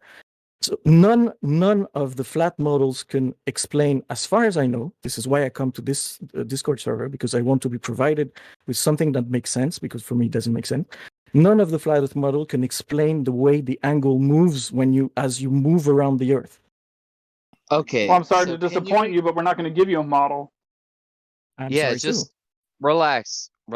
Everyone relax. Hold on, man. That's not really. He didn't. You just danced in circles, man. Like, okay, we're already past that. Okay, man. Okay, Relax, man. It's bro. a ball. Let's go test it. Dude. Relax. Hold on a second. Relax. Yeah, let me Does talk it to this matter? guy. Hold on. Does it matter what happens in the sky if the surface of the waters of the oceans and lakes and ponds of the world in which we live measure flat? Does it matter what happens in the sky? Yes. What was the question for me? I think that's the moment. Wait, you said yes, right? Yeah, he said yes. Yeah, of course it matters. Okay, so how does it matter then if it all measures flat on the ground? How do the lights in the sky affect that? I don't know about you, but I'm a curious guy, and I want to have a unifying model of everything I can observe. Right, so I'm not going to discard what I see in the sky. Oh, it's confusing. I don't care about it. No, I want to understand and make sense of it. Wait, hold on. You're not answering the question. He just said to you, it measures flat, and then he asked you, how do the lights in the sky have anything to do with it measuring flat? Is it not flat because of the lights in the sky? Yes, that's what I've been trying to explain. But it measures flat. So how could it not be flat? Hold on a second. Everybody shut the goddamn hell up. You've been trained to explain that it was otherwise. Expound on that point. It's my not trained, trying. Sorry, it's my accent. Trying to explain. That's why I was trying to explain. A mispronunciation. So to answer Orion,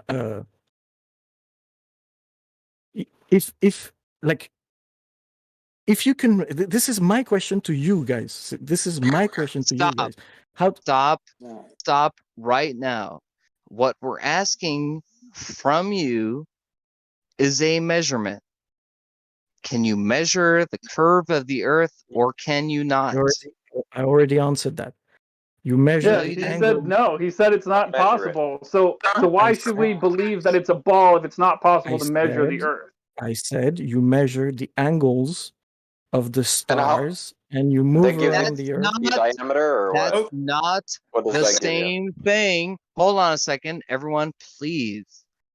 That's not the same thing as measuring the topography of the Earth. Why would it not be the same?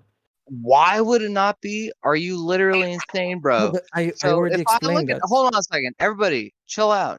If I look at a cloud in the sky and I guess how far away it is, does that have anything to do with how far away from me? Very good example. So you can make a simple parallax calculation of the position of the cloud. You look at the cloud, you look at the angle with the horizon, and then you move in the direction of the cloud. I'm not finished. Bro, you have failed. You have utterly failed. Right? You just don't understand at this point. I don't know what to say. No, you don't understand. You don't understand. Do you know what a You can't parallax prove anything like measurement that. is? Please. You have failed. You have failed to provide a measurement of the curvaceous topography of the Earth. And so, like all who have come here before you, instead of saying, no, wait, I did go out and measure, you say, look up to the sky and there's an eclipse. Bro, you have to chill the fuck out and understand that at no point has anyone ever gone out with a ruler or a laser or any other type of measurement device until the last decade to figure out what the topography of Earth is. And guess what? When you go out with the ruler or you fine. go out with a laser, it's flat. Yeah, that's fine. We're going And now in circles you now. have to explain how it was that the sphericity of the Earth was ever determined in the first place. And I instead of already saying, answered that. I already shut up, answered that. silence, bro. Instead of saying there, I can't hear you. I already answered that. The initial reason why people thought the Earth wasn't flat is Hold by on, observing the bro. sky. Hold on, listen, dude. When you're in our live stream trying to run it like you're a moderator, craze commando, you represent us, and I get put in the same basket with you. So I would appreciate it if you chill out a little bit and have a civil conversation. Stop acting like you've been doing for the last 20 minutes. okay.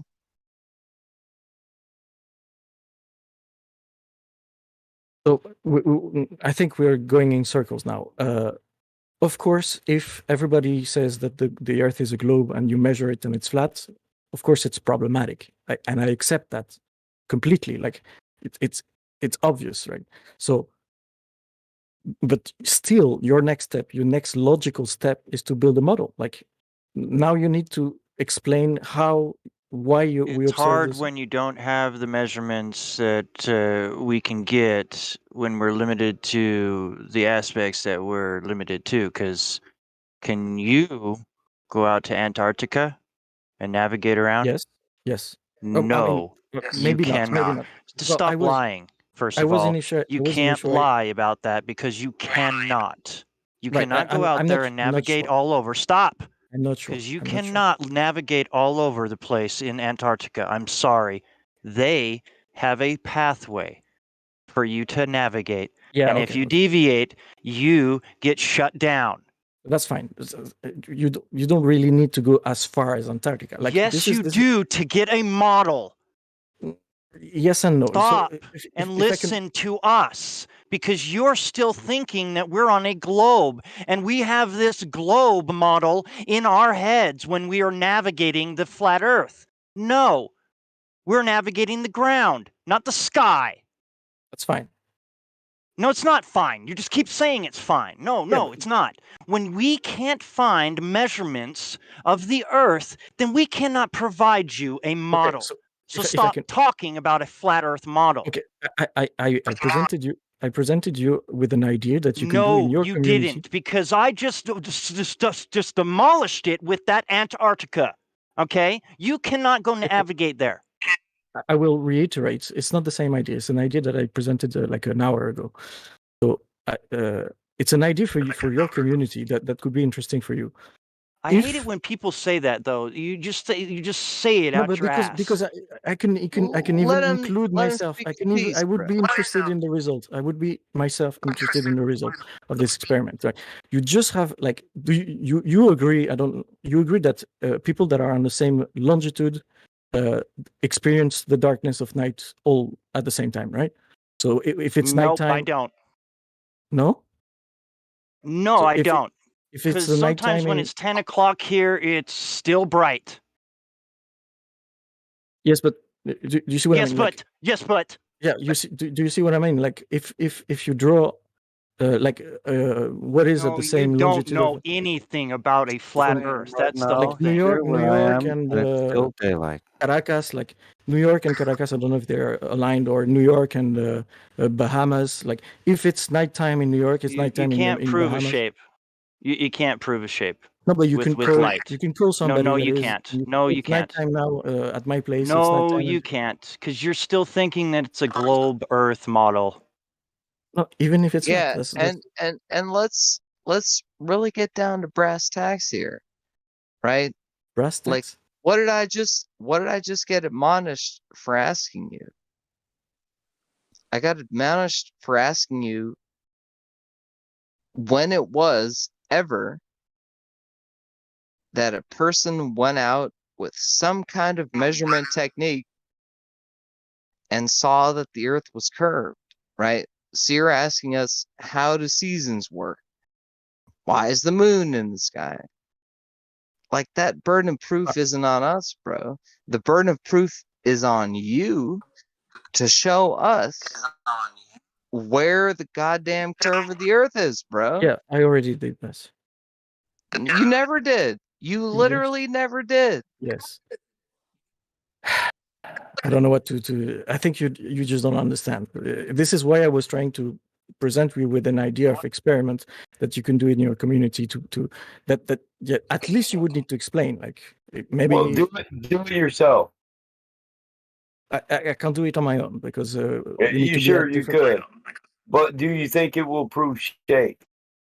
I think it would Or disprove the flat will Earth. it be another situation where you'll say, yeah, it's another situation where you'll say, this can only happen on a sphere because it can only be two reasons why it happens this way? Do you have a problem with letting other people talk? It's really rude to talk when somebody else is talking. It's no wonder he keeps getting aggressive with you. You don't shut up. Are you a grown man? Am I going? Could you act like one, please? Grown. Yes, grown. Are you an adult? Are you finished? Is that an answer? I don't divulge personal information, if you don't mind. Yeah, Not a that's grown cool. Well, man. try to Not a act like grown an man. adult and quit interrupting me when I'm talking. Because I won't play the game with you until I'm pissed off. I'll just ban you. I don't have time for that bullshit. That's not what I come here for. Okay, so what you have to do, Mr. Globe proponent, is find the scientific or other type of paper wherein somebody went out and measured the curvature of the earth. Can you do that? Yes, by measuring the sky, depending on your Okay, position. by measuring the skies, that's fucking bullshit, bro. If I'm trying to measure how long the bed of my pickup truck is, am I going to look at the shadows cast in it by the evening sun and say, based on such and such angles, it's 8 feet long? That's ridiculous. So I guess you If the didn't Earth understand. is a sphere, if the Earth is a sphere, it should be measurably so, which means that given is a the case. radius of 3959 miles, the geometric horizon should be no more than 1.22. Did you understand my analogy with the table and the light bulb? You've got it all wrong. You've got it all wrong, son. You've got to be able to measure this globe on the ground. It's No, inaccurate to be why using the do I have to? I'm going to say I one can use quick the thing. sky. I want to say one quick thing. Okay. NASA gives us Guys, photos. You need to measure the ground because that's the initial that's the initial proof. That's the initial burden of proof. You can't just walk around the land saying that the Earth is a triangle, the Earth is a cube, is a dodecahedron, it's a sphere, unless you have measurements of said shape.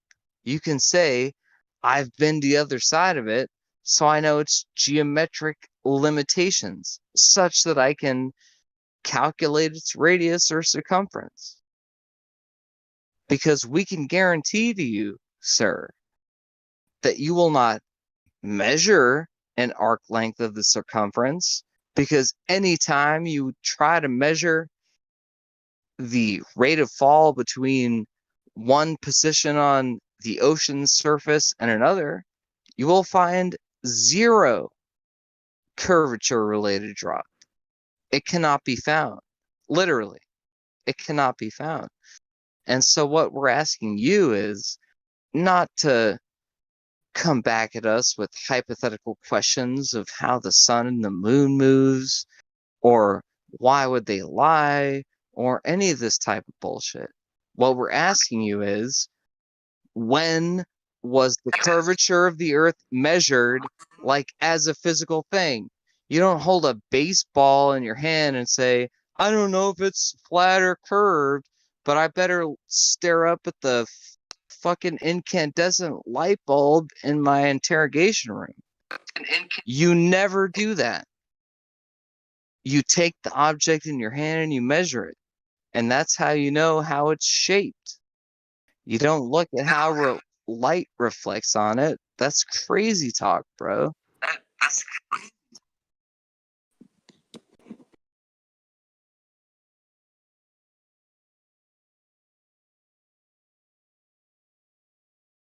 That's right. He doesn't know. He doesn't know how the Earth was measured. He doesn't even know that. Also, you asked for a He hasn't measurement, got a clue. not a calculation. Yeah, no shit, I asked for a measurement. I don't care about calculations.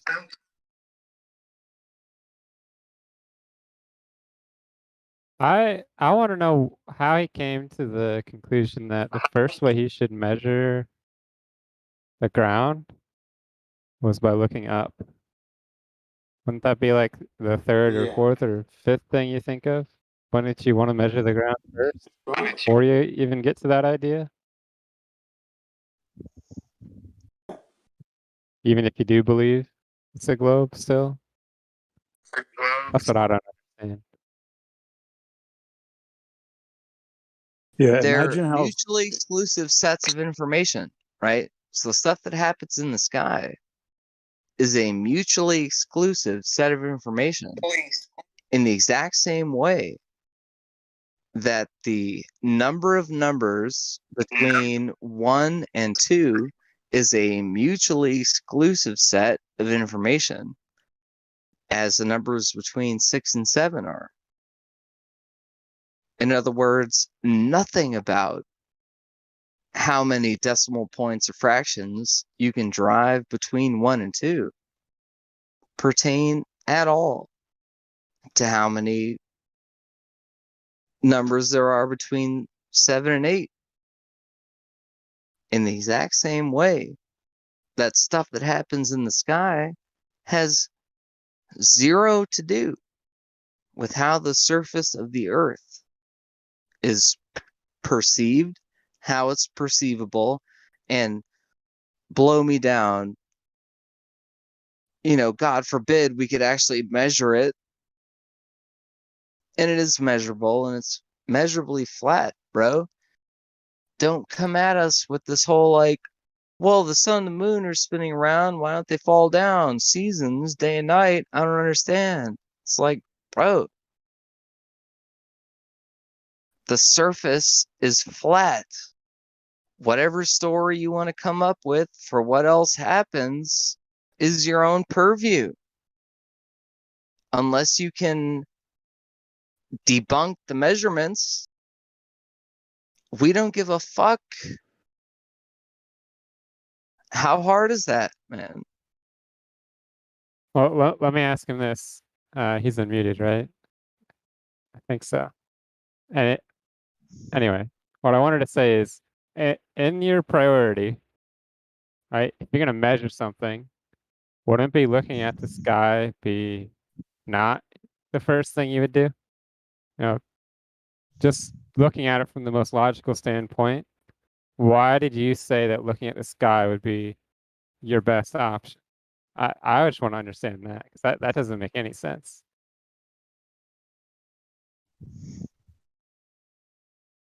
He's unmuted, right? Just doesn't want to speak now. He's gone mute from Cog Disc, bro. He is not server muted anymore. You're right. He's good. Mr. Maybe I threw Tincture. a wrench in it. So your parallax measurement, you said it gave you the radius of Earth.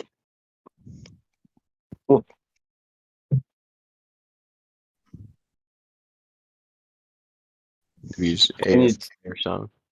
Yeah, can you type that out so we can put it in the Golden Lobby comments? Please? I'll send you $5 if you got PayPal. Hell, I'll give you 10. But that shit's funny as hell. Yo, it's like as simple as this, man. We ask these guys if you set a 2x4 across a pond, would the middle of the 2x4 be higher than the butt and other butt ends? It's a big fucking 2x4, bro. Well, for sure, but a laser beam is longer than a 2x4, is it not? You gotta make sure the 2x4 is straight, man. Okay, so nothing's straight. Oh no. Well, okay, to achieve a flat surface, how do we do that actually? And like We use water. Well, Because there's many water is ways to flat, demonstrate bro. it. Listen, there's many ways to demonstrate it. Water isn't the only one. You say water is flat, but the truth is it's turbulent. It's got waves, wakes, eddies, swells. The surface of water has topography also. Oh. So long distance observation is a better evidence than that, in my opinion.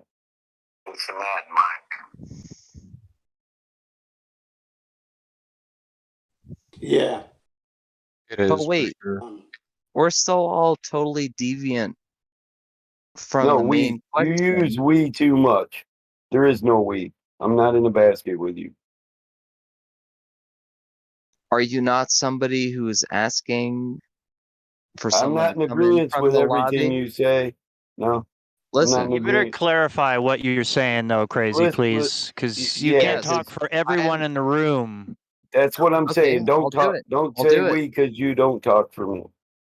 You Okay. most definitely do not speak for me. Would I be safe in saying that we are all fools of hope in that we foolishly hope that one day one of these guys I don't believe like hope is the foolish. Okay, so we're not even foolish. Fair enough. I believe hope is foolish. Whatever.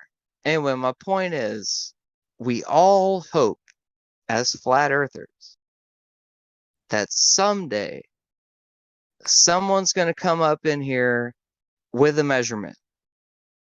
I think that's a very safe usage of the term we. Am I wrong? Yeah. How so, bro? Still don't include me in your statements. You can make statements as an individual. I really don't Battle care mod. which way Mike, you frame it, dude. It's not going to change for me. you don't hope for one of these guys to come in here with a Listen, verifiable dude, it's radius not a debate. measurement? I said don't say we and include me in your statements. Make your own, stand on your own 2 feet.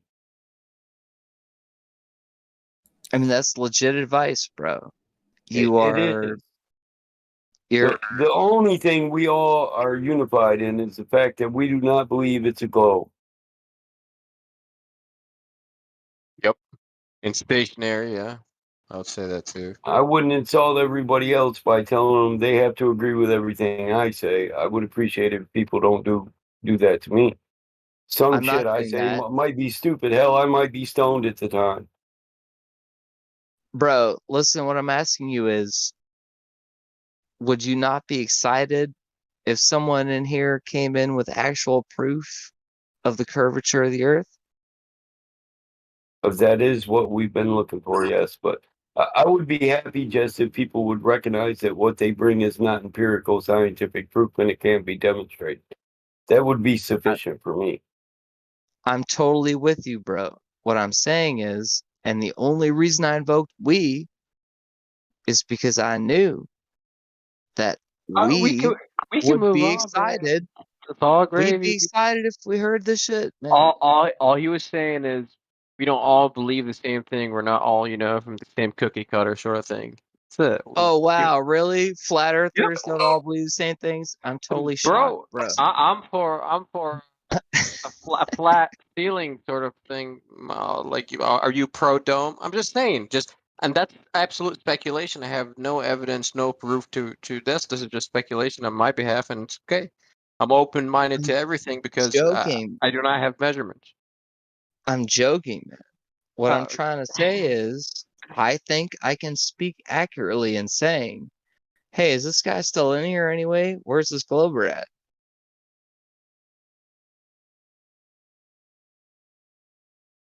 Hello, Mr. Heliocentric model. You still here, bro? Question if you're actually a flat earther, dude. Do you actually want it to be a globe? No, never. Well, That's what it I makes mean, it I don't sound actually like when you care. say you hope for it. No. You're misunderstanding me. Hey, is the The only guy thing I who hope sounded for like he... people that come in here is for them to open their eyes and their mind and ears and fucking heart and look at life. Is the guy who was arguing the globe still here?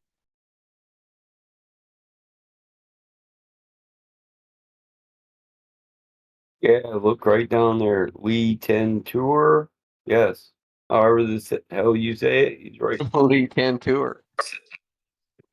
Yeah, so I just want him to know, right, that the people in this server are primed and ready to shoot down the baseless assertions of their colleagues and cohorts, because the reason why we're all here is not because we're in a cult that believes that the earth is flat and shooting up like a pizza at approximately 10 meters per second squared.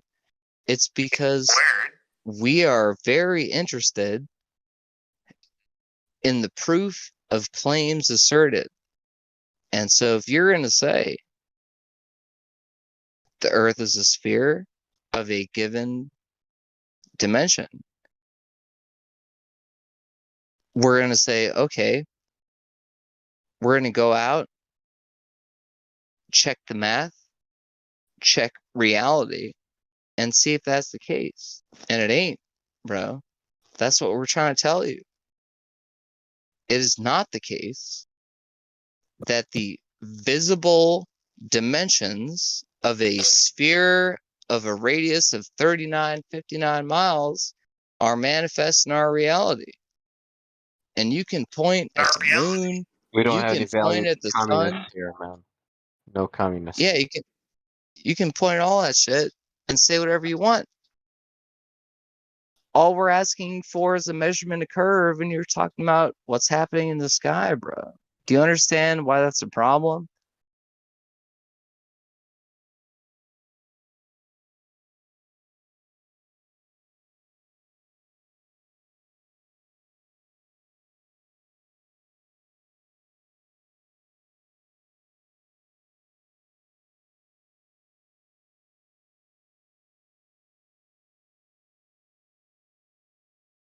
All right, I guess I've had my time. I'll let the rest of y'all talk about it.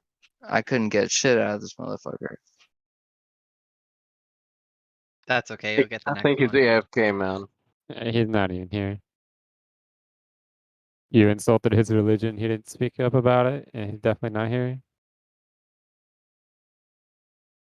I'm just asking, Carl, like, can we talk about what? the Revolutionary War? Sure. Civil War, but Oh shit! Wait. Hold on a second. Hold on a second. Communist guy's back, bro. Hey guys. Hey. I think Aviat has like 3 different types of colored hair, and he doesn't have a license or a job. A dildo and a and he banner wants. in his back pocket just waiting to protest, huh? Oh yeah, he's got a walkie-talkie up with the head of BLM, about to call him up and ask him to show up to the local protests. Like, Just paint a The, target on your shirt, bro. the last Listen. protest. Well, I guess the last Listen, protest I had to sign at. there's only 2 things that are going to happen here, right? One thing is there's going to be a bunch of shouting and you ain't going to hear a damn thing.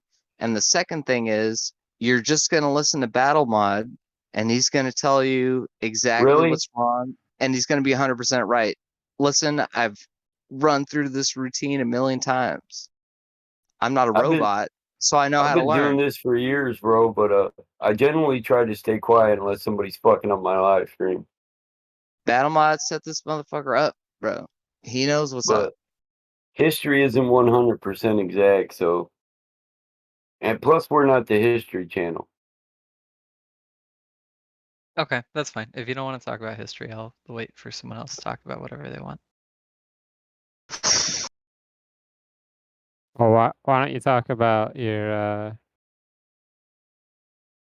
The government that you trust so much? I mean, I'm a communist, so I don't trust them that much. I You trust said you NASA. trust NASA.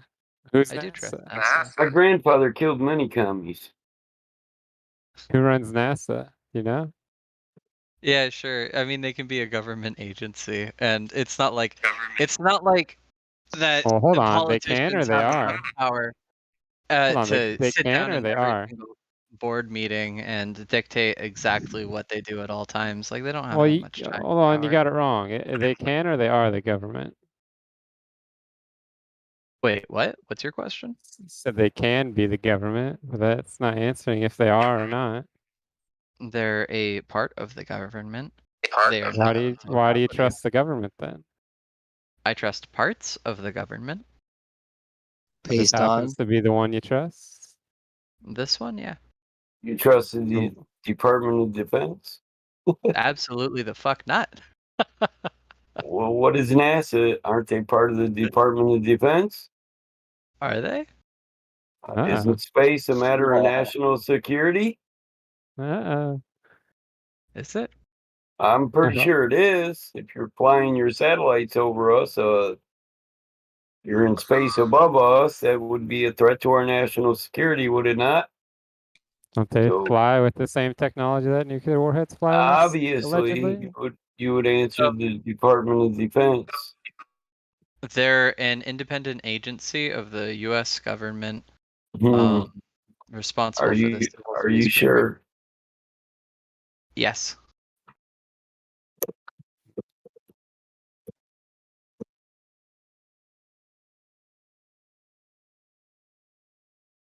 I think you have too much confidence in what you're saying without actually knowing. I mean, I never thought of them as defense. I googled it. You know what? Oh, It turns don't out you know what we hear they are. from SpaceX Oh, fans I all the trust time? Google. Nice. SpaceX fans tell us how they don't, they're not NASA, they're separate. But when all of a sudden SpaceX wants to launch a rocket, they have to talk to the government because getting a hold of ICBM, you have to go through all of the processes that Battle Mode was talking about. Yeah, they have to They answer talk to to the all the Department of agencies. Defense. You That's can be good. independent all you want, but as a government agency, you can't do anything the Department of Defense would deem to be a threat to our national security. And at one time they were. But that doesn't mean you're ran by the Department of Defense. Those two things are completely different. Well, they were built by the Department of Defense. Rockets Yeah. are of a military concern. Even know who the supposed astronauts were? Where do they come from? I don't Well, care. they were Who did they Nazis, recruit? but who brought them over here? The government or the Department of Defense? The military? Who? Which one? Does anyone know? Mr. Let's Talk History. I don't care. Well, anything governmental is under the Commander-in-Chief, so it's absolutely under the Department of Defense. I mean, that's not how the structures of balances, right? The checks and balances of the U.S. government. It is. A lot of this stuff is under Congress. Our president is the Commander-in-Chief. Yeah. Of the military. And can I just say at Drace, I don't like the conflation here of calling the NASA Nazis. If Nazi is going to mean something, we can't call it to everybody. Oh, it was started by Nazis, Nazi scientists. Yeah, they founded them. Sure. You don't even believe that? I mean, yeah, probably. Hey, view its government You can even and their look it up, willingness to work dude. with fascism. You it's can crazy. look it up, man. You can look it completely up. You're just overlooking everything. You don't want to look it up. Avian, No, I just you know don't how care to obvious No, this you is? just don't Wait. care. Avian, I don't care. That's right, Justin. Now you don't care, huh? Okay. Avian. This is so absurdly obvious because his literal name is Werner von Braun, and he's the guy who made the V2 rockets that bombed all of London. You know that guy? You learned about him, I'm sure, right? You learned about the bombing of London? I probably learned about the bombing of London. I definitely didn't learn So this guy. The factory and the guy who made all those bombs is the head of NASA. Right? And his literal name is Werner von Braun. That's not an American name, right? It could be if he was born in America, but sure, go for it. It's just obvious. He's No, just man. picking things out. It's funny how Man, he's a everyone's history like buff or really, whatnot. really mad in here, though. Can you guys like take a deep breath? Maybe do some stretches. No, man, we're chill, but you gotta be honest. As long as you're Serious, honest, I'm we gonna chill. admit you're chill, but everyone else, I can Yeah. like feel how tense they are. No, I'm like, hey, we're just gonna have a good he's time. right. He's right. When I started listening on YouTube, the tension just slapped me in the face. I was like, man. Yeah. So let's just take a good time. I am the resident commie here, but like we don't. I want you guys to be good, right? Like, come on. Dude, we're good, man. We're good. Okay, good, cool. I'm glad you are serious. He said resident commie. You're not the first communist here. You're not the only That's a shame. person here that says comrade.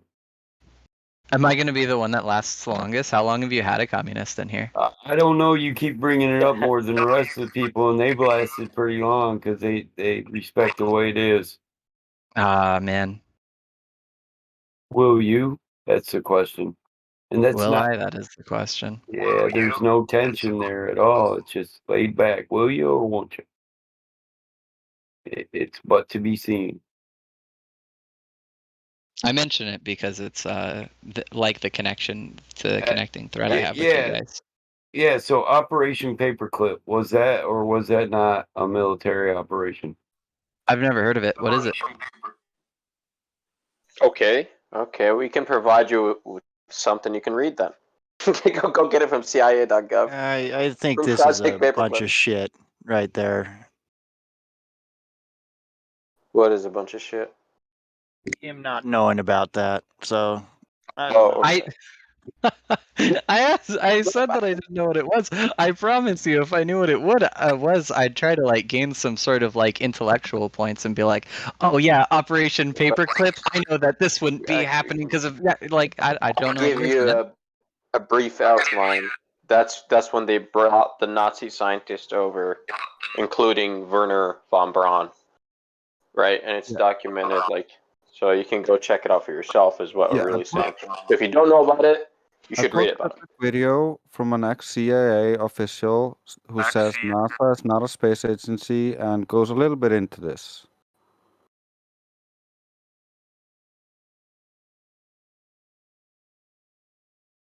If we're gonna talk about the part of the government I don't trust, definitely number one is the CIA.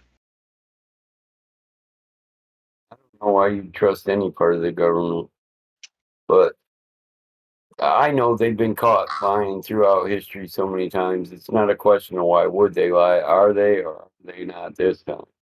That's the question. I think generally, when we try to determine is the government lying to us, we try to determine who's benefiting from this lie being true or false. Yeah, well, when your government's been caught lying, you serve in the military and maybe take somebody's life, and you have to wonder if it was over a lie. Then you come back here and ask the question, why would they lie? It'd be a lot harder to ask them.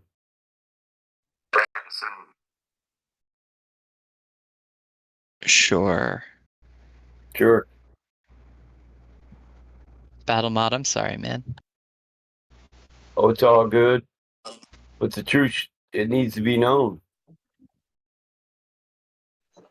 You know, I find it interesting. You said you especially don't like CIA, and if you watch that clip, you see all the Nazis went to the CIA, or half of them went to CIA, and the other half went to NASA.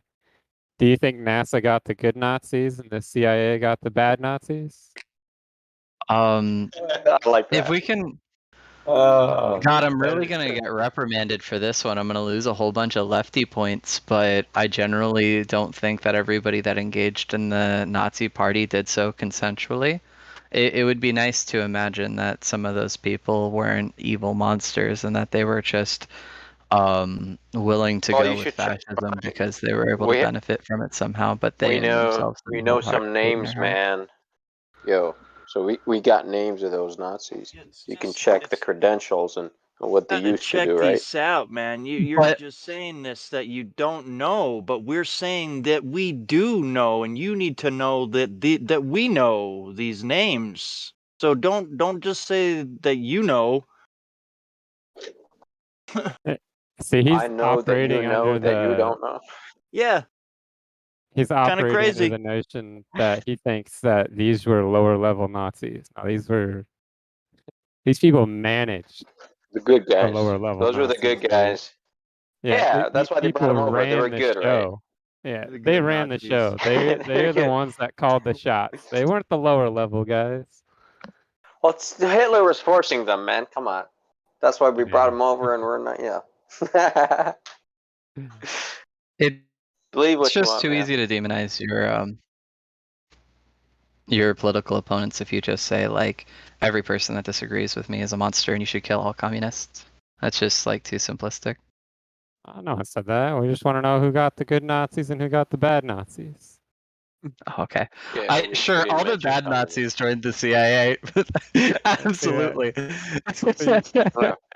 NASA got the good guys, yeah. Yeah, they got the good ones. NASA got the good guys and all the super evil ones. So you can't even say that without laughing. And you trust Nazis. I mean, God. How do you trust a Nazi? Can I promise you guys that I'll look into Werner von Braun? That's the homework I'll do tonight. Last night, someone sent me Just do it right now, man. truth. God, but that's like a lot of reading. You want me to There's just like- stay Alright, quiet for then like you 20 minutes just and wanna just have like a- read this a guy's documentary? A chill conversation where we're just saying, you know, what the fuck were you doing today, and you know, what are you gonna do tomorrow? Otherwise, you know, just back up your shit, man. Like, can't have you say something, and we said something, and you know, and here it is, Operation Paperclip. Go read about it. Boom. If you're interested. If not, well then, go believe whomever you want to believe, man. But I was meaning to at least say, I know Josiah isn't in here tonight, which is really unfortunate, but he sent me like a really cool like collection of data, and I was looking through that a lot today. Oh, good, man. Did you pick up anything So- new? Anything interesting? Yeah, there was this clip he had of Trump saying that he wanted to take away guns. Wow, shit was wild. Anything You know, about our- I do like Come on, politics. man. I do That's kind all of you like. admit. Well, this is not the politics server.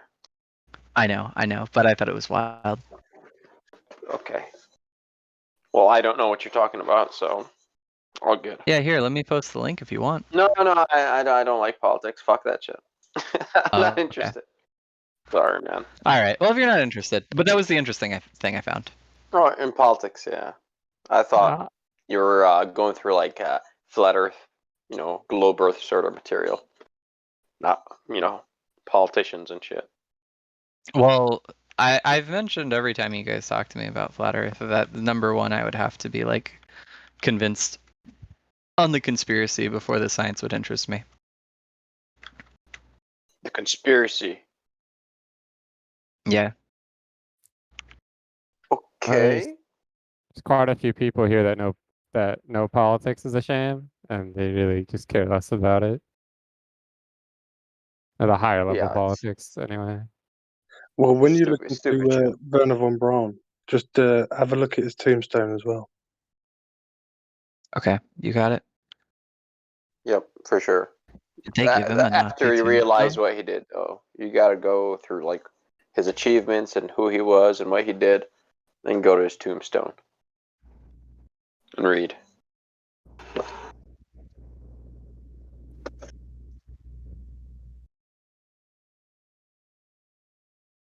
Oh, they gave him a Bible quote?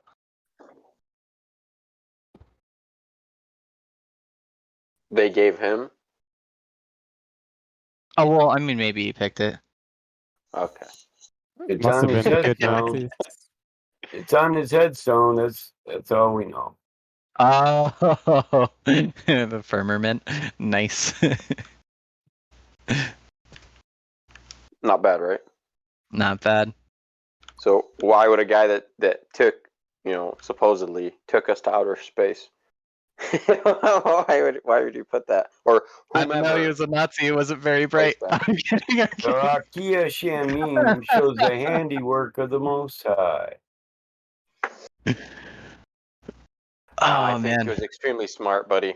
If you think this guy was an idiot, dude, this is the father of rocketry that you're making fun of. All right, you know you say, "Oh man, it's not rocket science." Yeah, he's the one that made up all the rocket science. That dude. He's no joke, man. Well, there was also Sokolov. This would be interesting to look up, just like the comparison between him and Sokolov. Oh, you're a Russian. Okay, so you're a fan of the Russian See? scientists. Yeah. I see. See, I see. I do gotta Man, I prefer rep German my engineering commie myself. points. I like German engineering. So what? You know what? Russians make good stuff too. I'll be honest. What Nazis did the Russians get? I never hear about that. They supposedly got some. I Oh, said Sokol. That's their own, right? Sokol. That's a Russian. That's a Russian name. Sokolov. yeah, No, no. Sokolov is the Russian rocket guy. I'm not talking about the rocket guy. I'm talking about the Nazis that went to Russia, because supposedly they took some of them. Oh, their own I Operation don't- Paperclip. Yeah, I never hear about it. Well, It's just look into the space program then, and you'll find them there. Yeah, I'm sure you would. Yeah, let's do that. In their military, it'll be there. You know what? Maybe we can have Vlad Google it in Russian for us, like if there's a like an Operation Paperclip equivalent in the Russian, literature or whatever.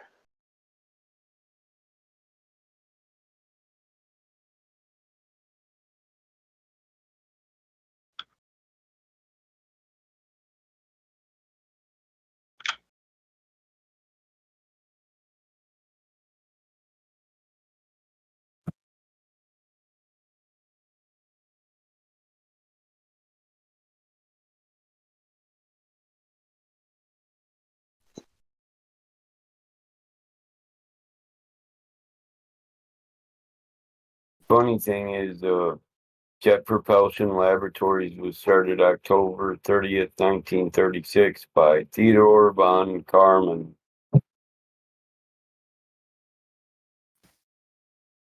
So the Nazi they got was Eric Apel.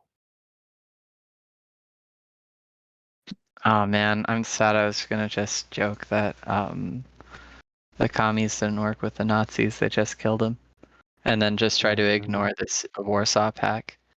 And the Helmut Grottrop worked with Werner von Braun. Says he also made the VT rockets. It must have been his buddy.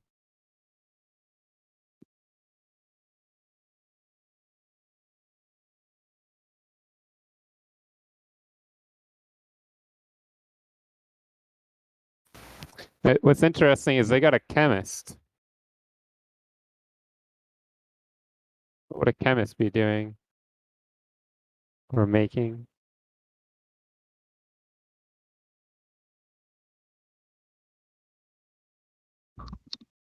I think it's interesting that they arrested him for false charges of being a communist. God, I would love to see what evidence they had for that.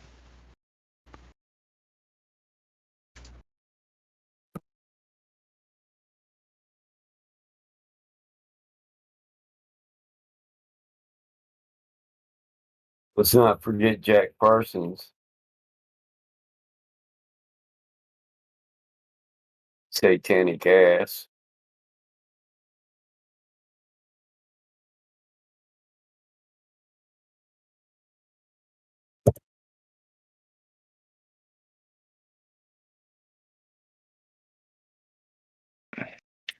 You guys do know about that, right? The occult history behind NASA Jet Propulsion Laboratory, rituals, orgies, ceremonies. You gotta do rocket science because that's where the orgies are. With Jack's Parkins, he was a self-proclaimed Satanist. He didn't hide it.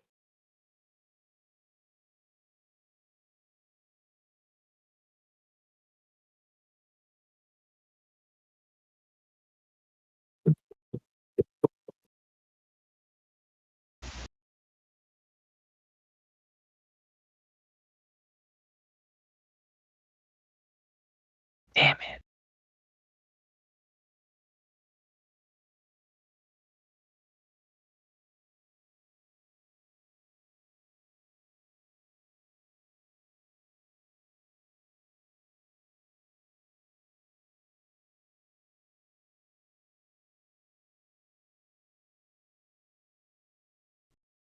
What's up, everyone?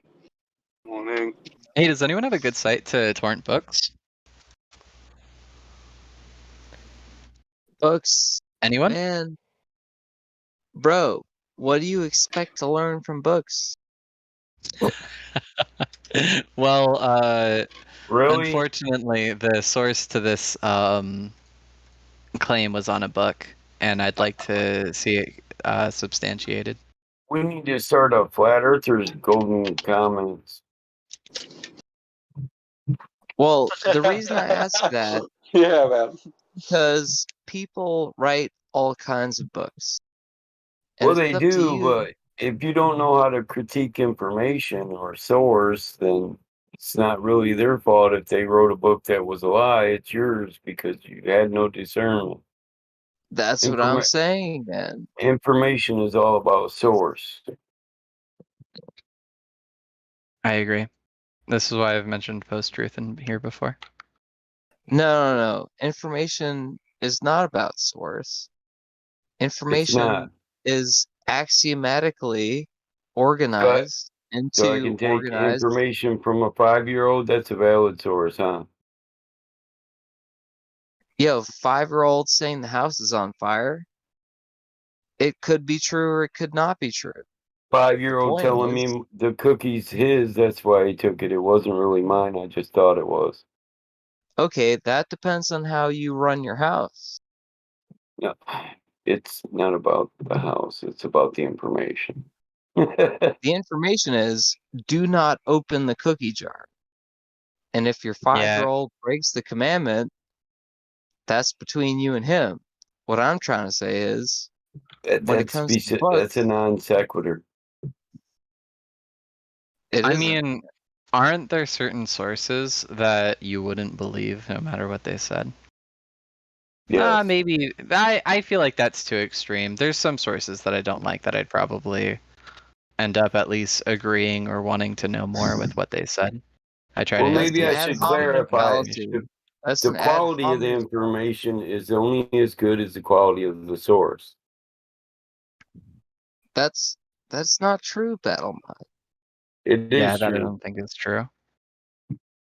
Well, hold on. You're in a tautology right now. You're If in I want to know about circles. mechanics, I ask the guy that's experienced in mechanics. If I want to know about carpentry, I ask an experienced carpenter. If I want to know what I did wrong when I wired my barn in, I ask an electrician. Information is absolutely 100% about source. And if you want to know about space, you gotta ask NASA. I'll ask the There you guy go, who's got Battlemod. proof of space. Okay, how What about proof of space? barn, proof of engine? That's what we've all been saying for years. And now Proof you're of barn saying and proof of engine. All you got to do is walk in the barn. You'll see plenty of engines. That's what I do. What the fuck? Pop the hood. There's an engine. That's what that is. There you go, dog. Shit, I got 5 on. I got 5 of them on motor stands right now. What kind of engine? Be specific. You want a flathead, a V8, a big block, a wide block, a short block, a small block, 4-cylinder, 6-cylinder, 8-cylinder, 12-cylinder. What? Super diesel. what's the best one for gas? I want a Rotary, 3-cylinder. yeah. I want a Spark ignition, 3-cylinder. compression ignition. Let's go. What's a the rotary best, engine? What's the best piston? I do have a configuration rotary for gas engine. motor? What's the best piston? No, Or best Please, piston Commando, can I go back to your configuration. metaphor? Piston configuration. So is there a Oh, choice gas mileage. between configuration, or would that be block?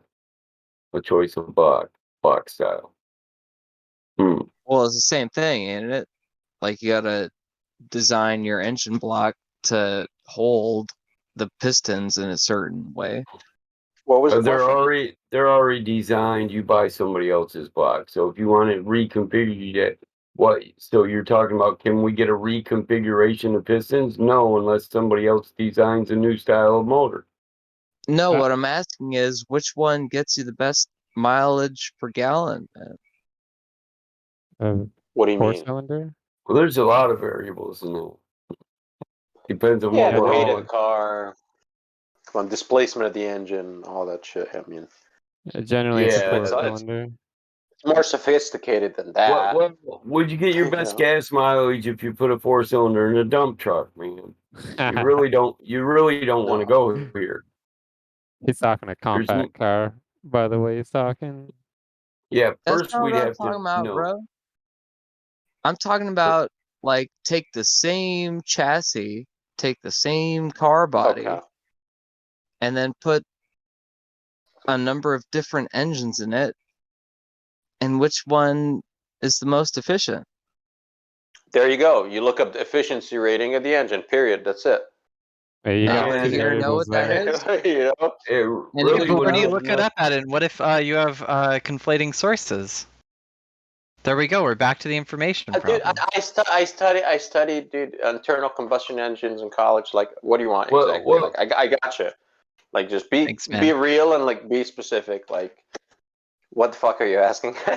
You know? Okay, so I'm Actually, because asking. you did this, do you think I'm going to be able to get a stick in another 10 years? Or a standard transmission? Sticks are gone. A stick. Yeah, I got sticks. one in I got 2015, I got and sticks from the 30s. I got top loaders from the 30s, man. dude, that's Stick awesome. is the Battle mod, best, man. give me a good deal. Manual transmission. Do you think all of a sudden all the manuals are going to disappear, or you're not going to be able to You buy want a to car in a control manual? you want to control it with the manual. Come on, man. Yeah, You don't as want an long as there's automatic. rich people out there that want a manual in their fucking sports car, there'll always be manual transmission. Yeah, but I don't want to spend like $50,000 for a car. Like, it's just a dumb investment. Why would you spend $50,000 on something that's going to depreciate that much in value? Because you It's a bad Why you can. idea to me. spend 50 grand? What are you And talking about? On like a sports car? listen. If you're Buy not a secondhand. moron, you won't buy something True. that's going to depreciate in value. You'll buy something that's going to go up in value. But Wait, Battle Mod, I just want to set you off straight. This motherfucker thinks that we can only have a perfect society if every object on the planet has 0 cash value. Oh, I know. limited worth. Oh man, ideally, that would be like the ideal society. But Why I are don't you know. dreaming about a We're not car going to then? see it. You wouldn't have pistons, man. Because I'm not going to see it in my lifetime, and it doesn't matter. You yeah, sound like what's a going to doomer. get a doomer? He sounds like Yeah. a doomer. Other I try leftists to- have criticized me for being a post-leftist. Not that I think that matters in this conversation. Yeah, post leftist. I don't know what that means, man.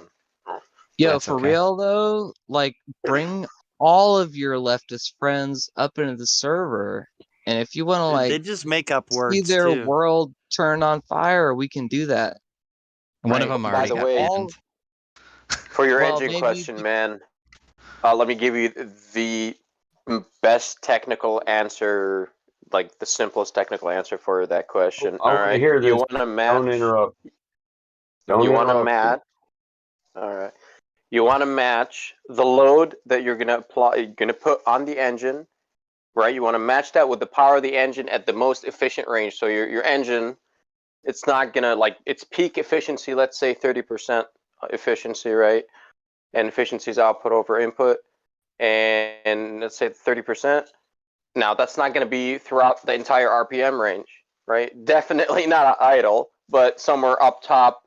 But theoretically, it would be at wide open throttle, like all engines are designed at to run at. However, friction is a problem at wide open throttle, and so we neglect it in the preliminary calculations just to get the power down. But then we design the bearings and whatnot to whatever to withstand the RPM. Anyways, so you want to match the load to the engine, so it will be in the engine's the most efficient part of the curve. Right, that's it. That's it. You will get the best efficiency overall that way, right? Fuel mileage. Yes. Let me ask you this. What's the best engine configuration for running a 2,000 pound I think currently turbines are the most efficient currently, if I'm not mistaken. That's why we use them in electricity generation, because it's the same thing. We're rotating a shaft and we have a load at the other end. It's a generator, however many megawatts it is. And the engine is obviously capable of running that shaft, however many megawatts it's rated at, horsepower wise. And that's it. And it runs at 3,600 RPM, I think, in the States. That's why you got 60 hertz in the wall. 60 hertz in the wall is actually directly linked to the rotation of the shaft. That's how fast the turbine is running. And you can measure it. If it slows down, you'll know. If you have an oscilloscope, you can hook it up to your wall and you can see the 60 hertz signal coming out your AC, the hot and the neutral wire. And that's actually the RPM of the shaft at the generation point. Because 60 hertz is 60 rotations per second, which is, you multiply it out, it's 3,600 revolutions per minute. So it's just in seconds. Anyways, turbines and diesels. Turbo diesels, that's why. Yeah, go ahead, Mike. Yeah, it's external load versus throttle position and speed of the engine, power output. You're right. You gotta match all those to get the perfect sweet spot. Then you have an ideal system, running at peak efficiency. Yeah, otherwise it's considered an overloaded engine. Right, and you'll have to run the RPMs higher, so you got more friction, you have less efficiency, you got more wear and tear on your parts. That's what happens if you put that 4-cylinder in a big ass dump truck. That's what happens. You don't have enough power, so you gotta rev the shit out of it, and anyways, not enough juice, less efficiency. But who has done the study to show that cruising highway speed is like the optimal engine condition? Like most people stop and start. Well, that's okay. Highway, when your vehicle is moving, the friction between the airs is significant, especially above 50 miles an hour, and the faster you go, the more significant it becomes. Yeah, and that's where we come into gear ratio versus load and power. That's why we have a transmission box. Yes. Or the difference is stop, go, and constant pull.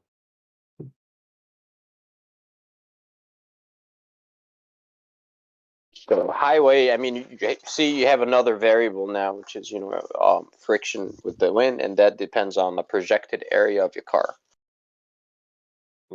Yeah. Load causes external resistance, restraining torque. Basically, what you guys are telling me is that the question of what the ideal shape of a car is and what the ideal number of combustion cylinders in a car is still a matter of scholarly debate. Whereas that's not what he said. He broke it down to a science. He said it's a science. We've already got this mapped out, laid out, and broke down. Yes.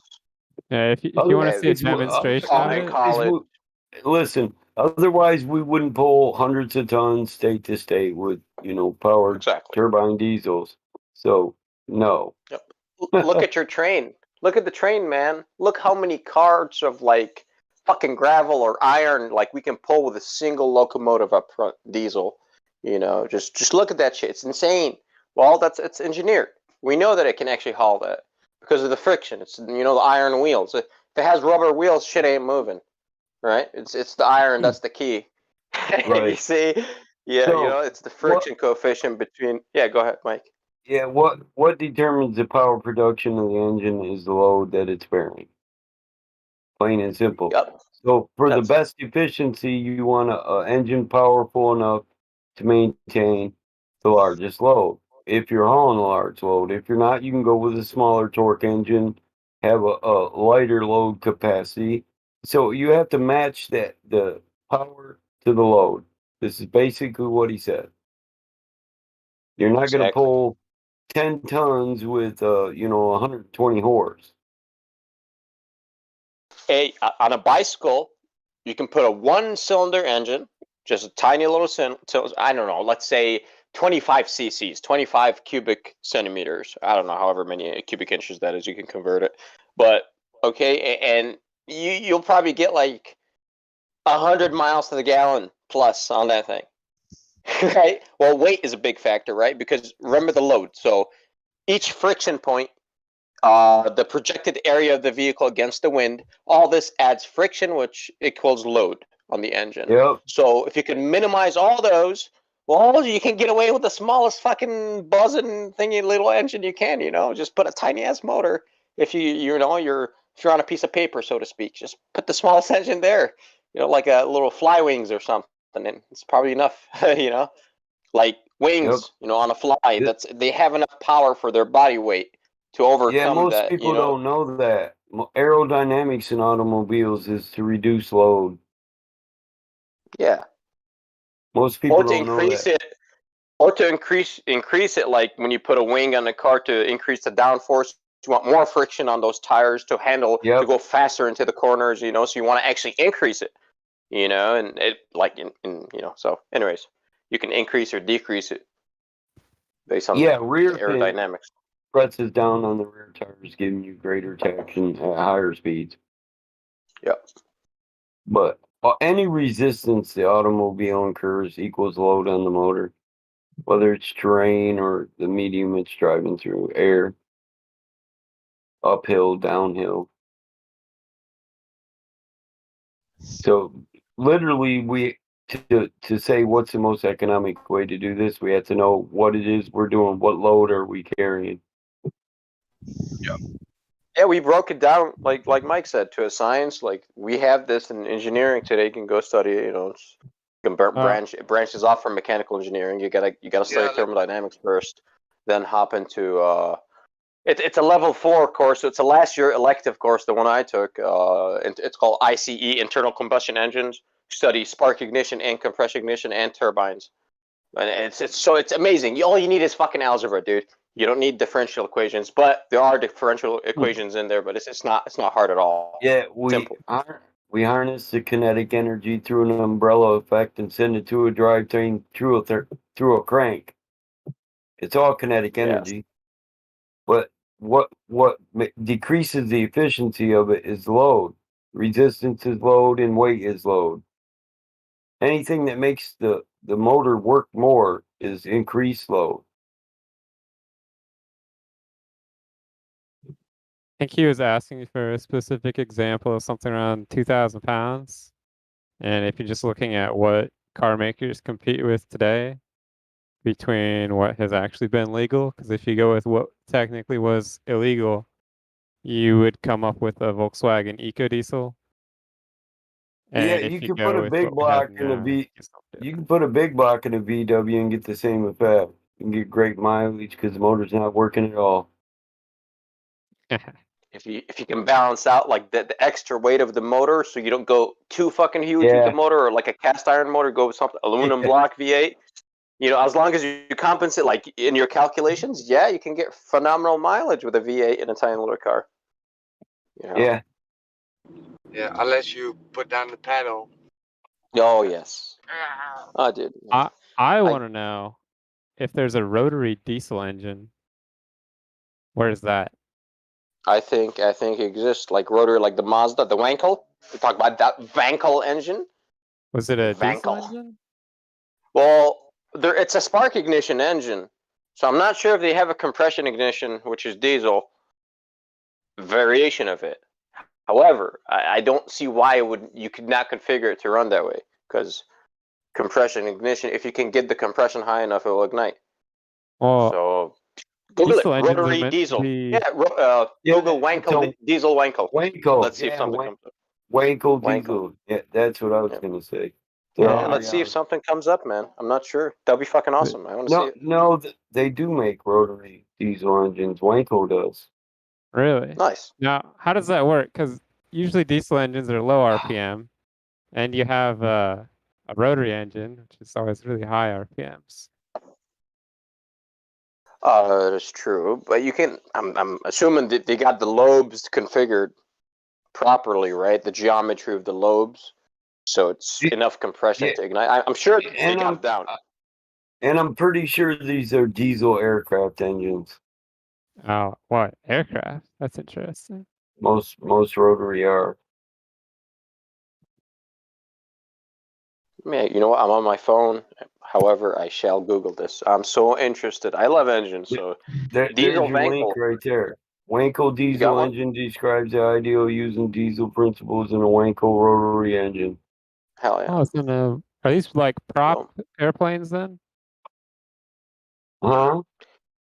It sounds like these are in prop planes. Yeah, propellers. Yeah, prop. Yeah, prop. Let's go fly the Wankel. You know, Rolls Royce had the diesel in it. Is that all they use them for? It's just prop planes? They didn't use Do you them know for... essentially, like mathematically and like in reality, do you know why diesels are more efficient? Because of the longer stroke, because of the higher compression. So basically, it's like this. When you study internal combustion engines, you'll understand. It comes down to something that's called brake mean effective pressure. Okay, we'll get into that later. Okay, and efficiency depends on 1 RPM if you can get it really high. However, in engines, if you can get the compression to be extremely high, then because it will expand a lot and you'll have lower exhaust temperatures, so you would have had like you have a bigger expansion volume too, like the stroke, right? And you have a higher compression, so you're going to have higher efficiencies. All right. However, when you do that with gasoline, you get knocking, or it's called pre-ignition, right? You cannot compress 40 to 1 with a gas engine. Shit is not going to happen. It's going to pre-ignite before. Yeah, it's called spark knock. Spark knock. Yeah. Yep. Before you complete the compression stroke, it's going to ignite, so it's going to try to push the piston backwards before it reaches top dead center, and you know the crank goes over vertical. You know, if you know how the engine works, and you know it goes the other way. But anyways, I'm pretty sure you just lost them all. yeah. Fuck. Sorry, guys. Sorry. Oops. Do they put Anyway, this the thing in a boat? pre-ignites. Most of Gasoline. these guys, listen Yeah. here. Let's test. So, do you guys believe that an engine fires every time it hits the number 1 cylinder?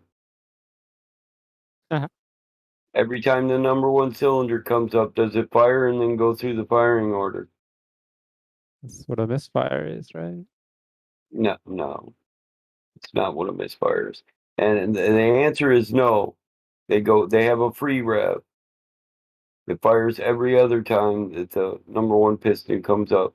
That's why you have a number 1 piston stroke that's not top dead center. And then the next one will be the tallest stroke of the number 1 rising is top dead center. All engines have what's called a free rev. There's no way in hell we could match the timing for it to fire every time it hits number 1. So they free rev. You hit number 1, it comes up again, it doesn't fire. Comes up the next time, it fires. We couldn't time them. Just you talk about the 4-stroke cycle. You know, Yeah. intake, compression, ignition, exhaust, for everybody to be on the same page. Exactly. So every That's why- 720 degrees, you got spark for each cylinder you have. You know, because each stroke is going to be 180 degrees on the crank. You know, so you have, let's say, so we're going to start up top, piston, you know, top dead center. We're going to pull air and fuel mixture down. That's 180 degrees. Going to compress it now. We're back up top. That's 360. Before we reach the top, we're going to get spark. And now we're going to continue back down. Third stroke, which is the power stroke.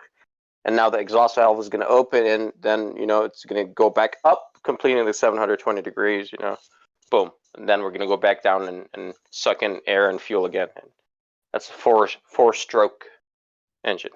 Because we got like the 2-cycle engines, right? Versus the 4-cycle engines. Yeah. Which they work a little different. They got no valves. You know, they use the scavenging effect. And they're fucking badass.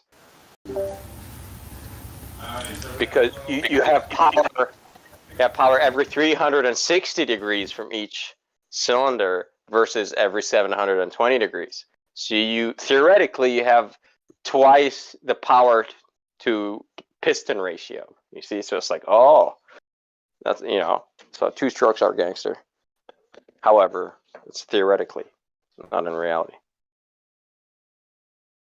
because of losses, of course. Saying this diesel, I don't know if this one was a diesel or not. Yeah, sorry, man. Don't talk about engines. I fucking love engines, so I'm sorry. And like, I went all in. Like, I was like, you know what? I don't just like working on them like greasy hands. I was like, you know what? I'm gonna study this shit by the pen too. How it's designed like thermodynamically, like at an engineering level. Yeah, the 2-stroke just has compression stroke and a power stroke. Yep. Yeah. And they think a lot of people think, look, you can build your 4-stroke up to make it get with a 2-stroke, but you'll never equal it in its performance. But they don't last as long. Beat the hell out of a 2-stroke quick. Yeah, they're dirtier, and there's disadvantages, of course, and you know, and of course, pros and cons to both designs, the 4-stroke and 2-stroke. Just like the turbine, it's got the best efficiency, but you can't stick it in, you know, underneath the hood. It's not really feasible, you know, and yeah. But you can make a fucking giant one to generate electricity for the entire city. That's cool. Or you know, airplane or whatever. Whoever put this, I think it was Battle Mod, put this guy turned a rotary engine. Put it on a boat. It's getting 1,000 horsepower. 3,600 RPMs. Oh, it's crazy.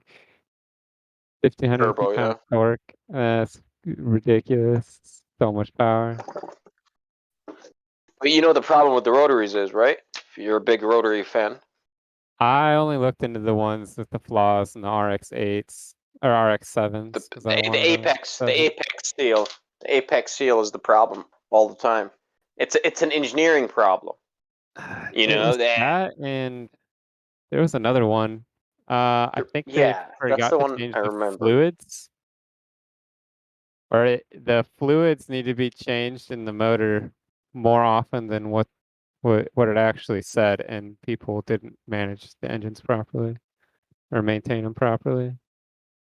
Okay. That was just like people's experience with them, I think.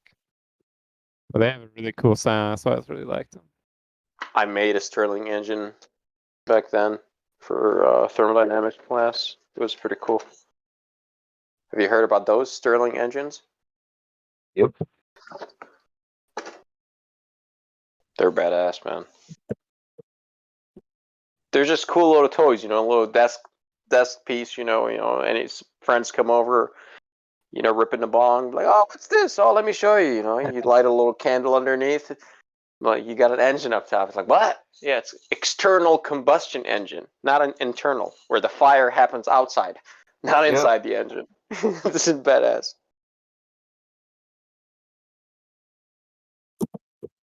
We have ones that can operate off of the heat of your hand. YouTube LTD, low temperature differential Stirling, they'll come up. You can put it on top of it like a cup of coffee. and just from the heat difference, because you need a temperature differential between like the ambient and your or piston 1 and piston 2, or cylinder 1 and cylinder 2. You need a temperature differential in order for it to operate. Also called a hot air engine. Same thing. Yeah, you can make them electric too, but it looks something like this. Depending on who's designing it, you can make it more. I think that's the. That's it's the not kit. the alpha. That's the gamma configuration, I think, of Stirling engine. Yeah, that's badass. Yeah, that's a kit. You can buy the kit of them, but you can make them with copper pipes and wheels, and you know, you can make them real rudimentary. You can spin a fan with them, power a fan. Exactly, something basic, Fuck, you can make 4 and 5 cylinder ones. Yeah, dude, I've seen them with like junk shit. Like, I want to make it a decent one for for off grid type of shit where I could run it just off of a little fire pit, or you know what I'm saying, but something decent with like I want to get a kilowatt out of it. 1,000 watts. Hook it up to a 1,000-watt generator. And if I could get 1,000, that's dope, man. You can charge a battery bank pretty quick. It's nice, and you just toss in, you just fire logs, man. So like feed it firewood. Well, yeah, a log fire, or even a solar power, just like you use a solar oven.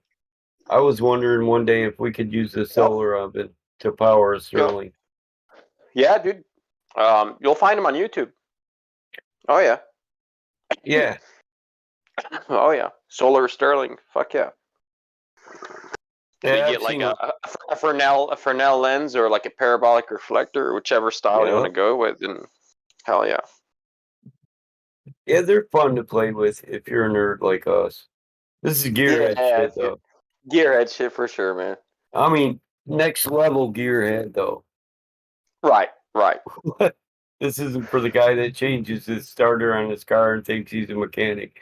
No, I mean that's hats off to you if you can maintain your own parts on your car. That's No, but wouldn't the efficiency be low because you're going from sun to Stirling to electricity, from sun to kinetic to electricity? I'm with you. But without it, you're getting fucking zero, right? So sun is hitting the ground, waste. You put Stirling there. Let's say you gather 5% of the sun's energy. Hey, bro, not free, but 5%. You know what I'm saying? Whatever. That's the way I look at it. How much can we get out of it? Not input over output, but how much can I use it during the day? Can I power batteries with it? Can I use a network of batteries? Can I power them by Stirling and solar, and add some hydroelectric in there? Maybe you can even use fertilizer to compost pile to create heat. If you can convert heat to a Stirling movement. Exactly, man. Which you can do. Exactly.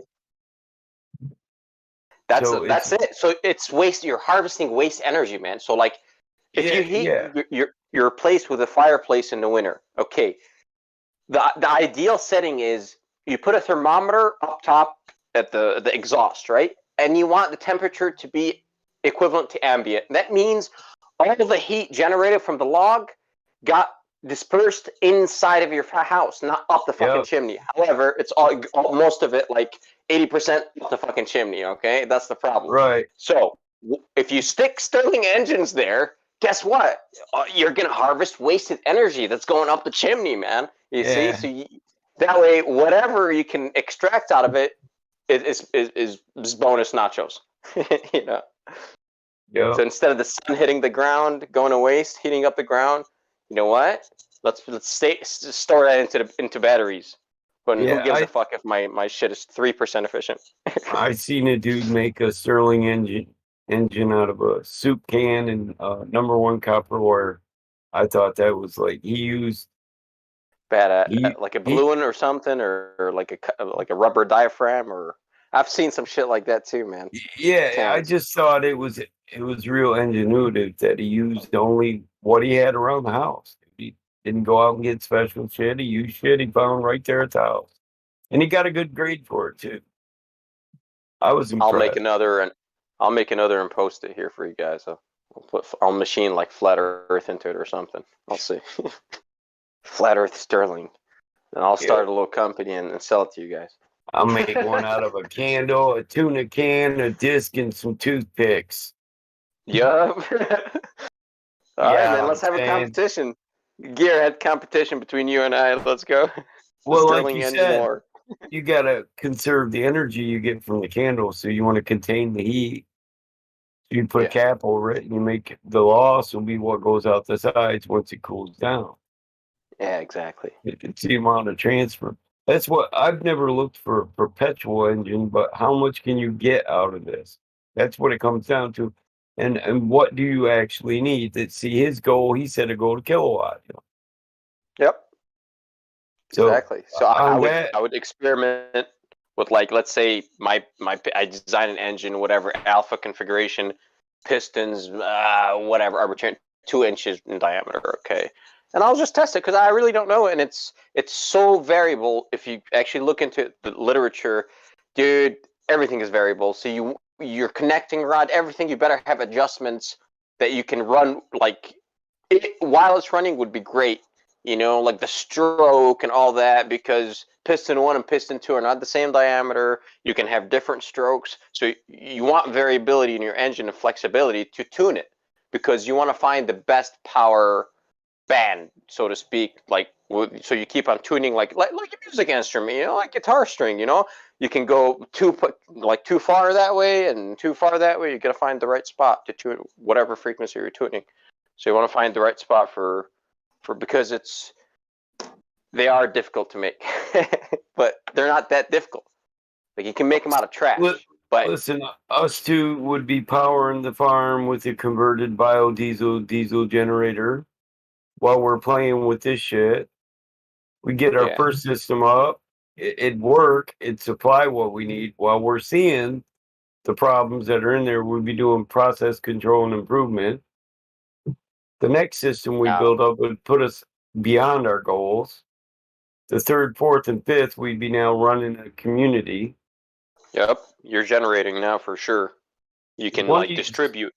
Yeah, some of you guys would be out in the fields growing stuff for us to convert to corn oil and ethanol for biodiesel. Yeah.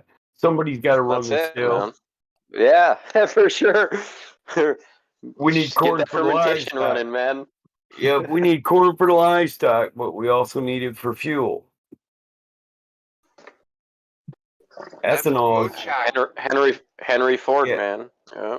Yeah, ethanol ethanol is basically moonshine. No worry about the how high the alcohol content is. You know. If you drink methanol, you probably go blind.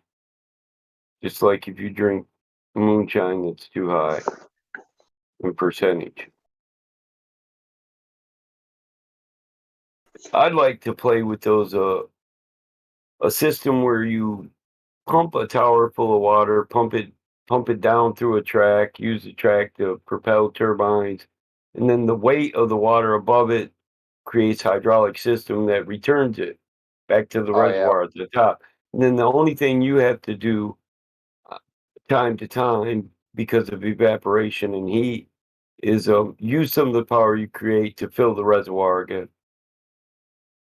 Well, yeah, that's what you would have to do exactly, right? Like, but you can't spend there has to be losses, right? Because the water, if you pump up the water you use, well, you're gonna the same energy you used, like it gave you, you're gonna spend to pump it back up, plus the losses of the pump. Right, but if you do it like the Roman wells, once enough gathers up in a reservoir, a staging reservoir, once enough gathers up, it puts enough hydraulic pressure on that to return itself. You don't need to create energy to return the water back to the top of the tower. It can be done through created hydraulic pressure, just like your Roman cathedral wells. And how about collecting rainwater, right? Rainwater from your roof, and then Yep, there's another way, too. If you have if you have the reservoir set up properly, it'd collect all the rainwater it needs every time it rains. But in the chance it didn't rain and you're low, you have to have a backup system to keep it continuing. If you have a stream and a sloped property, dude, you're in good business. Hydroelectric right away, a little pond, you're set. Boom. Yeah, But see, for the more vertical height you have, the more exactly hydraulic pressure you got. a The lot more of energy you can create. yeah, a lot of our power plants, we have a hydroelectric power plant in Jackson. And what they do is pump water up a wall and down the other side of the wall. And they spin turbines with it, plus they collect the static it creates. So they only use about 2% of the energy to keep the water continuously falling. So the output versus input is great. A lot of energy plants are switching to this. We found better than atomic right now, and a lot of people don't know about it.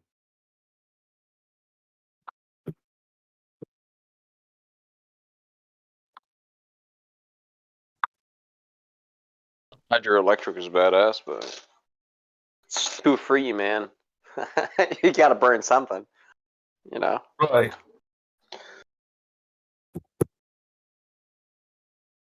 Yeah, if you live by a waterfall, shit. Yeah, you're set up. Or a river. You can just spin a paddle wheel. Right, so it's that. Yeah, you're harvesting the kinetic energy, like the motion of the water. Like, yeah, for sure, it's a different concept than like creating delta H, right? Change in height, elevation in a pond. Yeah, that's another method where you're harvesting the flow. So the faster the river flows, well, the more power you can generate, obviously. Yep. But if it's really slow one day or whatever, yeah, man. I would say like biodiesel is the way to go because we have already the engines ready to go. Yeah. Just corn, squeeze it, or whatever oil, whatever seed, sunflower seed, squeeze it. There you go. Get the glycerin out. Put it in your diesel engine. Works just fine. Perfect. You don't got to do shit. Biodiesel would be the way to go in a farm setting. Yeah. You can project your needed amount of fuel and then grow enough to get that amount of fuel plus food. You can add it to the food core, But it smells a lot. It smells a lot, like you're driving a. Not if you use peanut oil. It smells like peanuts. Yeah. Yeah. They did that. Like they ran cars on peanut oil back in the day. And it was great. It smelled like peanuts. If you have an old Mercedes, you can refit it with new tubes and you can put sunflower oil in it because sunflower oil is thicker, so you need exactly. Your tubes needs to be bigger, but it smells like a driving frying pan, so it doesn't really. The funny thing about the diesel engine that we're talking about, that Rudolf Diesel, the inventor, never called it a diesel engine. We call it a diesel engine. He called it a multi-fuel engine on the patent, right? And it's a compression ignition engine. It is not a diesel engine. The dude, his name is Diesel, but it's a multi-fuel. It can use any oil fuel you got, So that's the beauty about it. When you actually look at the patent, it's like, oh shit. So it doesn't have to run on diesel. No, the inventors, said you can run it on any fucking oil. So it's like, oh, okay, cool. Why don't they tell us that? Well, they just don't tell you about it. You have to discover it on your own, which sucks. But yeah, just toss some oil in there and it works. Yeah, that's illegal in the Netherlands because because the diesel is taxed, right? You have special fuel tax, and then you don't have fuel tax on sunflower oil. So if they catch you driving on sunflower oil, you get it's called an environmental offense. So you get a big ass fine, really big ass.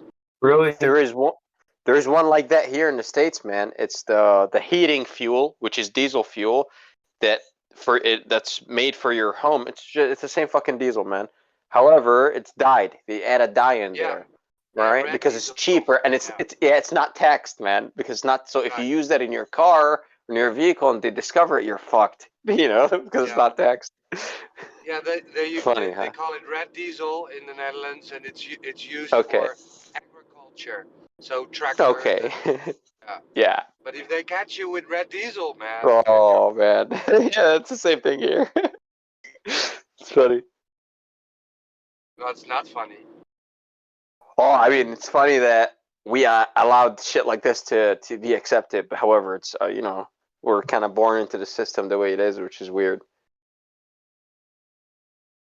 You know, or go vote on the diesel committee or the EPA or whatever it is. It's just like, oh shit, because that's kind of bullshit.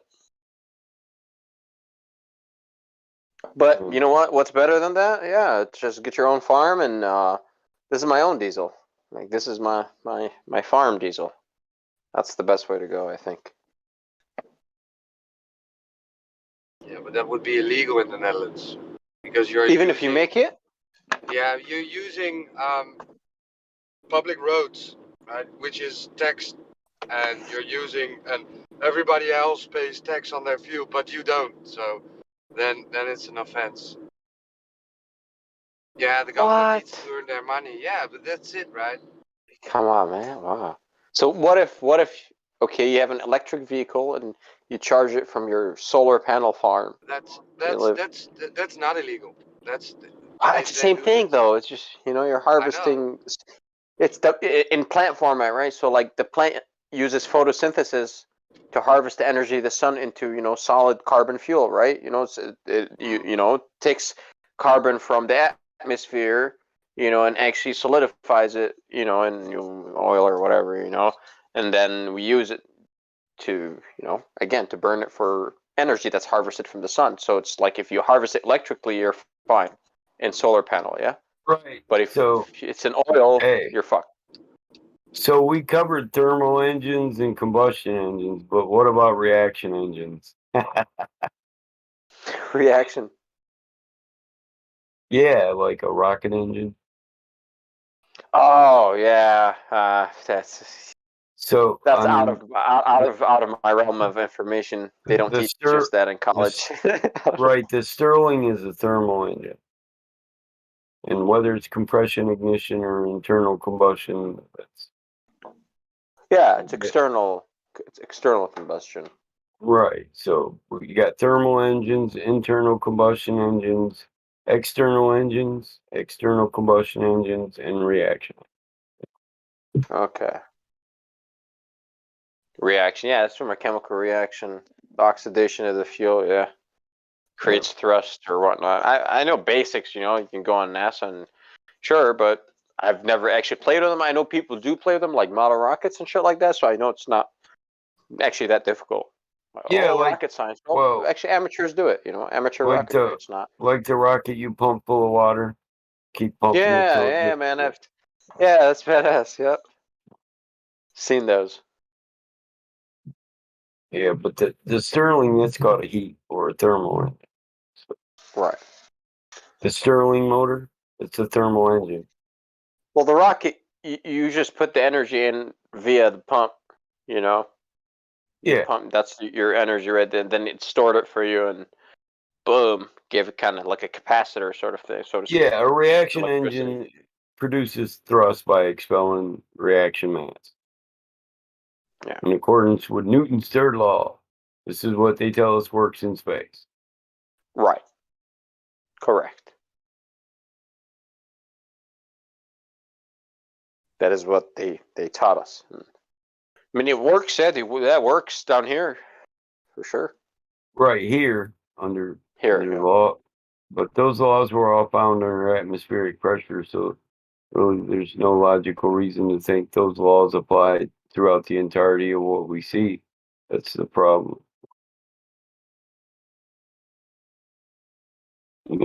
Just because we see a light in the sky doesn't mean there's going to be action and reaction up there, because there is here under atmospheric pressure. I know that is crazy, but you can't handle red diesel. What the fuck is that? Red diesel, man. Heating fuel, right? It's not taxed. It's cheap. Shit, my niece come out today, dude. They charge her $300 to register, get a plate for fucking their Durango. I couldn't believe that. Wow. 300. Wow. Yeah, I just did mine in April, and my registrations weren't. That's like double the price of what it normally is. They must have. I had to re-register everything in April, but it must have jumped since then. I'm like, God damn.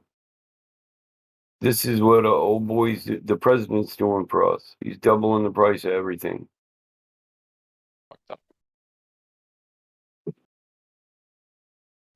Yeah, their milking is bad, man. Bad. Yeah. Is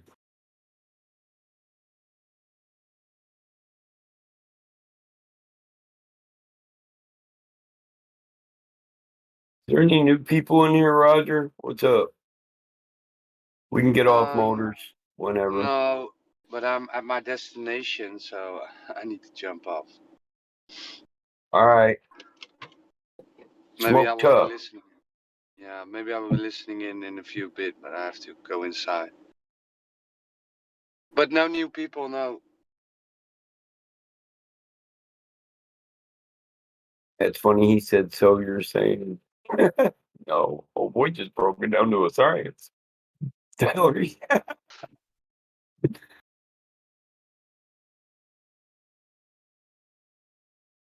I can make it a harmonic symphony too. That's my love, you know. I love the symphony of 8 unified cylinders. Oh, yes. Yes. 8 cylinders. Best symphony, in my opinion. It just, I don't know. My dad built me a I six. appreciate it. When I was 14, my dad said, pick a car. So, we had a salvage yard out back. So I picked a 69 Yankel. And he built it. And I loved it so much I didn't want to drive it. I said, I'm going to go buy this piece of shit out of Mr. Johnson's field, Dad. Can we build that for me to drive now that I got my driver's license? He said, you mean you want to park your Nova and make it a cruiser? I said, yeah. He said, I'll pitch in. Come on. Like a boy after my own heart. My dad was happy as hell. I said, I don't want to drive that every day, Dad. I want to own that in 30 years, you know? Yeah. I still own it. Nice. I recently got the original motor for it, though. We had a 355 5-speed in it, but now it's back to a 427 4-speed. So, Okay. but I bought a 76 Pontiac Grand Prix, the biggest, longest boat I guess I could have picked in a 2-door, man. Big piece of shit, but I drove that motherfucker with a smile. But yeah. They'd laugh at, like I was a pizza delivery boy for a minute. They'd laugh at my car. I'd say, bitch, see me on the weekend. Be in the Nova, motherfucker. Drove it to school. My shop teacher was like drooling. He's like, what? Your dad let you drive his car? I was like, that's my car, Mr. Shapley. Holy shit, your dad built this for you? I said, I put some hands in there. He said, you're going to pass my class with these, boy. Yeah, I already knew that. I'll show you how to rebuild a 750 Holly carburetor. You do it wrong.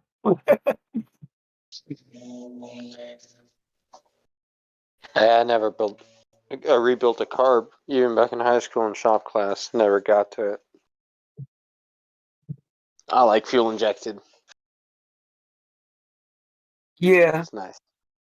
I like to put fuel injection on classics. Unless, of course, I'm going to keep it stock classic, you know. Yeah. Collector sort of thing, yeah.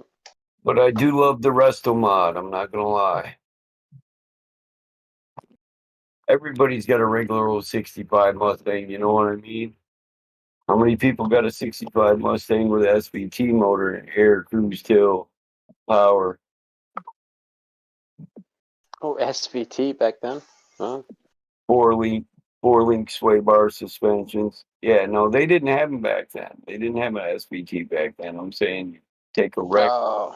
I buy insurance cars. Buy a wreck.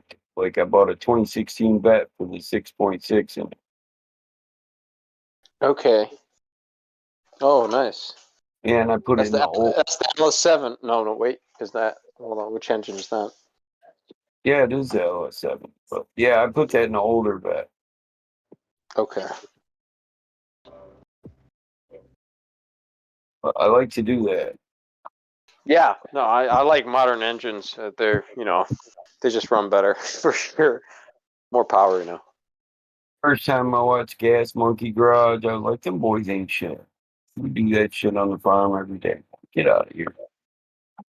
Like, listen, he's supposed to be a master mechanic, but he took a Hellcat motor out with keyless start.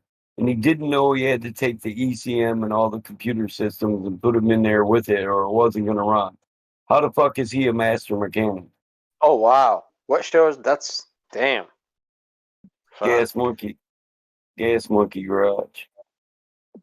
Okay. What is it on Amazon or what is it? I think so, right? No, or YouTube or where is it?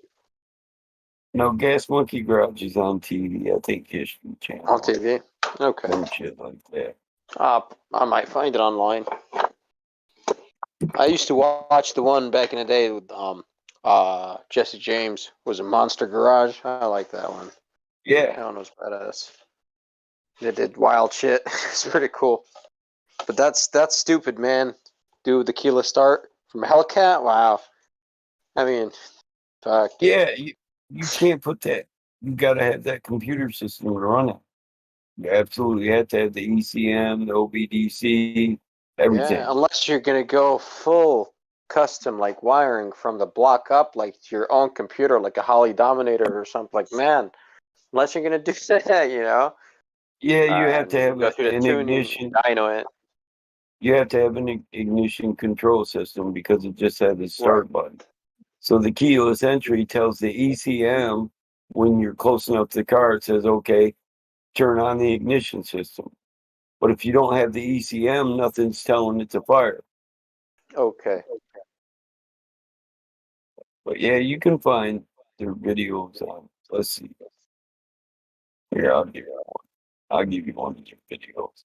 You can find them on YouTube, but they're fuck. I can't remember. I'm not. I mean, that's doesn't sound like he's a master mechanic or someone worthy of watching. Well, Richard Rollins isn't supposed to be the guy that works for him. Okay. But yeah, he damn well should have known that. Being a master mechanic. I think most of the stuff he cut up was classics. Fast and Loud. It's Fast and Loud, Gas Monkey Garage. What the hell is it? Showtime, I think.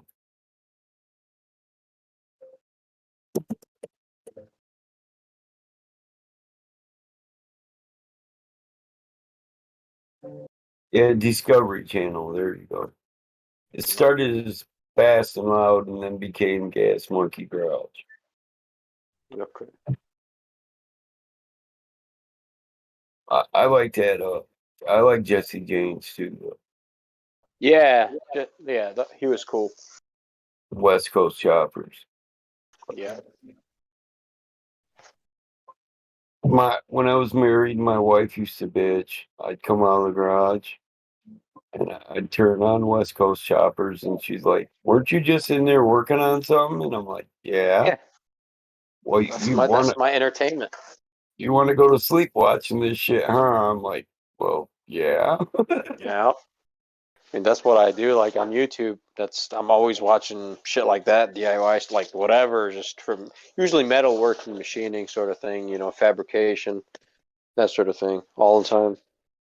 Yeah, it got to where I had to watch it while I was in the garage. That's when I put cable in the garage. Got to keep the man shit in the man house, man cave. Yeah. Hey, I have a question about like energy. Oh, go ahead. Sure. So when you have like something moving, like kinetic energy, like a windmill or something, how does that? Hmm, how does that be like? How do you turn that into electricity, or like how are you harvesting electricity from that? From kinetic energy? Well, Kinetic energy. I mean, are we talking about in an internal combustion engine, or Just like a windmill or like hydroelectric, or isn't nuclear this that too? Like it makes steam, and it like turns a turbine. Yeah. Steam Yeah. turbine. Use nuclear at the end. Yep. So I just don't get how it like becomes electricity though. Oh, you As just you have to create a movement, and then you use that movement to harness or turn a generator of a sort. Oh, so Torque. it's turning the AC Torque. generator? It's all about torque, man. Right? So it's the force perpendicular to the center of rotation, right? So you have like, let's say you have a crankshaft, which is the center, right? The shaft that you're going to spin, right? You have an arm that's attached to that shaft, and you apply the force, you want to apply the force perpendicular to that shaft. Right? It's called torque, measured in foot-pounds or in inch-pounds, so it's a distance multiplied by force perpendicular to it. Right. And that's essentially, this is where everything begins. So there no torque, no power, no rotation. So torque, so you have to apply the force. So turbine, wind turbine, you're harnessing, of course, like the wind, right? It has energy because it's moving, and it got that from the sun, created turbulence on Earth. Wind, just then wind dances around somehow magically, whatever, God made it this way, whatever floats your boat, but we know thermodynamically the sun causes it. That's what we know. Sure, high pressure, low pressure, wind flows. You got these blades, so you're opposing the flow of the wind, just like you're opposing the flow of the river. Thus now this friction Water, starts turning the steam, blade. combustion, gas, air. Kinetic energy. Yeah. Boom. You have the shaft hooked to a generator because now these fans. So the wind is like, the fan blades are like pistons, right? They're pushing like, the force. Essentially what you want to do is like turn that wind to like into 90 degrees to rotate the blade along the It's more or entirety less of the the blade. umbrella effect, more or less. Okay. Yeah. And so it's basically Kinetic energy comes from movement. You got to use that movement to turn a crankshaft and to turn a generator. Yeah. okay. So With it basically kinetic just energy. Unless like you're talking about that piezoelectric where they apply pressure to crystals. No. Oh yeah, no. Well, that's a form of kinetic energy. Piezoelectric crystal. Yeah. They So apply. but it's like the generator is it's basically a like magnetism. It's like a rotating magnetic field, right? And then the electricity like charges up. In a sense. The generator? Yeah, Yeah. we're harnessing the magnetism. That's magic now. This is literally like really magic land. Like you've entered the realm of invisible stuff that till today we don't actually know how this stuff works. We have theories. You see? We know this. This is electricity. Gremlins, bro. You don't want to open the can of worms. You get into Tesla and all this. Oh, Einstein. It gets ridiculous, right? So where do you want to? Like how exactly? We don't fucking know, but magic. Yes, you wave. Essentially, okay. So you have this fibrous structure that sticks out of a permanent magnet. Okay, and you wave this across a coil, right? Like an iron. Well, you want to absorb most of the magnetism. So what you do is you get a piece of iron, you wrap a copper wire around it, and if you swipe the magnet fast across it, you'll get a pulse of electricity by induction. Yep. And you don't want them to touch. So induction, these fibrous structure is going to jump to the iron, to the core of the iron, and it will. Iron will absorb it, right? You can test this for yourself. It causes electrons. It causes electrons to flow. Yeah. Yeah, that's a theory. So they say electrons. Yeah, that's the fall varies. theory. That's electron theory. Yeah. Yep. So it's just the magnetic fields are like rubbing against each other, and then it's like charging up.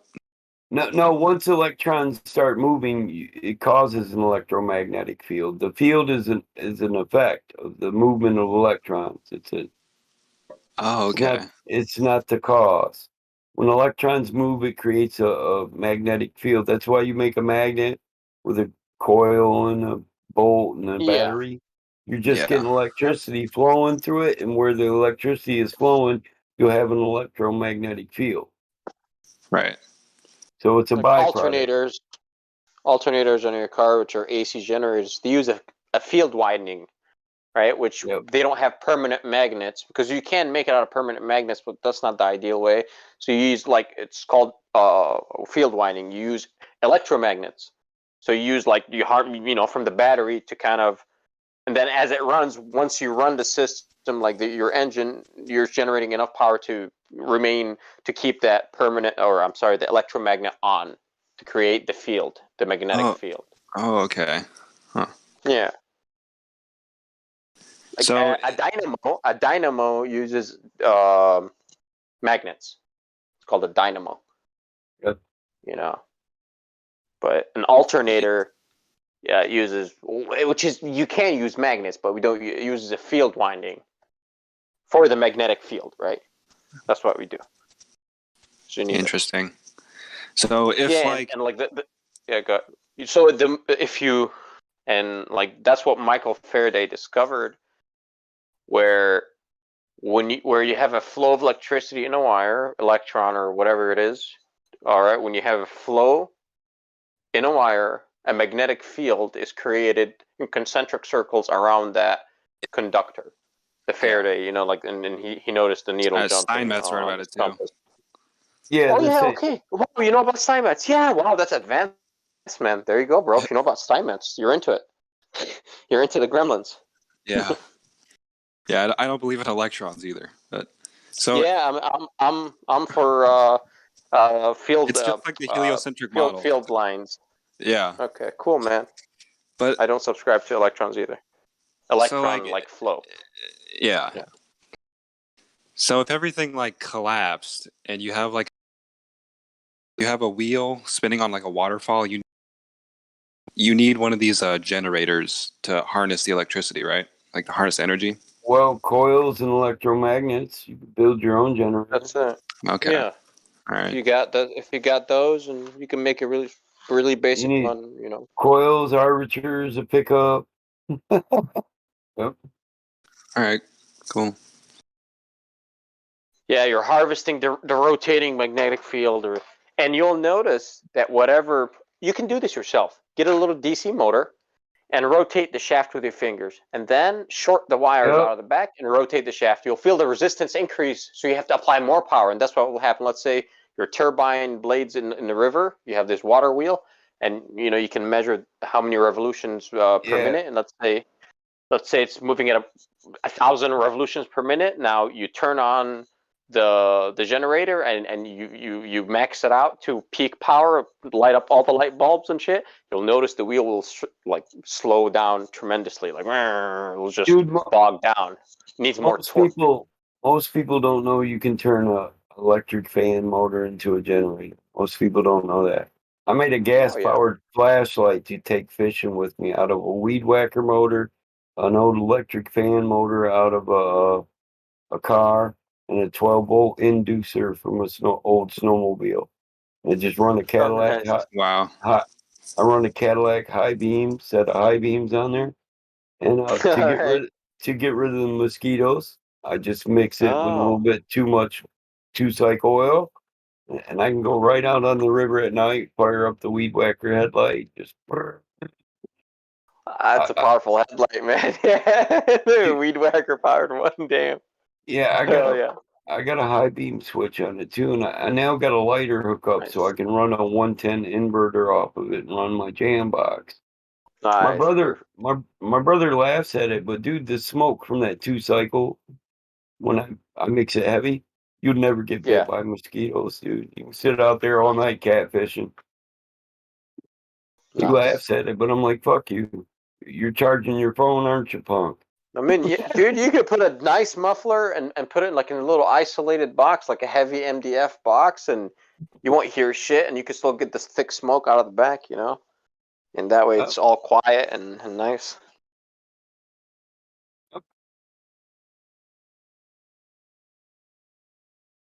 Tell you what, if I get high and I get an idea to build something, I'm gonna build it. Alright, dope. Hell yeah. It's just all there is to it. Then you can sell it on eBay for $99.95. No, I think I actually got more than that into my flashlight, but Yeah, I was for sure. fuck, it was a $70 weed whacker. I had to go buy a new one because I had a littler one, but I wanted that fucking Craftsman fucking. I wanted that motor. It was newer.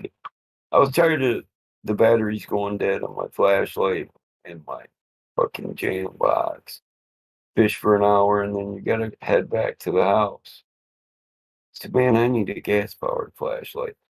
And if you lug a generator out there, you gotta lug 5 fucking things out there. This thing's so small I can carry it in my hand with my jam box over my shoulder. It's got a strap and a fishing pole in one hand and I'm out.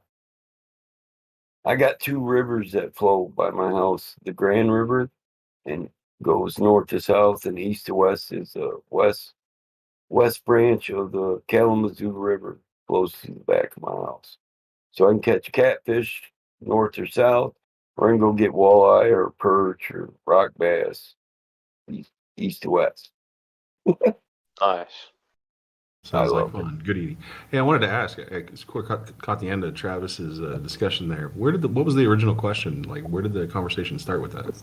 I was just asking, like, how do you harness electricity out of kinetic energy?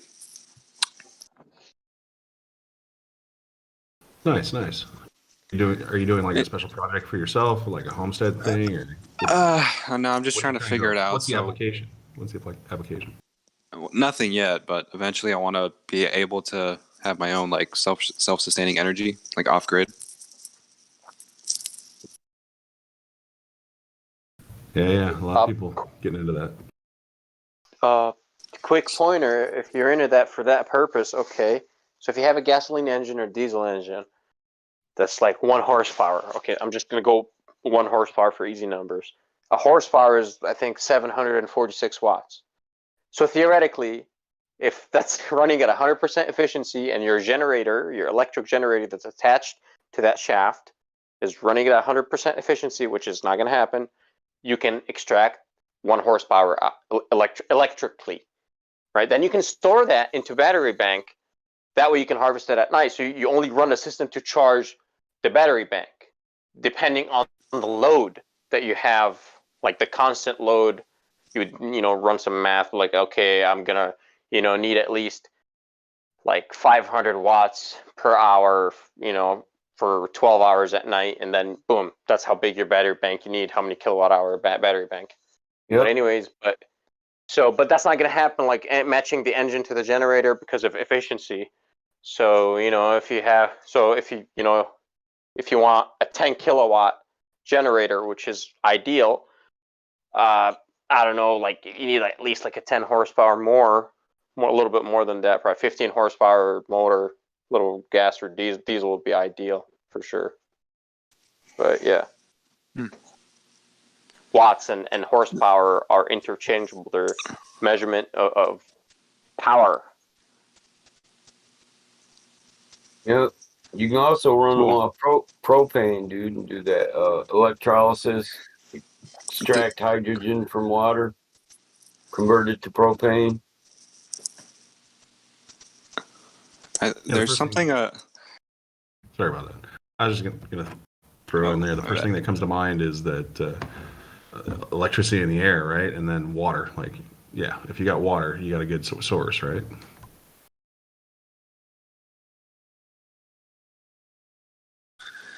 You need electricity to split it, though. So, I mean, if you have solar panels and you can get electricity this way and you want actual fuel for, let's say, running at nighttime, then yeah, that's to store it, because I think it would be more efficient to just harvest it in like batteries if it's electrically.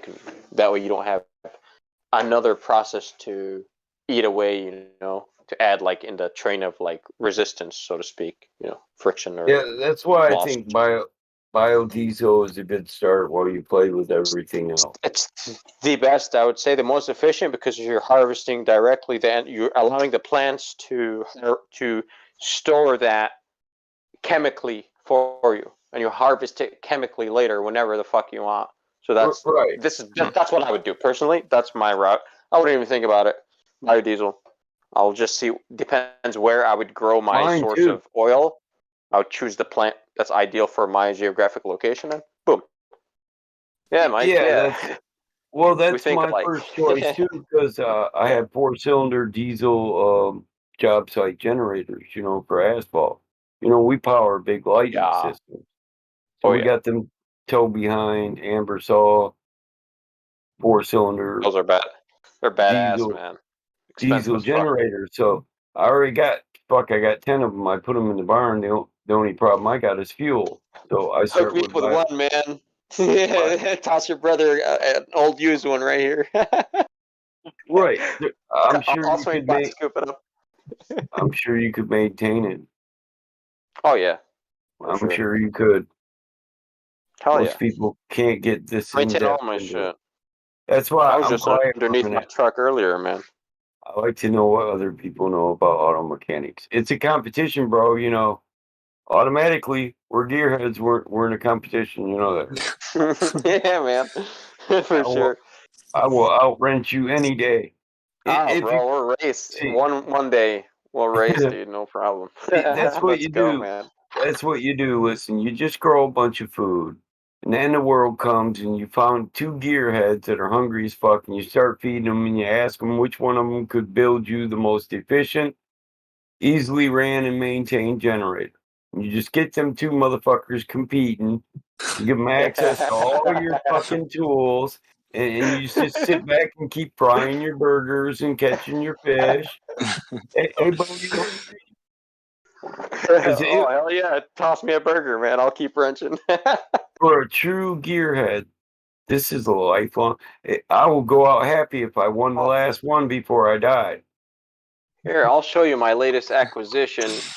Right now, though, I got it taken apart because I'm moving shit around. But here, let me snap a pic. Hey, you ever play with them hit and miss motor? No, I've seen them on YouTube though. Oh, I've seen them. I've never played with them though. No, man. Have you? Well, yeah. Well, my grandfather was out here when they used the hit and miss to run the washing machine. You know what I'm saying? So, but those are real efficient.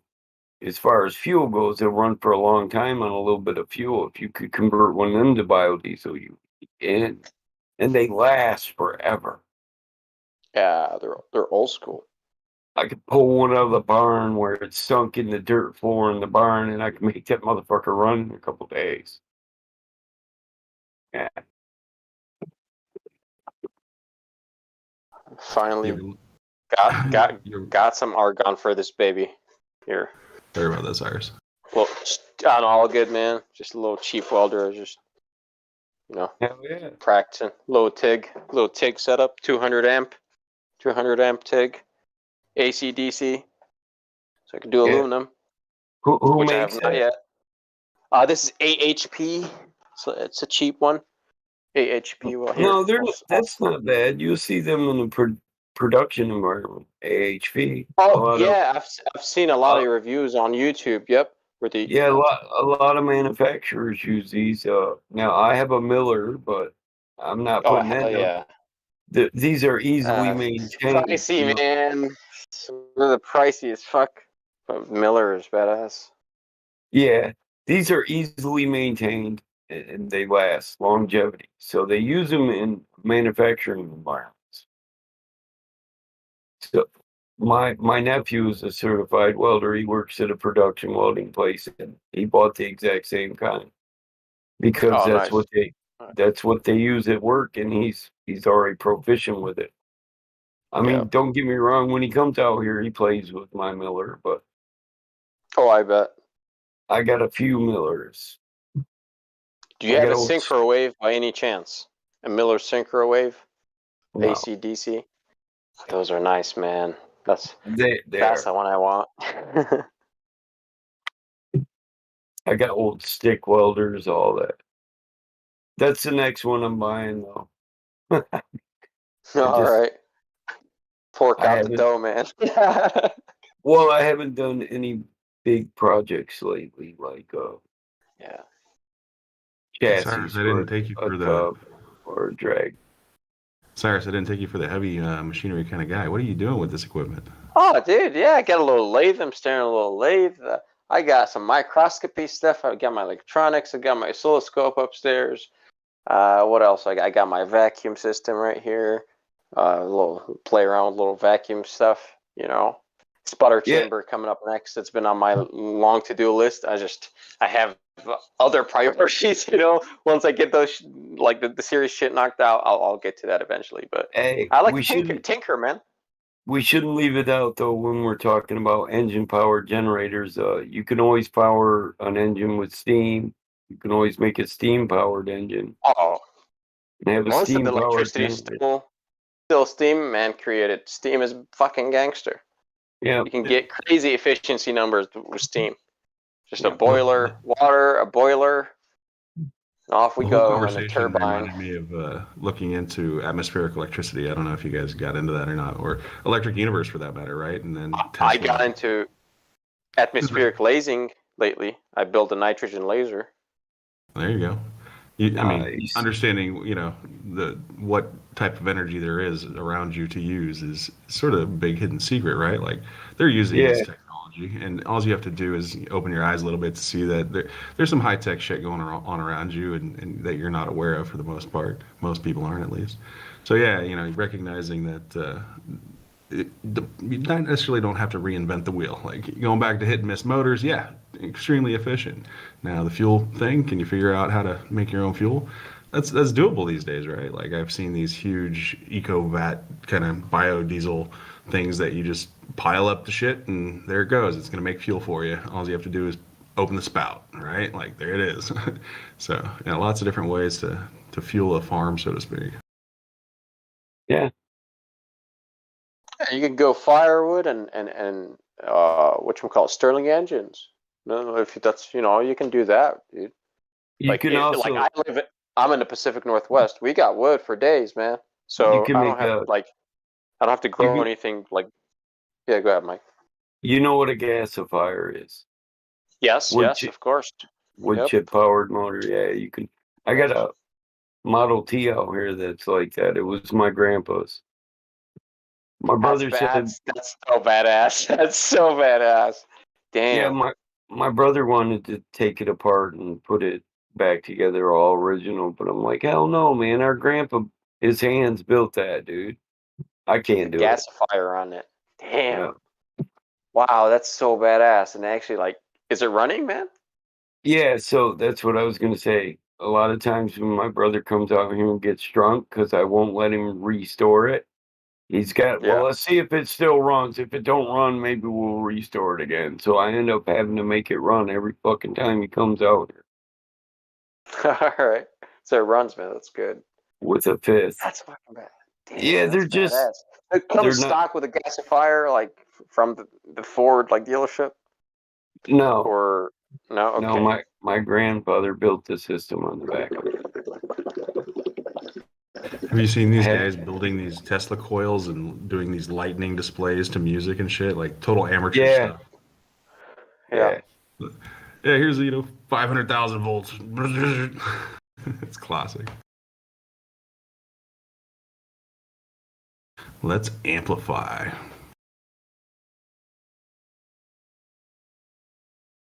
Oh yeah, if the shit hits the fan, Mike, I'm swinging by, bro. You already know it's good. I don't even know what that term means anymore. Cause every time I look up, shit's hitting the fan. Like, I mean, is it COVID shit hitting the fan? Like, what are we talking about? It's stuck on the ceiling now. Yeah. I mean, if you're not gonna go biodiesel, just make a moonshine on an engine. Double gasket that bitch up. Make you alcohol burn. Ethanol, yeah. Just makes them out. Everyone is racing today with E85, man. It's 85% ethanol. That's the way to go. It's like, all right. High compression. Yep. Fuck my mud truck, that 460 mud truck, that's like 10-to-1 compression ratio.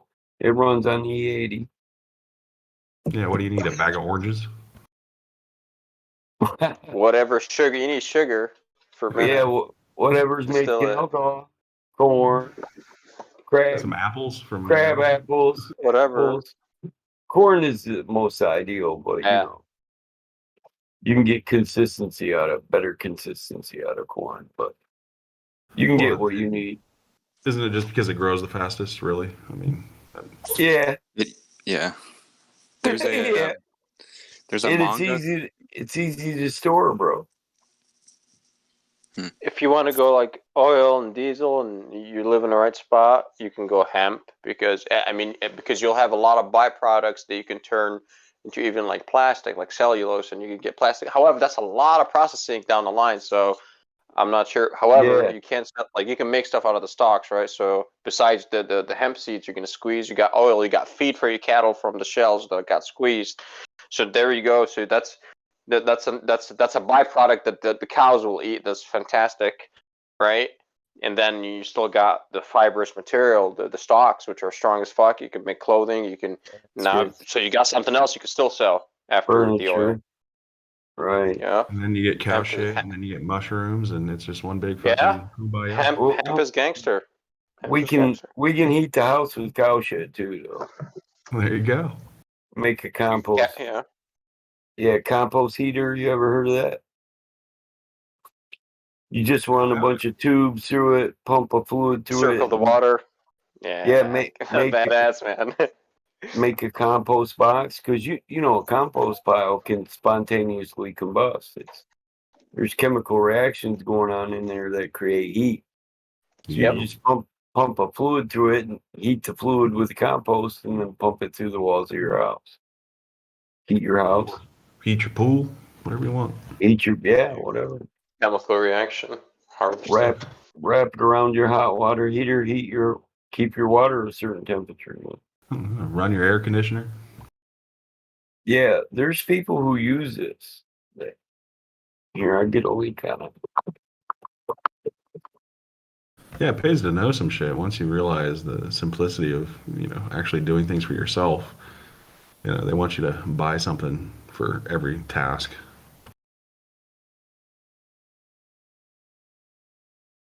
I'm still so surprised that they keep racking up these electric bills, right? These electric bills are crazy. Yeah. I think I know who that Simon Roma is. Yeah. It's that dude from Winnipeg, isn't it? I think the more tools you got, like the more money you have invested in tools, like the more you can make for sure. So that's the thing. Yeah, if you got essentials, if you got a machine shop, you got a fab shop, Yeah, it's you can the make same. a lot. You can make Listen, it's the same for a mechanic as it is for a mechanical engineer. They're only as good as the tools they use. Yeah. It's that simple. You can't do the best job without the best tools. I'm not going to poo-poo tools. Tools are amazing. I mean, they're game changers as far as time and energy and efficiency, right? Like, you that dismiss that. That was part of the equation. The bottom line is, though, that you don't need to spend money to make things work, right? Like we're talking about with these biomass solutions, heating your house, coming up with fuel solutions, creating some alcohol, all that kind of stuff. Don't have to go out and buy booze. Just make it yourself if that's where you're at. If that's what you want to do. But if you got skills and resources, and hell yeah, one tool will make you a living, right? Clean, One talent will make you a living. One skill. Yeah. The way it is now, though, a lot of people don't know that. But just knowing how to roof houses, you could be a roofer your whole life. For sure. I like being a polymath, Like I did construction for 4 years, like remodeling and shit. So it's like I like to be able to wrench my vehicles. I can like invent something, like innovate, put two things that don't work together, like Mike with his weed whacker and the fan motor. You see, that's gangster, right? It's like okay, that's like tinkering, It's like you can just if you have an idea and like you can actually execute it. You have a path of execution that's feasible, you know, with shit that you can scavenge. And thing like today with being a specialist, not many people can do that because you have to study many fields. You got to wrench on everything. It takes time. Hey, listen, this is what I tell them every time I pull up in a clunker or a hot rod. They say, "What you got in that?" I always say, "Some shit I had laying around the barn." Some shit that was laying around, but I got a lot of shit laying around. But yeah, it's generally true though, you know. I was watching this guy in this machine today. He was cutting down trees, and he had these 2 joysticks, bunch of buttons in front of him, and literally down went that tree. In under a minute, it was downed and stripped and sorted. It's just. Are you talking about the claws that grab and saw at the same time, and then it runs the log back and forth, debark it, and then just cuts it while putting it on a truck? Yeah. The same fucking hold. Yeah, that machine. Amazing. It's insane, man. Hydraulics are another there level. goes all the loggers. Exactly. One guy taking down a forest. How many loggers did he replace? Wow. It's like wow. But yeah, it's like the ice cutters, man. Get a property with a bunch of trees and buy one of those machines, and you're in business. There you go.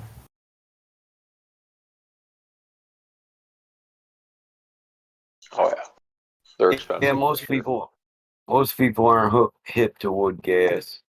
The smoke that comes off most wood is flammable. Oh yeah. You can turn it into diesel and gas. You can refine it. You can capture it into oil. You can refine it. You can do that from plastics too. You can gasify plastics into gasoline and diesel and shit. Yeah, easy. Well, all these things are so much like flat Earth in the sense that, it's not taught to you in school, right? You're not learning about the real electricity or the real, fuels. Oh yeah, that's a fossil fuel, right? Dinosaur juice, yes. Yeah, dinosaurs. Yeah, that's it. And they have to dig and all that kind of stuff. So squeeze them. It's rare. Earth squeeze dinosaur. But yeah, you dig down in any of these topics and you recognize, well, the truth is there. You just have to look for it, and you have to know what the questions are to get the information, right? And to be able to discern what you're reading is reality, and that takes application and some time.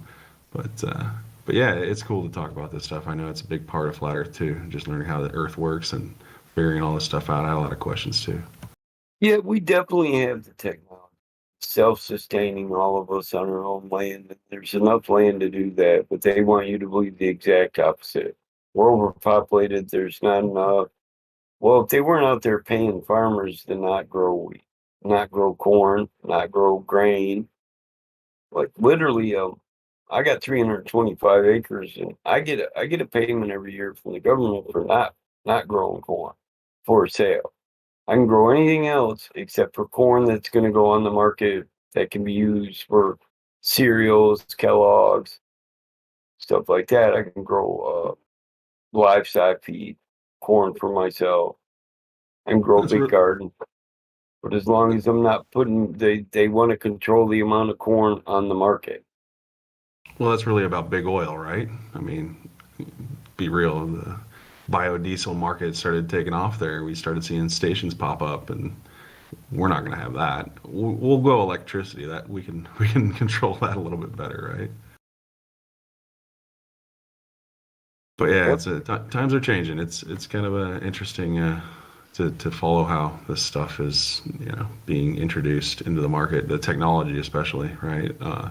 Jet engines. You see these kids the military strapping these jets to their backs, their feet, and flying around like fucking superheroes and shit. And you're like, I want one of those. Hook me up. I want my flyboard. Where do I get it? What's the price? Oh no, that's under military contract. Sorry. All right. I think I could build one. Baby? How do I make one, nice baby? Let's go. Nice machine shop, man. A nice machine shop.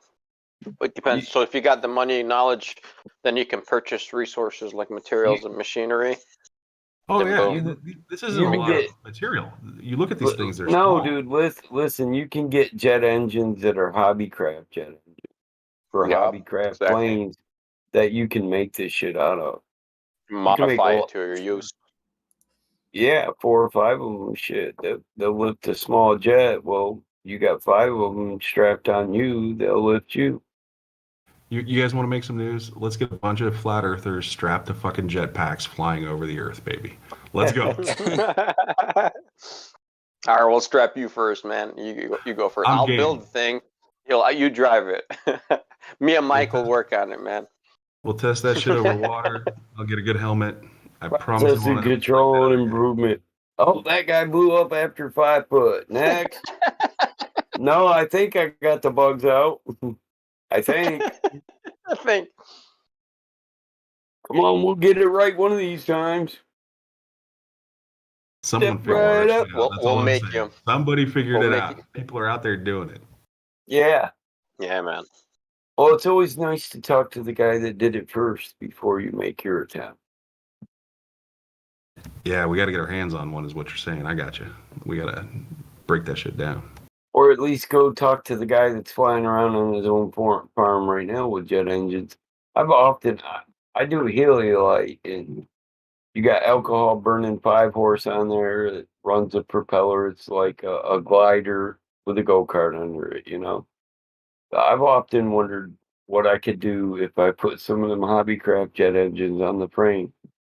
Just a couple of them, you know. The fear that stops though is what if you crash or you go uncontrollable? If it's not even thrust from 2 separate motors, you know, you're just What's the craft that you're propelling? I didn't catch that. The human body. A heliolite. Oh.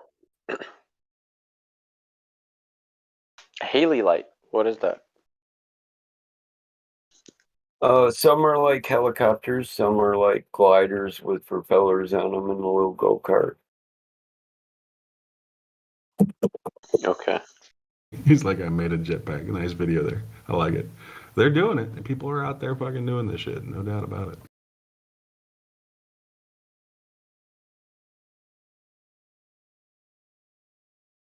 What was it? Back in the day, Michael Jackson bought one of the first flying cars. Wasn't that a thing for a while? They were doing all kinds of fun stuff with turning cars into planes, cars into boats. What happened to that trend? Let's go. Right. Too much freedom. That's a little bit too much, man. No, what do you mean? You can just drive and press a button and fly? What the fuck, dude? Right. Plus, like the accidents. Honestly, I don't think it's really feasible with like the amount of like driver density on the road. If we're all gonna just randomly start flying all over, we're gonna crash a lot, you know. So because no air traffic control, so yeah, it's gonna be shitty. The way they talking about it is more like multiple passenger vehicles, and it's gonna be designed with that kind of thing like air highways. Yeah, and it's not gonna be you having your own drone that you're gonna fly around whatever you want, like that, or flying people. Like it's gonna be more like like a private public section of the commerce side, and they're gonna provide the service for some people. It's not gonna be allowed for everybody doing it all, like what like freedom's side of things. Now it's not gonna be like that. Yeah, I mean, if you There's a lot of live on a concept, farm but they're like talking Mike, about like a service type of thing. you can make your own little heli if you're crafty enough, I guess, and fly only super low altitude and freedom. There you go. Helis work. They're safe. I think safer than a jetpack. You can get a heliolite or an ultralight. Yeah, they're fun. This is an ultralight. This is what I run, an ultralight. But I want to buy the Healy lift.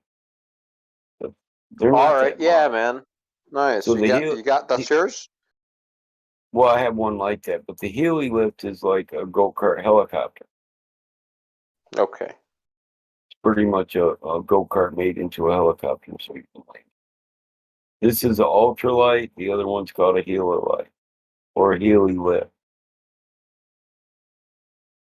Yep, Either way. that's it. Practice on that thing and get good with it, and you know, So here, I'll show you one. it's badass. They're fun. I mean, my boy down the street, my neighbor down the street, he's got one of these Healy lifts. And me and him, we fly around above our farms. And the thing is, we have to call the prison because we're so close to the prison. We're in restricted airspace, so we actually know the tower sergeant at the prison, and we have to call the tower sergeant and tell him, "Hey, man, we're going to fly our little go karts around in the sky. Don't shoot us down with that armor piercing shit you got 2 miles from us, or well, it's like 1.75 miles. But Yeah. I'm not that far from the world's largest walled prison. The restricted airspace extends over my house. They're like 3 miles from me, but they will shoot you down. They'll send a jeep out to find you and shoot you right out there, or they'll send out police helicopters. How often is there an alert for a breakout at the world's largest walled prison? Never. Never? You've never had an alert, local alert for someone breaking out? Once in my lifetime when I was a kid. Wow. And listen, when they bust you in there, you're passing nothing but farms. And I don't give a fuck who you are, especially if you're a city boy, you're already scared as fuck because every house is full of guns. We're country boys. You don't want to get caught tromping around in the back 40 in a prison outfit, not on my property. If you get past the dog, you're just going to get shot. I won't kill you though. I'll just wing you. You can go back and finish your time. So do you know what they have them? Have the what? Do that make like refrigerators or washing machines? Like, oh, Michigan State Industries. Is that what they're called? I don't know. No. What do you mean the prison has shops? I didn't hear all of what you said. Well, yeah, the United States prison system produces a lot of materials, right? A lot of appliances and things like this, license plates people know about. Yeah. Yeah, so what we have is MSI, Michigan State Industries. They make clothing, license plates. So I think they do make a dishwasher. They also run cattle farms. The prison system owns a cattle farm. They raise beef and sell beef. They run a fleet truck repair service. Michigan, but they here in Jackson, we manufacture all the clothing for all of Michigan State Industries or prison systems. So we make all their clothes. Wow, that's cool. Interesting. It reminds me of the slavery conversation the other night. And, yeah, that's slavery. Indentured servitude. These dudes make like 35 cents an hour. Yeah. They make the orange jumpsuits for the county jail and all that. 35 cents an hour, damn. Yeah. You're talking about 18, 21 bucks a month. I think I watched a flick called Prison is Big Business or something like that. I was pretty blown away by just the magnitude of their production capabilities and what they actually produce. I was like, wow.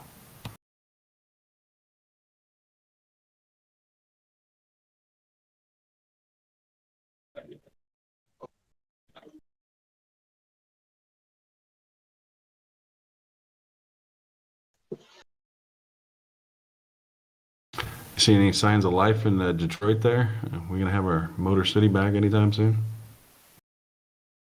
Keep seeing these shows Doubt on that. TV with people rehabbing homes there. Yeah, I go to Greek Town. The casinos are open. I know that. That'll keep the economy going. Oh, look, I was trying to look up something on the prison, and it says prisoners can get COVID stimulus check, but they need to act fast. Wow. Yeah. So what exactly would this stimulus check be for them? Like, did they miss out on work opportunities, or did they need to pay some bills or something? I don't know. Here's the link. It's just the first thing that popped up. I was like, get the fuck out. That's a fascinating decision. Nope. Am I surprised? Come on. No. Is anybody surprised?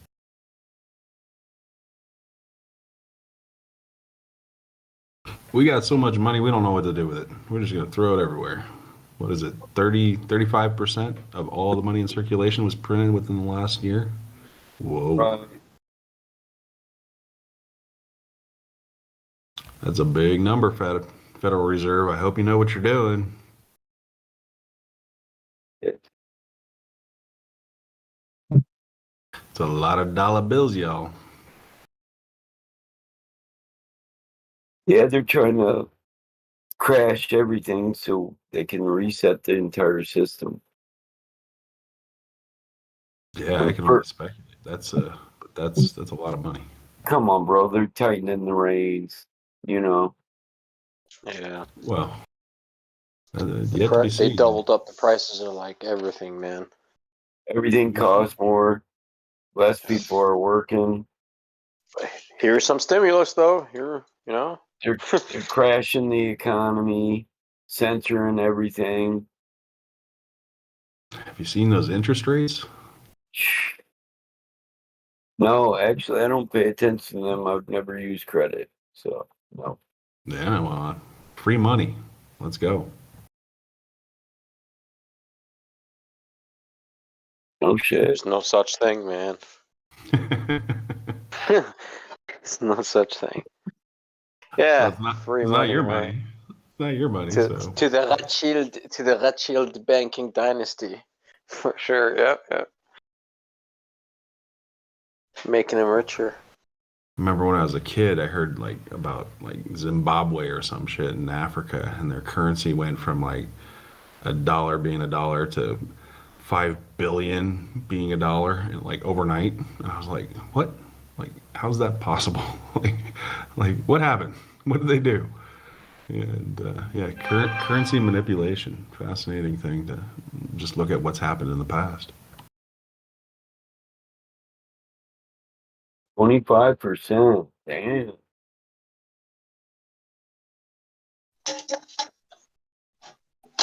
Damn. Maybe I should just start loaning money out. Quit working. Shit, it's good return. If you get a return. But hey, maybe I can get federally insured. And if I don't get a return, I can just get my money back from the fucking government. Yeah, man, you're definitely too big to fail, bro. You're too big to fail. Well, isn't that what Price the of bank cars, was? I think. Used cars are going to go up too because of the shortage. The price of cars. Shit, they're trying to make the computer chips, the silicon, right? There's silicon shortage, so the new cars are, the production is slowing down, so yeah. Hey, I'll be which will Start make a factory in China. Yeah, will make the used market, right, go up, right? Because the demand, whatever the demand is, and supply stopped, so demand just increased. Because the supply, decreased, so yeah, get the same effect. Oh, I heard something like that recently. There's a chicken shortage in America. Have you heard about this? Chicken? No, I have not. Chicken farm. Oh, it's fucked up, man. Don't chickens breed like rabbits? Don't they lay fucking eggs every day? What the hell are you talking about, man? It's the employees not going to work, bro, and shit being shut down. So that causes serious shortage. It stops the train from moving. The chickens then, got COVID and they couldn't lay oh, eggs anymore. yeah.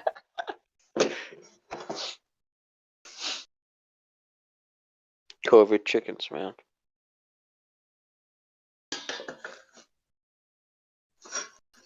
Who knew how outrageous this would be? Oh my goodness.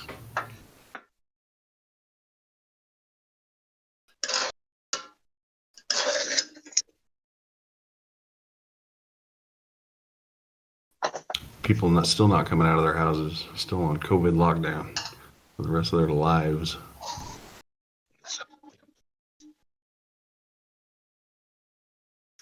The huge psyche thing. I mean, I think about how just knowing the earth is flat changes your psyche tremendously, right? Like if people actually knew how much it changed them, they would definitely want to learn about it, figure it out. But yeah, you recognize the social construct, psyche, psychological warfare, basically, that you're part of, that your people are part of. It's a real battle out there, man. Good luck, warriors. I know some of you are listening, man, and trying to get the truth out. It's not easy battling this machine. Everybody, wanting to take some vaccines and shit, put shit in their body they don't have any clue what it is, what it's gonna do to them. I don't know. Afraid to kiss each other and stand next to each other and breathe on each other. I don't know, man.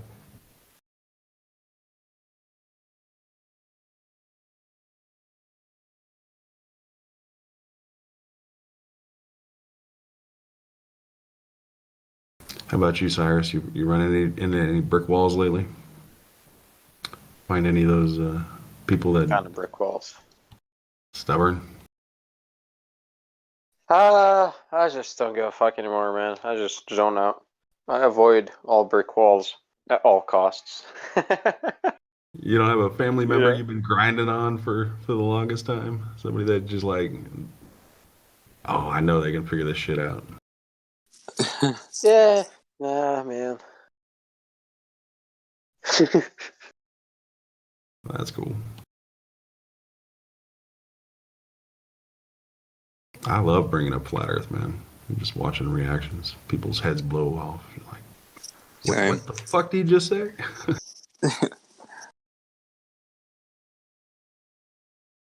How about you, Travis? You know a lot of people that just melt when they hear the term Flat Earth? They run and hide. I like to, yeah. I mean, I like to bring it up on purpose to like those types of people. Like, I just go in like communities where people are just dumb, and I just light it on fire with like flat Earth truth and stuff. But I have a friend who's like, I've known him for a while, and I just say like crazy shit to him, like it's all true, but he just thinks it's crazy, and he's like in my Discord. Like I have my own Discord server. It's only like 4 people, and I just post flat Earth shit all the time in there, and I think he's still like a glober, and he still like looks at it every day. He always like, I don't know. It's like you can't really convince people at a certain, like, I don't know. It's weird how like it doesn't do anything. So like you can literally just show people. It's like everything they need to see, and like it just doesn't do anything. It's like right. It's so funny. It's like, am I talking to like a program? Like, are you real? Like, are you fucking for real? I ran into a couple of people, like they seemed curious, right? And they wanted to discuss it for a bit. And so, I basically broke it down and say, Flat Earth is stating one thing. It's contesting one thing, the curvature of the Earth, right? So let's just deal with one thing, the curvature of the Earth. And next thing you know, they're often like, oh, but what about fucking black holes? What the fuck about black holes? Like, how did I lose you that fast? Like, all I said was curvature, and you're like, fucking black holes. Like, come on, man. Yeah, I don't know. I love it though. I love just battling. just showing obvious truth, and people just lose their mind. Yeah, it's almost like you're on the hunt for somebody that, will bite and will chew on it. You're like, whoa, they exist. It's like finding a unicorn, right? You're like, oh, I know they're out there. There's some fucker out there that knows exactly what I'm talking about, and I'm spitting truth. I'm gonna find him. I'm gonna find him.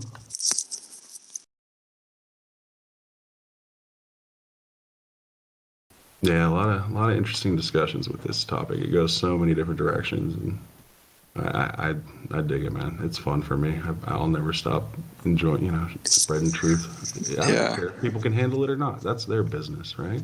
If they can't handle it, that's their business. Yeah, I love just laughing at like ball earthers. Like when you just are like, I don't know, when you do it properly, and ball earthers just say dumb shit. I don't know. It just makes me laugh so much, and just in like the perfect way.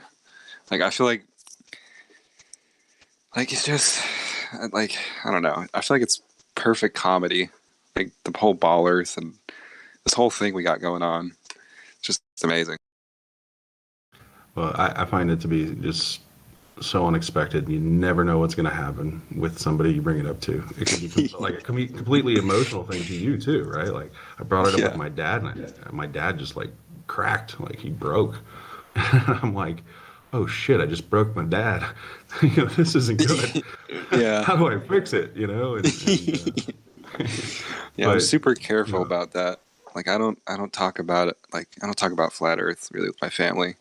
I've shown like my mom like some Dave Weiss videos. I'm just like, hey, check this out. And I just don't really talk about it. I just don't say anything. I'm just like, hey, look at this video, and I just leave it alone because I don't know. It's kind of it's super could be a problem, flat Earth.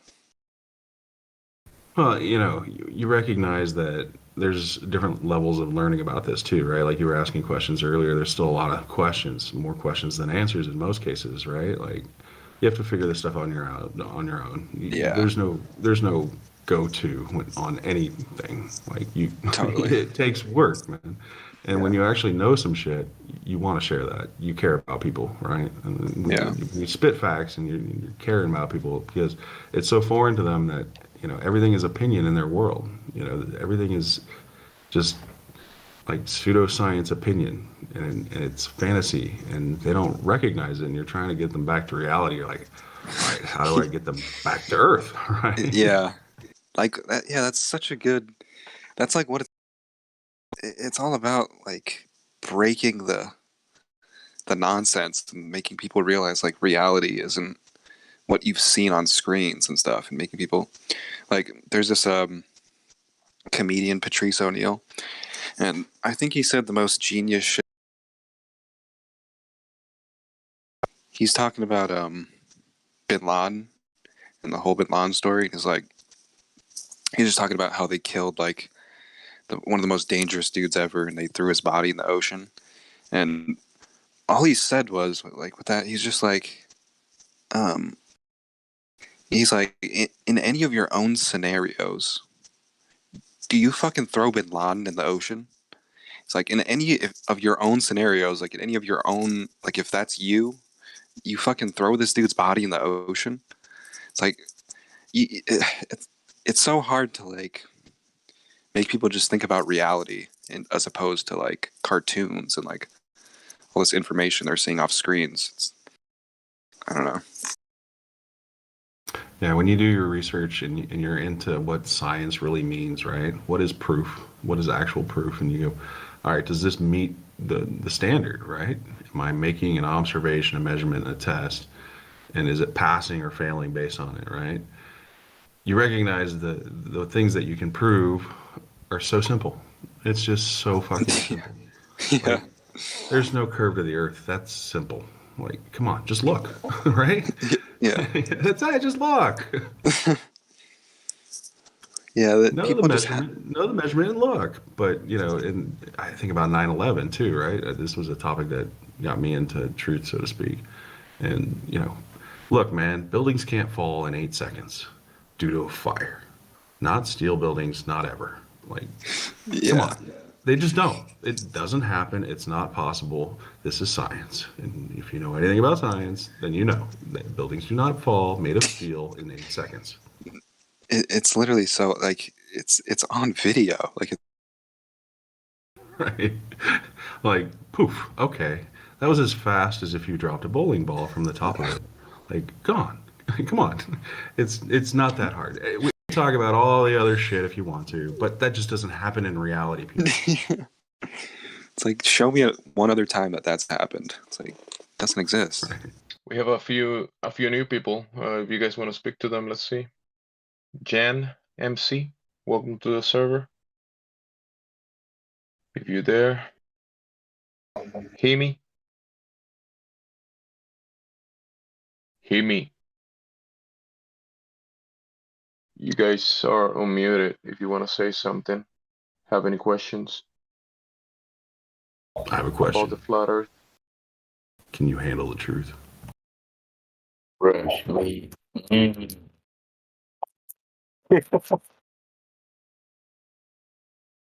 Himi, are you there? Hola. Ni hao. Ni hao. Hello. Hola. ¿Qué pasó? Sayonara. Adiós. Vámonos. Vámonos, where are we going? I don't know, but you gotta go. You ain't gotta go home, but you gotta leave. Hello? Himi, you muted yourself, Yeah. Himi? Come on, bro. Oh, yay. Huh. Hemi. Hello. Welcome to the Am Flat I? Earth Discord. Can't talk much. Can't talk much. That's okay. No. Is it late up where you at, maybe? You don't want to be too loud? But no. Been a flat earther for 8 years. Before There's that, another it one out there. Yeah, you also have a mic problem, so yeah. All right. I'll talk to you later then. That wasn't too That's bad. fine. Another flat earther. Man, I thought this was a rare thing. Where are they coming from? There's over 5 million of them. 5 million? Wow. Who Where, in Mexico?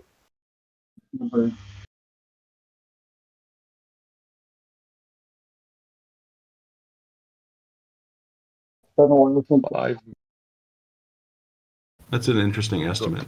I do wonder sometimes, just going out in public, how many people actually know, or to some degree know something about it. Interesting. Yeah.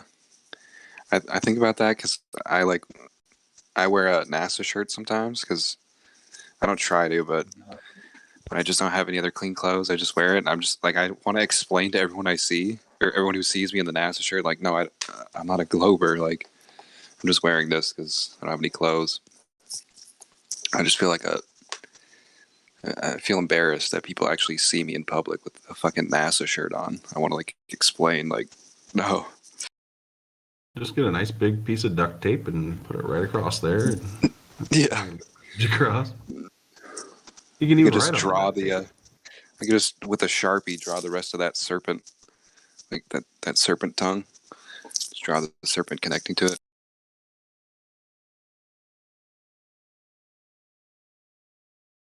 The last time I wore a NASA shirt, I flat smacked a few people. It was in a get together. Dude, that's fucking.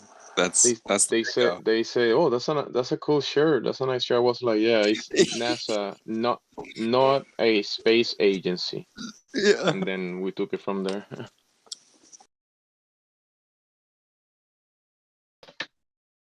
Maybe I should approach more people wearing NASA shirts. Is it really an invitation? That's so strategic. That's perfect.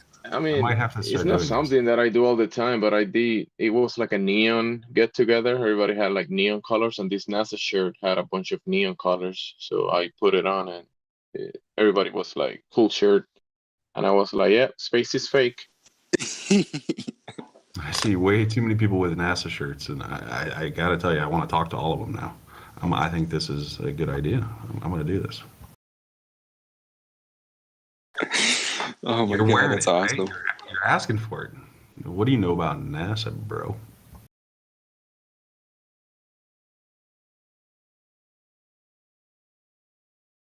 Let's check on Jan. Jan MC. You So, can unmute Travis, yourself if you like, Jan. how much time do you put into looking into NASA, Travis? I mean, I feel like a NASA fanboy now that I'm a flat earther. Before, I would thought I was like into it, but now that I'm a flat earther, like, oh god, the amount of time I put I into mean, NASA. it's similar to being a Star Wars fanboy or anime fanboy, you know? Something like that. Yeah. For You me, it's like probably, I don't know, like hundreds of hours. I don't know. I spent like 2 years of just every day. I would just dive into flat Earth info, like dissecting like NASA and shit. I used to think it was cool because like I know somebody who like works for NASA and shit, and I have like all these NASA stickers. I thought it was like, I don't know. Now it's just like, Oh, come on. You know it's even better now. Now that you know the truth and you watch it, it is fucking hysterical. It's so funny, man. It's like you're a right. cartoon. It's so bad. Like the ISS is fucking hilarious. Like, oh my god. Like, I wonder. The moon landing. Just everything about it. But it's like, I wonder what type of people are in the ISS. Like, are they like, do they like, are they told like, oh, we have to lie about the shape of the Earth in order to like hold society together? So they actually think they're like doing a good thing, or are they totally just like like satanic and like sacrifice babies or whatever? I don't know. Yeah, right. Speculation. that's Absolutely. a big speculation. I mean, it's got to be one or the other. It's got to be one or the other. Well, you know. I mean, I will say they definitely lying. I mean, look at the guy that says that we don't have the technology anymore. Like, if he's not lying right there, come on, like. Yeah, they're totally like everything they say is bullshit. But I just don't know if they're doing it. Like, they might think they're doing the right thing. You know, they might be told a lie, like, oh, you have to lie about this for the good of the world. They might just believe some horseshit that's a part of like whatever cult there they're might in. be a monetary incentive. Yeah, and totally. If you're doing the job, getting paid well, I mean, that it wouldn't be the first job that someone lies about what they're doing at work.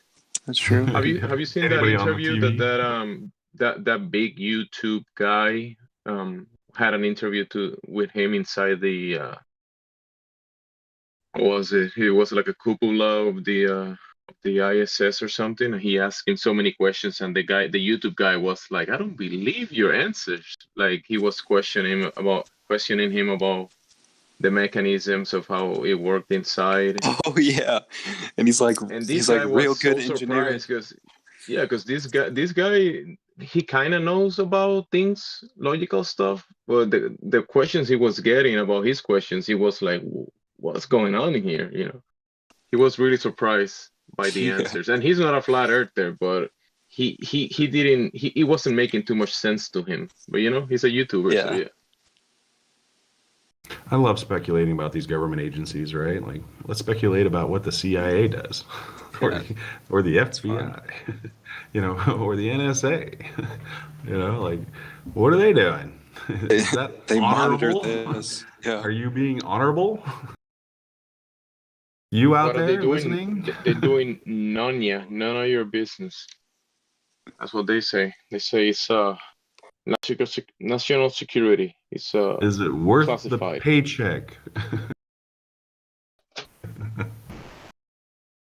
For your protection. We're going to space for you. Yes, for your classified information, absolutely. I think a lot of the shit that they lie about is also like to push the whole like secret like alien agenda too. Like when Don Pettit's like, oh, we destroyed that technology. We don't have the technology to do that anymore. I think, and Alex Jones like says like, oh, they actually did go to the moon, but a bunch of people died, and they don't like. I think they're trying to like frame it like they actually did go with like some sort of alien technology that they found. Like they're trying to lie about. They're trying to say like, oh, there's this secret space shit, and there's like aliens, and that's why they're lying about stuff. It isn't that the Earth is flat. It's like they're hiding like some galactic, like federation that's trying to like bring Earth up to speed so we can like fight in some galactic war. Like there's all these like secret space program conspiracy theorists. I don't know. Like they're trying to like say they're lying, but they're trying to make it seem like they're lying for like the alien reason and not just that the Earth is flat. It's weird. Yeah, the internet ruined aliens for me.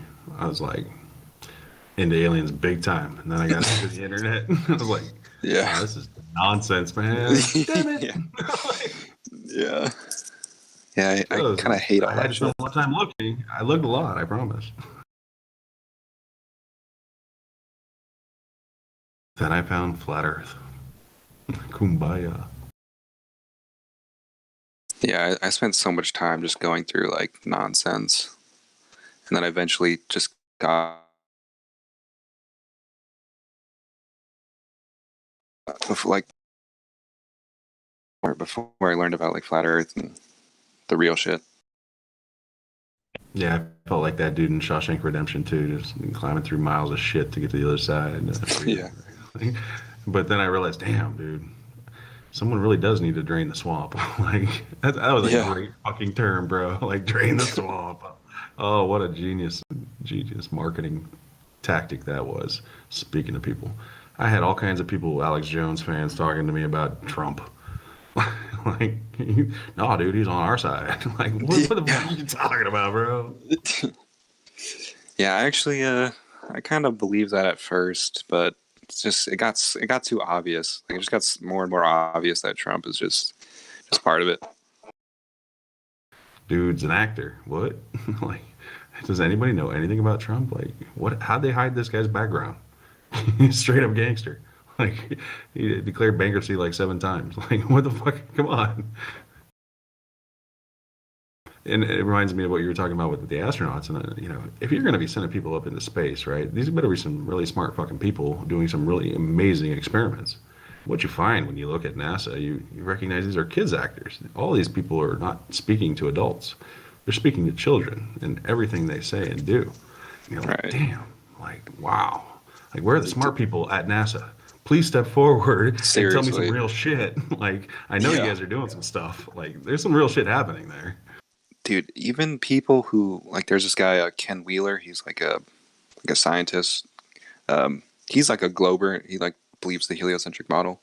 Even he like makes videos like NASA Stone Age front, and he's like breaking down how NASA's all bullshit. And like they just like he even believes like he thinks it's like that other shit. Like there's a shadow government. They're hiding alien tech. Like he believes that whole shit. But it's like even globers like just break down all the NASA shit. It's hilarious.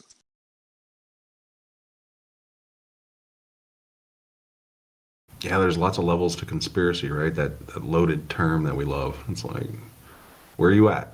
You know, how woke are you? This term woke is going around, and like, oh man, they ruined that term so fast. It used to be really cool to use not too long ago. Now everybody's fucking using it like they're woke because they figure out Santa Claus is fake. Like, damn, you guys think he's woke? Like, shit. And you wonder, like, if you're believing in all these alien stuff, how come you can't figure out the Earth is flat? Like, dude, look. I know. It's hilarious. Like, sounds like you're really passionate about it. But yeah, you know, it's a process for everyone, and you know, a little thing, one bite at a time. I guess it takes some time to get through whatever you're trying to figure out for yourself. Yeah, it takes a lot of fucking time. It takes like I've spent a lot of time like looking into like everything, just the truth about everything. And it's like I'm like not even like that good. And I've spent so much time. Like there's still so much more for me to learn. Like it's crazy. Yeah, when you realize the system is a foundation of lies and people regurgitating those lies and people being, sponsored to perpetuate lies, who are you going to really listen to, right? Like, you honestly have to figure it out yourself. And it's just so amazing that that's the way it is, But that's the beauty of it, right? Like, it's just not meant for everyone. No way, no how. Like, this system has got people stuck without question. The philosophy behind showing a kid a ball in kindergarten, right? Like, this is some heavy stuff to try to change. Like, I can only imagine how we would change the system if we were being honest. Just that was the only premise. You had to be honest. Like, what? Like, if the news had to be honest, right? Like, could you imagine if the news had to be honest? What the fuck? Yeah. Just be the scariest shit ever. Like, man, that would be insane.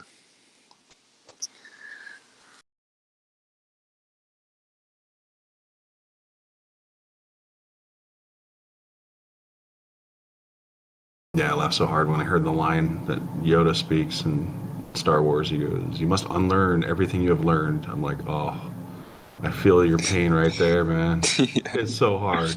Like, you gotta be kidding me. Everything? Really?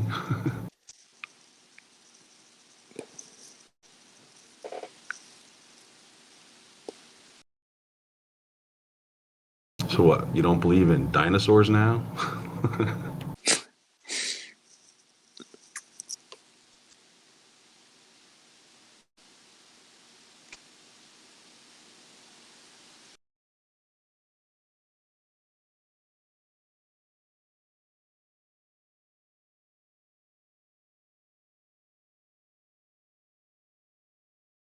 It's really easy to identify with so many of these stories too. You find a lot of people not being able to let go of, Sasquatch or, crop circles or, something that they came across that they just put the time into and they felt like they came to a decision about it, right?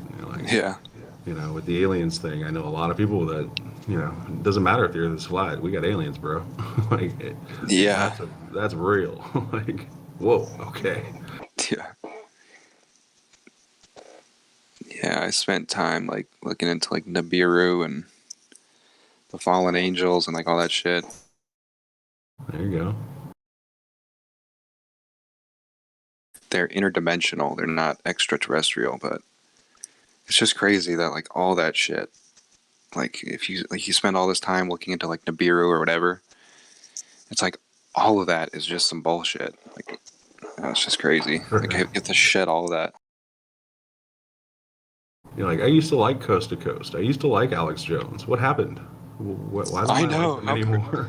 Dude, that's so crazy. Alex Jones is literally like he's like nothing. He's like not even a truther anymore. It's crazy. It's weird. It is weird. What the fuck?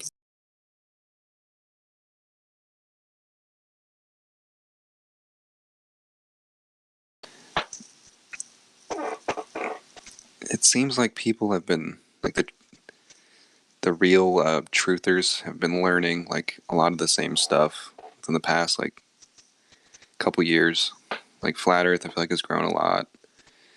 The whole like virus model thing, people are looking into that, and the whole particles thing too. I feel like people are looking into that too.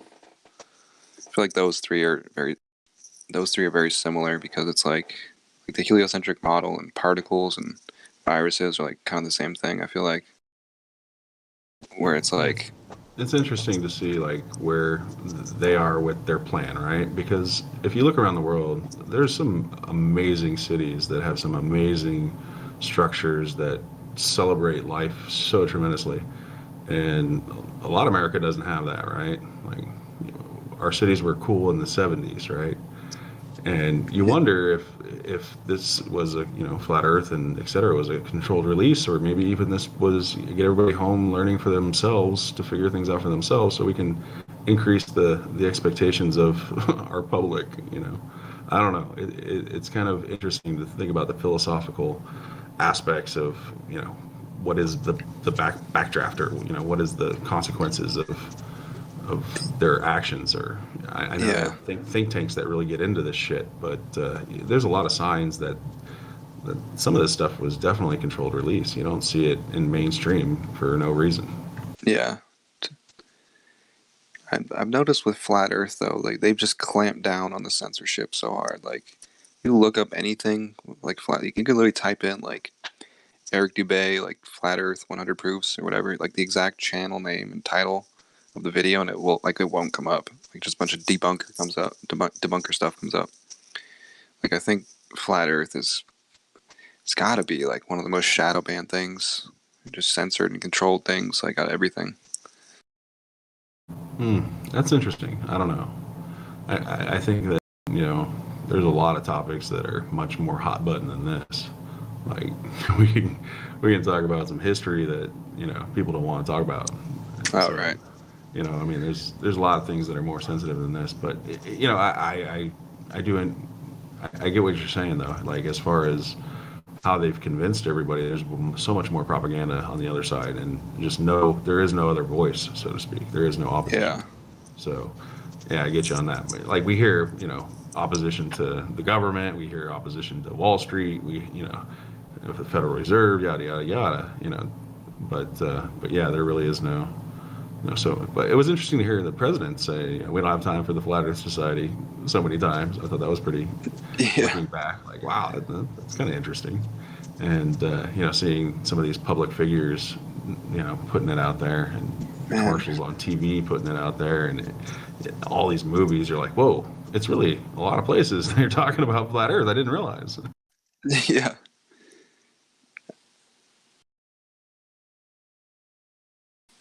Have you seen that clip of Alex Jones when he's like, there's like George Bush is giving like a speech, and Alex Jones, he says like, you're in the CFR, and that's what you guys don't talk about. And he's like, he just like says some shit and everyone just goes silent. Have you seen that? I might have. We need a flat Earth version of that, where like there's like some NASA or some convention, and just a flat earther just comes in, just does some Alex Jones shit, and just like, I don't know what you would say or do, but to actually have I don't know, dude. I want to confront these globers, like the liars, not just the people who believe it, but like what would they do if you just said the right thing to them in like the right amount of time to convey that? I don't know. It's just you're looking for the knockout punch. Yeah. I remember getting lost in that question. Like, what do I do now that I know? What do I do about it? Like, what do I start pointing fingers? They're to blame. They're to blame. They're to blame. What do I do with this information? And, how do I try to make a difference with it? I mean, you don't want to actually confront people.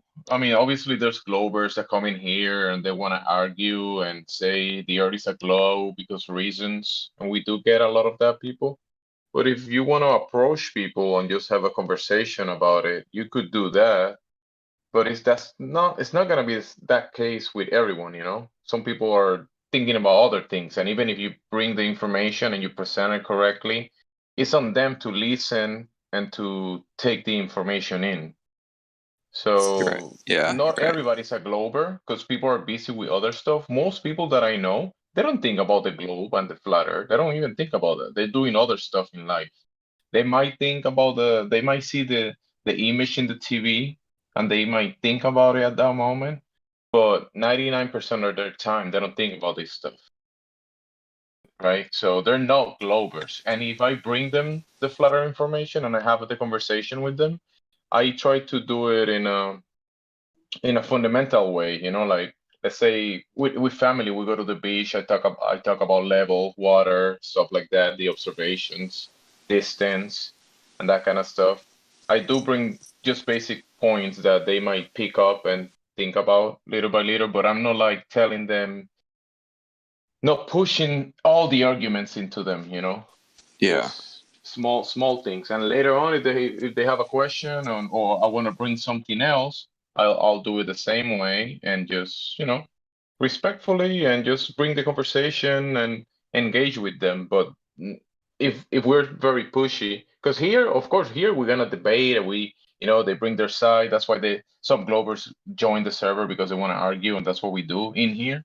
But if you want to approach people in the real world, like if you go out there to the streets and want to talk about people about these topics, obviously you want to present it very respectfully, and if people actually want to take it, want to hear it. If they don't want to hear it, just go to the next one. Don't spend your energy on people that don't want to hear what you're trying to say, right? Yeah, you're right. It's more strategic to do what you're saying. Just be like relaxed about it, and, like just break it slowly. Oh yeah, I thought about all kinds of fun stuff. People renting billboards and stuff like that. You can go grab a sign and go sit on the corner in Times Square, right? Like, oh yeah, there's lots of ways to do that. Get the word out, for people sure. will approach you if you do that. Some people will approach you most likely, and you can have the conversation with those people. If you're vocal, if you're going to be vocal, some people will come and talk to you. Yeah, I think so.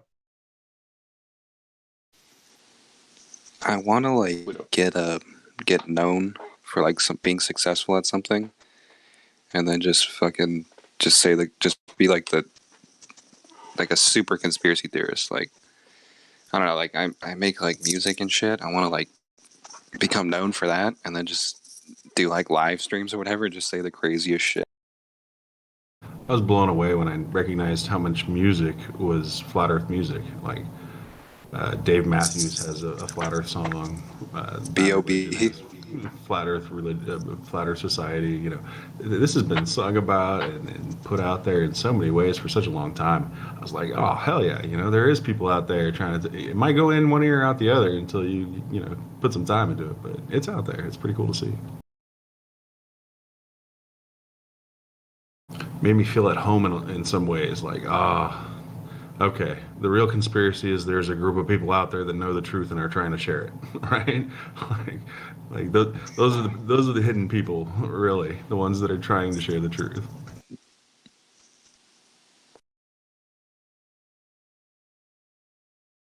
Because the liars are everywhere.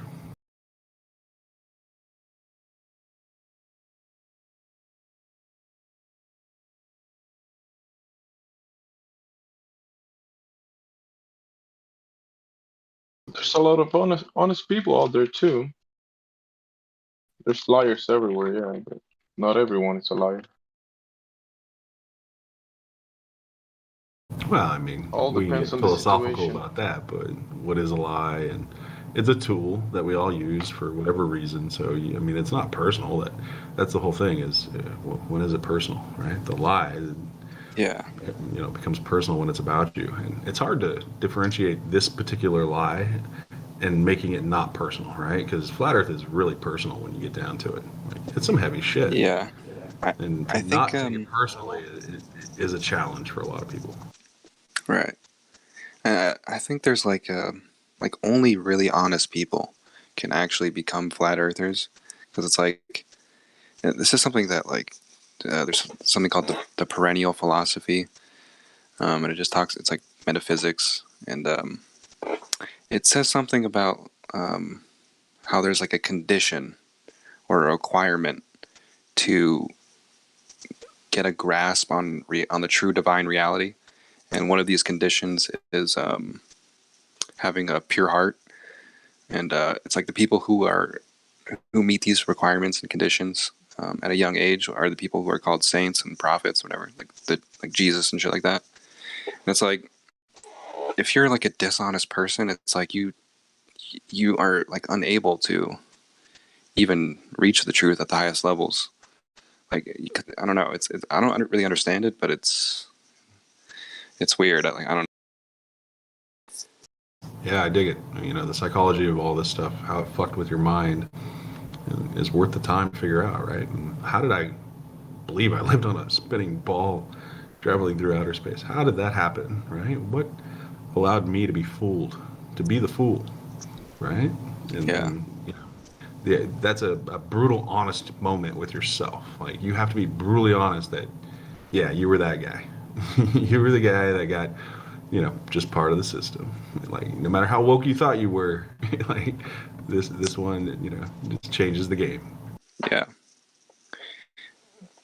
Yeah, I mean, for me, flat Earth was like one of the last things that I got into, like last conspiracy theories.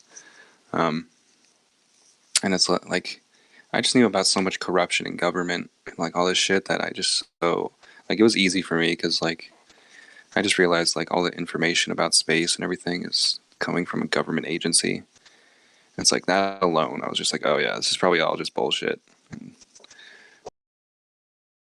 Yeah, flat Earth closes the door on a lot of conspiracies, like you were talking about earlier with aliens. Like, yeah, gone, dismissed. Just shuts no more time put into that. Yeah. And so-called conspiracies that you hear about, you're like, that's not. They're not talking about truth when they're talking about conspiracy. That's not. Yeah. That's not the same thing. Yeah, there's just so many things you can instantly just like dismiss once you know about like the real stuff. It's like for me now, since I've spent so much time going through all the bullshit. It's like I don't have to keep going through all the bullshit because, like, where I'm at now, it's so easy. Yeah, exactly. It's so easy to discern like the truth and everything because it's like you just know. I don't know. It's just so simple. It's like getting good at poker, reading the tells. Yeah, exactly. Understanding, when someone's bluffing, when someone's bullshitting you, when they got the nuts. People get good at poker by doing this, just like you can do with shit you watch on TV, like things you hear on the radio. Like, what are the words exactly? Decipher it. It's like code. It's actually seriously why the Matrix is so brilliant, right? Because it puts that into that context into